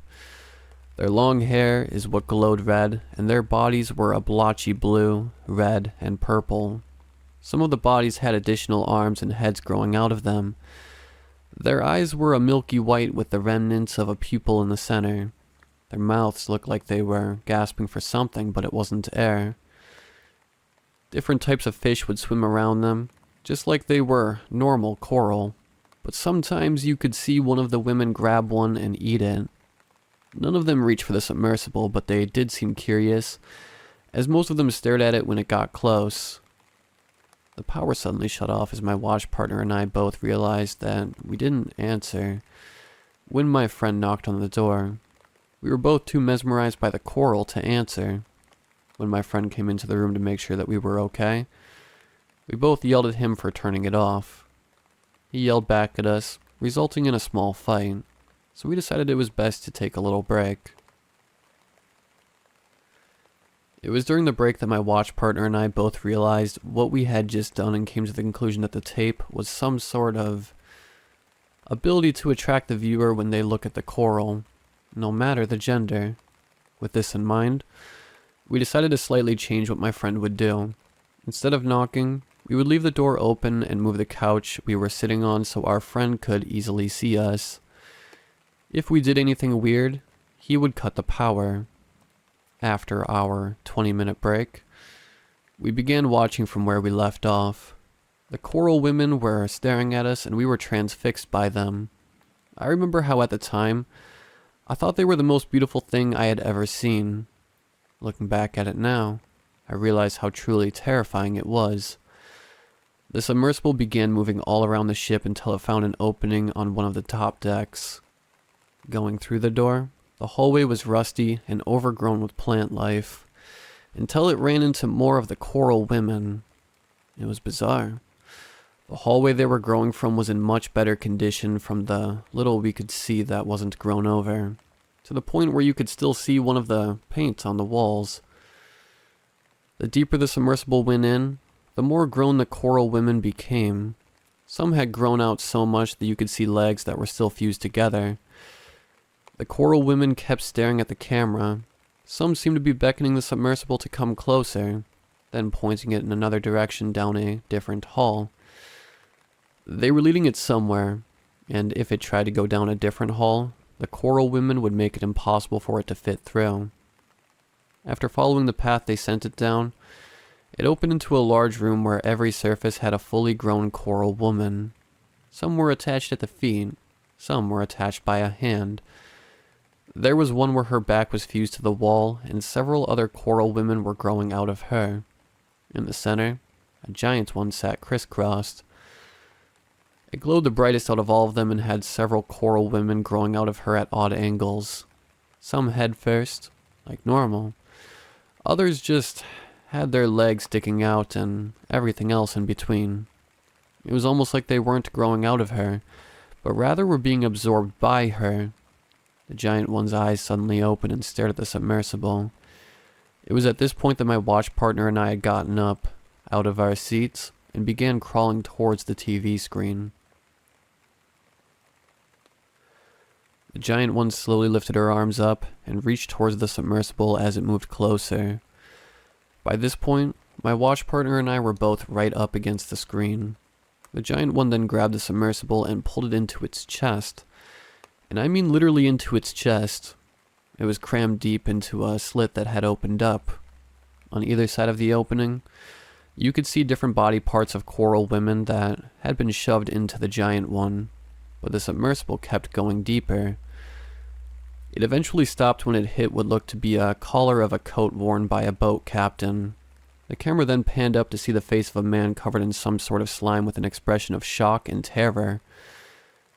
Then, the eyes of the man darted to the camera before the tape ended.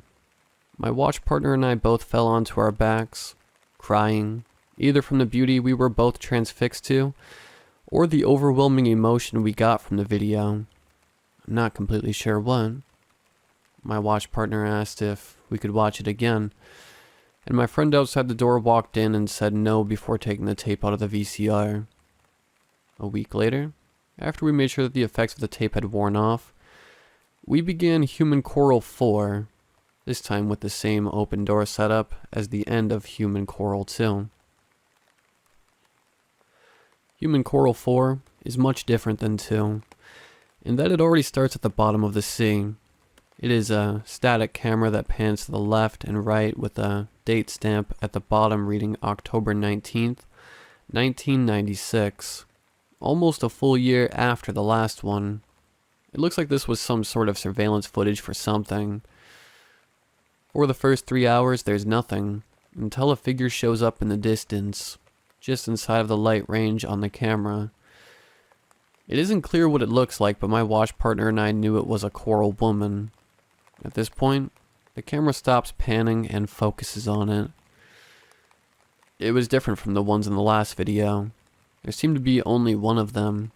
Its hair was shoulder length, and the body was colored in patches of black, dark blue, and gray. A few minutes later in the video, the camera zooms in and you can see that the eyes are reflective, much like a normal deep-sea fish. It was moving slowly, but right towards the camera, and it had the most unnerving smile I'd seen for a while. The biggest difference was that this version of the coral woman didn't instill a feeling of yearning or lust. It instilled fear, the kind of fear where you can't move, the kind of fear that keeps you wanting to see more.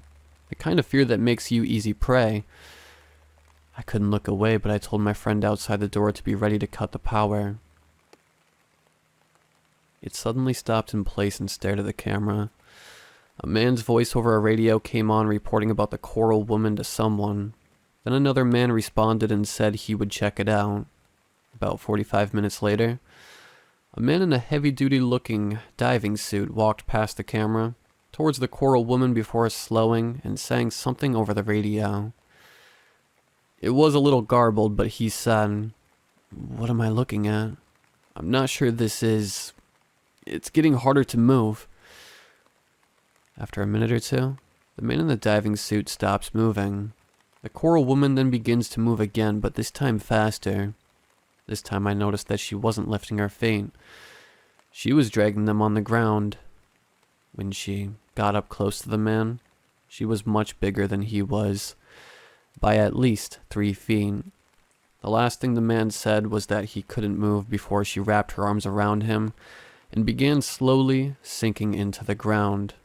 The cries of panic that the man yelled out still haunt me to this day. Once he was fully underneath the sand, his radio cut off. The camera is suddenly knocked back by something rising from the seafloor. It then captures a bigger mass as it fully emerges out of the sand. A giant version of the coral woman looks down at the camera before reaching down for it. The tape ends there. My watch partner and I both sat there, frozen with a lingering fear dwelling in the back of our minds. It wasn't until a couple hours after the tape had ended that my friend snapped us out of our trance. He had been waiting for us to say something, but we couldn't speak. For the next couple weeks, my watch partner and I had recurring nightmares about this coral woman. But it eventually faded away. There's something that worries me about these 2 tapes. Unlike traveling up the pipeline, where you kind of get this feeling that what happened in the tape was never real to begin with, and something created it, this one seems like it's actual footage recovered from something. Like these are real creatures in the bottom of the ocean. That terrifies me even more. I have a hardwood safe filled with cursed VHS tapes that are never to be watched by anyone ever. Only because I have watched them and have faced and or witnessed the consequences. This post is a warning for the following VHS tape known as Tubes Demonstration 1. I only have 1 tape of this, but judging by the title and where I found it, I can assume that there are at least 2 more. If you find either a copy or a sequel to this, read this first, and I can't stress this enough, do not watch this tape. It has a danger level of 4. The name of this tape is Tubes Demonstration 1. It is a blank Sony tape in a black plastic case with a note card fastened to it with the title written on it. The runtime is unknown for reasons I will get into later. Keep this tape in a secure wooden box with no metal hinges. Metal only amplifies the energy of the tape. Finally, and I cannot stress this enough, it has a danger level of 4. See part 1 for the danger guide on cursed VHS tapes. I acquired this tape by exploring an abandoned mental hospital with some friends in my state. We found a locked filing cabinet in the storage room of one of the main buildings, and since it was in a metal box, I could feel the energy coming off of the tape. When I opened it, there were 2 empty slots and 1 tape in a black case. My friends didn't really care about it, so they walked off while I put the tape in my bag. About a week later, I got my friend and watch partner together and set up in our new configuration with the couch pushed back and the door open. The video started with a title card saying it belonged to the mental hospital I took it from, and that taking it from the premises was unlawful and punishable with a large fine and jail time. It then cuts to a woman sitting on a bed in a hospital nightgown in a white room. She had short black hair and stared at the ground with clear, white eyes. In the bottom corner there was a timestamp of July 24th, 1986, and a name, Ashlyn. It was silent for the first couple minutes, just her staring at the floor until a door could be heard opening. Footsteps came in, stopping behind the camera. Ashlyn looked up at the person, then looked back down and to the right. then reached over and held onto her left arm. The person began talking. It was a man. He sounded old and probably was a doctor there. "Please demonstrate to the camera what you can do," he asked. "Why? So you can tell me I'm making it up? So you can tell me it's all in my head?" She said. She turned her attention to the man. "This entire time you've told me it's fake. You've told me that there's no physical way for my body to change like it does." She yelled. She stood up from the bed. She was much taller than my watch partner and I expected. "I realize that, Miss Ashlyn. But now that you have demonstrated that your body can in fact change, and we would like to record and study the transformation and your other form," the man said. She stood there for a second looking surprised, then aggravated. As she blinked, her eyes changed color. From the best I could see of the video quality, the right side of the right eye and the left side of the left eye turned black as her iris became a spiral of colors. "I knew this was a mistake. I should have left when I had the chance," she said. "I'm sorry, Miss Ashlyn, but you can't leave until we have documentation at the very least," the man said.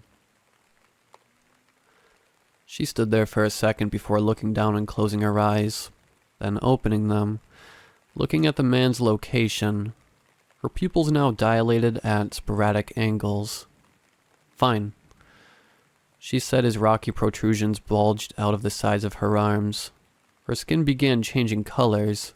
Rings of red, blues, yellows, and whites began to move down her body as her nightgown was being ripped off by the growths.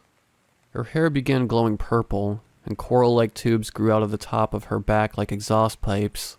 Symmetrical holes began forming on her torso and legs as the nightgown finally came off. The rocky protrusions opened up as black and white tubes slid out from them, 10 or so on each arm. Her cheeks became raw and cut up.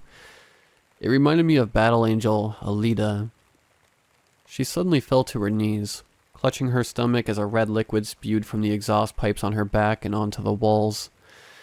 She grew bigger, veins pulsing all over her body until sharp red and black spikes sprang from the sides of her legs, and her shoulder blades shot out and wrapped over her shoulders before fusing together above her chest. She stopped growing when her head nearly touched the ceiling, still on her knees. There was a long period of silence as Ashlyn had her eyes closed and her head down. "Miss Ashlyn?" the man asked, his voice quivering. "Are you all right?" The tubes on Ashlyn's right arm suddenly jutted towards where the man was off screen. Then there was a squishy splat sound, followed by coughing and a muffled cry for help. Several red tubes came out of the holes in her torso and slithered their way towards the off-screen body of the man. The sound of clothes tearing and flesh being ripped apart could be heard as something began moving through the red tubes and into her body. After about a minute, the red tubes detached and slithered back into Ashlyn's body. The black and white tubes went limp and moved back towards Ashlyn's arm. However, there was no sound of the man's body hitting the floor. Ashlyn's upper body began to shake violently as she gritted her still white teeth. Then Gallon's black liquid burst from the exhaust pipes on her back, covering the whole room in an oily black sheen. My watch partner mentioned that what she just saw was going to give her nightmares, and that must have triggered what happened next. Ashlyn opened her eyes, and they were staring at me. The black and white tubes from her arms shot out towards the camera and through the screen, embedding themselves in the walls of my watch room. My friend outside the door saw this and ran to turn the power off. Ashlyn, on the other hand, was already crawling out of the TV. She could just barely fit through the large flat screen. My watch partner had the right idea and managed to jump in between two tubes and out the door. But when I tried to do the same, the tubes bloated up, making it impossible to get through. By the time I turned around, Ashlyn was already in the room and took up more than half the space. She reached for me with both hands and grabbed me by the torso, then brought me up to her face. I struggled to get free, but she shushed me and told me to look into her eyes. Her voice sounded like 10, homogeneous. Pixelated voices in one. Her pupils suddenly moved out of her eyes, then fell back in like a water droplet into a pond. I felt like I fell into them too. Then it went all dark. I came to consciousness in some sort of hospital lobby. I wasn't really sure what was going on until I saw Ashlyn in her human form walk into the lobby with a man. The man led the way to the front desk where a woman sat, and he checked Ashlyn into the hospital. She looked guilty of something, but I wasn't quite sure what. The world faded to black again, then came back to a large room filled with patients. Ashlyn is there, sitting in the corner of the room by herself. The room begins to change around her. Patients come and go, and a season or two changes, when suddenly another woman shows up at her table. A patient as well. A couple days go by as they talk. Then Ashlyn decides to show this person her hand, as it begins to change colors and grow holes. The woman recoils in horror and runs away from the table. Everything fades away again as it becomes a solitary confinement room, and again, days go by with every now and then a man coming in and injecting a needle into her arm. Time goes back to normal as the man comes in again, but Ashlyn refuses the needle and tries to push the man away. Then, two men in white clothes come in and restrain her. She tries to shake them off, and eventually the black and white tubes come out of her arms and pin the men to the walls. The exhaust pipes pop out of her back as her body only partially changes. She grabs the man with the needle with one of the tubes and throws him against the metal door to her room, hard enough to dent it. Her eyes spiral with different reds until she realizes what she had just done and reverts back to her normal form. The room then fades to black and I pop up in the hospital room coated in the oily black substance, with Ashlyn in her human form sitting on the bed looking at her nails. "I have been waiting in this room for a long time," she said before looking up at me. I took a step backwards, but I slipped in the liquid and fell on my back. "Sorry about that. He didn't agree with me," she said as she stood up from the bed. "What are you?" I asked, not sure what else to do.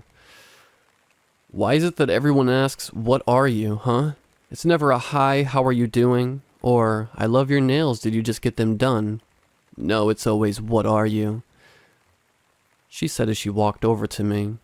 I felt a cold rush of adrenaline enter my body as I backed away from her, until I hit a wall.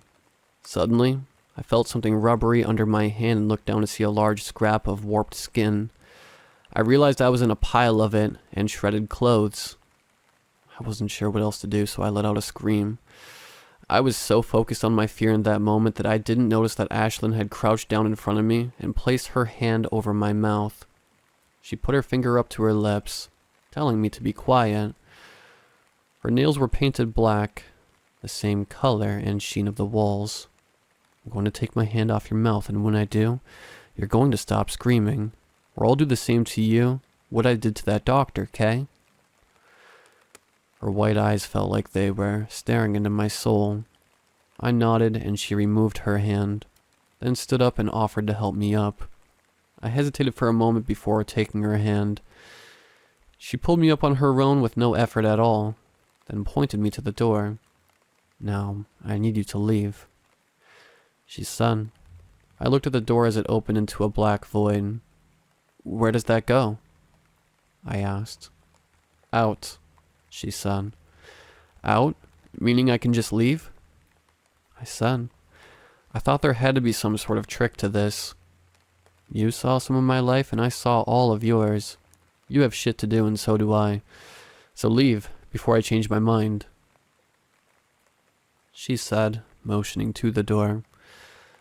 I looked at her for a minute before looking at the door and leaving. Next thing I knew, I woke up in a hospital. When my friend turned off the power, both my watch partner and friend came back to see me floating in midair, where Ashlyn had been holding me. They tried to get me down, but I wouldn't budge until about 30 minutes later when I fell to the floor. After that, I was in a coma for 2 weeks.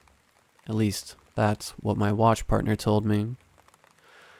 I'm still not sure where I went or what exactly happened, but I feel like I could have easily died. So why didn't I? Either way, 2 possible tapes are missing, and I don't know where they could have gone. So, if you find one, do not watch it.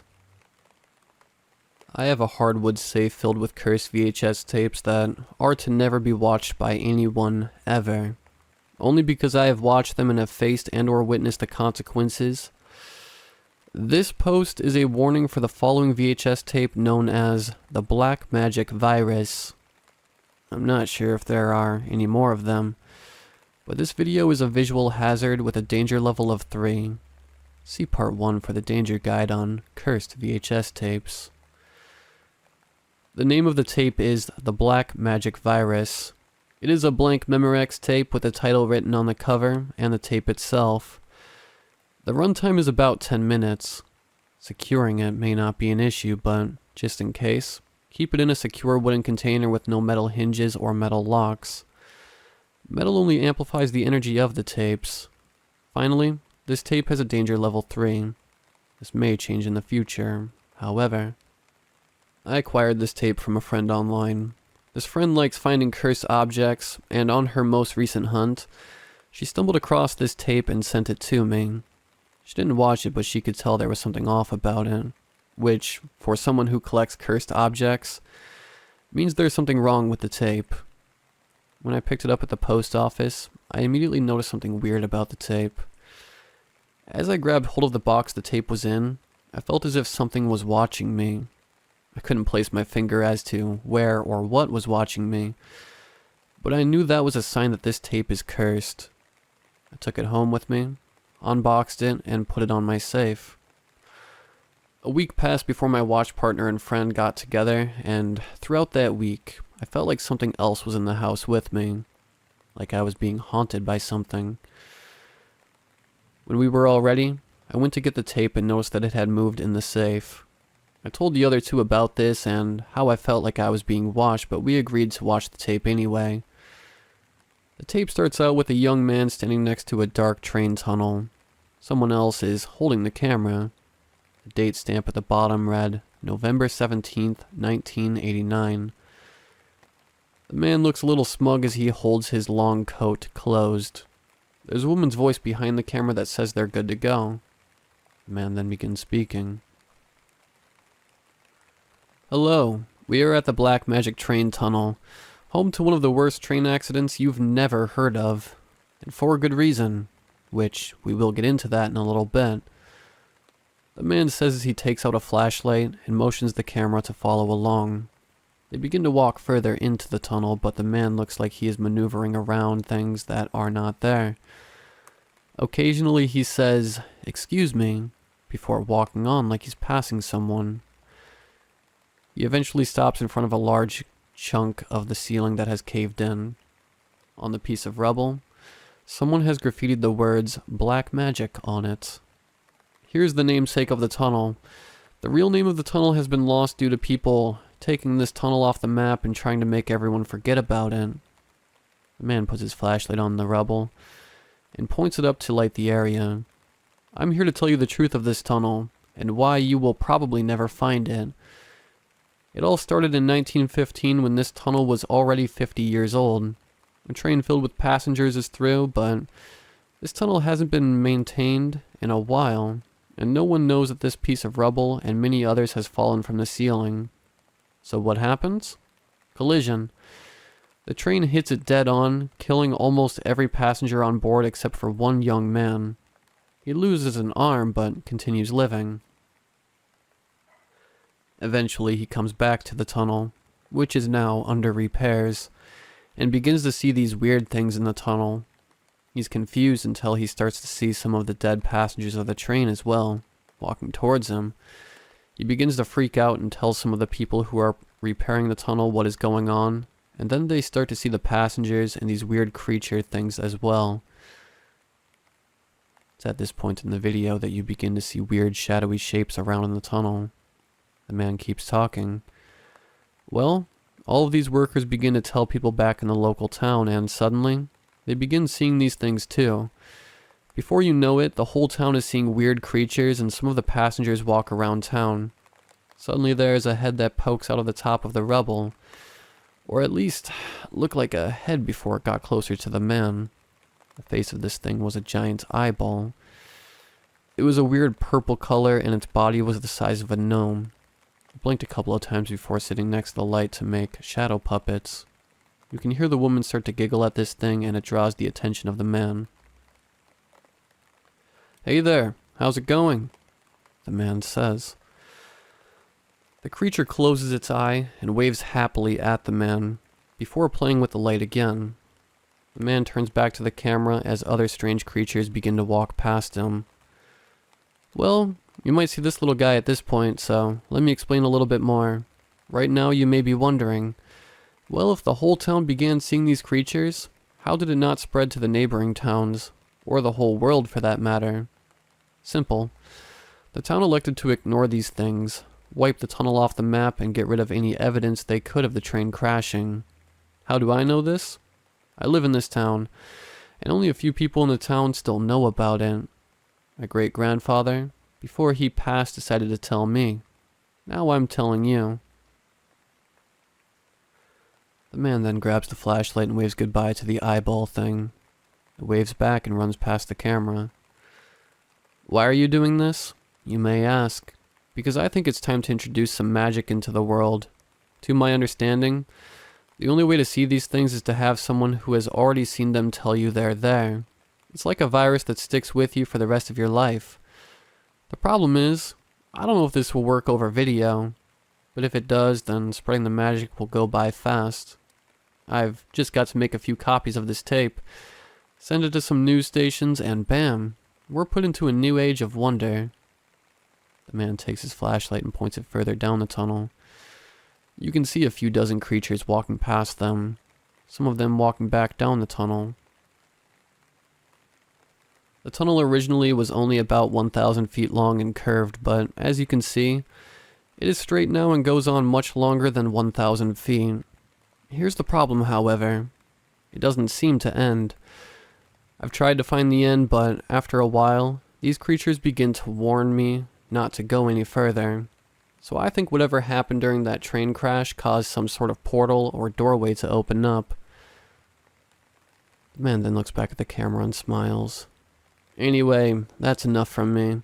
Hopefully this works, and if it doesn't, then I'll have to spread this information the old-fashioned way. The video cuts off there. My watch partner and I sat there for a second, thinking, then she spoke up. "Can you rewind the tape? I need to watch it again," she said. "What are you thinking?" I asked. "I want to see if we can..." She suddenly stopped as her eyes became fixed upon something behind me. "What's up?" I asked as I turned around to see what I could only describe as a long furry worm with a large human face. No nose and completely white eyes staring back at me. Its body was maybe 16 feet long and had 3 sets of legs to hold itself up. "What are you guys looking at?" my friend said. I was going to say something when my watch partner spoke up. "Nothing. We're looking at nothing," she said. The worm turned his attention to the VCR and walked over to it. It stuck out its tongue and used it as a finger to eject the tape, then grabbed it with its mouth and placed it in a satchel wrapped around the middle of its body that I didn't notice before. It then turned back to us. "You now live in a very dangerous world." Its voice was quiet and shrill and sent a chill up my spine when it spoke. "I cannot stop you from telling more people about us, but it would be in your best interest to not tell anyone," it said. "Why?" my watch partner asked. It suddenly moved at a high speed towards my watch partner, stopping only about a foot from her face. "Because some of us are not so kind to humans. But we can only interact with you if you can see us." We moved closer to her face. "And some wish only violence, and they know when you can see them." "Seriously, what are you talking to? Did the tape make you crazy or something?" my friend asked. Shut up for a second. I'll explain later. My watch partner exclaimed. A thought crossed my mind at that moment. Wait, why are you taking the tape now? I assume you were the thing that was watching me all week. Why wait until now to take it? It moved right in front of me. I noticed that it had the faintest outline of pupils in its eyes. Because we can only interact with objects if someone can see us.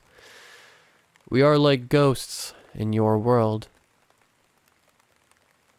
The creature stared at me for a while before squinting its eyes and taking a step back. You will be safe. The thing you need to worry about is in your head, it said before turning to the doorway and running through it so fast that I barely saw it move in the first place. My friend felt a rush of wind go past him, then saw us looking at him. Alright, what the hell is going on? He asked. My watch partner and I looked at each other before looking back at him. Trust us. You really don't want to know, I said. It's been a short while since that incident, and I haven't run into anything that I would consider hostile. I've seen quite a few creatures since then, but it's sporadic. I can go days without seeing anything, but whenever I do, they ask me to help them with things. They all seem friendly, but that makes me worry. When will I find one that's hostile? And the thing the worm creature said about what's in my head still haunts me because I think I know what it is, and I still don't know what she wants. Either way, I figured out a little more about this black magic virus. In order to infect someone with it, one of those creatures needs to be around, and you need to specifically mention the creature to someone within their line of sight of it. You can't get infected any other way, so don't worry about it when you read this post. I'm not sure how many copies of this tape are there, or if that was the only one, but it is no longer in my possession. If you find one, I recommend containing or destroying it. Alternatively, if anyone finds a copy or any other cursed VHS tape, feel free to message me if you want to get rid of it. I will gladly take it off your hands. I have a hardwood safe filled with cursed VHS tapes that are never to be watched by anyone ever. Only because I have watched them and have faced and or witnessed the consequences. This post is a warning for the following VHS tape known as The Demon Girl of Room 2142. I only have one copy, and I swear to God I hope that no one else finds another one, because this is a danger level of 5. I will explain how I survive later. The name of the tape is Suzuka. It is a tape in its cover, distributed by US Manga Corp. However, I cannot find any evidence of it in any records or catalogs relating to US Manga Corp or any of its subsidiaries. The runtime is about 30 minutes. Destroy this tape using fire or seal it in a wooden box with no metal hinges or locks. Metal only amplifies the energy of the tape. And once again, danger level of 5. See part 1 for the danger guide on cursed VHS tapes. If you haven't figured it out yet, this tape is an anime. I didn't even think that could happen until I found it in the bowels of a 4-story antique store that my friend Story told me to check out. Yes, his name is Story. Apparently there were more floors, but I couldn't find any stairs that went below the 4th floor. Anyway, the energy that came off of it was odd. I sensed it as soon as I walked into the room it was in. I even saw one of those creatures from the Black Magic Virus tape, and they told me I shouldn't walk into the room. I'll be calling these creatures magicians from now on. The closer I got to the tape, the weirder I felt until I actually found it and grabbed it. The feeling went away in an instant, but I was drawn towards the cover. It was mostly black aside from the title on the top, and an upper torso of a high school anime girl with long black hair and a black school uniform surrounded by a black mist. The most notable thing about her was her eyes. The whites of them were black and her left iris was red, while the right one was yellow. I could swear I saw her moving in some way. Either the mist was moving around her, or her hair was moving or something, but my mind couldn't exactly comprehend how. When I left the room, the magician asked me if I knew what I was doing. I told it that I have experience dealing with cursed tapes, and that's how I was able to see that magician in the first place. It then scoffed at me and wished me luck before walking away. Later that week, I got the watch party together. My watch partner next to me on the couch and my friend outside, now with the switch wired up to the circuit breaker so he can cut it instantly. I told them what happened when I found it, and my watch partner was actually hesitant at first, but decided to go through with it. I put the tape in and pressed play. This is a graphic gore warning. The tape I'm about to describe has some very intense gore and weirdly graphic depictions of death that I will be writing about. If you do not like that, or if it triggers you, stop reading now. The anime style matches up to the golden age era of anime, which wasn't exactly known for their subtlety when it comes to blood, gore, and other things that begin to fall into weirdly sexual territories. That being said, there is no depictions of sex in this anime, but there is some fucked up shit. You have been warned. It started without running ads for another anime that would have been on VHS at the time. It went to a dark screen with an ominous bass line playing in the background. Red text then appeared in Japanese, and below it were yellow subtitles that read, "The Demon Girl of Room 2142. The screen then faded again, and another red text showed up. The name Suzuka presented on the screen. The screen then opens up to 2 men and 1 woman standing in front of a large abandoned apartment mega complex. Behind them is an entrance gate that is sectioned off by futuristic police cars. A character begins monologuing in English as it pans against different shots of the building and the 3 characters. The monologue went something like this. The police got a call about 2 days ago about a murderous ghost somewhere on the 21st floor of the building. Apparently some college kids were exploring up there and encountered a nasty possessor-type entity that did a real number on the group. Only 1 guy made it out and managed to call the police. They didn't take it too seriously and sent 2 policemen to check in on it, but when they didn't come back, they took it more seriously. They sent more men in, but no one came out. And then they tried to radio them in. All they got was a weird garbled mess of indiscernible noises. That's when they called us. The monologue stopped when one of the men put his hand up to his shoulder and spoke into a radio. "Haruna, are we good to go?" The screen cuts to a woman sitting at computers and other electrical equipment that I couldn't make out. Underneath the text, outside next to some cop cars. "You're good to go, Daisuke. You take points since you have the shoulder-mounted camera," the woman said. "Sounds good," the man responded. He then reached for a switch for the equipment on his back. They were all wearing something that looked like the equivalent of a proton pack, but instead of a gun attached to the side, the 2 ran along the right arms with some sort of emitter attached to their wrist and a cord attached to a visor over their eyes. "Alright, let's go," Daisuke said. The 2 others followed behind him as they went into the building. There were a few shots of them walking up the stairs of the building with flashlights, and we get short introductions to the 4 characters. Haruna, the tech wizard and researcher of the team. Daisuke, the team lead and the longest running member that hasn't quit or died. Aito, the goofball type character that has been with the team for a couple years. And Ayeko, the newest member. When they get to the 21st floor, they notice blood running from underneath the door. They all press a button to the wrist emitters as they light up and extend slightly. Daisuke gives a thumbs up before opening the door. The hallway they enter is covered in blood. Ayeko gasps slightly at the sight. Daisuke looks around the hall from the doorway for a second before looking back at Aito and Ayeko. "It doesn't seem to be nesting, so we can cross a nester off the list," he said. "Nester?" Ayeko asked. "An entity that creates a suitable spawning ground for more ghosts, spirits, demons, you name it," Aito said. Suddenly there's a commotion further down the hall coming from an open room. Daisuke sticks his hand out, signaling the others to stand back until the commotion stops. Then he turns to Aito and Ayeko with a finger over his lips and begins moving quietly towards the open room. They all move slowly towards the room. Then it cuts to Haruna, outside at her computer monitoring the footage.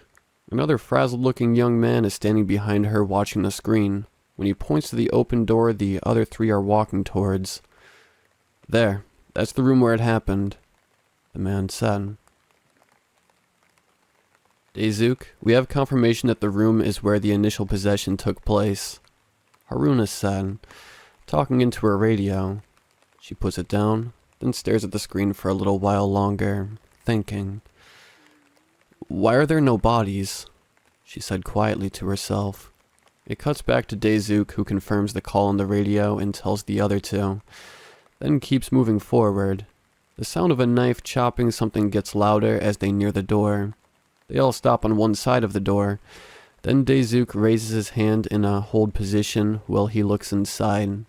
The shot switches to a first-person view as he sees what looks like Suzuka, the woman on the cover of the tape, chopping something up with a knife with her back turned. The room around her is covered in blood, but there are still no bodies. She then sticks something in her mouth as she tilts her head up, and we see an arm sticking out of her mouth as it slowly slides down her throat and disappears. She then goes back to cutting up whatever's in front of her. Daisuke quickly leans back behind the door and looks forward, wide-eyed in terror. "What do we got?" Aito whispers. "A feeder," he said, still in shock. "A feeder?" Aito whispers, now also wide-eyed. "A what?" Ayeko whispers. "I knew it," Haruna said over the radio. "Ayeko, a feeder is an entity that feeds off of bodies to build power, dead or alive." "But we got an abnormal one," Daisuke interrupted, looking down at Ayeko, still afraid. "Feeders are typically fat and bloated. This one is skinny, and with the intel we got, this thing has eaten 3 teams of cops, 1 SWAT team, and whatever poor, unfortunate souls were already in this building as well." "Oh my god," Ayeko whispers, covering her mouth with her hand. "Okay, how are we going to take care of it?" Aito whispers. Daisuke thinks for a moment before looking back over at Aito. He's about to say something when a hand comes around the corner and grabs him by his collar, yanking him into the room. The shot cuts to Daisuke being thrown across the room and landing on his side, sliding in the blood and crashing into the wall the woman was feeding at. "Didn't your mother ever teach you it's impolite to spy on others?" Suzuka said, walking over to him. It cuts back to Ayeko and Aito, who look at each other in panic. Before Ayeko runs in the room, Aito tries to grab her but misses. He panics for a moment before letting out a worried sigh and running in after her. The shot moves back into the room where Aito joins Ayeko. Both of them point their emitters at the woman. "Oh? I thought there was more of you. Guess I was right. So what's your guys' plan? You gonna try to kill me? Shoot me where I stand?" Suzuka said, motioning around the room. It cuts to shots of Aito and Ayeko glancing around the room where bullet holes pocket every wall and empty shells litter the ground. It then cuts back to Suzuka. "Unless you have something bigger than .40 caliber, you're not getting out if you're alive. And you want to know the worst part?" Her red eye began to glow as she motioned her head to the right. The door to the room slammed shut. "You're stuck in here with me," she said, reaching behind her back as she begins to walk towards Ayeko, pulling out a dirty knife, when she is suddenly hit in the back by a bright blast. The woman jerks forward in pain. Then the shot cuts to Daisuke on one knee with his emitter pointed at Suzuka. "Sorry, lady, but we're specialists," Daisuke said as he stood up. Suzuka stands there for a moment, leaned over with her hair covering her face. A second or two passes before she starts to laugh to herself. "Do it again," she said quietly. "What?" Ayako said. "Do it again." Suzuka yelled as she ran towards Ayako, knife first. It cuts to Ayako, who fired on instinct at Suzuka. A bright flash and a red beam shoots out of her wrist emitter and hits Suzuka square in the chest. Aito and Daisuke follow suit. Suzuka stands there with her head tilted upwards, screaming, unable to move. Eventually they stop firing and she lets her head fall down. The door suddenly swings open and it cuts to Suzuka's face as she lifts her head back up. The camera zooms in on her yellow eye. It then cuts to a shot of Suzuka from behind Ayato and Ayako. Suzuka's body begins to bulge and expand in different areas until tears begin appearing on her flesh. Aito realizes what's going on and runs out the door, but Ayako stands there in fear. Daisuke runs past Suzuka and goes to shield Ayako, but it's too late. Suzuka explodes. The camera quickly cuts to the point of view of Suzuka and moves towards Ayako's face, into her right eye. It then cuts to an outside shot of the apartment building. Blood and body parts explode out the side of the building and cascade onto the ground below. The camera zooms into one of the windows as it's drained with gore. Daisuke is hanging onto the side of it. Then it cuts to a shot of him climbing back inside where he sees Ayako, standing in the doorway facing away from the room. "Ayako?" he asked. Her pack suddenly disconnects and falls to the ground as her body starts changing. When she turns around, we see Suzuka in Ayako's body, smiling. She begins walking towards Daisuke, pulling a knife from behind her back before the tape suddenly stopped. The VCR started making weird sounds, like every moving part in it was turning in every direction. "Cut the power," my watch partner yelled. My friend flipped the switch and it went dark. However, we could hear the actual tape begin to spool out of the VCR. Cracks of light showed up near the VCR and we realized it was coming from the tape itself. "Turn the power back on," I shouted. My friend flipped the switch, and when lights came back on, everything stopped. The VCR stopped making sounds and the tape was no longer lit up. "What the hell just happened?" I asked. I looked at my friend who shrugged. Then I looked at my watch partner. I wasn't sure how to react, but it was her body, her face. She now had long black hair, a black schoolgirl outfit, and her eyes were a familiar black, red, and yellow. "Hello, boys," she said as she pulled a knife out of nowhere and tried to stab my leg. I managed to move out of the way and off of the couch. A black mist formed around her, quickly dispersing throughout the room. It's about time someone brought me into this world. My friends and I have been waiting for so long. Well, at least I made it, she said as she took another swing at me. She nicked my arm as I got away. I ran out the door and crashed into my friend, causing us both to fall to the ground.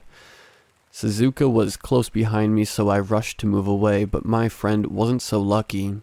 She knelt on top of him and stabbed him in the gut. He let out a scream of pain as she pulled the knife back out. "I'll come back for you later," she said, getting back up and looking at me. I got up as quickly as I could and ran, but a black shroud covered the entire hallway, blocking me from going any further. I turned around to see with her hand on the wall, where I assumed she created the shroud. "You can scream if you would like, but as a reward for bringing me here, I'll make your death swift and mostly painless," she said as she came walking towards me, laughing to herself. I thought that was the end. I was going to die from watching one of these tapes. There was nowhere to go and nothing I could do. I was just about to give in when black and white tubes suddenly came out from behind her, grabbing Suzuka by the arms and legs. She was then struck in the back and my watch partner came flying out, falling in front of me. What was left was a humanoid figure being held up by the tubes. It was quickly pulled into the shroud behind it, and the sound of screaming and flesh being stabbed was all I could hear until there was nothing left. A pair of multicolored eyes became visible through the darkness, and I heard a voice in my head. "You still have shit to do," Ashlyn said. The shroud vanished after that, and we were back in the hallway. "What the fuck just happened?" my friend on the ground said. I stood there flabbergasted for a moment. "I think we just got our asses saved," I said. "Great. Can you call an ambulance, please? Kinda bleeding out here." We took my friend to a hospital. He's in bad condition, and the doctor said it was going to take time for him to recover. My watch partner was okay, but she has elected to opt out of the next couple tapes to recover from being possessed. The tape itself was destroyed when Suzuka came out of it, but she mentioned something about friends, which worries me. I feel like there could be other tapes out there that are similar to this one. I'm not sure what Suzuka was, but she's gone now. I hope. Not 100% sure what Ashlyn did to her, and I don't think I really want to know either. I have a temporary watch party until my friends come back. I will introduce them in the next part, but holy shit. I have a feeling I've started something that I can't reverse. Anyway, if anyone has a cursed VHS tape that they want to get off of their hands, feel free to message me and we'll work something out. I have a hardwood safe filled with cursed VHS tapes that are to never be watched by anyone, ever. Only because I have watched them and have faced and or witnessed the consequences. This post is a warning for the following VHS tape known as Sholoth, The Manor That Breathes. I do not believe there are any other copies of this, but just in case, this has a danger level of 4. The name of the tape is Sholoth, The Manor That Breathes. It is a blank TDK tape with the title written on the cover and the tape itself. There is no runtime. I'll explain this later. Keep secure in a wooden box with no metal attached. Metal only amplifies the energy of the tapes. Finally, this tape has a danger level of 4. See part 1 for the danger guide on cursed VHS tapes. I found this tape while helping a friend move boxes out of his recently deceased grandfather's house. It was in a box by itself, hidden in the back corner of a closet. I asked if I could take it, and he said yes. That was a while ago, and I finally came around to watching this one. The new watch party now consists of a magician, a creature seen via the black magic virus named Debbie, and my friend, Story. Yes, that's his name.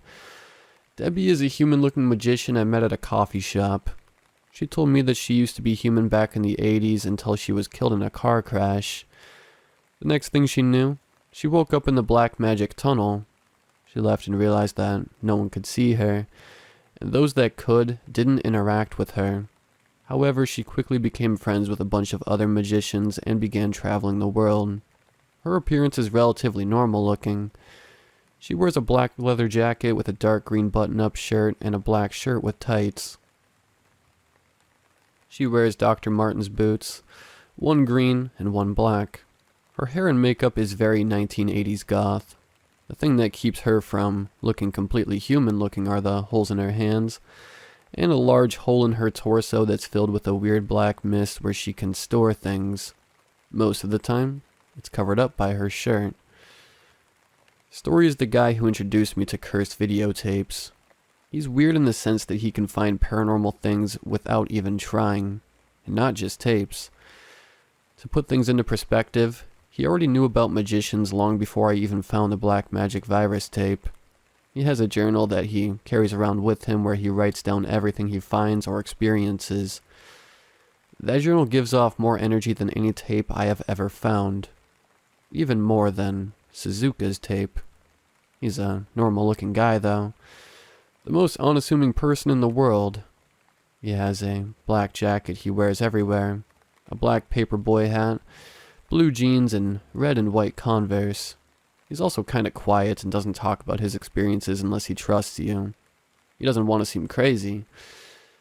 I made sure to get his permission to talk about him before I wrote this, just to be clear. Story sat outside the doorway with the kill switch while Debbie sat on the couch with me. I quickly brushed them up on the kind of things that my previous watch party and I had encountered while watching, and made sure that they were both up to the task. Story was good to go, and Debbie said, in her words, "I've already died once. I'll be fine." I took the tape out of the cover and placed it into the VCR. As soon as I pressed play, it was like someone flipped a switch. The temperature of the air changed, the lighting dimmed, and I noticed I wasn't even in my watch room. I was standing in the middle of a dark oak paneled hallway with a breeze gently blowing past me. I looked around me and I couldn't find Debbie or Story.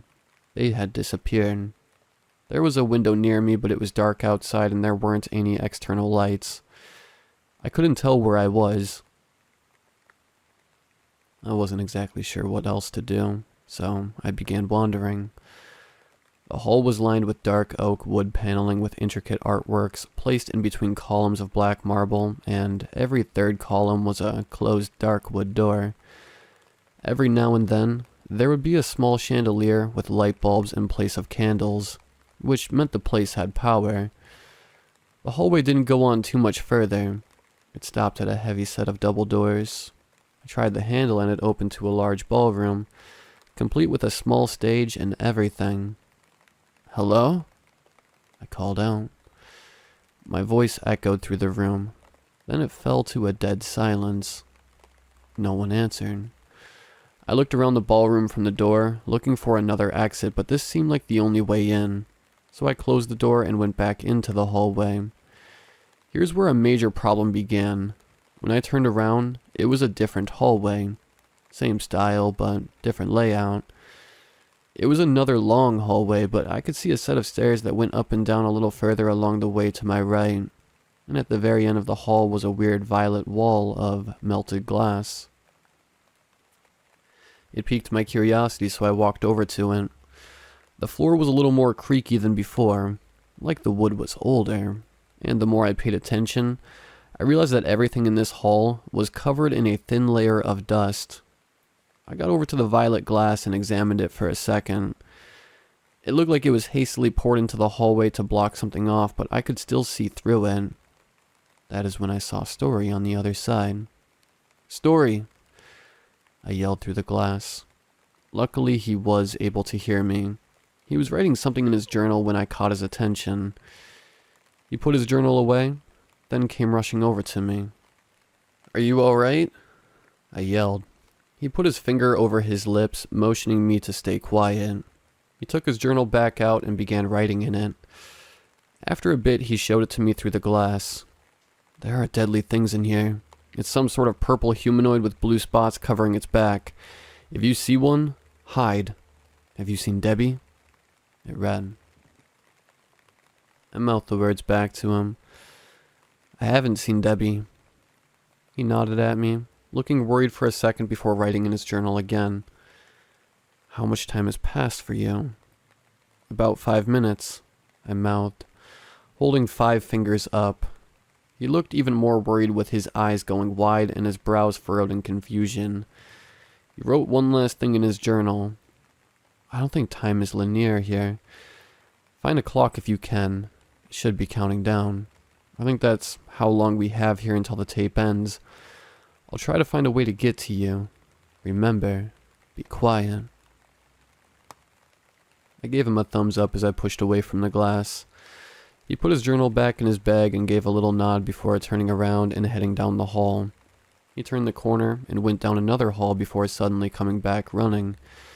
He ran to a door close to the glass and hid inside it.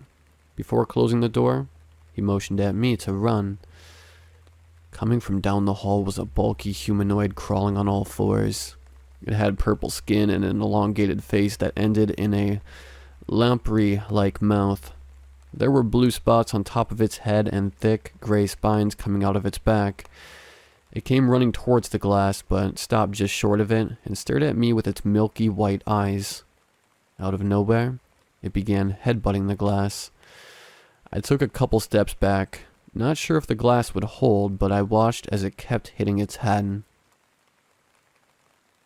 After a couple more hits, the glass began to crack. At that point, I figured it was a good time to run, so I did. I turned around and began running to the staircase I saw earlier. As soon as I got to the stairway, I heard the glass shatter and turned to see the humanoid running after me. I chose to go down as I was faster going downstairs. I could hear it following me the entire time until I got to the bottom floor when a small gust of air rushed over me. I heard a thunk behind me and saw that there was no longer a staircase but a window. It was still dark outside, but I had somehow actually gone up a floor based on what I could see. "There you are," I heard from my right. I looked to see Debbie walking over to me with an older man I had never seen before. "Ah, you must be the one who found the tape, aren't you?" the man said. He spoke with something that sounded like a Scottish accent, but his terminology resembled that of American English. He wore a blue sweater and khakis with a gun strapped to his hip. Yeah. You don't happen to have an explanation of what's going on, do you?" I asked. "I do. Stick close to me. I'll take you to a safe room," he said as he motioned to come with him. I followed him for a while, not really knowing where we were going, but Debbie trusted him. I wasn't exactly sure how this man, who I learned was named Colin, could see her, but he said he would explain everything when we got to his safe room. After a long walk, we got to a door that led to what looked like a small cottage. Colin closed the door behind him, fastened various locks, and finished by placing a heavy wooden plank across it. The room we were in was a large living room area with 2 couches and a recliner in front of a coffee table and an old TV with a PlayStation 2 hooked up. Next to the TV was a cobblestone fireplace that was the main source of light. The wood paneling on the walls was similar to the hallways I was walking through earlier, but it wasn't as nice or as polished. "Do me a favor and look at the clock on the wall over there," Colin said. Debbie and I looked over to the clock. We both saw something different. For me, it was frozen at 5:22. Well, for her, it was stuck at 4:35. "Hey, what's the meaning behind the different times on the clock?" she asked. "The clock, and any other clock you see, is a countdown to how long you have before you go back to wherever you came from," Colin said as he took his gun off his belt and placed it on a small table lamp next to his recliner he sat down in. "What do you mean by that? What is this place?" I asked. "Welcome to Showloth Manor, a place that exists in several different worlds at once. The reason the clock is stopped for the both of you is because this is technically not a part of the original manor. I had it built when these monsters began showing up. The clock only ticks down when you're inside the manor, proper. And if you're wondering why the tape you watched brought you here, I don't know. I'm not sure who made it or why it works like that, but you're stuck here for 6 hours. I know this because you are not the first people to come here by tape, although it has been a long time since anyone has," he said, turning on his PS2 and putting a Tetris game on. "Wait, what do you mean by monsters?" Debbie asked. "Are those the weird purple humanoid figures?" I asked. "Bingo. You're pretty lucky you survived an encounter with that one, with you having no weapons at all. Although, if you can get a well-placed shot to the head, that'll typically take them down," he said. "So, why does the manor keep changing?" Debbie asked. "As I said, this place exists in multiple different worlds at the same time. What no one realized in any world was that the manor was built on top of a cave system that somehow managed to connect each other manor together. Growing up was weird because shifts weren't very common, so it was weird when one day you had a stranger in your house, only to realize you were in their house. Within the last 30 years or so, the shift has only been slowly becoming more frequent, and you can usually tell when a shift happens because you'll feel a breeze come over you. Sometimes if you make a big gust of wind using something in the house, it can cause a shift," he said, starting his Tetris game. Right. I assume this isn't Earth then, Debbie asked.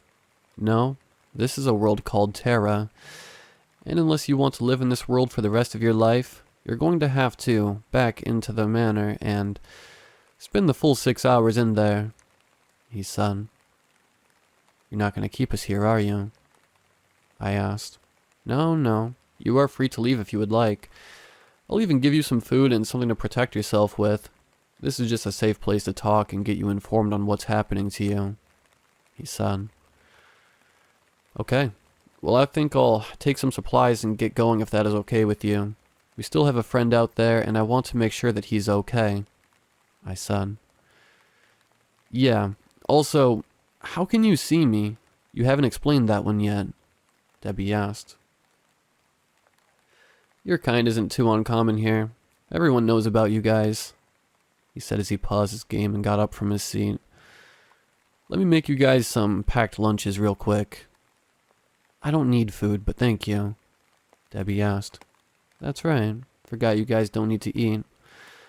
I'll just make one then, he said as he walked through an open door into what looked like a kitchen. A little while later, he came out with a wrapped cloth and some water bottles and handed them to me. Debbie then took it and placed them in her torso, which weirded Colin out for a second. He then walked over to his fireplace, grabbed 2 machetes, and handed them to us. Really prepared, aren't you? I asked. You'd be surprised at how many random people get lost in here. I just want to make sure they get out with a fighting chance, he said, walking over to the locked door. Huh. Respectable, Debbie said. Colin unlocked the door and checked both sides of the hall before letting us out. If for whatever reason you guys need to come back here, knock on the door to the tune of "shave and a haircut." Do you guys know what that is? He asked. Debbie and I both nodded yes. Good. Best of luck to the both of you. And if you run into any other owners, tell them what is going on and that you met me, he said as he closed the door. The sound of several locks could be heard afterwards.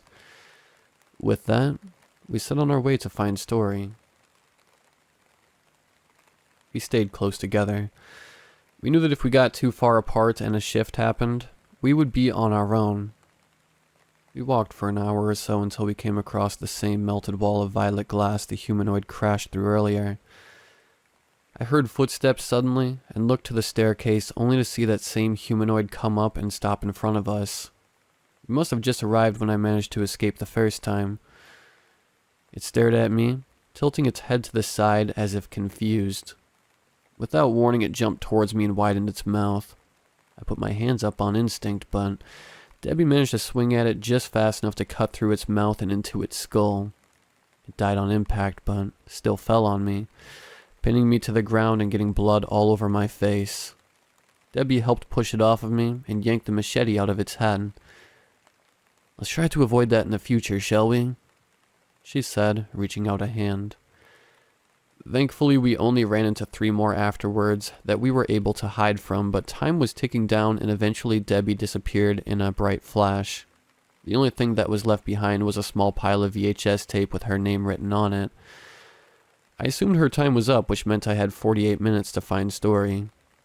A long time passed, with my time getting shorter as I walked through the hallways and up and down stairs, until I heard arguing coming from a hall further down the way.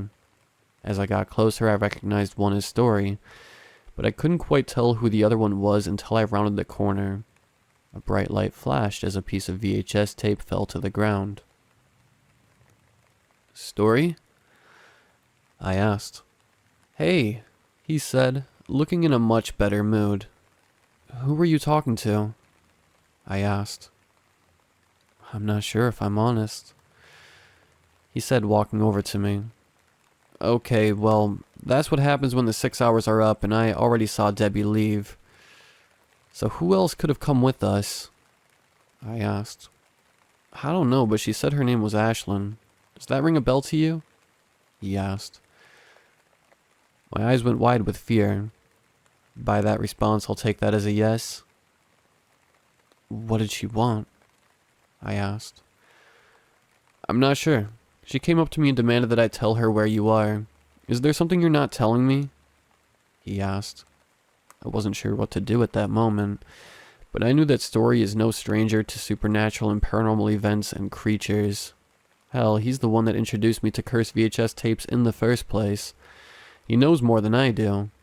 So, I told him what happened. Huh. Okay.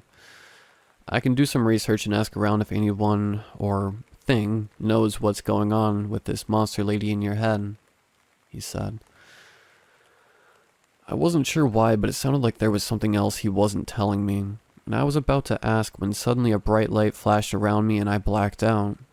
I woke up a little bit later on the ground next to the VCR. I heard the tape click to a stop. I looked back to Debbie, who was waking up on the couch, and Story, who woke up on the floor in the middle of the doorway. Is everyone alright? I asked. Got a headache, but I'm good, Debbie said. I'm good, Story said. Good, let's never watch that tape again, I said. I later confronted Story and asked if he was holding back info from me, but he swore he wasn't, and I didn't want to drive him away by calling him a liar, so I let it go. He's my best bet for finding out more about what's going on with Ashlyn.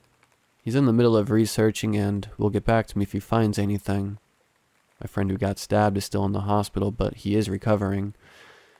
It's going to take a few more weeks until he's ready to come back, if he wants to come back. I actually haven't talked about that with him yet.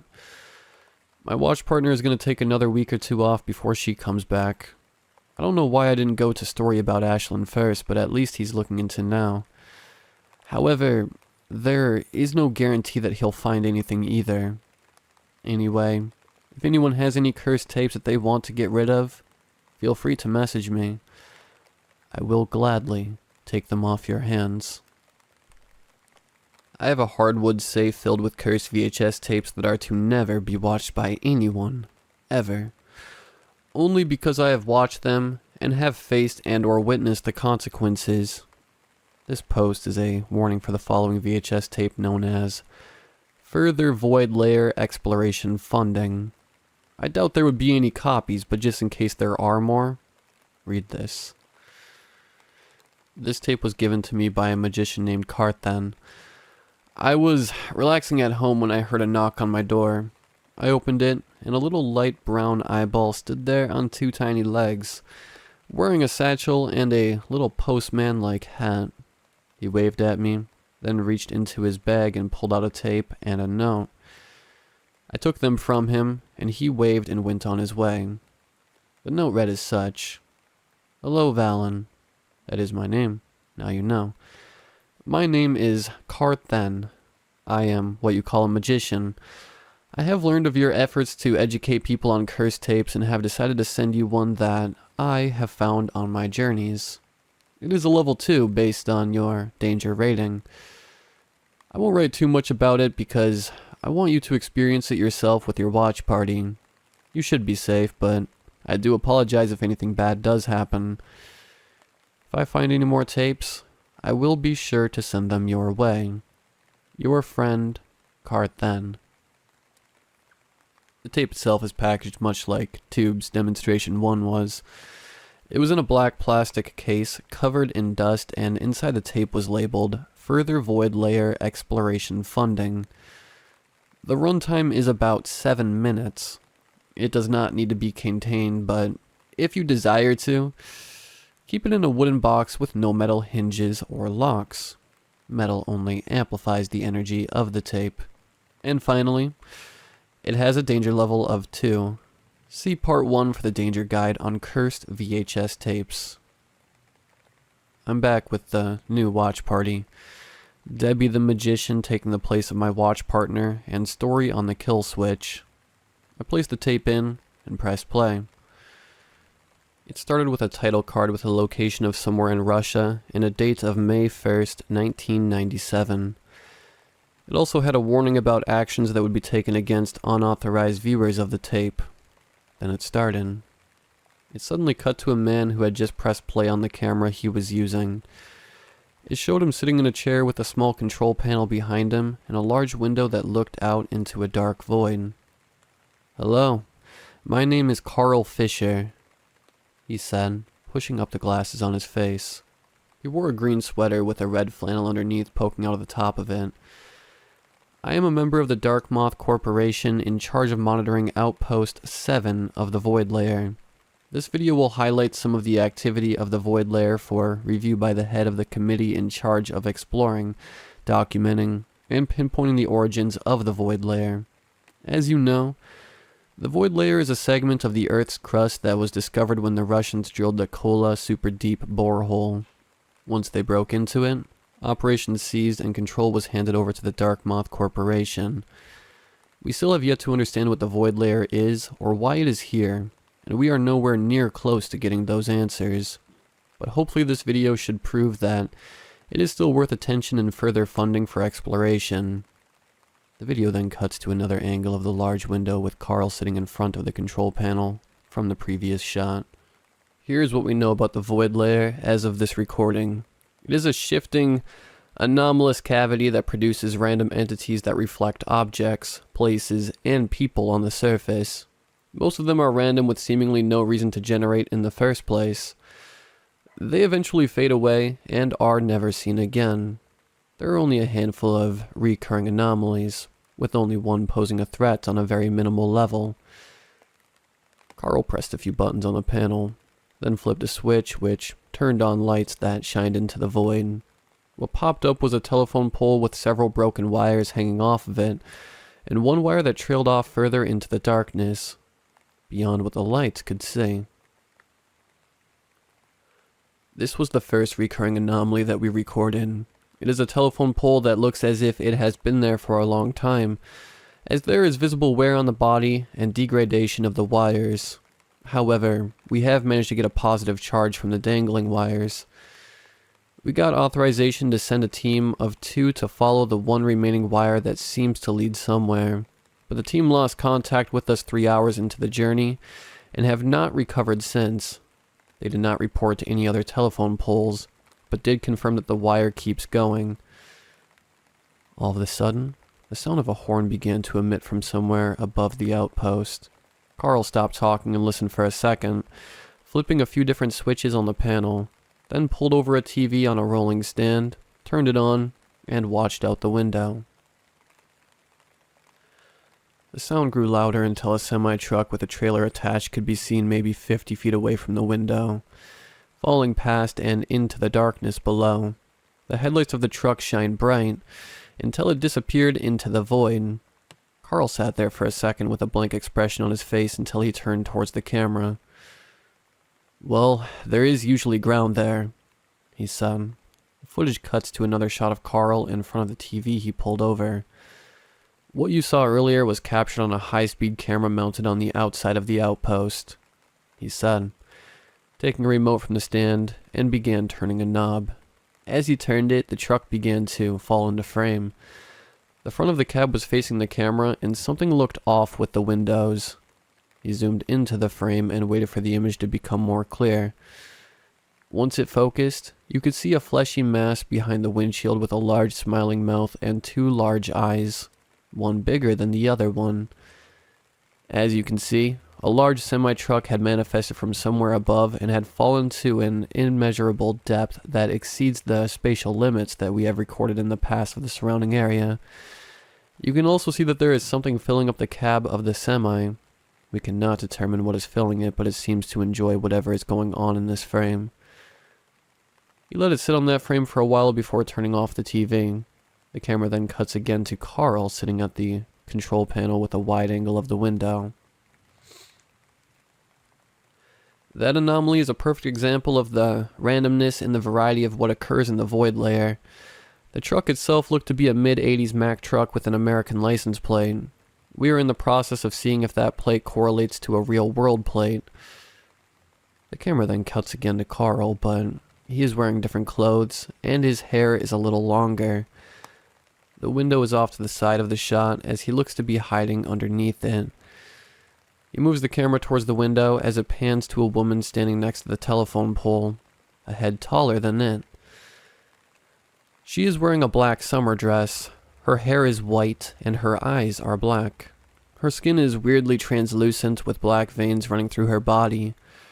Her feet are cut off.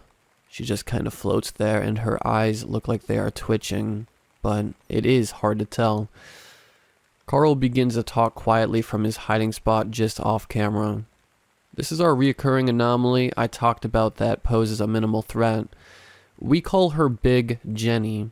For reference, the telephone pole is normal sized. She usually doesn't get any closer, but sometimes she gets right up close to the glass. She cracked it on one occasion and we had to replace it. It is random when she will show up, and most of the time we will go into lockdown mode just to be safe. The longest time on record we have of her manifesting is 4 hours, 23 minutes, and 49 seconds. As we speak, I am using the high-speed camera to monitor her movements and assess her actions to decide if we need to go into full lockdown or not. As previously stated, she does not usually get any closer, but she will train her attention onto one standing in front of the window. You will know when she is looking at you, as bright white pupils will glow from within her eyes. I will now demonstrate. You can hear Carl put down the remote and stand up from his hiding spot. You can see his reflection in the window, but Jenny's eyes suddenly start glowing, when the glow narrows to look like pupils as she focuses in on him.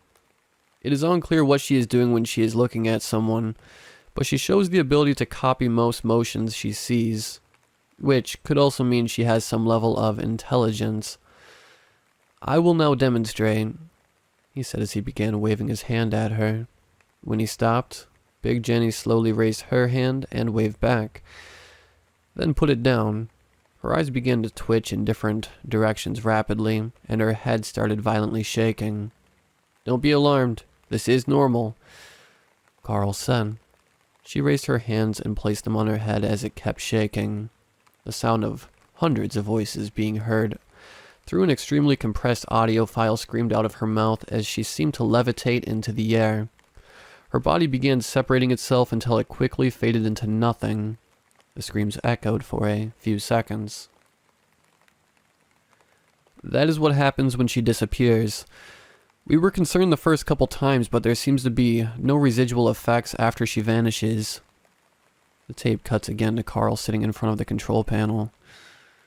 We were able to get a match on the license plate of that semi-truck to an identical one that went missing traveling through northern Nevada, which leads to all new theories as to what the manifestations in the void layer are. It is a worthy cause to further the funding of this project. We have begun to gather more information that could help us discover what this place is. Thank you for your time and consideration. The tape then cuts off there. The tape wasn't nearly as bad as I thought it was going to be, Debbie said. They're not always super dangerous, I said.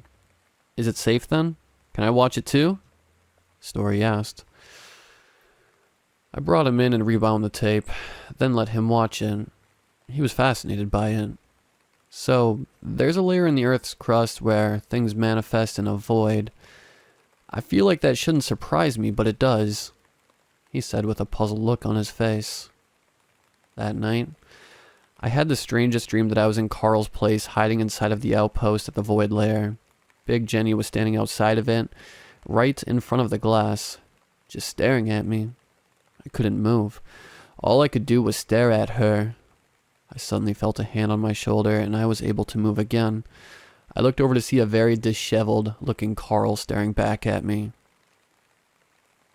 You shouldn't be here, nor should your friends, he said, looking behind me. I turned to look and saw Story and Deb standing there, confused. This is my burden to bear, and I will bear it alone. I suddenly woke up in a cold sweat, terrified. I went to the bathroom and splashed some water on my face, then went to the kitchen where I saw Debbie making some tea. She's been living with me for the past couple days, and if you're wondering how she is able to interact with things in my kitchen, well, somehow being in the same place for long enough with a magician allows them to interact with things in that area without supervision. I'm still trying to figure out how the black magic virus works. I thought you didn't need to eat or drink, I said as I pulled a stool up to the counter. I don't need to, but I can, she said, putting a cup in front of me. Did you have the dream too? She asked, taking a sip of her tea. I nodded yes. What do you think that was? I don't know. Maybe something happened with him and Big Jenny and they're both stuck there, I said, taking a sip. Do you think we're safe? She asked. I don't know. I guess if we fall asleep and we don't show up there again, then we might be fine, I said. What did Carl mean by his burden to carry? She asked. Debbie, I don't know. That's the problem with a lot of these tapes. You typically come out with more questions than answers, I said, taking another sip of tea. Well, a magician gave you this tape, right? Why don't we ask him? She said. If I had a way to do so, I would, but there was no address on the tape or note, and all I have is a name. You are more than welcome to go searching yourself for him or her for it, or whatever Carthen is. But I say that if we go to bed over the next couple of nights and nothing happens, we leave it be. Most of the time there's nothing we can do anyway, I said. There was a long period of silence as we sat there drinking our tea. I just feel bad for the guy, you know? She said. Yeah? I said, letting out a sigh. Do you ever feel guilty for the people you watch in the tapes? She asked. I sat there, staring down at my cup. Sometimes. I do, sometimes. The first real dangerous tape we ever experienced was called Traveling Up the Pipeline, and it was a guy just trying to escape a cave he was trapped in. Turns out the cave was connected to my previous watch partner's body. We had to pull him out of her mouth, and it took a good minute to just get him out. When he finally got out, we had to stop his camera to keep other things from getting out, and in doing so, he disappeared, leaving only his camera on the ground. I tried watching the tape back, but it was blank. The man was just trying to escape, and we couldn't save him. Hell, he may have already been dead, but that doesn't stop it from haunting my mind. The room went silent again as we both stared at our tea. I'm not sure how much time passed, but eventually Debbie got up and placed a hand on my shoulder. If you ever need to talk about anything, I'm right here, she said before walking back to her room. It's been a couple days since we watched the tape, and I've watched a few more times to test something. Every night after watching the tape, I no longer have that dream. Carl must have done something to keep us from getting stuck there. Story had also experienced the same dream, but hasn't since the first night. Debbie has tried to ask around about Carthen, but she hasn't gotten anywhere yet. Story hasn't found anything on Ashlyn either, but he's still looking. My previous watch partner is still on break. At this point, I'm not sure if she will come back, but I don't blame her. My friend in the hospital is making a good recovery and should be discharged by next week, but he will need another week or two to take it easy. Also, he said it was okay to use his name. He's called Scott. Anyway, if anyone has any cursed tapes that they want to get rid of, feel free to message me. I will gladly take them off your hands. I have a wood safe filled with cursed VHS tapes that are to never be watched by anyone, ever. Only because I have watched them and have faced and or witnessed the consequences. This post is a warning for the following VHS tape known as Stockholm Police Department 25/8/2004. Silver Arrow Incident Copy. As it states in the title, this is a copy of the tape, which could mean that there are others out there. If you find one, read this because even a copy is a level 2. The name of the tape is very long and is on a blank Maxwell tape. The runtime is about 1 hour and 23 minutes. Securing the tape is not needed as it has no drawing effects that make you want to watch it. However, if you need to secure it, keep it in a wooden box with no metal hinges or locks. Metal only amplifies the energy of a tape. Finally, this tape has a danger level of 2. See part 1 for the danger guide on cursed VHS tapes. My cursed object friend found this one on a recent trip to Canada and decided to ship it to me. She didn't feel much energy coming off of it, but it was enough to warrant buying it and sending it my way. This one was weird due to the fact that it is a police tape, and I was curious. So I looked up what I could about what happened on August 25th in Stockholm in 2004, but I couldn't find anything. One thing that did come up is Silver Arrow incident, but the only thing that popped up was a legend of a ghost train that haunts the Stockholm metro. Thinking that might be what the tape is about, I went in expecting a ghost train. Boy, was I wrong. Still rolling with the new watch crew, I had Debbie as my watch partner and story on the kill switch. I told everyone to expect something with a train and pressed play. However, what first popped up was a title card, much like Tube's Demonstration 1, and it read as follows. This footage has been requisitioned by the Dark Moth Corporation for official use only. Any unauthorized viewings of this recording will result in up to 10 years of imprisonment. The following tape has been deemed safe to watch under the appropriate safety precautions and is to be sent back to the archivist once finished. Wasn't the Dark Moth Corporation mentioned in the last tape too? Debbie asked. I paused the video. It was, Story said. Hey Story, can you do me a favor and see if you can find anything on the Dark Moth Corporation while we're watching this? I asked. You got it, boss, he said as he pulled out his phone. I pressed play on the video again, then waited a few seconds for the title card to fade away. What proceeded for the next hour was home videos of a woman that I believe was called Julia and her roommate Nova, also a woman. They spoke Swedish, so I could only guess what they were talking about. 4 other people show up throughout the video as well. They seem to be friends with the roommates, but I only managed to get the names of 2 of the friends. One was Liam, and another was Elias. Both men. There were 2 other women as well. Closer to the last 20 minutes of the video is when things begin to get weird. In contrast to the prior footage of them having fun and hanging out at bars and at different houses and apartments, the 6 were sitting in camping chairs around a lantern on a station platform that was half outside, half in, at night. They all looked a little tired, but they were still having a fun conversation with lots of laughing. After a while, the laughter died down and the conversation became a little more serious. I paused the tape there and had an idea.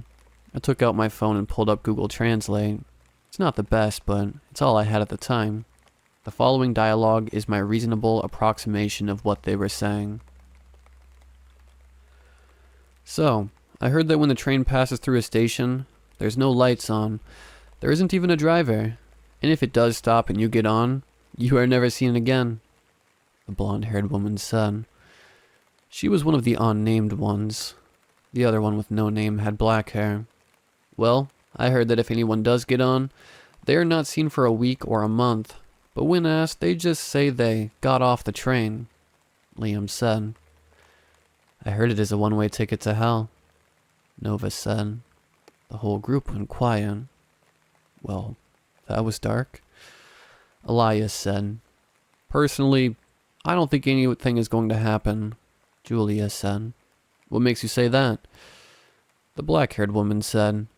Well, I did some research and there's no proof that any of the sightings are legitimate. Plus, the Silver Arrow in question was at one point a real train that was taken out of service in 1996, Julia said. Well, if you think that it's bullshit, then why are you here? The blonde woman asked. I'm not saying it's bullshit. I'm just saying that if we see a train, it will probably just be a normal green train testing the tracks for abnormalities or something. Plus, you wanted to record it if we see it, and I am the only one with a camera, Julia said. Julia makes a point. It is just a legend after all, Liam said. And why are we here, Liam? The blonde woman asked. Because not all legends are fake, and if we do not see anything, then we hang out and have a good time. Win-win, he said. They all laughed to themselves a little before it went silent again. I have a question. What are we going to do if we do see it, hypothetically speaking? The black-haired woman said. There was another pause as everyone looked at each other. I'm getting on, Nova said. They all looked at her like she was crazy. Are you not afraid of what might happen? The black-haired woman asked. Nova shrugged her shoulders. I am the only one without a job and a place of their own. I think I can risk my life for an adventure, she said. There was another pause before Elias burst out laughing. Hell, if we see it, I'll join you, he said. One by one, they all agreed to get on the train if it showed up. The footage then cut to a shot of the station platform facing down the tracks. A couple of the friends were standing down the way, pointing at a distant light that was coming closer. Julia could also be seen in front of the camera. As the light got closer, the train began to form behind it. A giant, pale, elongated head made up the first car. Its eyes acted as lights. Instead of wheels, it had a series of legs that carried it like a millipede. The 7 cars behind it were a series of giant, conjoined heads that laid on their sides. The mouths were the train car doors. The sound it made were indistinguishable from a normal train as it screeched to a halt. There was a release of pressure out the nostrils of the faces as their mouths opened like train car doors. Some of the friends began walking in, so Julia walked over to grab her camera. By the time she had gotten behind the camera, all of her friends besides Nova had entered. What the fuck? Julia said before smacking the side of the camera, possibly thinking it was a glitch and that hitting it would fix it somehow. What's wrong? Nova yelled as she began walking over to her. Guys, get out of the train. Julia yelled as she ran towards the car everyone had entered. Nova passed by the camera, then screamed. The mouth suddenly closed and Julia made sure to stay a good distance away from it. Nova picked up the camera and began running towards Julia. The sound of metal creaking and crumpling emitted behind Nova as Julia screamed and pointed behind her. Nova swung the camera around behind her and caught the long head of the front train car raising up and bending back to face them. The light beams coming out of its eyes narrowed as one focused on Nova and one on Julia. It suddenly opened its mouth and let out a huge, aggravated scream that sounded like a train horn blaring out, its legs skittering underneath its exposed undercarriage. Its open mouth revealed several moving components, almost like an engine. Julia and Nova could also be heard screaming. The long head closed its mouth and growled at them before quickly realigning itself on the tracks and taking off down the train platform. The camera was suddenly dropped as Nova could be heard hysterically crying. The tape cut off there. What the actual fuck? Debbie said. It was silent. I wasn't sure how to comprehend what I just watched. Most of the tapes we had watched up to that point had some sort of fantastical setting, or weren't accessible places to begin with or something. But the fact that this happened in a metro station in Stockholm, a place that I can very easily get to if I wanted, made me feel extremely uneasy. You know what? Let's just not focus on that for a second, Story. Do you have any info on the Dark Moth Corporation? Debbie asked. Was the tape really that bad or something? Story asked. I don't want to talk about it. If you want to watch it later, that's fine, but you're better off not. Anyway, do you have anything? Debbie asked. Story looked at us, confused for a moment before going back to his phone. No. I haven't found anything official other than some conspiracies in a forum about organizations that are hiding something. But the only thing on that forum is a mention of a Dark Moth facility in Vancouver, Canada. There is no other mention of anything else, he said, putting his phone away. Okay. Would you mind looking into your other sources to see if you can find something? I asked. Yeah, I can do that. Was the tape really that bad? He asked. I think I might have a permanent fear of trains now, so... Yes, Debbie said. It's been a few days since I watched the tape, and I still can't get the image of that train or whatever it was out of my head. Every time I see a train online or in a show, I begin to freak out and have a panic attack. I really hope that goes away eventually. Story managed to find something about the Dark Moth Corporation through his sources. It wasn't much, but from what he could gather, it was some sort of government agency. However, something happened and it ceased existing in 2005. That's all we have so far on that matter. He did, however, managed to get a little bit of info on Ashlyn. He hit me with a bunch of information that I've never heard of before, so I'll try to make sense of it the best I can. Ashlyn is more than likely a human Torpatoa. According to a story, a Torpatoa is a type of creature that is spiritual in nature, like a unicorn or fairies, but exists on the same level a cryptid would, like Sasquatch or Mothman. A Torpatoa has many different forms. It's typically its own subtype of animal, and apparently one of the variations can create offspring with humans. The story didn't go into how, but I don't want to know either. Now, a Torpatoa, again, according to story, fits the description of Ashlyn from what I told him, and apparently this doesn't match up with how she is able to be in my head. A Torpatoa is a physical creature with spiritual capabilities, but it's still tied to its own body, so that means she either has a physical body somewhere, or somehow the energy caught in her tape was so strong that it is able to create its own entity outside of the original. Long story short, the actual Ashlyn might be out there, and the Ashlyn in my head might be a copy that is trying to get enough energy to maintain a form outside of my head. So now the question is, how much more energy does she need to leave my head for good? And will the other Ashlyn be a problem? This is all speculation, of course. Story is going to do more research and get back to me. But right now, that is the running theory. In other news, Debbie stopped looking for Carthen, and will wait for another tape from him to show up. My previous watch partner has finally decided to come back, and she has said that I could use her alias name. So from now on, she will be called Helena. Scott has been discharged from the hospital and is taking at least one more week off before he comes back. What the hell have I gotten myself into? Anyway, if anyone has any cursed tapes that they want to get rid of, feel free to message me. I will take them off your hands.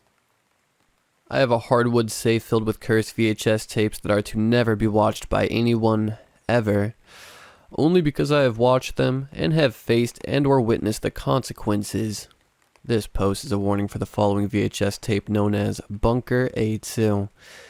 If you find another copy, destroy it for the love of God. I only survived because of Ashlyn. This tape is another level 5. The name of the tape is Bunker A2. It's on a blank tape with no discernible marking to indicate who manufactured it, but it has the name on the front of it. There is no concrete runtime, but it is at least 15 minutes. I recommend destroying it with fire, or at the very least, encase it in a hardwood box with no metal attached. Metal only amplifies the energy of the tape, and bury it somewhere. Finally, this tape is a level 5. I found this tape stuck in a wall. I will explain. I was at a friend's house and he noticed that there was a patch of drywall that was slightly different than the drywall around it. He was renovating anyway, so he decided to open it up and check it out. What was inside was a small shoebox, and in that was the tape. I asked him if I could take it, and he said sure, just as long as I told him what was on the tape when I watched it. The following weekend, I got the watch party together, this time consisting of my old watch partner Helena sitting next to me, Debbie sitting in a recliner next to the couch, and Story outside the door on the kill switch. I put the tape in and pressed play. It starts off with a larger man talking into the camera. He's bloody and covered in some sort of black dirt. To anyone who finds this tape, I didn't make it out. I bought my friends some time, but I don't know if they made it. I'm fairly certain that I'm going to die, so I'm leaving this message. If you find this, it might already be too late, but if the generator is off, then you might have a chance. This whole place is alive, and I think the power generator is its heart. Keep it off, and if it's on, turn it off. The camera suddenly cuts to a shot of a man and woman standing in front of a metal door on the side of a cave wall. Floodlights are spread around the ground, lighting up the area. Is the camera rolling? The man asks. Yep, we're rolling. The man behind the camera said. He sounded like the man we first saw, so I guess the cameraman filmed over the first part to get his message across. Okay. The man in front of the camera took a second to compose himself. Hello, ladies and gentlemen. My name is Jason. This is my friend Jenny, he said, pointing to the woman next to him. And the man behind the camera is Todd. A hand came out from behind the camera and gave a thumbs up, then went away. Growing up, my grandfather would tell me horror stories of lost German bunkers from World War II up in the Scottish Highlands. It sounds stupid, I know, but he was sure that they were an actual thing. Recently, I've been thinking about it again, and I decided I would try and find them. So I packed my bags from Seattle to Scotland and began looking with my two friends here. And only after 1 week of searching, we found one of them, Jason said, moving to the side to reveal a black stamp on the door marked A2. The camera cuts again as Jason and Jenny are wearing heavier clothes and carrying flashlights. Respirators are strapped to their hips. Okay, for the first time since World War II, I present to you one of the lost German bunkers, Jason said as he pulled the door open. It made a loud, high-pitched screech as it scraped against the ground. Coming from the TV itself was a cold breeze that spread throughout the whole room. Hold on. Pause the video for a second. Helena said. I walked up to the VCR and paused it. This already feels like a high-level tape. I'm not sure I'm ready to jump back into a high-level tape right off the bat, she said. That's fair. You can leave if you need to, I said. Yeah, I'm sorry. I just want to ease my way back into it, and this feels like jumping off the deep end, she said as she stood up from the couch. I walked her over to the front door, but it was locked, which was weird because we were locked on the inside. I asked Helena to check different windows to see if they could open, but every one of them was locked tight. Eventually, Debbie came looking for us. Are you guys good? She asked. Well, you see... Helena suddenly cut me off. We're locked in, she said. What? Debbie asked. None of the doors and windows will open, I said. Oh, well, this could be bad, Debbie said. Hey, guys? Story yelled from the watchroom. What's wrong, Story? Debbie yelled. She's here, he yelled. She? Debbie asked. It took me only a second to figure out what he meant by that, and began running back to the watchroom. Debbie and Helena followed behind me. I turned the corner to see Story standing in the doorway, looking inside. He saw me and stepped to the side so I could come in. There, leaning against the opposite wall, was Ashlyn. She stood there with her eyes closed in a long black coat, a gray t-shirt, and dark blue eyes. Ashlyn? I asked. Her eyes opened, already pointing towards me. You really picked a bad tape, she said. Yeah, I can tell. Why are you choosing now to show up? I asked. Well, let me give you all a lesson. Except you, Story. You should already know, she said as she leaned off the wall and stood up straight. Her head was only a few inches from the ceiling. I need energy to maintain a physical form, of which I don't have a lot of at the moment. Suzuka only filled 2 of the 10 slots, she said. Slots? I asked. Ashlyn took her hand out of her pocket and showed us her nails. On her index and middle finger were 2 glowing orbs, one red and one yellow, the same colors as Suzuka's eyes. 2 slots is barely enough to create a physical form, but whatever's on this tape has made an energy field that has taken over the entire house. I can use that energy to manifest in the real world, she said, putting her hand back in her pocket. Well, can't we just take the tape out or kill the power or something? Debbie asked. I don't think you understand what I said. This tape has already taken over the house. I'm fairly certain the only reason why we aren't seeing any further progression of the possession of this house is because you paused the tape, keeping whatever's in there from coming out even more, she said, pointing to the TV. That, and I've already tried to cut the power, but nothing happened, Story said. Okay, what do you suggest we do then? Helena asked. Continue watching the tape, and I'll deal with whatever comes through. That, and I know Story has a gun, Ashlyn said, pointing to him. We all looked over the story in surprise and shock. A worried expression crept across his face as his eyes darted to each of us. "It's a curse item I use in case of emergencies," he said, reaching into an inner pocket in his coat and pulled out what I recognized as a Luger P08 from growing up playing Call of Duty, but it looked weird. There were a couple things about it that made it look off, but he put it back in his coat before I could get a closer look. Debbie, Helena, and I looked at each other, confused on what to do next before we looked at Ashlyn. "What are you looking at me for? The sooner we deal with the tape, the sooner we get out of danger," she said as she leaned back against the wall. Everyone but Ashlyn looked at each other, then shrugged. I went and pressed play on the tape. Jumping back into it, Jason and Jenny were looking through the entrance down a long corridor. At the very end was a staircase going down. "Well, I wasn't expecting that," Jason said as he entered the hallway. "I don't smell mold or mildew, or at least not yet, so we might not need the respirators for a while," he said. They all walked further into the corridor towards the stairs. Jason ran his hand along the wall, then checked his fingers. No chipping or residue. The paint is in good condition. This place must have been airtight, he said as he took some sort of small square device from his front coat pocket. "The air quality is normal, but I'll keep an eye on it just in case," he said as he put it back in his pocket.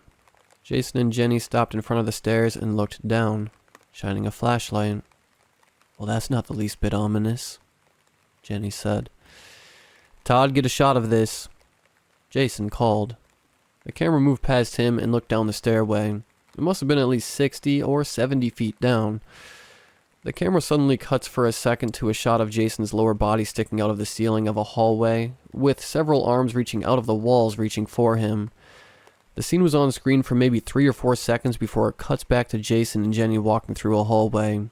Something grabbed Ashlyn's attention during that scene as she looked around for a second before placing her hand on the wall and closing her eyes. "Everything okay, Ashlyn?" I asked. She put a finger to her lips. "Ignore me and keep watching," she said. I was worried, but I really couldn't do anything else, so I kept watching. Some time had passed since the last cut, and I wasn't sure what was going on, other than they were walking to something. The flashlight they were using was having trouble illuminating the hallway. It only went half as far as when they first entered. Eventually they came up to a metal door with a sign that said, "Achtung," with a symbol of a man being shocked by lightning. "This must be the generator," Jason said. "Are you sure this will even work?" Jenny asked. Jason reached for a pair of rubber gloves that hung on a hook next to the door. "Well, everything else in this bunker seems to be in good condition. Might as well try," he said, slipping on the gloves. "I'll be back in a second," he said before opening the door and closing it behind him. A few seconds pass as Jenny and Todd are waiting outside the door, before she turns to him. "Does this feel weird to you?" she asked. "In what way?" Todd asked. "Well, I mean, we found a lost German bunker in Scotland, in what looks like pristine condition," she said. "Well, when you put it that way, yes, it's very weird," Todd said. The lights in the hallway suddenly snapped on. Jenny looked surprised as she turned off her flashlight. "No way that actually worked," she said. Todd panned the camera up to the lights, then down the hallway. And just for a second, a gray woman, the same color as the walls, appeared far down the hall before melting into the floor in an instant. Jenny, did you see that?" Todd asked. "See what?" she asked. The camera suddenly cuts again to footage of Jenny on her knees, yelling and reaching towards the camera from outside the bunker entrance looking in. The camera is slowly overtaken by the same painted concrete, as it's encapsulated in its entirety. Every sound is muffled, but the camera manages to switch to night vision to reveal several slits in the concrete. In unison, they all open to reveal emerald green eyes. There's a loud squeal before it cuts back to Jenny and Jason as they're running down another hall. A siren is blaring at consistent intervals. Ashlyn quickly yanked her hand away from the wall. "Everyone in the center of the room now. Stay away from the walls," she said, moving to the middle of the room. We all quickly got up and huddled near Ashlyn while she took off her coat. Rocky protrusions bulged out of her arms as the exhaust tubes grew out of the top of her head. "What the fuck?" Debbie asked. "Long story. Don't worry about it," Ashlyn said, her eyes quickly changing to a multitude of colors. Story had taken his gun back out and kept it pointed down. I caught a good look at it and confirmed that it is a Luger POA, and later learned that it is an artillery Luger from World War I. Creaking sounds began to quietly emanate from every wall around us. "Ashlyn, what's going on?" I asked. "Just stay away from the walls, and if I say run, you run," she yelled. I wasn't paying attention to the tape for so long that, when I looked at it again, I saw Jason and Jenny walking down more stairs, but the footage cuts again to Todd being thrown into a blob of writhing flesh. He lands on it and starts trying to get off, but the flesh begins to latch on and melds his body to it. The screams as his body is stretched out and absorbed until he's nothing more than a patch on the flesh mass. The blob then moves closer as the camera remains still. It gets right up to it, then begins to physically spill out of the TV. "Run!" Ashlyn yelled as black and white tubes shot out of the bulges from her arms at the blob. Story was the first to run out, leading the way with his gun pointed forward. We all ran behind him. "Where are we supposed to go?" Helena asked. "I don't know, but she told us to run, and she might be the only one who can save us," I yelled. We ran into the hallway outside the watchroom, which had warped into a long corridor with weird bulges coming out of the walls. An alarm blared from somewhere. I wasn't sure where. Cracking sounds rattled behind us as I glanced back and saw several arms sticking out of the walls reaching for us. "Do not stop running," I yelled as I ran past Story. However, this proved my worst idea ever, as something surfaced from the floor and grabbed my legs. And in one fell swoop, I was pulled into the ground. Everything went dark. The only thing I could see was shadows moving in a massive void as I was floating in. The sounds of men screaming echoed throughout as I tried to get a grasp as to what was going on around me. "Valen!" Ashlyn yelled from somewhere. Suddenly I felt something wrap around my body and pull me backwards. I looked down to see a large white tube around me. "I don't think so," a Scottish voice said. A large gray hand came out of nowhere and grabbed me by the legs. "Let go of them, you concrete freak!" Ashlyn yelled. A giant's multicolored arm came out of the darkness and punched a giant white face that emerged from the void. The view of the area began to widen as a giant Ashlyn in her other form began fighting a giant gray woman. The gray woman let go, but Ashlyn kept a firm grip on me with one of her arm tubes and held me away from the fight. Ashlyn was ruthless in her attacks. The gray woman would try to block with her arms, but Ashlyn would push right through. The gray woman kept blocking until she found an opening and headbutted Ashlyn in the nose. Ashlyn was knocked back enough to give the gray woman some time to get some punches in towards her torso. She also got one last hit to her forehead, knocking Ashlyn back even further. "Give up. You're in my world now," the gray woman taunted. That seemed to only piss Ashlyn off more as her eyes changed from a multicolored to a dark red everywhere. Her teeth rapidly sharpened as she charged the gray woman. The gray woman threw a punch, but Ashlyn caught it in her mouth, biting her hand off and swallowing it. The gray woman recoiled in pain, but Ashlyn was still charging and plunged her teeth into her neck. Red blood poured from the gray woman's neck as the red tubes from Ashlyn's torso sprang out and lashed onto the gray woman's body. The tube around me let go as another one engulfed me, and everything went black again. The next thing I knew, I was waking up on the couch next to Helena. Debbie was pressed out in the recliner, and Story was slumped over on the ground next to the kill switch. Susan is gone. You don't need to worry about her anymore, Ashlyn said. I looked around, but I couldn't see her. Who's Susan? Where are you, Ashlyn? I asked out loud. I'm in your head, but I now have enough energy to talk with you, with no problems. And Susan was the name of that concrete bitch. But she is no longer a problem. And don't worry, everything's fine minus the mental trauma they'll probably have for the rest of their lives. Oh. Okay, I guess. I assume you absorbed her? How many slots did that leave left? I asked. 3, she said.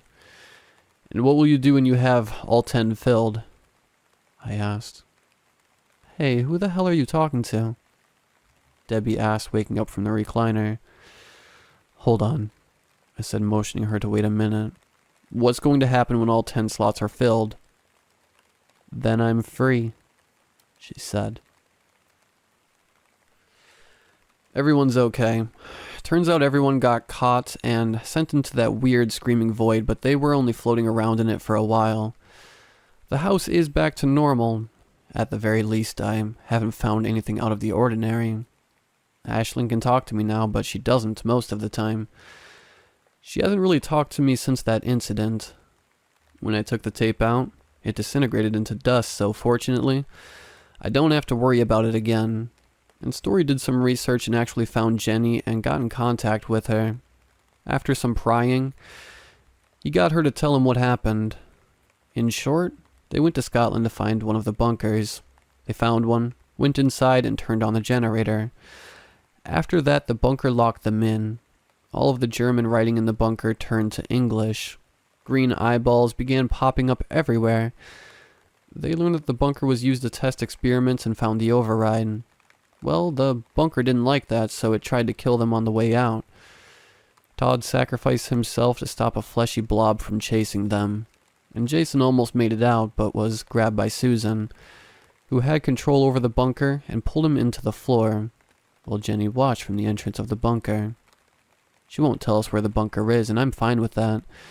But that doesn't explain how the tape came to be in the first place, which makes me think that this tape is somehow a projection of the bunker itself. I don't know. I really have no answers for this, and neither does Story. But if you find a tape with the name Bunker A2, destroy it immediately.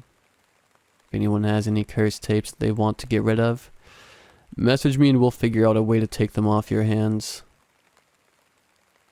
I have a hardwood safe filled with cursed VHS tapes that are to never be watched by anyone, ever. Only because I have watched them and have faced and or witnessed the consequences. This post is a warning for the following VHS tape known as The God of TV. There might be other copies, so just in case, read this. It is a level 2. The name of the tape is The God of TV, and it's on a blank TDK tape. The runtime is about 10 minutes. You do not need to secure this tape, but if you want to keep it from curious minds, keep it in a wooden box with no metal hinges or locks. Metal only amplifies the energy of the tapes. Finally, I'm putting this tape as a level 2. See part 1 for the danger guide on cursed VHS tapes. This tape is another one from Carthen. It was delivered by the same magician as last time, and before it left, Debbie gave it a letter to take it back to Carthen. The tape also came with another note that reads as follows. Hello, Valen. I apologize if that last tape I sent you gave Debbie and you some grief. That was not my intent. I have, however, found another tape. I haven't watched this one, because I don't deal with gods. Not my forte, but I hope it'll be an interesting watch.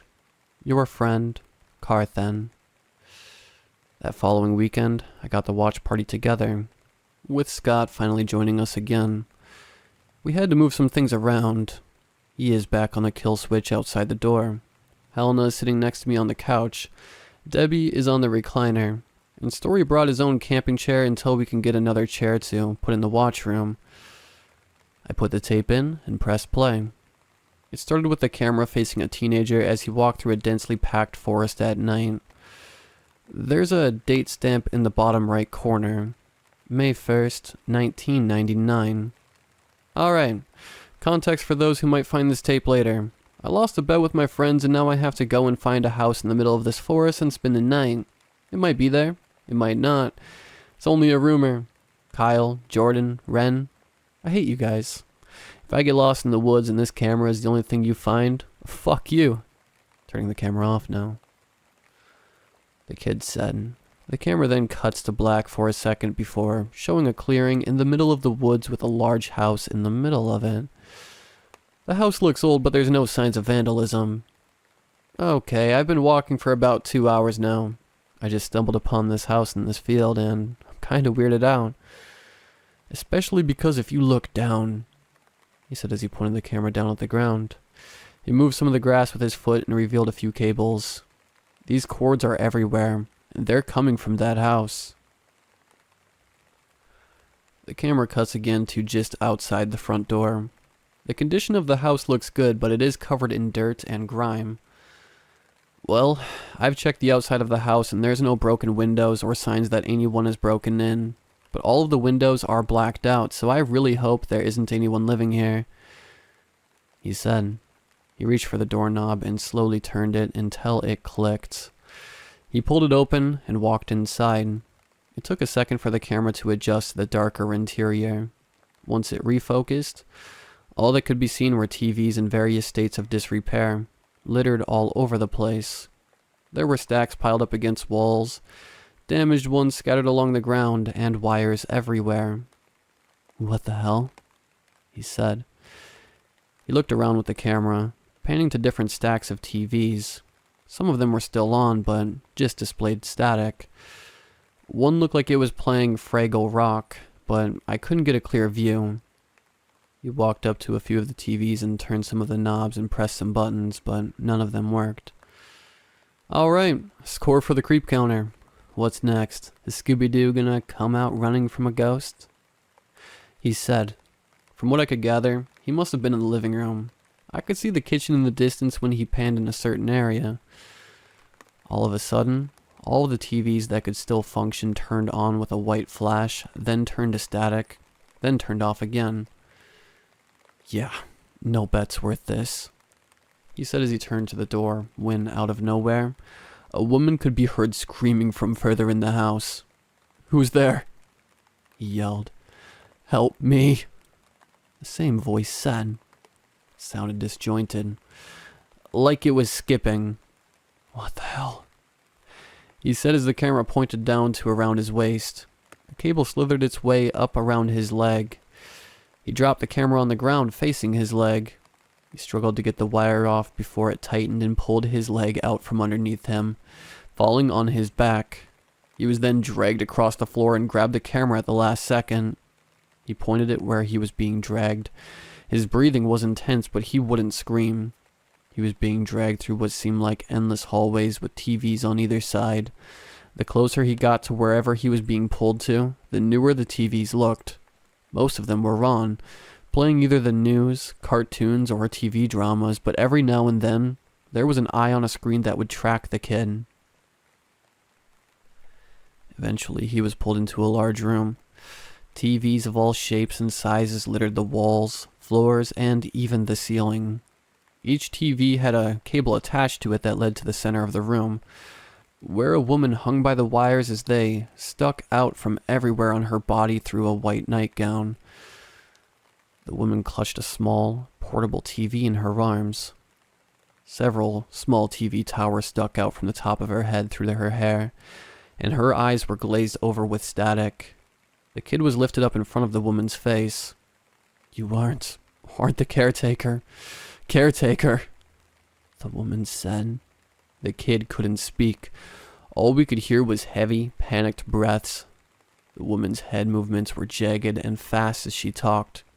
Wait, just a moment, she said as she focused on the camera instead of the kid. The small TV in her hand suddenly flicked on as it showed a view from my TV looking at all of us watching the video. The only people to not show up was Scott, who was in the hallway, and Debbie. I leaned in closer in my seat to try to make out the image of us better, only to see that it was copying my movements. Is this what I become? The woman said as the cable let go of the kid's leg, letting him fall to the floor. The kid fell to the ground with a crash and the sound of a TV screen breaking. He pointed the screen back up to the woman, quickly crawling backwards towards the entrance of the room. The woman hung there, with an expression of defeat on her face. She hung her head down as sparks of electricity jumped from the different tiny towers on her head. Suddenly every screen flashes red before turning off. Her small TV she's holding turns to static. Leave here and never speak a word of this, the woman said. Slowly the screens turned back on to show different shades of blue and gray. The tape cuts there. Did we appear on her TV? Helena asked. We did, I said. I didn't, so I'll leave you guys to figure that one out, Debbie said as she got up and walked to the door. Thanks, Debbie. Real team player, Helena said. No problem. Let me know if we're all gonna die, she said as she left the room. Helena rolled her eyes as she sulked into the couch. Will Story crossed his arms and looked down in contemplation. What are your thoughts on this story? I asked. Something about this doesn't give off the feeling that we're in danger, he said. I agree with Story. Ashlyn's voice suddenly came out of nowhere in my head. Oh, now you chime in? I said out loud. What? Story asked. Sorry, it was Ashlyn. She's agreeing with you, I said. Oh, I guess that's kinda comforting. Anyway, it feels like that woman used the camera to look at us or into the future and didn't like what she saw, he said. Well, I mean the tape is called The God of TV, right? Helena asked. Yeah, Story said. Well, think about it. When's the last time you actually sat down and watched TV? She said. Story and I looked at each other for a moment before the situation began to click. I can only assume that she probably saw that the number of people who watch TV has gone down significantly. If we run off the theory that gods get their power from people believing in them and or using things that relate to them, she probably learned that her power is going to fade. And by the date stamp on the tape, she only had another 5 or 10 years left before her power faded significantly, she said. Both Story and I looked at each other again, finally seeing the possible bigger picture. Wait, so did we just watch the beginning of the fall of TV? I asked. Well, the internet only got better from there on out, so it wouldn't surprise me if we saw the beginning of the end, Helena said. But she saw us, and became aware of her, and seemed like she became extremely depressed. So my question is, did we make her aware of her end, or did we just kickstart the chain of events that's making TV slowly irrelevant? Story asked. The whole room went silent, until Scott spoke up from outside the door. Can anyone fill me in, please? He asked. Nothing else seemed to happen after that. In fact, the only reason this tape is a level 2 is because we showed up in the tape. So far there have been no other effects, but it's only been a couple days. Quite honestly, I'm kinda glad this was a level 2 after last week's tape. This is admittedly a little too taxing on me, but I have a feeling that Ashlyn won't let me stop until all 10 of her slots are filled. So I guess until then, I'm still watching tapes. We also told Scott about the magicians, just to clear up any confusion that anyone might have. If anyone has any cursed tapes that they want to get rid of, message me and we'll work something out. Addendum. This was supposed to be posted last weekend, but I ran into a problem with a magician. If you recall, the worm magician, in part 4, told Helena and I about some magicians just want to harm or kill humans.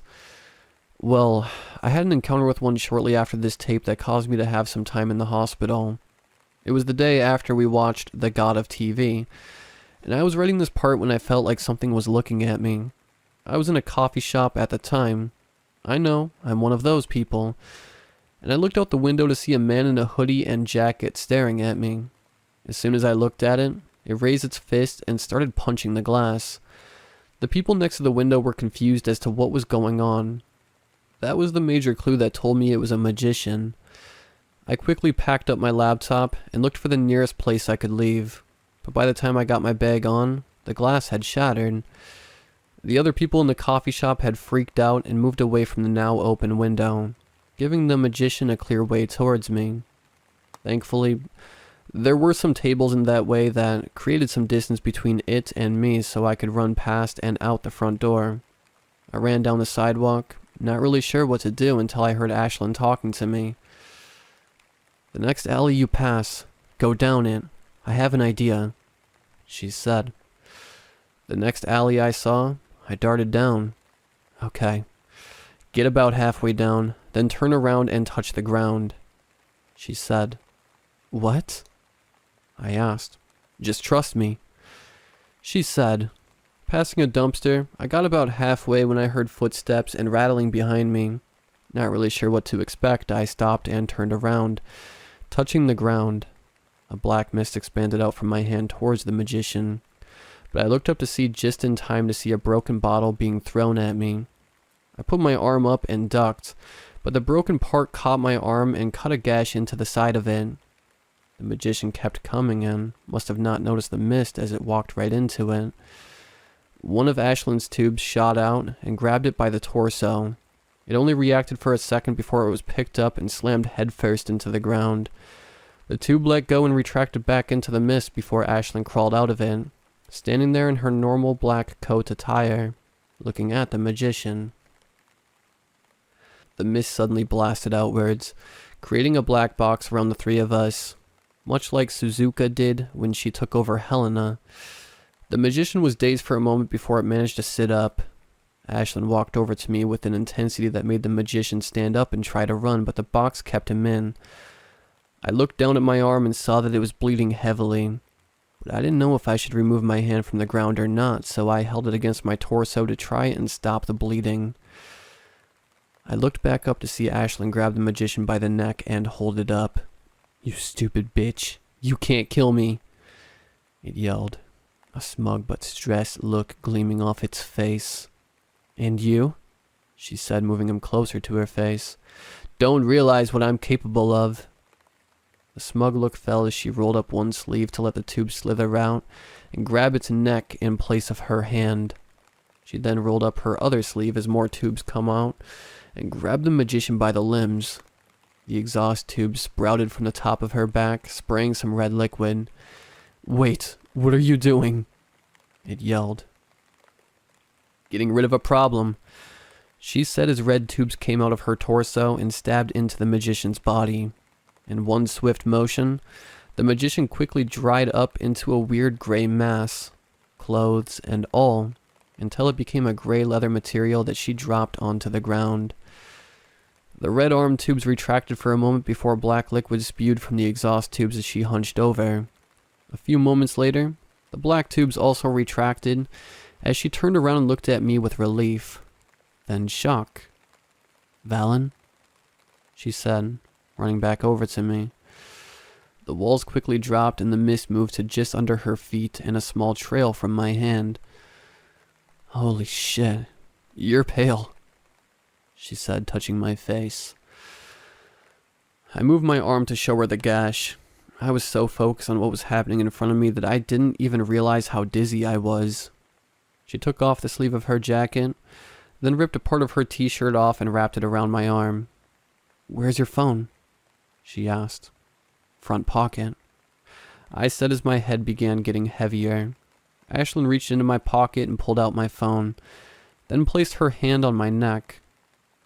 "Take your hand off of the ground and apply pressure to your wound. Who lives closest to here?" "Scott," I said, taking my hand off of the ground and pressing against my gash. What happened after that was a little spotty, but I remember Scott showing up a few minutes later and Ashlyn filling him in on what happened, then both of them helping me to his car. Ashlyn disappeared back into my head when I got in his car. I got to a hospital and looked down at my arm to see that the piece of t-shirt was still there. I got checked into the ER. They cleaned the wound, stopped it from bleeding, stitched it up, and gave me a blood transfusion. I spent the next couple days in the hospital, then I was checked out. Scott came and drove me home, and when I got home, Ashlyn spoke to me for the first time since that incident. Hey, I'm not really good at these things, but I wanted to say I'm sorry for letting you get hurt. I was more focused on the magician than actually trying to make sure you were safe. I'll try to be more aware of your condition if something like that happens again. It's fine. You saved me regardless, and I already knew the dangers I put myself in. I'm just glad you were there to help. I said. Don't worry. I got you. She said. I'm gonna take one more day or two to rest before we watch another tape. Then we should be back on our regular watch schedule. I have a hardwood safe filled with cursed VHS tapes that are to never be watched by anyone ever. Only because I have watched them and have faced and or witnessed the consequences. This post is a warning for the following VHS tape known as The World as We Know It. There might be other copies, so read this before you watch it. It is a level 3. The name of the tape is The World as We Know It. It is a blank Sony tape with a runtime of about 45 minutes. Securing the tape isn't necessary, but if you want to keep it from curious minds, keep it in a wooden box with no metal attached to it. Finally, this tape is a level 3. See part 1 for the danger guide on cursed VHS tapes. This tape was sent to me by my cursed objects friend after finding it in a rummage sale that had an expansive VHS tape collection. She doesn't watch them, so she sends them to me. Although, before we sat down and watched it, I had an idea and asked Ashlyn if she could detect whether or not this was a high-level tape or not. She told me it wasn't a guarantee, but she could possibly give a rough estimate. She told me to grab it and hold it in my hands. A black mist emanated from my hands before going away. The energy from the tape is too low for it to be a real danger. I would say more than a 1, but no more than a 3. And that's pushing it, she said in my head. With that knowledge, I told the watch party what level of tape we might have based on Ashlyn's estimate. Everyone agreed to watch, so we got together and set up with Helena next to me on the couch, Debbie on the recliner, Scott out in the hall with the kill switch, and Story in a smaller recliner we got from Goodwill. I pressed play on the VCR and away we went. It opened on a news broadcast from the mid-90s or so, starting from the beginning. Everything seemed normal up until about the 30-minute mark when the broadcast was suddenly interrupted. The screen went black as the sound cut out. I thought that maybe my VCR broke until a lower pitch shifted voice began speaking. The world as we know it will not be the same. November 15th, 2014 will mark the beginning of the decline that will be reality's downfall. Although it will be a slow process, it is an inevitable one. What you are about to see is only a glimpse of what is to come in the future, the voice said. There was nothing for a couple seconds, just the blank screen. Sounds like someone's trying to be edgy and hijack a TV station, Helena said. Maybe, I said. Out of nowhere, the screen began flashing images at a rapid pace and my vision narrowed. Everything around me seemed to go dark as the TV sat in front of me. The images slowed down to a point where they weren't images, but videos. They seemed sporadic and random. In one of them, I saw the void layer with a team of people traveling through it and going to what looked like a long-abandoned outpost 07. It switched to another video of a very tall woman with short purple hair. It wasn't Ashlyn. It was someone else. She wore a long-sleeved gray shirt, black jeans, and an old leather satchel. She sat on the rooftop of a large building overlooking a track field. It might have been a school. Next to her stood a man, late teens, with a black hoodie, blue jeans, and short black hair. A holster with a handgun was strapped to his thigh. She's really dead, isn't she? The woman said. The man looked down at the ground thinking of something to say, or maybe he was trying to keep his composure. Admittedly, this isn't the first time she has died. It took her 6 months to come back from that, but she came back. Although the doc said there's no brain activity this time, and being stabbed through the eye probably has something to do with it, he said. Do you think there's a chance then? She asked. I don't know, he said. The video then cut again to a clip I couldn't really believe at first. Ashlyn sat next to me on the couch of the watchroom. There was no mist. She wasn't holding on to me, so she must have had all 10 slots filled at this point. Across from us was Story. He looked much paler than normal, and his eyes seemed to have changed color from the normal brown to a light shade of blue. He stood there looking worried. I'm not sure how to go about this. I don't know what the outcome will be, but I thought it would be best to do this as formally as possible, he said. What do you mean? What's wrong? I asked. There's someone you should meet, he said. He looked towards the door. You can come in now. The video began to fade, but the camera panned up to the entrance to the room to show Ashlyn walking in. So many different videos played in front of me that I only remembered a few of them, but the last one I remember was a woman sitting in a bedroom with no windows. Everything was some shade of either red, black, or brown. She sat in a chair facing the left of the room. Her left side profile was all I could see. She wore a black jacket with dark blue jeans and Converse shoes. Her shoulder-length hair was pink aside from her bangs, which were white. She stared off into the distance. Her red eye moved every now and then, so she must have been staring at nothing in particular. Another woman walked out from behind the camera and stood on the other side of the pink-haired lady. The other woman was identical to the one sitting down, but her clothing was slightly different. She had long black hair, and her eyes were yellow. She bent down and whispered something in the pink-haired girl's ear for a moment before pointing towards me. The pink-haired girl slowly turned her head towards me. Her right eye looked as if it had been stabbed through with a large blade. A long open wound sat vertically in the middle of it. I didn't notice it before, but her left arm was actually missing. It was just an empty sleeve. They both stared at me, as if waiting for something to happen. After a few seconds, the pink-haired woman went back to staring across the room. They shouldn't be here. Show them out, she said. The woman walked towards the camera, but she didn't stop in front of it. In fact, there wasn't a camera there at all. I didn't realize it, but we were in the room. It wasn't a video. I don't know how you got here, but it's time for you to go back to wherever you came from, she said as she raised her hand and placed her thumb on my forehead. Next thing I knew, I heard the tape in the VCR click to a stop and I was back in the watchroom again. Why was there so much flesh? Why? Why was there so much flesh? Helena said, wide-eyed and staring at the ground. Did you see a spaceship made of flesh or flesh covering London? Debbie asked. There was a spaceship made of flesh? Helena yelled. Well, that answers my question. Debbie said. I stared at Story. He was dead silent. Story? I asked. He didn't move. Did you see what I saw? I asked, referring to the video of Ashlyn. I think we saw a couple of the same videos, but we all saw different things, Debbie said. Story, answer me, I said. Which one? He said quietly.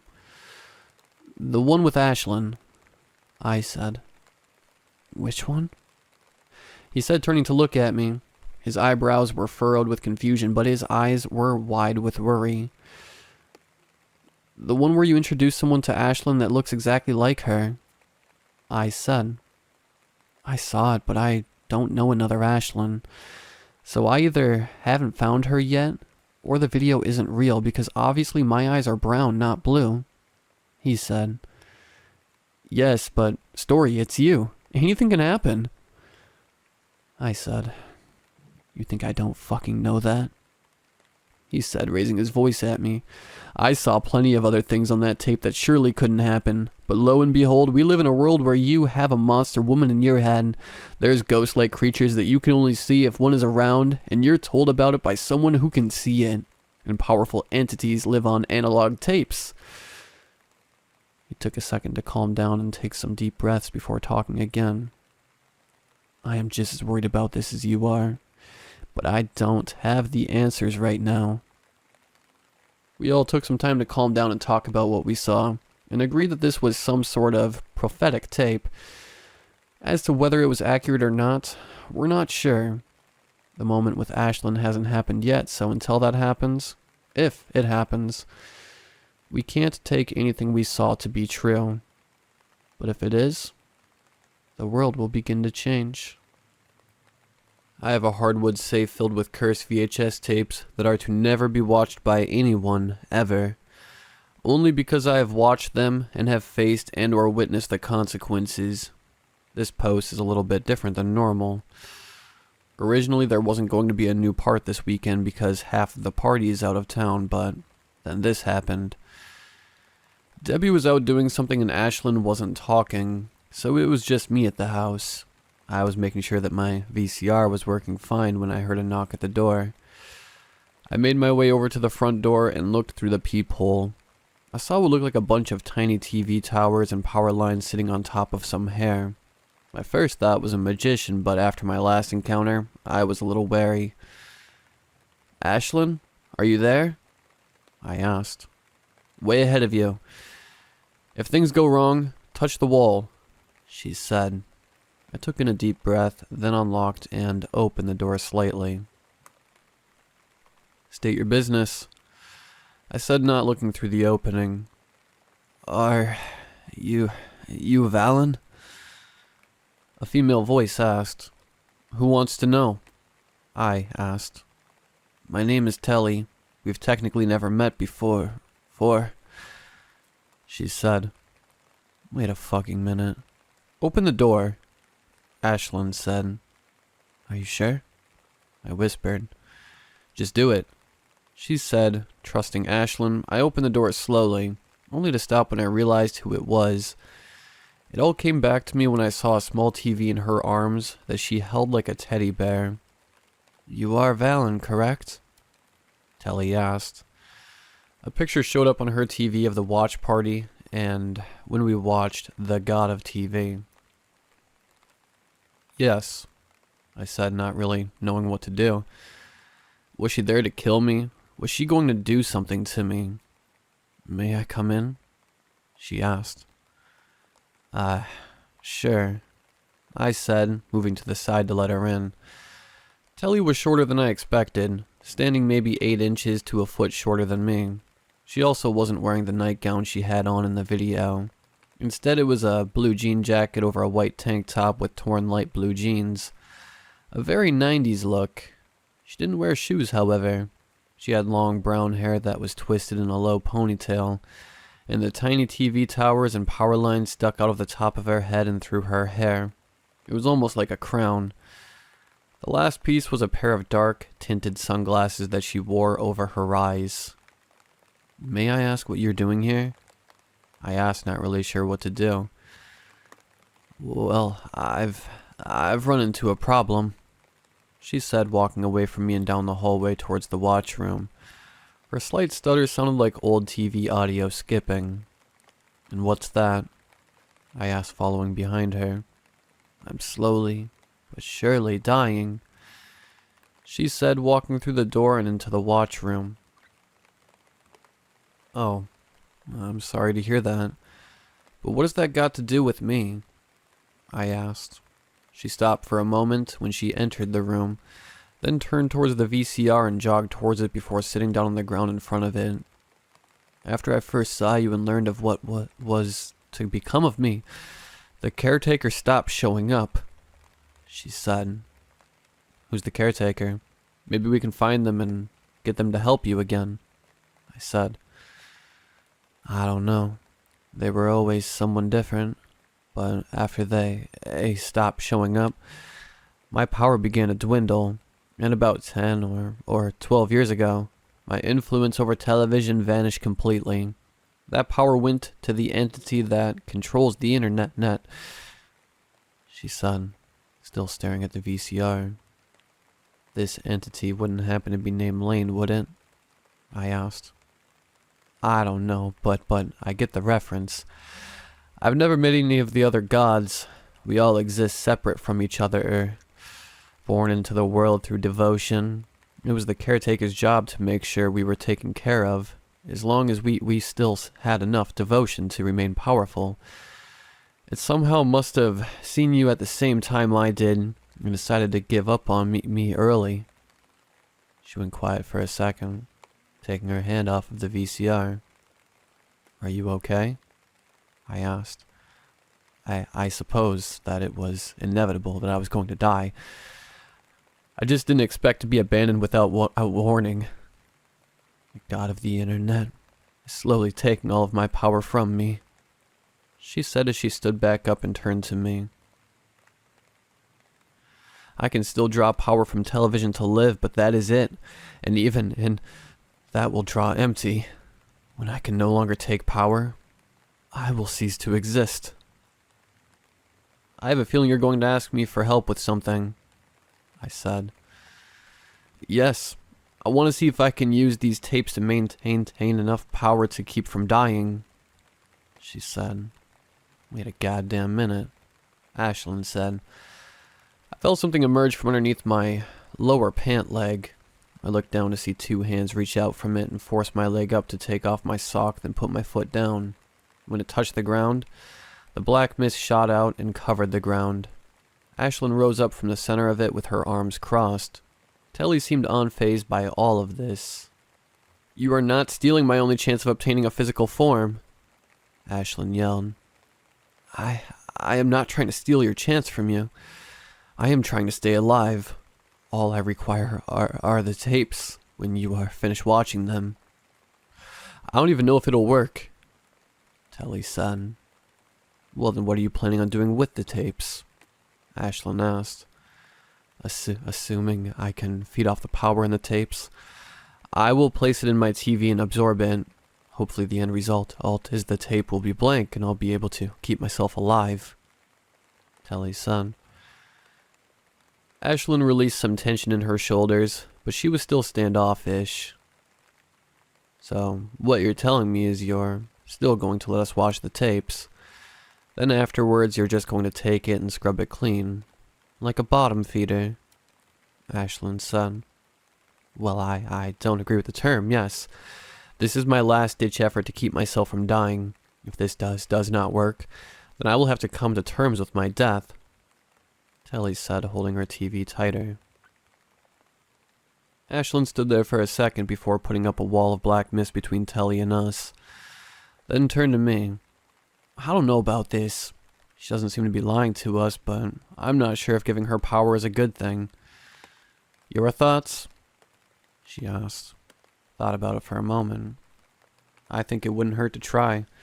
I feel partially responsible for what happened to her, so let's at least see if it will work. Even then, if it does, it might be a way to dispose of higher level tapes.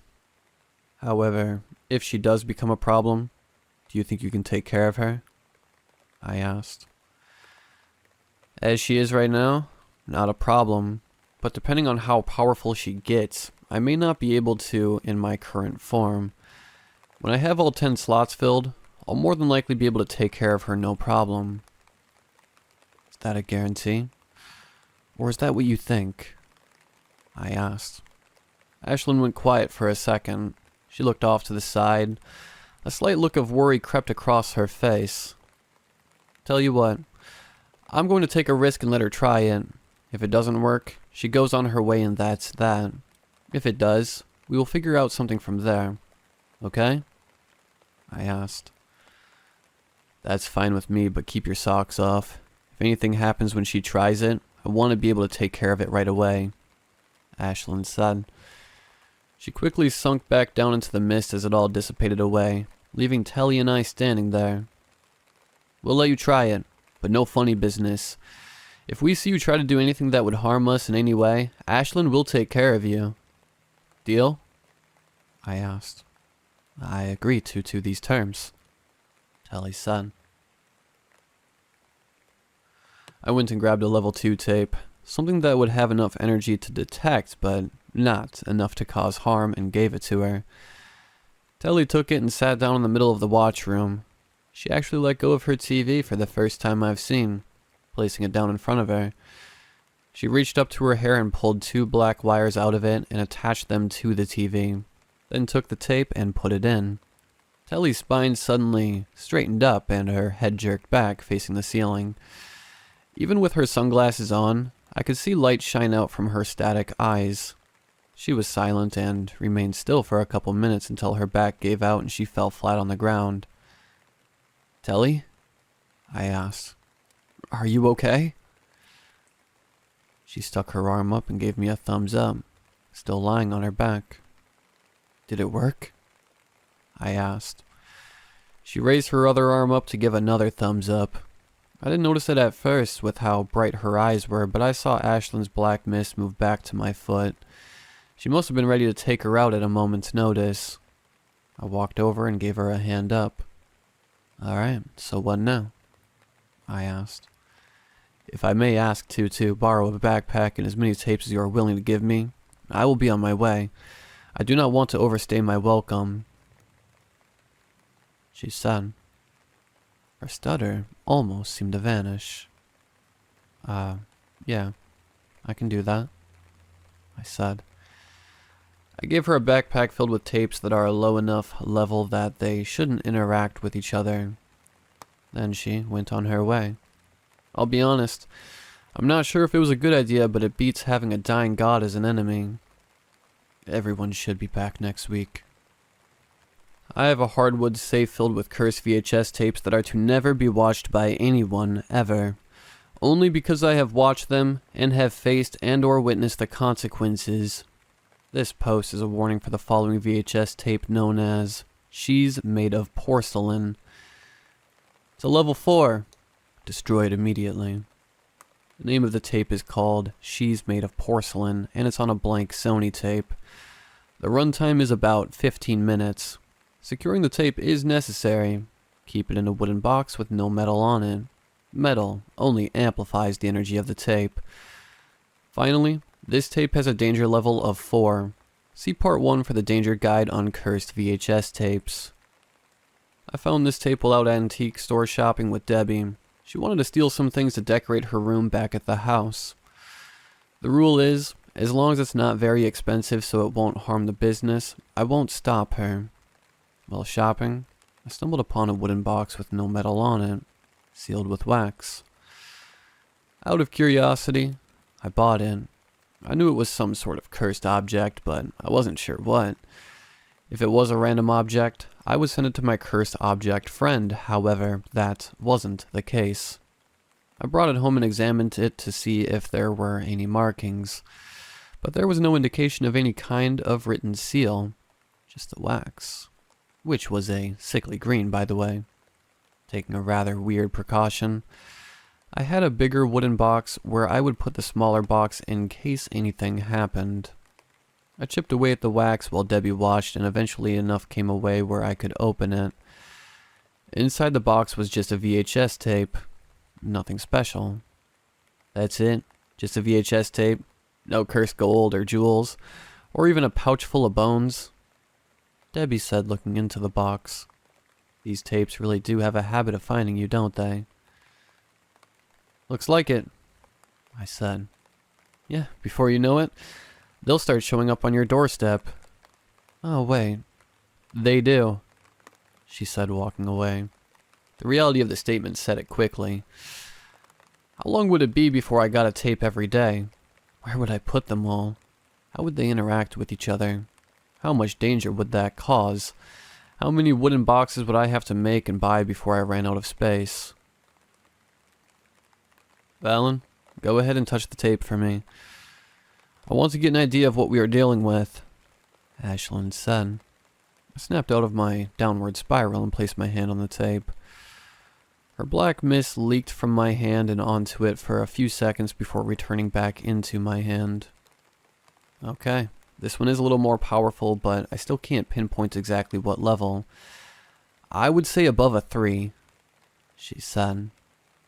That weekend I got the watch party together, minus Story, who couldn't make it. I asked him to come over, but he said he was wrapped up in something. When I told him what the level was, he had a friend of his deliver a box to me before we started. Inside was a Luger he showed us during Bunker A2. It was weird to get a close-up image of it. It was heavier than I imagined, way more scratched up, and the words "blood for blood" were scratched into the back of the handle. It also came with a little note. "Valen, be careful with this gun. If you look on the back, it says blood for blood. For some reason, this gun takes blood from your body to shoot in, but the upside is you don't need to reload. After about 20 shots or so, you'll lose 1 pint of blood. Be careful. Before firing it, pull the slide back, the 2 round pieces on the top to load a round into the chamber." Story. "Well, if anything, it should help," Ashlyn said. A little while later, everyone else showed up. Debbie and Helena were with me in the watchroom, and Scott was just outside on the kill switch. I walked up and put the tape in, then pressed play. The screen was dark at first before someone took the lens cap off of the camera.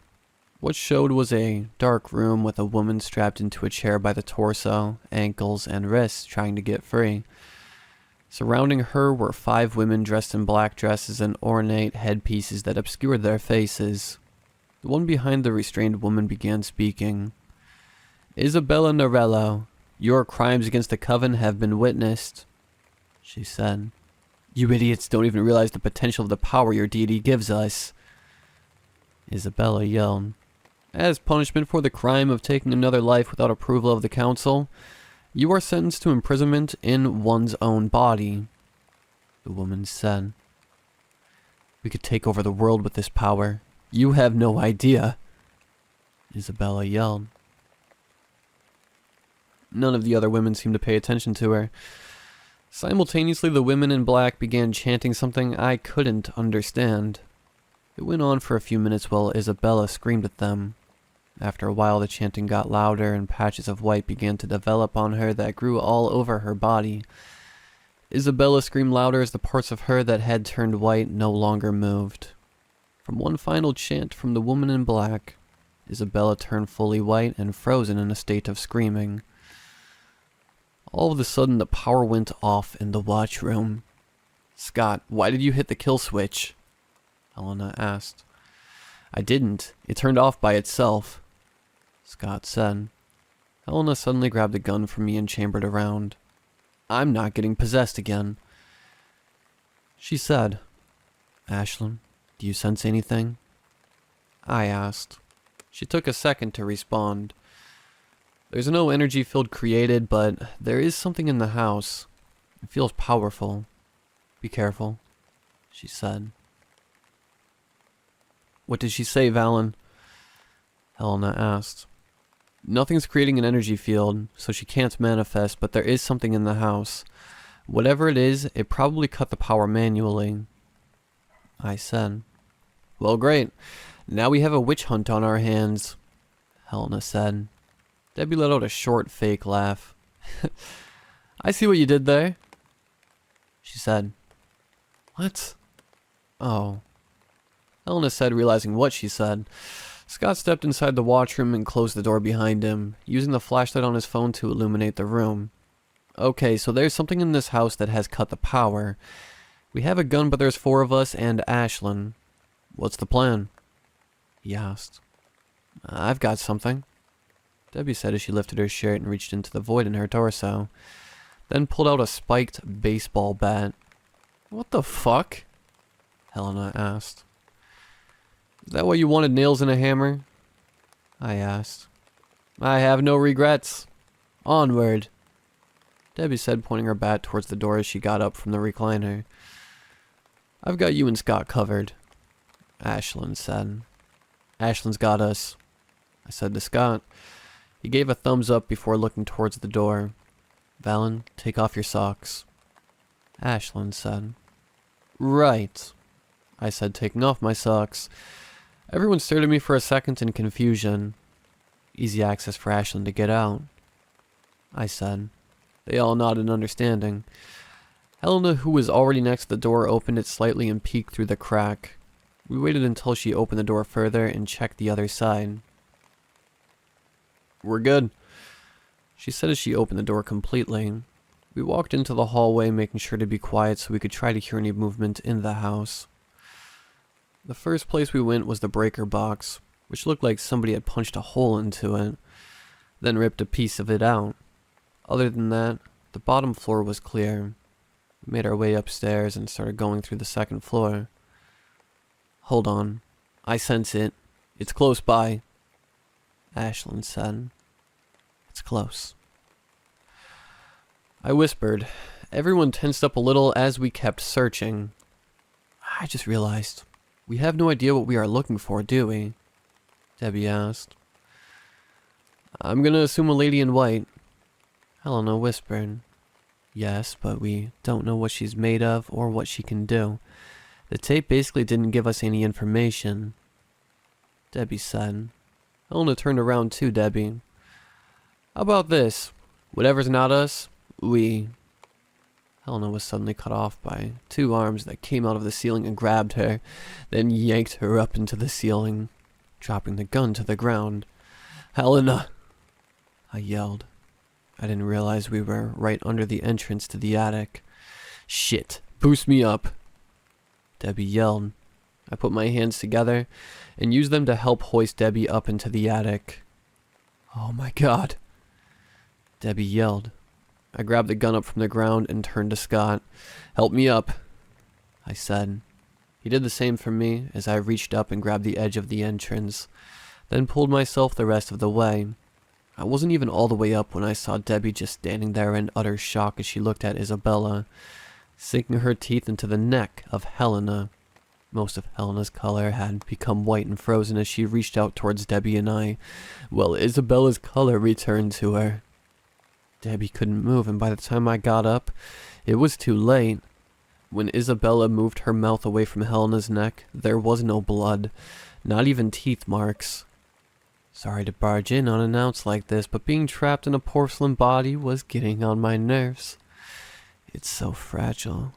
One wrong move and something could break, she said, giving a gentle push to Helena's body. It began to tip over and fall. I tried to move to catch her, but my feet wouldn't move. Ashlyn's mist came darting out from my feet towards her body. She didn't make it in time. She was just short of her. I felt my heart sink as I watched her body shatter in several pieces on the ground. "Oops. My bad," Isabella said. Isabella looked down at her hand before using a nail on her other hand to make a deep cut. She let blood spill from her hand as it formed into a red blade. "Right then. I assume you're going to try to kill me. So let's get this over with," she said before she dashed towards us. I saw Debbie flinch, then get ready to block while I chambered around into the Luger, but she dashed right over Ashlyn's mist.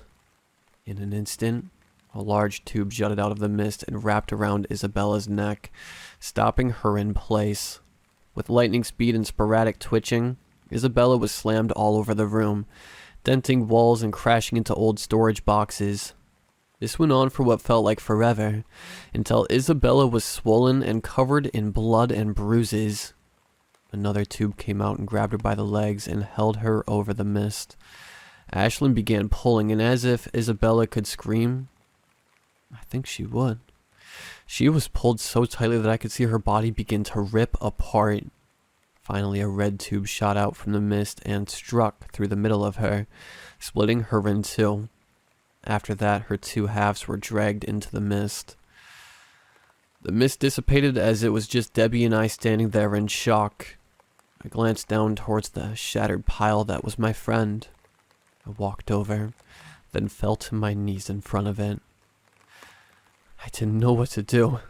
One of my best friends was just broken in front of me and I couldn't do anything about it. Debbie walked up behind me, placing a hand on my shoulder, and that's when I broke down. My actions caused the death of someone very close to me. To add insult to injury, Ashlyn only filled 2 slots from Isabella, which means she only has 1 left. Which means I need to watch more tapes in order to get her out of my head. As soon as she gets out of my head, I'm done with these fucking things. Scott's fine. Depressed as all hell, but alive. Debbie helped me bury Helena in the backyard, and since then she hasn't said much. She's still willing to watch the tapes with me until we get Ashlyn out of my head. Story's gone completely off the grid. He's not responding to texts, calls, or Discord. Ashlyn can manifest for a few hours at a time before losing form and receding back into my head. I'm not sure how many more tapes I need to watch, but let's hope it's one. I have a hardwood safe filled with cursed VHS tapes that are to never be watched by anyone ever, only because I have watched them and have faced and or witnessed the consequences. This post is a warning for the following VHS tape known as The Flesh of the World. There probably aren't more copies, but just in case, read this. The name of the tape is The Flesh of the World, and it's on a blank Maxwell tape. The runtime is roughly 6 hours. Securing the tape is highly recommended. Put it in a wooden box with no metal hinges. Metal only amplifies the power of the tape. Finally, the tape has a danger level of 4. I received this tape in my P.O. box with no notes or return address. But there was a sticker on the tape that said, "Property of the Dark Moth Corporation." The other 2 tapes I've gotten from them were further Void Layer exploration funding, and the other one with a really long name about the train in Stockholm. I figured it could possibly have an entity on it that could release Ashlyn from my head, so I chose to make it the next one we watch. I assembled what remained of the watch party together. Debbie sat next to me on the couch with her spiked baseball bat ready to go. Scott was outside on the kill switch. He brought his own machete. Ashlyn was going to wait to manifest until it was clear that something was going to happen so she could save power. I still had the Luger. I went up and put the tape in, then pressed play. There wasn't a title card like the last Dark Moth tape had. It just opened to an image of a dark conference. We sat there for a couple minutes, but nothing happened. It wasn't a static image. There was a light in the conference room that would flicker on and off every now and then. I'm gonna test something real quick. Debbie said as she got up and walked over to the TV. She stared at it for a second before putting her hand through it. Oh, that makes more sense. She said as she stepped through the TV and into the conference room itself. She looked around before looking down at the large table in the room, picking up a couple pieces of yellowed paper, then looking at them for a second. Seemingly out of nowhere, she slammed her bat into the table, then pulled it back out before stepping back into the watch room. She pressed stop on the VCR and walked back over to me. "What do you have?" I asked. Scott peered into the watch room, and when he saw that the tape wasn't going anymore, he came into the room. "A map and a rules sheet," she said. "What's going on?" Scott asked. "The tape is a gate of some sort," she said, flipping through some of the papers. "And according to one of these rules, as long as the tape is playing, the gate remains open. If it closes, we're trapped on the other side until someone rewinds the tape and plays it again. It says the tape lasts 6 hours. Okay, but why did you impale the desk with your bat?" I asked. "I wanted to see if that world was consistent. If we have 6 hours until the gate closes, then I want to rewind the tape before any of us go in," she said. "Wait, who said we were going to go in and explore?" I asked. "I did. It's clear that if we wait for something to show up, nothing will happen. At least not for a while. And I don't want to watch an empty room for 6 hours in case something happens," she said. "It could be dangerous. I don't want anyone else to get hurt or killed," I said, raising my voice. "Do you want Ashlyn out of your head or not?" Debbie raised her voice back. "For fuck's sake, both of you," Ashlyn said as she manifested from a cloud of black mist. "If anyone's going to go in there, it'll be the 3 of us," she said, then turned to Scott. "Scott, I need you to stay here in case anything else tries to come through. If it does, kill the power. Then wait 30 minutes to turn it back on. Hopefully anything that was there will be gone after 30 minutes. She turned back to Debbie and I. Debbie, I want you to come with me and be an extra set of eyes. Valen, I need you to at least stay in the conference room. If that gate leads to another world and we're on opposite sides and it closes, it could kill both of us because our link is severed. That raised some red flags in my head as I went down a rapid thought path. Hold on. Does that mean when you have enough power to leave my head, it could kill us both? I asked. What? No. I can control how I get out of your head. It'll be mostly painless. What I meant is, if the connection is suddenly cut, I don't know what would happen to the both of us. For all I know, you could be fine, or you could die a painful death. I don't know and I don't want to risk it, she said. I looked at Scott, who seemed worried but reluctantly compliant. Then I glanced over to Debbie, who shrugged her shoulders. She looked like she wanted to go in and explore. She doesn't have much to lose, and in her words, I've already died once. I'll be fine. Fine. But you guys have to promise to me that we will all be careful, and as soon as we see something that we might not be able to handle, we turn back, okay? I asked. I think we'll be fine.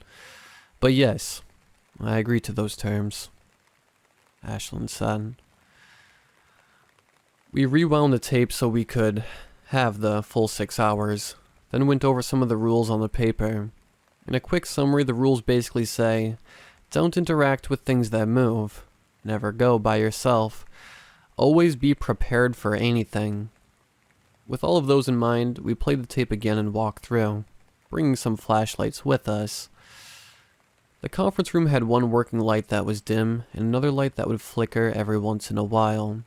There were whiteboards all over the walls, but most of them were empty besides some scribbles that could have been words once. There were some glass windows that had a view of a hallway. All of them were broken. Well, good news is that the holes from the nails in my bat are still in the table, which means the world doesn't reset when you rewind the tape, Debbie said. Good to know, I said. Ashlyn stood by the broken windows with her eyes closed. Okay, there is something here that I could possibly assimilate, but I can't get a clear direction of where it is, she said. Let's start looking, Debbie said, turning on her flashlight and stepping through one of the broken windows. I turned to look back through the TV at Scott, then gave him a thumbs up before following Debbie and Ashlyn. The hallway was in slightly worse condition than the conference room. Trash and paper littered the ground, while bullet holes filled the walls. A sweet scent lingered in the air, but I couldn't place it. What do you think happened here? Debbie asked. Well, the tape is called The Flesh of the World, so I'm going to guess flesh was involved, I said. Like that spaceship? Or London? Debbie asked. Once again, I didn't see that, so I don't know, I said. We all felt a gentle breeze go past us coming from ahead. We followed where it was coming from and found a hole that led to the outside. What the fuck? I said, looking at the outside. The sky was a shade of orange and a city laid before us. Giant flesh, growth plagued the sides of buildings, and large intestine-like structures wiggled through the cityscape. Something was moving through the intestines, but I couldn't tell what, nor did I want to know. More like London, Debbie said, a look of disgust displayed clearly on her face. That's not good, Ashlyn said. What, the city, or the fact that London may look like this someday? Debbie said. Could you shut up about London for a second? Ashlyn said before letting out a sigh. I can't track the entity to assimilate it because it's everywhere. Wait, so you're telling me that all of this is one entity? I asked. Yeah, and I don't know about you, but I'm not assimilating an entire city. Or, in this case, probably the whole world. And before you ask, no, I wouldn't be able to in the first place, she said. That answered the next question I was going to ask. So what do you think? This a bust? Debbie asked. I think it is. We should probably head back, Ashlyn said. Cool. Let's go, Debbie said, turning back only to go silent. Ashlyn and I turned back as well to see a man standing at the end of the hallway. Red tubes, the same color as the flesh outside, were connected to him at various parts of his back as they dangled from a hole in the ceiling. This can't be good, I said. The man suddenly charged towards us with a blank expression on his face. I pulled the slide back on the gun and aimed. Take the shot, Debbie yelled. Hold on, I said. I had never shot a gun before, so I knew my aim wasn't going to be great. I needed him to be close enough that I wouldn't miss. When he was about 10 feet away, I took my chance and aimed for his head. My heart palpitated for a moment as I pulled the trigger, my hand recoiling from the blast and my ears ringing from the sound. I blinked from the muzzle flash, and the next thing I knew, the man was falling to the ground. He hit hard, sliding to the ground and stopping just before my feet. An exit wound was open in the back of his head. Nice shot, but next time, tell us you're gonna wait until you have a clear shot. I was about to jump in front of you and swing with my bat, Debbie said. The tubes connected to the man began to jostle violently before disconnecting and shooting back and up into the hole it came from. Something's telling me that we shouldn't go that way, Ashlyn said. Let's see if we can find an alternate path back then. Debbie, you still have the map? I asked. Yeah, give me a moment, she said, pulling it out of her inner coat pocket. She took a moment to study it. Okay. Unfortunately, I don't see any short way back. We're gonna have to go around the rest of the building to get back to the conference room, Debbie said. Alright, well, let's keep going, I said. We ventured further down the way we were going. The whole building was littered with holes that led to the outside, and every view of the outside was just as nightmarish as the last one. One view we saw had a giant humanoid figure melded into the side of a building. Different intestines were feeding in and out of it. We made it to the other side of the building, halfway to the conference room on the map, when our way forward became blocked by a mound of flesh consisting of eyes of various sizes, arms and legs sticking out in every direction, rows of teeth and other things that I couldn't even describe if I tried. Alright, I'm officially done with this world. What the fuck is that? I mean, seriously, Debbie asked. Wait a minute. There's something coming, Ashlyn said as she turned around. I looked around for a place to hide, but there wasn't anywhere to go. Alright, nowhere to go, so get ready to fight, I said. I readied my gun. Debbie held up her bat. Ashlyn got her fists ready. A couple seconds later, I could hear footsteps coming from around the hallway we just came from. Here we go, Ashlyn said. We were ready for the worst, but what we weren't expecting was people in gas masks and special suits holding flamethrowers. There were 5 of them, and they stopped when they saw us. They all looked at each other, I assume in confusion. The one in front pointed their flamethrower towards us. How did you get here? They asked. The voice sounded female, but it was muffled enough that I couldn't quite tell. We looked at each other, realizing our answer was going to sound stupid. From a TV screen? Debbie said. The one in front lowered their flamethrower as all of them seemed to relax and look at each other. VHS tape? The one in front asked. Yes, Ashlyn said. Is it still open? A different one asked. It should be, I said. They all started walking towards us. Where is it? Is it still in the conference room? The one in front asked. Yeah, Debbie said.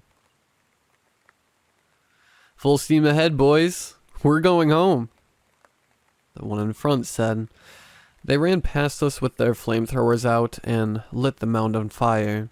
Loud moaning and screaming came from the mound as a couple of them grabbed fire axes from their backpacks and started chopping away at it until enough was out of the way from us to get through.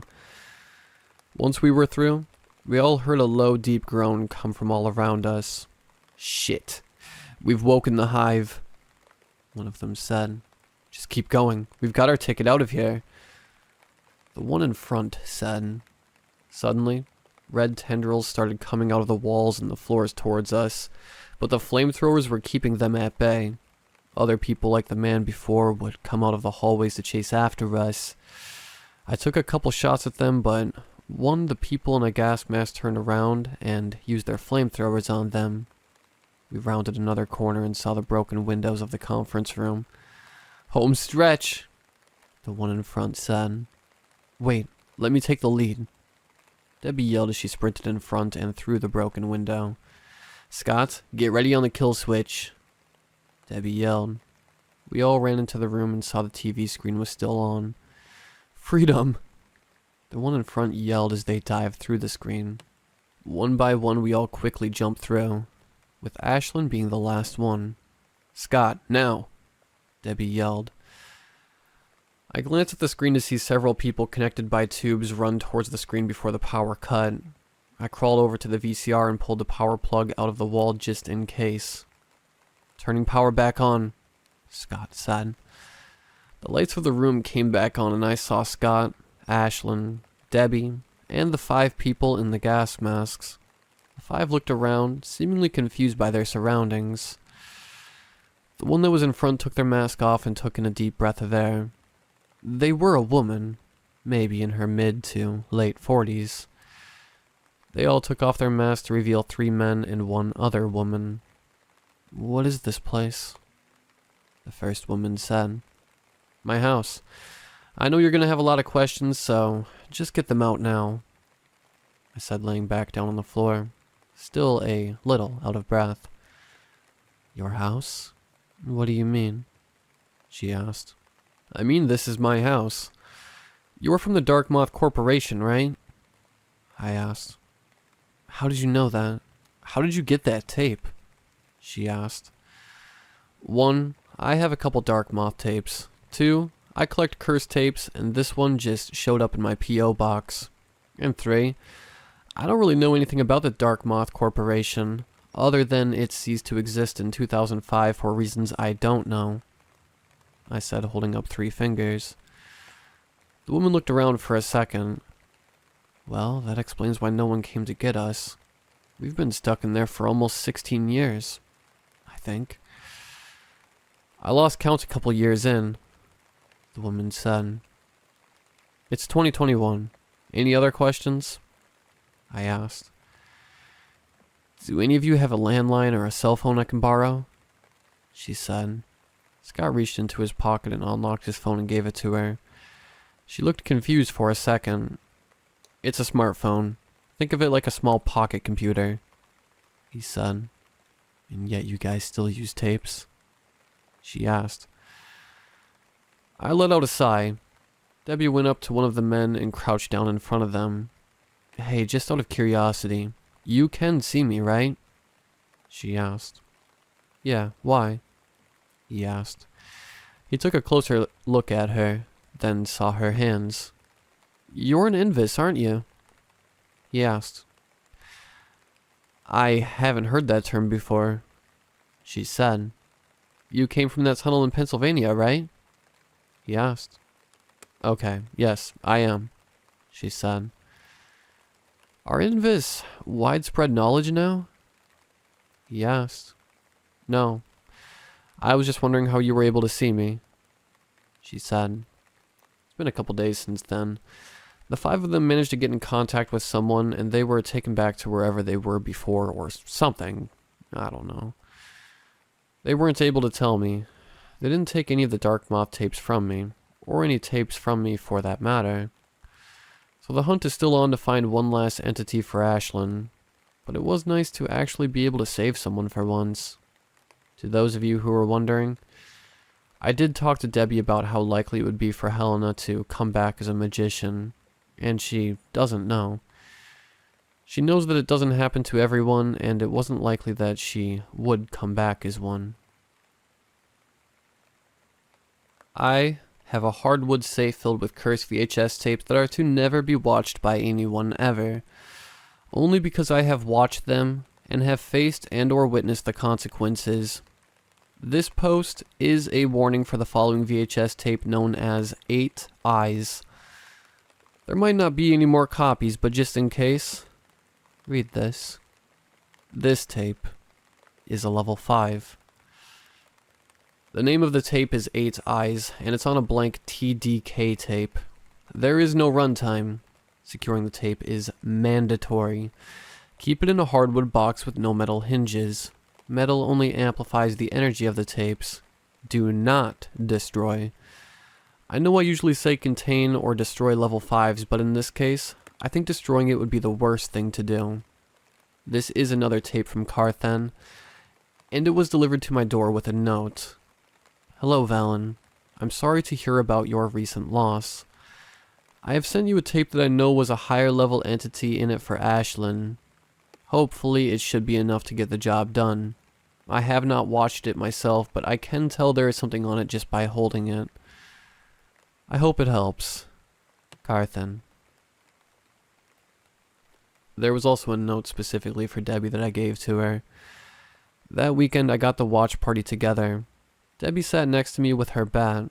Scott was in the watchroom with his machete, and Ashlyn stood leaning against the wall. Story still hasn't contacted me at this point. I'm not sure he ever will. Knowing that this tape was going to have a higher level entity, we all got ready for a fight. What we weren't ready for was the VCR exploding. When I placed the tape in and pressed play, it made its usual wind-up sound, but it didn't stop. It just kept getting louder. I took a few steps back as Ashlyn moved in front of me. A light emanated from the inside of the VCR as it began shaking in place until it finally burst open. The top of the VCR came off and different pieces from the inside scattered around the room. The room went silent for a few seconds. So, did something get out? Debbie asked. I don't know, I said. Something got out, but I can't sense it, Ashlyn said. You can't sense it? What do you mean you can't sense it? Debbie asked. That means whatever was in that tape is able to cloak the energy it gives off, Ashlyn said. The ceiling suddenly creaked above us as we all looked up. Ashlyn motioned us to get to the corner of the room. Scott, Debbie, and I slowly moved over next to the door and watched as Ashlyn took off her coat, then began transforming. The rocky protrusions bulged from her arms, and the black and white tubes slid from them, and the exhaust pipes crept out the top of her back. In an instant, 8 appendages came crashing through around her as the ceiling came down. Dust was scattered everywhere, and Scott, Debbie, and I were sent back against the wall as the sound of crashing filled the room. One after another, each wall of the room fell as the world around us began to chant. When the dust settled, we found ourselves in a large chamber covered in spider webs. My attention was shifted back to the middle of the room as Ashlyn was now fully transformed, being much taller with her skin being multiple bright and vivid colors. Sharp spikes sticking out of the sides of her legs, her shoulder blades stretched out and over her shoulders and fused just above her chest. She had multiple holes in her torso, too. She stood there with cuts on her arms and legs. A few feet from her was a woman, about the same height as Ashlyn, in a black dress, with 8 spider-like arms sticking out of her back. Her dark red hair was pulled back to show 2 large red eyes with 6 smaller ones centered around the other 2. After being trapped in that thing for so long, you'd think it would just be some normal humans I could feed on to release me. But no, it just had to be another Torpatoa. The spider lady said. Doesn't matter to me. I'm just going to assimilate you the same as every other entity I've come across, Ashlyn said. I forgot that when she's in her other form, her voice sounds like 10 voices speaking together while being run through light audio compression. Oh, really? The spider lady said as she started walking around her. Then I guess it really is a dog-eat-dog world out there, isn't it? Tell you what, you want to try to eat me, and I'll try to eat you. That sound fair? Are you trying to fuck me or fight me? I'm getting mixed signals, Ashlyn asked. I suddenly heard a crunching sound next to me. Yeah, get to fighting already. Debbie yelled as she ate some popcorn. Where the fuck did you get popcorn? I asked. I kept it in storage, just in case. Do you want some? She asked, pointing the bag to me. No, I'm good, I said. I'll take some, Scott said. The spider lady glanced over at us, then back at Ashlyn. Wow, I must have been in that tape too long. I didn't even notice your little posse over there, she said. Screw this. I'm done talking. Ashlyn said as she sent mini arm tubes in her direction. The spider lady acted quick, using 4 of her spider legs to block, but Ashlyn just wrapped her tubes around them. The spider lady used that to her advantage, however. The woman, who we will just be calling Spider from here on out, pulled the 4 legs back, yanking Ashlyn towards her. She used 2 other legs and hit simultaneously into Ashlyn's face and torso, knocking her on her back while Spider used the last 2 legs to somehow cut all of the tubes that she was holding on to. Ashlyn let out a distorted scream as what remained of the tubes slinked back into her arms. Blood leaked out from the protrusions. How unfortunate. That looked like it really hurt, Spider mocked. Ashlyn got up as quick as she could, then let out a pained yell as more spikes grew out of her shoulders and on the knuckles of her hands. Ooh, more spikes. Definitely the berserker type, aren't you? Spider teased. Ashlyn didn't say anything back. She just yelled as she charged at her. You could feel the footsteps rumble the ground underneath her as she ran. Spider shook off the broken tubes, then sent 2 more legs straight towards her torso and face again. This time, Ashlyn was able to block the blow to her face, but let it hit her torso, right into one of the holes. A red tube quickly shot out and enveloped the leg, spreading all the way up to where it connected on her back. Spider jumped back, letting her leg rip off as she grunted in pain. The tube pulled back into Ashlyn's torso, taking the leg with it. You bitch, that was my good leg, Spider yelled. Ashlyn just yelled again before diving into the ground through her black mist. Disappearing act, huh? Spider said. Ashlyn suddenly popped out of the ground right behind her, but Spider must have sensed it and spun around to attack. Ashlyn was just as quick on her feet and grabbed another leg and used her momentum to rip it off and swing it around to uppercut Spider, knocking her to the ground. Ashlyn used another red tube to consume that leg too. Spider used her remaining legs to crawl her body backwards, just enough to where she could get back onto her 2 feet. At this point, her back was to us and I could see a purplish blood leaking from her back. Ashlyn once again began charging towards Spider, but seemingly out of nowhere, 2 of Spider's legs split open, revealing sharp bone-like blades that she swung up at Ashlyn, cutting both of her arms off. I'm guessing she thought that would stop her, but Ashlyn kept running the last few feet before sinking her teeth into Spider's neck. Spider stood there for a second, only to use the bone blades to stab into Ashlyn's back.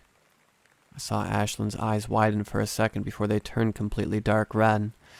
Several red tubes shot through Spider's body before inverting and spreading around the outside of her body. Ashlyn used her last 2 red tubes to pick up her own arms and used the knuckle spikes to stab into the top of Spider's back. Ashlyn's torso opened up before pulling Spider in, including Ashlyn's own arms. Once the last of Spider's legs were pulled in, Ashlyn's torso closed. Ashlyn stood there for a second before raising her head up and screaming at the top of her lungs. I had to cover my ears to make sure my eardrums wouldn't explode. Her arms suddenly exploded out of that open hole in her shoulder as she grabbed the top of her head. The whole room started shaking as cracks started to form in the air. Whatever reality we were in was collapsing. Lights beamed through these cracks as a red light shot out of Ashlyn's eyes like LED headlights. All of a sudden, there was one final bright flash of light, and then we were back in the watch room. Scott threw up next to me as Debbie and I stood there covering our ears. I looked around for a second, then I saw Ashlyn on the floor of the watch room unconscious. back in her normal form. "Ashlyn?" I yelled as I ran over to her and crouched down next to her. With one of her t-shirt sleeves ripped off, I saw that her arm had a large, fresh scar where it met the shoulder.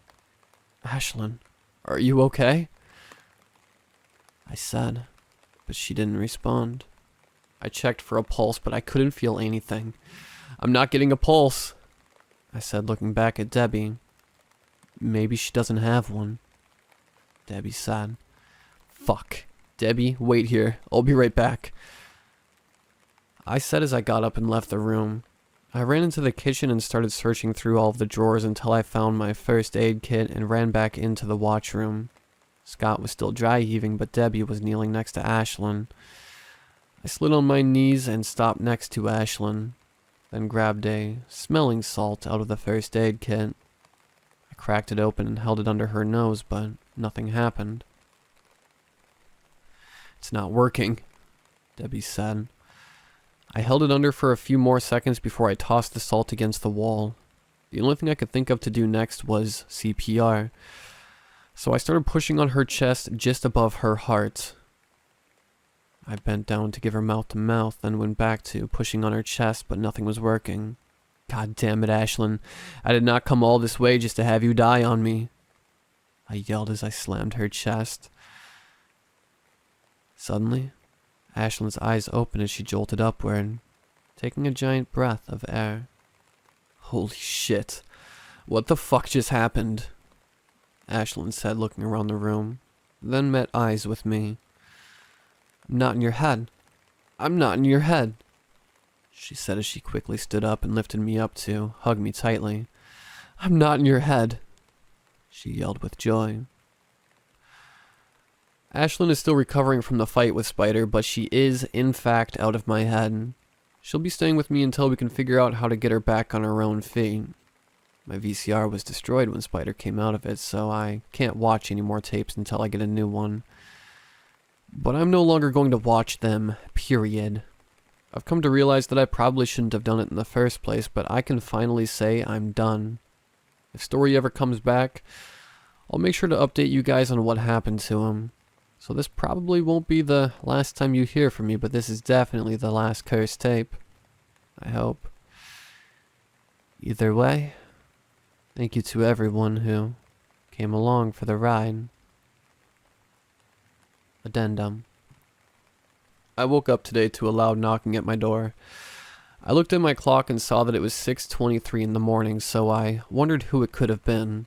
I got my slippers on and a blanket and began walking down the front door. I looked through the peephole, but all I could see was black clothing and white hair. Whoever it was really tall. I unlocked it and opened it. As soon as it was open, I was slapped across the face by something really hard. "That's for just standing there instead of helping me," a familiar voice said. I looked up and almost instantly cried as Helena stood there in front of me.